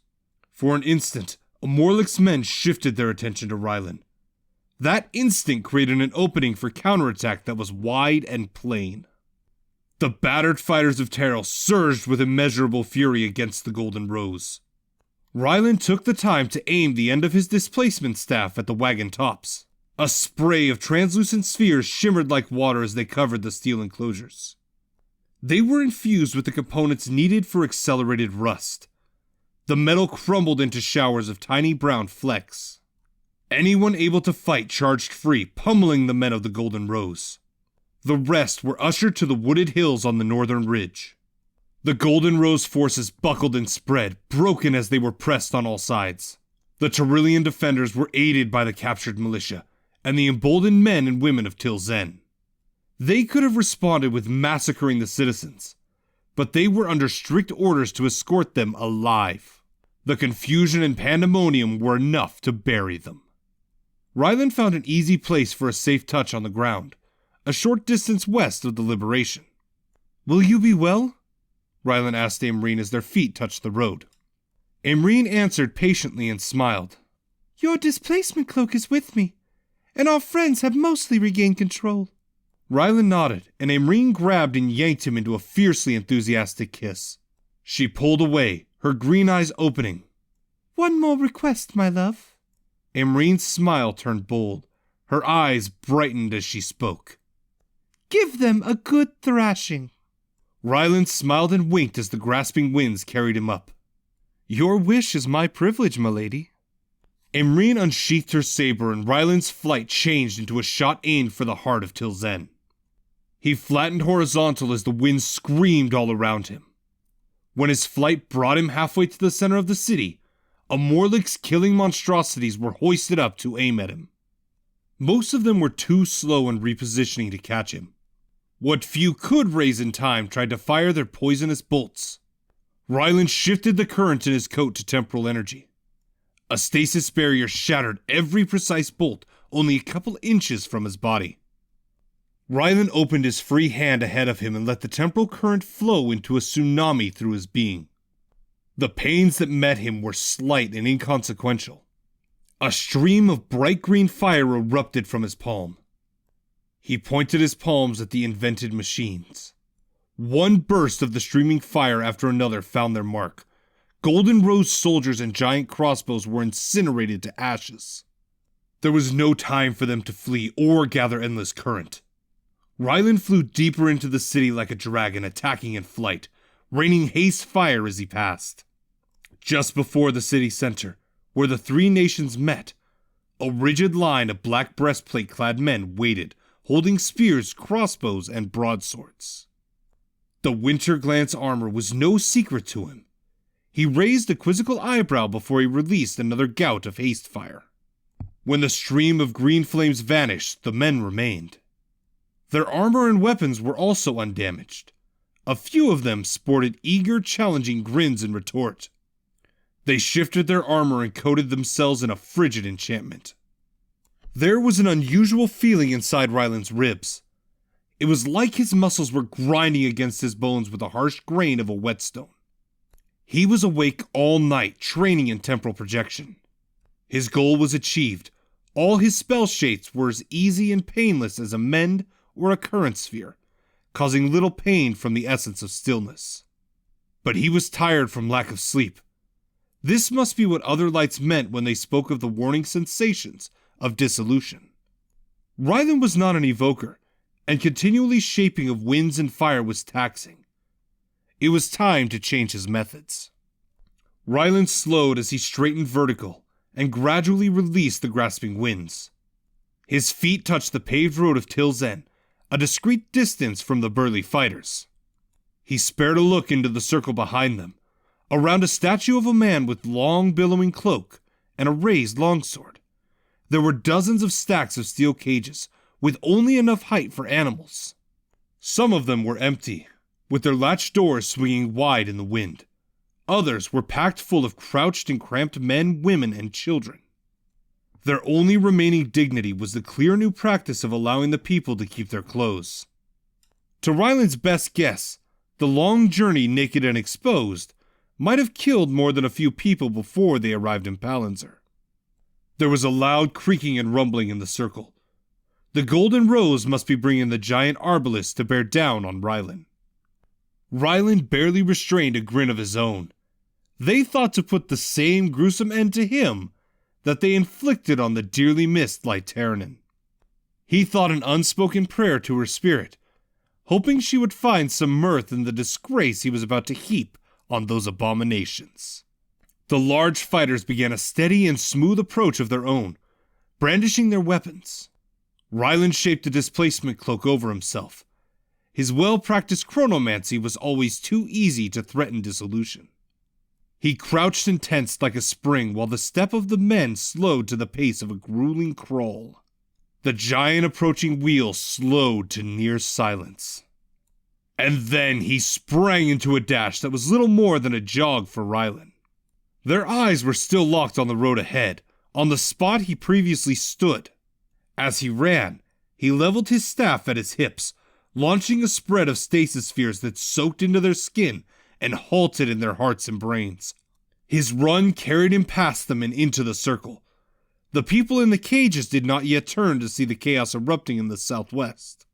Note that they could look at him after he shaped the displacement cloak. The wagons containing the arbalist were far from locked down and ready to pour their bolts. Simplicity favored Ryland right now, as he launched volley after volley of stasis spheres into the heavy contraptions, their handlers, and the Golden Rose infantry. Using the aid of his staff and the familiarity of chronomancy, the grating feeling inside his chest quickly waned. Ryland leaned casually against the bronze statue. A closer look revealed the towering figure to be an icon for the fate of the bronze warrior. He nodded approvingly, while he released the quickened cloak on himself. Everything was destroyed in that single instant, and it was a moment of thundering shattered wood and metal. The air was filled with a sickening chorus of wet tearing meat and splattering fluids coupled with agonized cries of dying men. Tiny pieces of everything floated still in the air. None of the arbalists in the circle spit even one round before they were reduced to a pile of debris. Amreen dashed into the heart of the liberation before anyone could react to her presence. She raised her shield, leaned into it with her shoulder, slamming into a cluster of men armed with Kissaran-style longswords. Their posture and deep stances hinted at a depth of training worthy of the Karak of the Crimson Empire. Without her husband's displacement cloak, they might have cut her down in a well-placed defense. But her speed blurred into him. The momentum of the charge slammed into them with the force of a giant hammer. They staggered back, their balance broken as they stumbled every which way. Amreen wasn't the only one to capitalize on their shattered formation. Tilzen militia and many more people swarmed over them and buried them. They beat down on their captors beyond the point of unconsciousness, unleashing their pent-up helplessness and despair into concentrated anger. They took the weapons, finished killing the Golden Rose fighters on the ground, then turned to fight the closest of their occupiers. Which only left 2 of the original cluster for Amreen. She delivered a thrusting kick into the belly of one. She added the recoil to the momentum of the throat slash for the other. Her steel blade flashed in the morning sun as it cleaved through half of his throat. She halted the fall of the first man with a downward lunge that impaled his thigh with half her blade.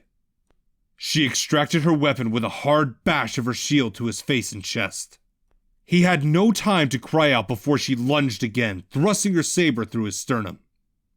The stab went through the studded leather with little resistance, before it crunched through the thick bones of his ribcage and skewered his heart.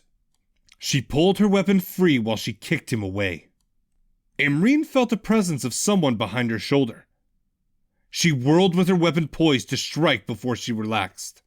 A wide smile spread across her lips. It was infectious enough to claim Jorikin as well. "Lady Amreen!" Jorikin exclaimed before he spun her shoulder and parried a stabbing sword aimed at her lower back. The parry off-balanced the attacker's overextended momentum. He stumbled past Jorikin. Amreen shoved her saber through the top of his head before yanking her weapon up and out of his skull. Jorikin laughed. "You have been spending too much time with the healers, my mentor. You should have known that speed Solus Ryland gave you places a mark on you." Amreen fell into a step behind Jorikin as they approached another cluster, side by side. "If that is true, be sure to keep up with my pace, Knight Captain. I would not want you coughing on the dust from my heels." "I count less than 200, Lady Takea. First to 20? Jorikin smiled with mischief. Amreen tisked. "You should be more motivated. If you were a squire in the Crimson Empire, mayhap 20 would suffice. But these lads threw us out on our rumps." Amreen's smile was twice as bold. "First to 40. Amreen issued the challenge before the inside of her ribs burned. She paused in mid-stride, wincing and hunching over. Jorikin raised a concerned eyebrow but reached with his longsword to catch a whip ending in a steel ball. The length wrapped around his blade, inches from Amreen's head.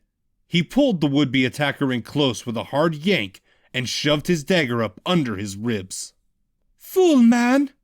Amreen hissed as Jorikin whipped a kick that sent the skewered attacker on the ground several feet away. "He's been awake all night. He needs to pace himself." Jorikin's sideways look of confusion was interrupted by several darting blurs of steel that ripped through the bellies of 2 men and blasted the neck of a third, taking off his head. "Their marriage is not one of spirit, Blackwind," Borvis supplied, impatient and irritable. "What happens with one is at least felt by the other when it's not experienced. That we may all be so fortunate."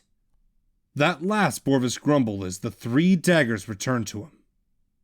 Amreen spun around to a surrounded and heavily pressed cluster of Katani people. They had their backs to each other, and their bodies were rigid with makeshift defense. But the dark-haired group was also starving, unarmed, and weak, fighting on determined rage alone. Imreen dashed to the closest of the captors, a tall man in a dull black steel plate cuirass. She found a gap at the base of his skull, below the helmet and above the back. She skewered his neck. Blood poured out the front of his throat as he coughed and choked. Imreen yanked him back and kicked him off her saber and into the open back of another black-clad figure. Jorikin dashed at the attacker to Imreen's right, snapping 2 kicks behind the knee and the back of the head of the foremost. He lunged both weapons into the top and bottom of the man's spine. Several more of Borvis's shining daggers found their marks in the eyes and foreheads of the fighters to Imreen's left. Even in the thick mix of friend and foe, his aim was flawless. Imreen admired the level of training and concentration that must have demanded of the Soulless. With a much smaller half-circle of the golden rose around the weary people, their morale surged. They picked up swords and maces as the 3 benefactors darted past. Even without training, and as unaccustomed to bloodshed as the city dwellers were, their addition cut down the last of the surviving attackers. It began an eastward press that gradually swept away the Golden Rose escort, and swelled with rapidly increasing numbers, fueled by fury, and armed with weapons from their captors. The people would leave no survivors of the escort. Ryland waited for a sign that the dust mimics found the blood iron stacks and transmuted them into dust. He continued to lean idly against the bronze statue, a fitting emblem for a city that would live in the moment to honor the past. It was a proper and ironic place for him to be. Several of the forlorn men and women cramped together in the small cages looked imploring and silent at him. It hurt to see them, knowing it wasn't time to set them free. The Golden Rose combatants were spread all over central Tilzen. If he let the people out now, they would be killed before they made it far. But there were more words in their quiet expressions. While it was degrading to be kept this way, they understood him for it. A flash of hard anger told him they wanted him to make these occupiers pay for the pains they caused. A small blonde Pirali boy, who reminded Ryland of a young light Maurice, looked at him. Ryland read a familiar sense of child hunger. He held up his free hand, twirled it in an artful flourish, and transmuted a deep red apple that fell out of his sleeve and into his hand. With a well-placed upward toss, the Pirali child caught the apple and ate with fervor. The Golden Rose finally thought to investigate the commotion. The pounding of boots on the cobbled Pirali road drew closer to the circle behind Ryland. He didn't turn to meet them. He bent low before they could gather the endless current and scoop a handful of dust at his feet. He straightened and blew the dry, infused soil into the wind. By now, even with dust mimics out and about, he had plenty of time to gather his strength. From the cloud of dirt, 5 duplications of Ryland stepped free. No sooner did they fully form, did they blur at the fighters in the displacement cloaks of their own. They were armed with lesser versions of the displacement cloak, but with their superior speed, they would need nothing else. Ryland motioned to the Pirali child to cover his eyes. The mimics were blurs of green movement. Their staffs cracked loud against armor and unprotected bones. The plating was dented and crushed. The fighters couldn't raise a single defense. They were pummeled senseless. Teeth and blood flew from their mouths. Helmets were struck away.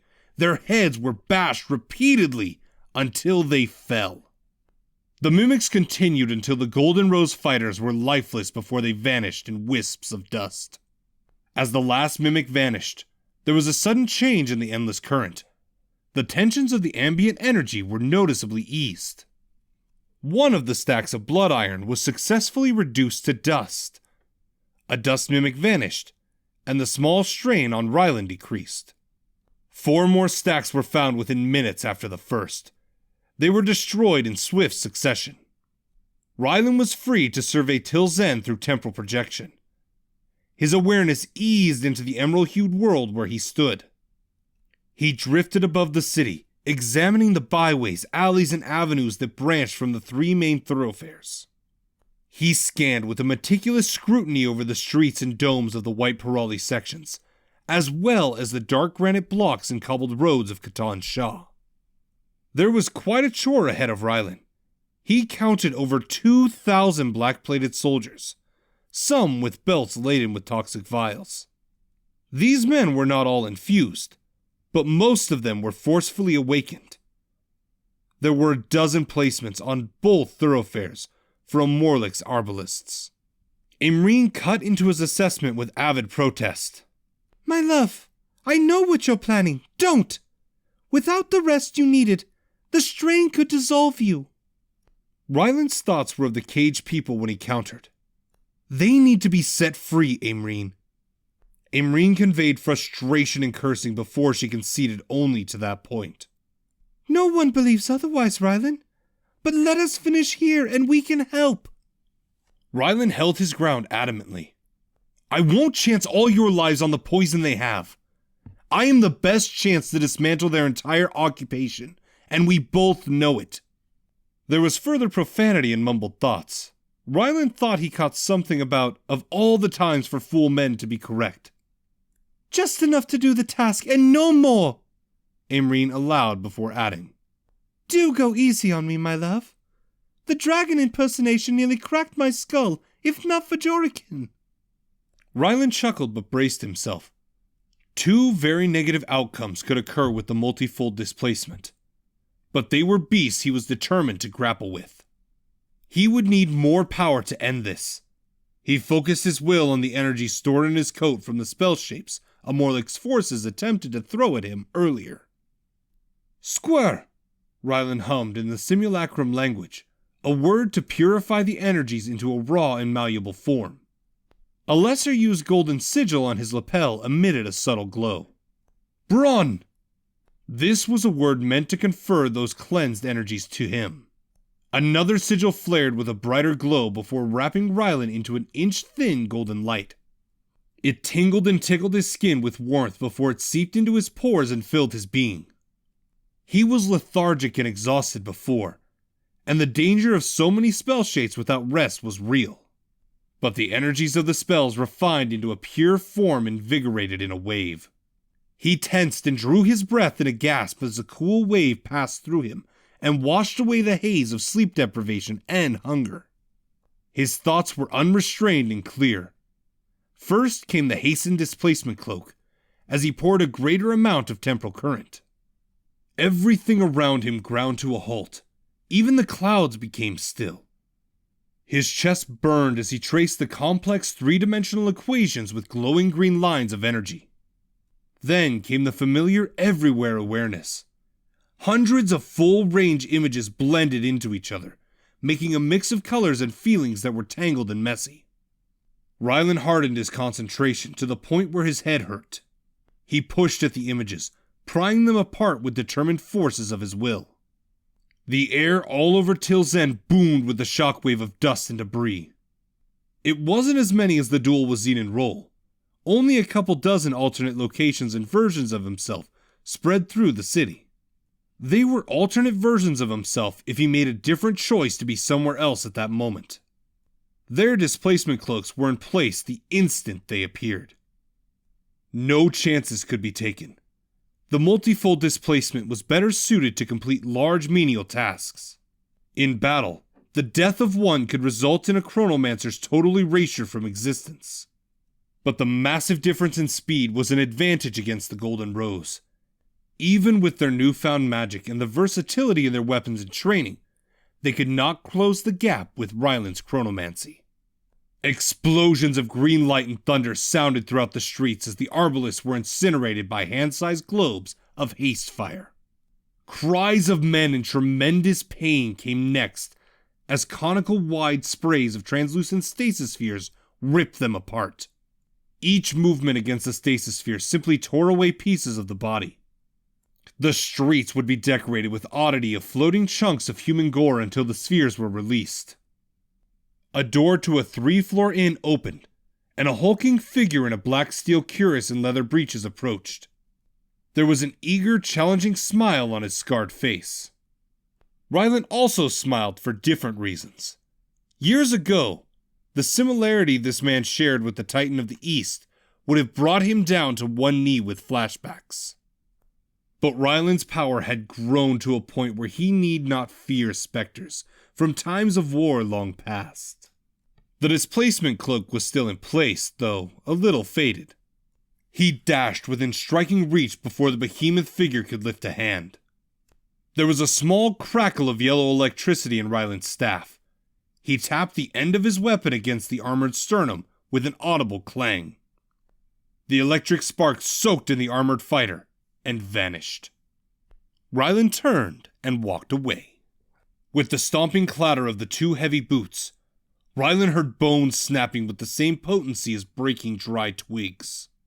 The electric impulse was the opposite of the healing he put on Amreen when she recovered. Every imperative in the body that was meant to heal was reversed to an aim to break down. The Golden Rose cried out before his lower jaw gaped wide and slogged away from his head in a wet clatter. There were other wet and horrid sounds as his large body liquefied into a chunky puddle littered with empty, bloody armor, under the destructive impulse. Ryland didn't watch and made sure the imprisoned children were not looking either. The city of Tilzen became quiet in the next hour, while a cheer roared deep in the western road. With several more emerald tracings, Ryland released the multifold displacement and set about decaying the locks on the cages.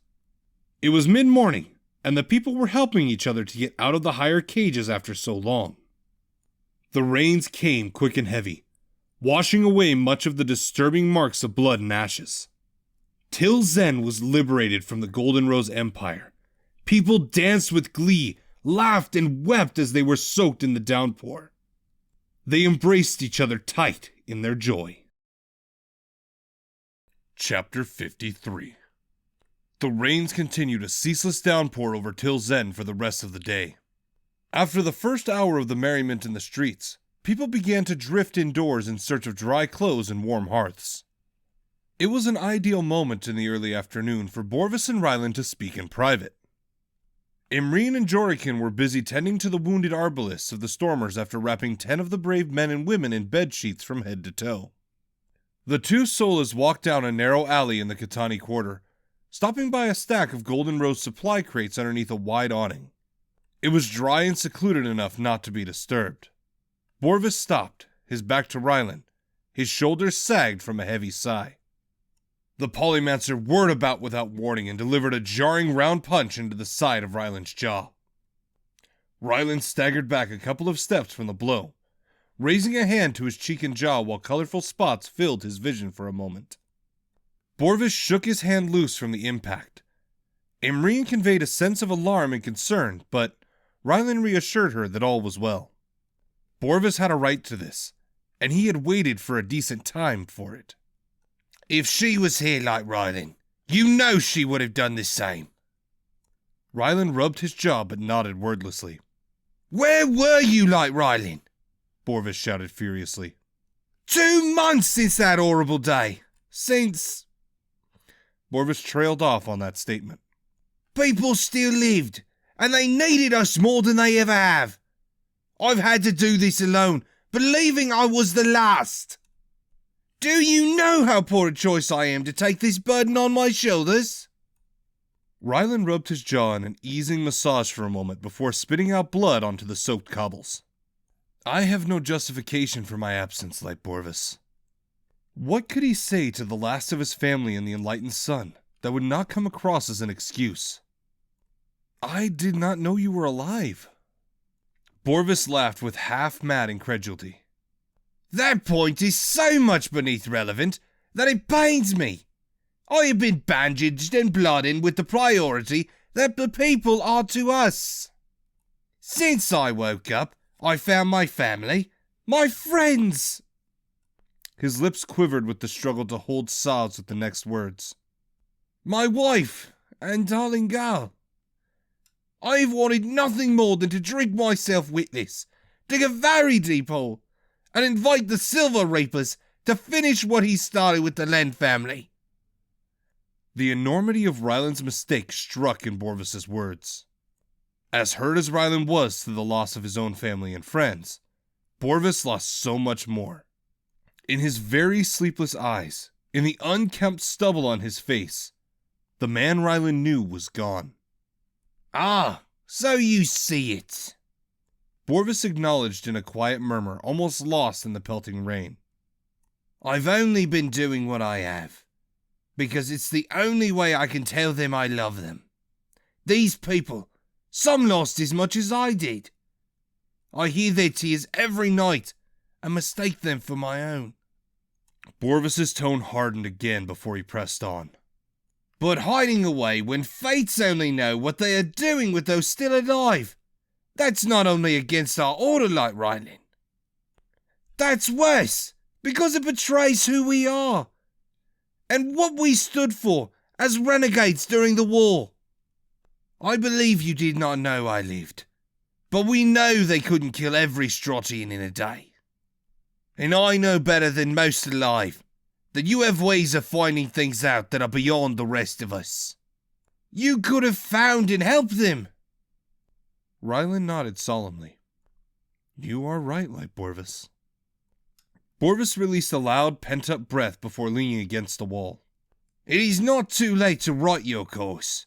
I would wager every coin I shall ever hold that you can tell us a great deal of what this all is about.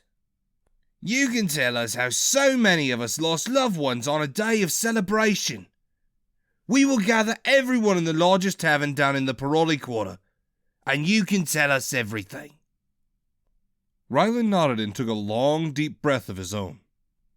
Any time but now was wrong to say this truth. It would have been tactless and petulant. But Borvis needed this as much as his painful efforts deserved proper respect. There is one more thing, Light Borvis. For you alone. Further preamble would have been unjust and unfair. Ryland blurted the words. Light Maravith still lives. Borvis's jaw hung open. His eyes were wide and his lips stammered, speechless, before he managed. I beg you not to fool my broken heart, Light Ryland, he pleaded. Ryland put his hands on Borvis's shoulders, locking the Tyrillian's exhausted and beaten gaze into his own. I do no such thing. Light Ishel paid for your daughter's life with her own, then removed her from any chance of further danger.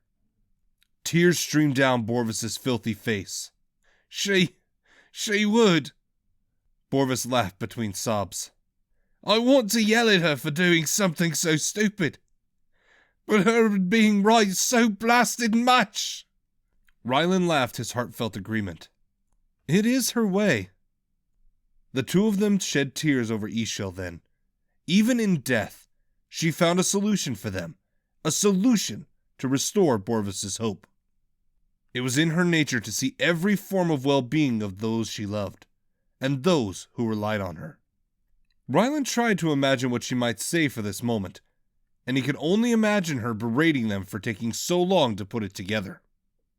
Borvis pulled away and cleared his throat, focusing his thoughts. There are still some hours before evening, Light Ryland. I expect that you will tell us everything then.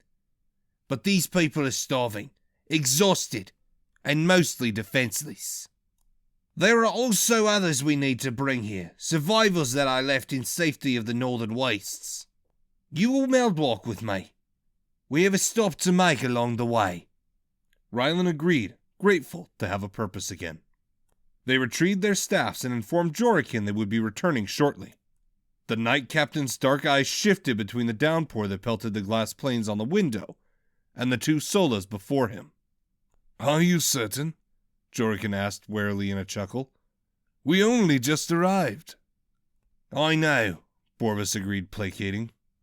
But we only left the others in that cave because we believed reclaiming one city would be a lengthy campaign. None of them have slept in beds in weeks. Jorikin nodded. And we could use every able pair of hands. The door opened, and two storm soldiers entered, bringing with them an unpleasant cold draft of wind. They closed the door and rubbed their hands briskly before finding chairs by their fellows sitting close to a warm, crackling hearth. Two other soldiers stood up to go out into the rain and continue the patrols on the street. Jorrican watched it all happen. I would feel better about rotating watches if we had more soldiers, a wall, and more defenses. As it is, I am worried that I am sending them out to be picked off. There was nothing to say against that. The people in the caves were not soldiers, and there were few stormers left among them to defend them. It was a kindness of the fates that the marauders of the northern wastes either could not reach them in the steep rise, or they did not discover their presence. You may have to see about gaining the militia's aid in watching the streets, Borvis suggested. We may have time since there were no survivors among the Golden Rose. Ryland began his optimistic assessment. Jackals, Borvis and Jorrican corrected in unison. Ryland's eyes were bewildered before he laughed. There has never been a better name. Without survivors among the jackals, we may have some time before they find out no one will be arriving in Palanzer. I'm inclined to agree with the Knight Captain, Ryland. I would feel better if we got underway. If we have so much as half a day, let's use it to ready ourselves. Borvis left no time for debate as he led the way back into the rain.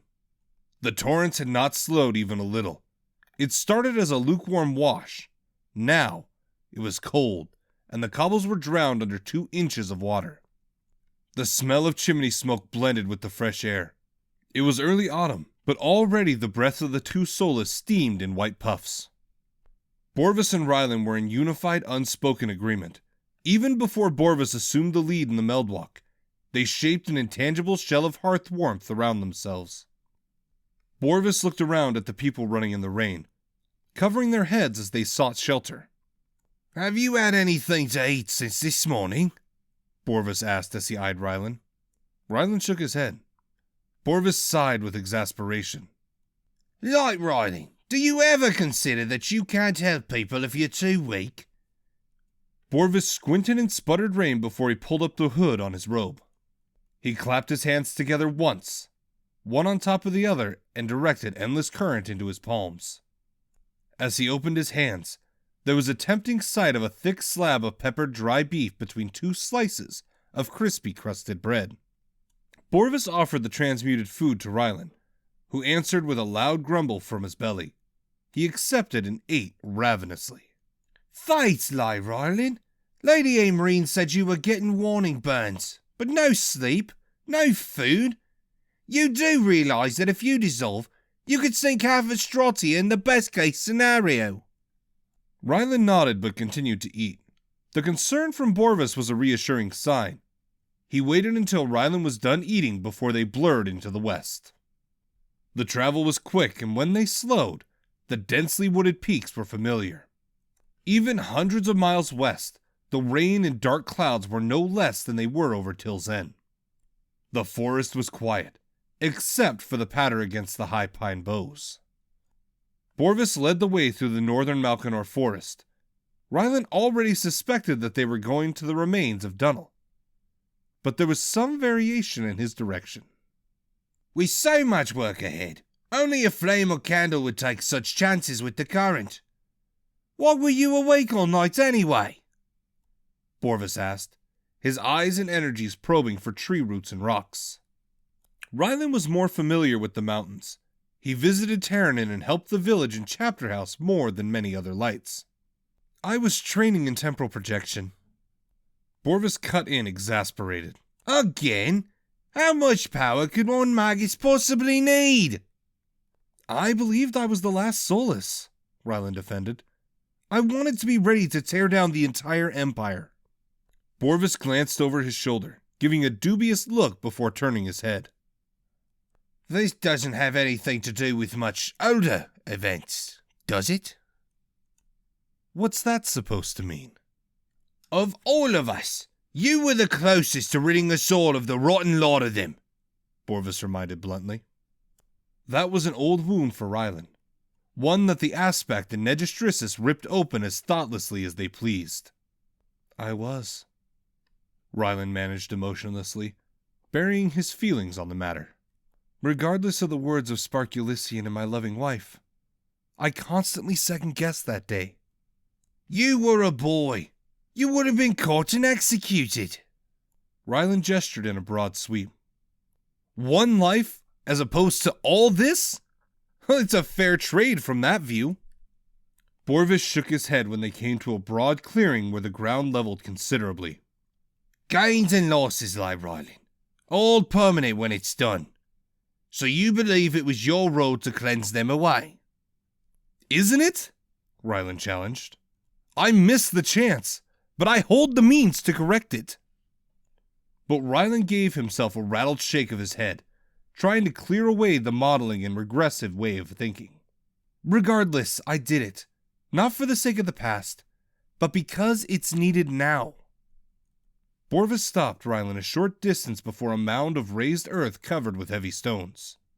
At the other end was a tall slab of white marble, topped with a beautifully carved statue of a feathery winged woman in flowing white robes with her arms spread. Far to the left, there was a thicket of white granite tablets in the earth with several tall white monoliths. It was a moment before Rylan realized that they were at a memorial for the people of Dunwall. On closer inspection of the stone and statue before them, he knew this to be the place where Taranin's remains were laid to rest. It was the exact same place she was killed. Rylan looked down to the marble slab and found an inscription etched in silver. Solus Taranin, the beacon for the wayward and lost, the warm heart of Dunwall, the fiery adversary of the cold and dark. Rest well, White Phoenix, forever in the embrace of Boric and Caden. She would like that, Rylan admitted with a single tear threatening to emerge from the corner of his eye. I came back here with Jorrigan, a week after I woke up, Borvis explained. His voice was flat and hollow. He kept his words purely informative to restrain his tears. The statue is from an old land story we tell our children. It's supposed to be an ancient spirit, one who can take this form to cradle souls and carry them into the silver fields of bliss. It's meant to be a comforting presence, there to help the spirits to let go of the worries that tie them to our world. Rylan had never heard such a story. The few stories he heard as a child were either of brave, inspiring heroes or the dreaded tales of the Void Triangle. The last were meant to push children into bed quickly or to get families to huddle closer against the chill of the night. But there were other stories in Provis, weren't there? How many tales of creatures and beings like this benevolent guide were lost to the devastation of the ages? What wonders were lost along the way, replaced with the fear inspired by the Void Triangle and the Children of Nothing? Borvis turned a hard gaze on Rylan. It would have been a simple matter for Light Taranin to remain trapped in her past. She had enough reason to it, and for a time, she did. But the Light we knew lived and struggled for the present. Even I must look to her example because she endured loss like my very own. It could not have been easy having us in her village as her family. But she continued anyway. She did so, even when Light Baron was gone. Borvis sighed. I may not be the best man for these words. Until your revelation, I gave up. I am only helping and leading because that is what my wife would have done. It was the only way to make my Mary proud of having me as a father. We can't have them back, and our work is not done. I don't know what comes after we give the people their safety. It's hard to imagine returning to the Order with only the two of us. I think Stratia will require centuries of recovery before they even consider having something like us again. But this is what we have left, and we must finish this. Rylan felt his resolve answer ahead of his words. Then we patiently let Stratia decide the time that is right to call on us. But 2 is all it takes to let the Order return. We teach our children all that we can, like Borvis. We pay heed for signs of more, and we prepare our children to watch for more magi as well. I would wager the number of an unspoken reborn order will grow as Stratia recovers. It was part of Rylan's plan beyond this. They would wipe away the Empire, and he would proceed to cleanse away the essence of stillness from his soul forever. He would remove the threat of Kriaten and close the demonic prophecy for good. Rylan gripped this plan tight in his thoughts as he and Borvis meldwalked out of the Malkinor Mountains and into the high cold peaks of the northern wastes. When Borvis and Rylan ended their Meldwalk, the gloom of the rainy day was only a couple shades brighter. This was only because the sun was farther along than it was in Dunel, but that was difficult to discern with the obscuring weathers. One time of day looked no different than the other. But it was unusual to see such a lasting storm spread throughout Stratia. The rains that began the autumn season were usually spread around at random, but it was as though a blanket of cold weather covered Stratia like a shroud. It might not be long before snow begins to mix into the ceaseless downpour, creating a slush that would be treacherous for footing. The stormers would find battle to be more difficult in these circumstances. Rylan took a moment to scan his surroundings and get his bearings. The air was thinner, a result of an elevation higher than Dunel. The trees were much larger than those found in the northern Malkinor Mountains. How many miles did they traverse before settling on this area? Only temporal projection could let him know the finer details of it. Towering redwoods and spruce created a thick loam of needles on the forest floor on a dangerously steep rise. They were on a peak where both the summit and the base were far beyond sight. The thick, dark canopy prevented any view of the neighboring mountain ranges. It reminded Rylan of a darker version of the peak he was drawn to at the end of the war, as his soul grappled with the effects of Nedistrissus. Before Rylan could wonder if the forest layer of decay concealed sharp and slippery rocks, Borvis led Rylan a short distance up the steep rise. The ground leveled flat. After a break in a thick cluster of trees, there were at least 20 small plots of tilled soil holding familiar sprouts that Rylan quickly recognized. The onions, potatoes, and carrots were out of place in the high-altitude forest. Some plots held green sprouts of herbs that Aimrine taught him were medicinal, or great to flavor food. But they were new, and while they were aided by obvious geomancy, it was still struggling. The rain filled the dips between growing mounds with rippling puddles. Borvis gave a meaningful look. "Before you pass judgment, I am no farmer or skilled geomancer, and it is less than ideal ground." "Less than ideal? More than that," Rylan grumbled. "The soil is mostly stone. The air is thin and the sun will barely reach any of it. If we were not here to move everyone, I would go to work on all of it." Borvis turned and pushed toward a stone shelf on a dangerous-looking precipice. Behind and under a thicket of dense shrubs, the precipice concealed an entrance leading to a dusty stone chute. There was another wide entrance further to the right of the rock face, but it was mostly empty aside from a darkened fire pit and 2 dirty bedrolls. The sound of voices and movement echoed up through the dark from the slide. "The only other way to get into this chamber is on the other side of the rise," Borvis explained. After a slide into the dry and dusty cavern, the 2 solas were in the flickering orange glow at the edge of firelight. The number of fires were kept down since the smoke had few ways to escape. The sight of the many Tyrillians and Malkinorians was not what Rylan expected. Though they were dirty, it was only the dust and sweat of being confined to this crude haven. There were many bedrolls on the ground, enough for each person here. Some were rolled and bound to allow easier movement. These people did not have the look of starving outcasts, though. The evidence relayed that Borvis had worked beyond his limits to see to their well-being. Believing himself to be the last light, it must have been hard to put down his grief only to move from one need to the next. As the 2 approached, the people turned first with warm greeting for Borvis, then silent, gaping, and stunned wide eyes as they looked to Rylan. In the silence, disturbed only by the crackling fire and the pouring rain outside, there were whispers at the edge of the gathering. By the shifting clatter of armor, those were the storm forces left behind to protect the people. "That staff! It's him!" gasped one man. "Can't be! All but Solus Leonard dead!" a woman whispered back. Rylan followed Borvis and the people parted before them. He leaned into the humility of silence and continued to hear the gasps and whispers as he kept a discreet distance. "The Titan! Thorwald! The Reds couldn't touch him!" Borvis halted before a stooped old man with his back facing the fire. His wizened features beamed with greeting for Borvis. His long, dark gray beard and brown eyes widened and fell as he looked to Rylan. A single tear descended his leathery, dirty, wrinkled cheek.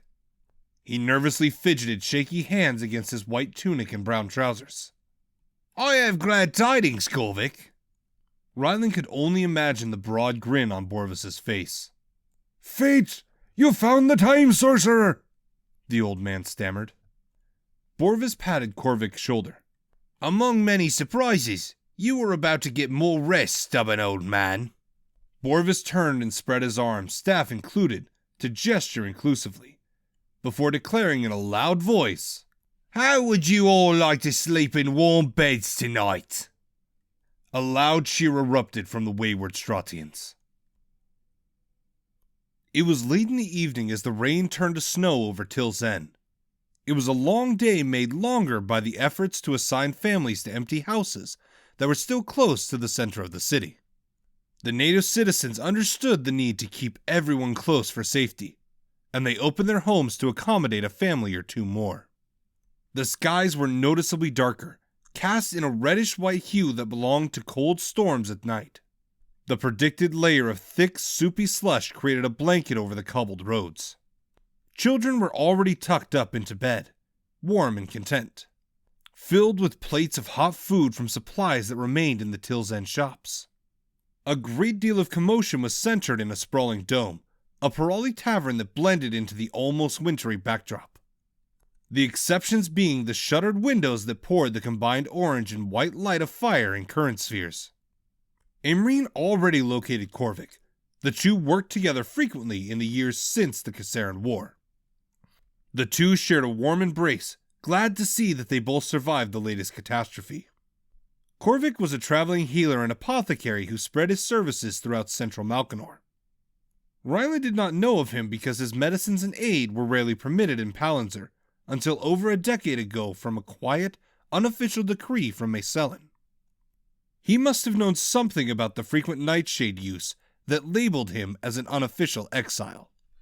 Imreen's face beamed with joy as the old apothecary walked into the impromptu triage.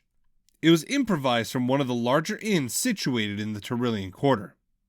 "Corvic!" she exclaimed as she stood up from a fully sprinted leg on a Parali and carefully hurried to wrap the short Malkorian in a friendly embrace. Corvic allowed the tightness of the embrace and closed his eyes as a tear fell against her shoulder. "Milady, it brings these foul days to see you still alive." Imreen chuckled as she pushed back and wiped away a joyful tear of her own. "My father would never forgive me if I lied down in my grave without a decent fight." Imreen looked past Corvic, searching. "Where is your wife?" The pained expression that clouded the apothecary's eyes was answer enough by itself, but Corvic would not shy away from it. "She loved a good celebration, as you know.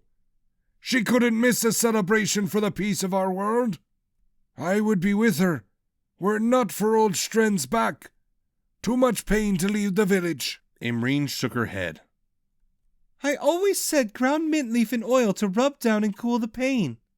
I had a few other suggestions to halt the onset of those agonies. It's ironic, but I think our patience saved our lives that day." For the past hour, Rylan and Imreen stood before Stratians packed tight, sitting and standing, as they relayed all they knew of the Golden Rose Empire, the death of the rulers and order, everything. There was a heavy silence of bleak interlude when they finished speaking about the day that Stratia fell to Macellan. It was painful to recount the poisonings of every man, woman, and child in Palanzir. Borvis listened, leaning back against the far wall with his arms folded over his chest. His hood was up, creating a concealing shadow over his eyes. The occasional tremor of his body spoke of anguished tears and unrequited rage.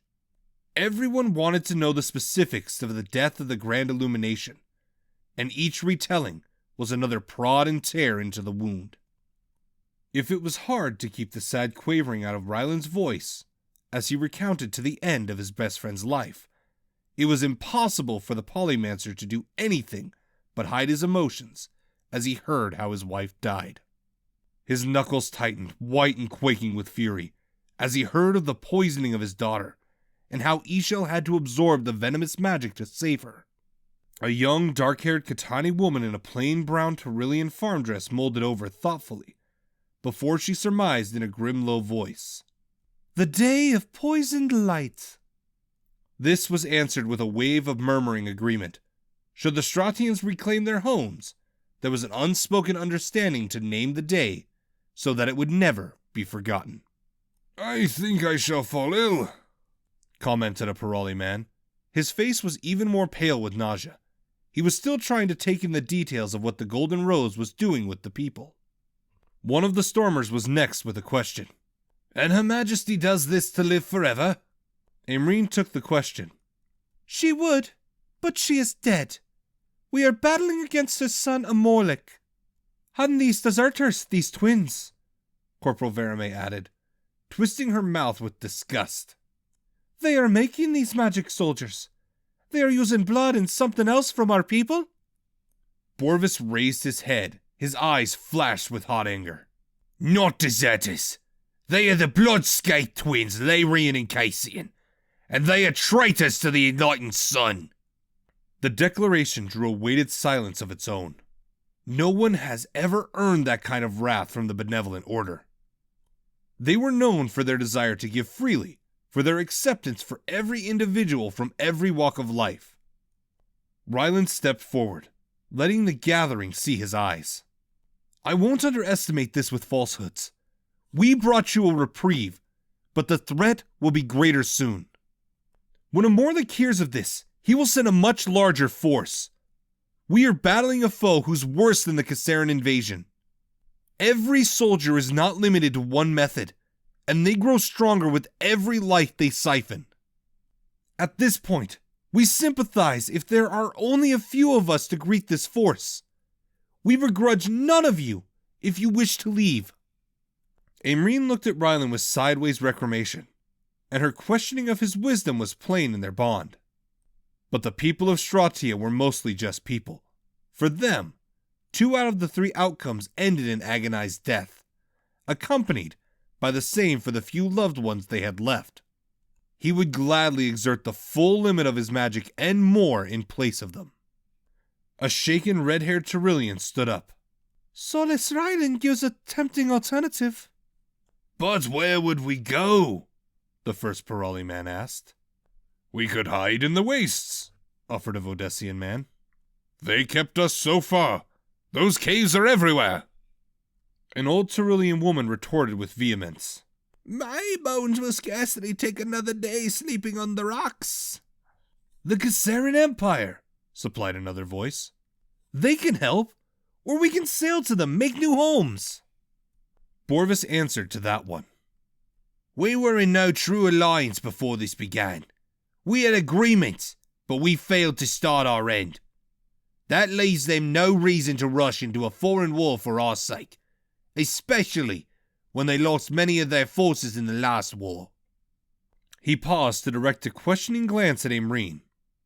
"From what I've heard, Emperor Timur Khal is likely to keep his distance, build his forces for an inevitable invasion against his empire, and blockade all Stratian refugees. Having us will only provoke Emperor Amorlik sooner than the Crimson Empire is prepared for." Aimreen nodded a bleak agreement. "That does align with my father's assessment." Corvix stood, ready to speak, but the first Katani woman cut in, her voice quiet and flat. "There is nowhere in Provis we can go and they will not find us, and drink from our veins and souls." She stood up to face everyone. "My husband was in Moral. I only have my boy now. I also have nothing more than to clutch him tight and run far away. But they will come, and they will drink. Be truthful with yourselves," she shouted. "If we die with even a branch as a weapon, then we give them nothing. We do not beg. We do not give the years of our lives to allow them to live longer. We fight. This is our only true choice."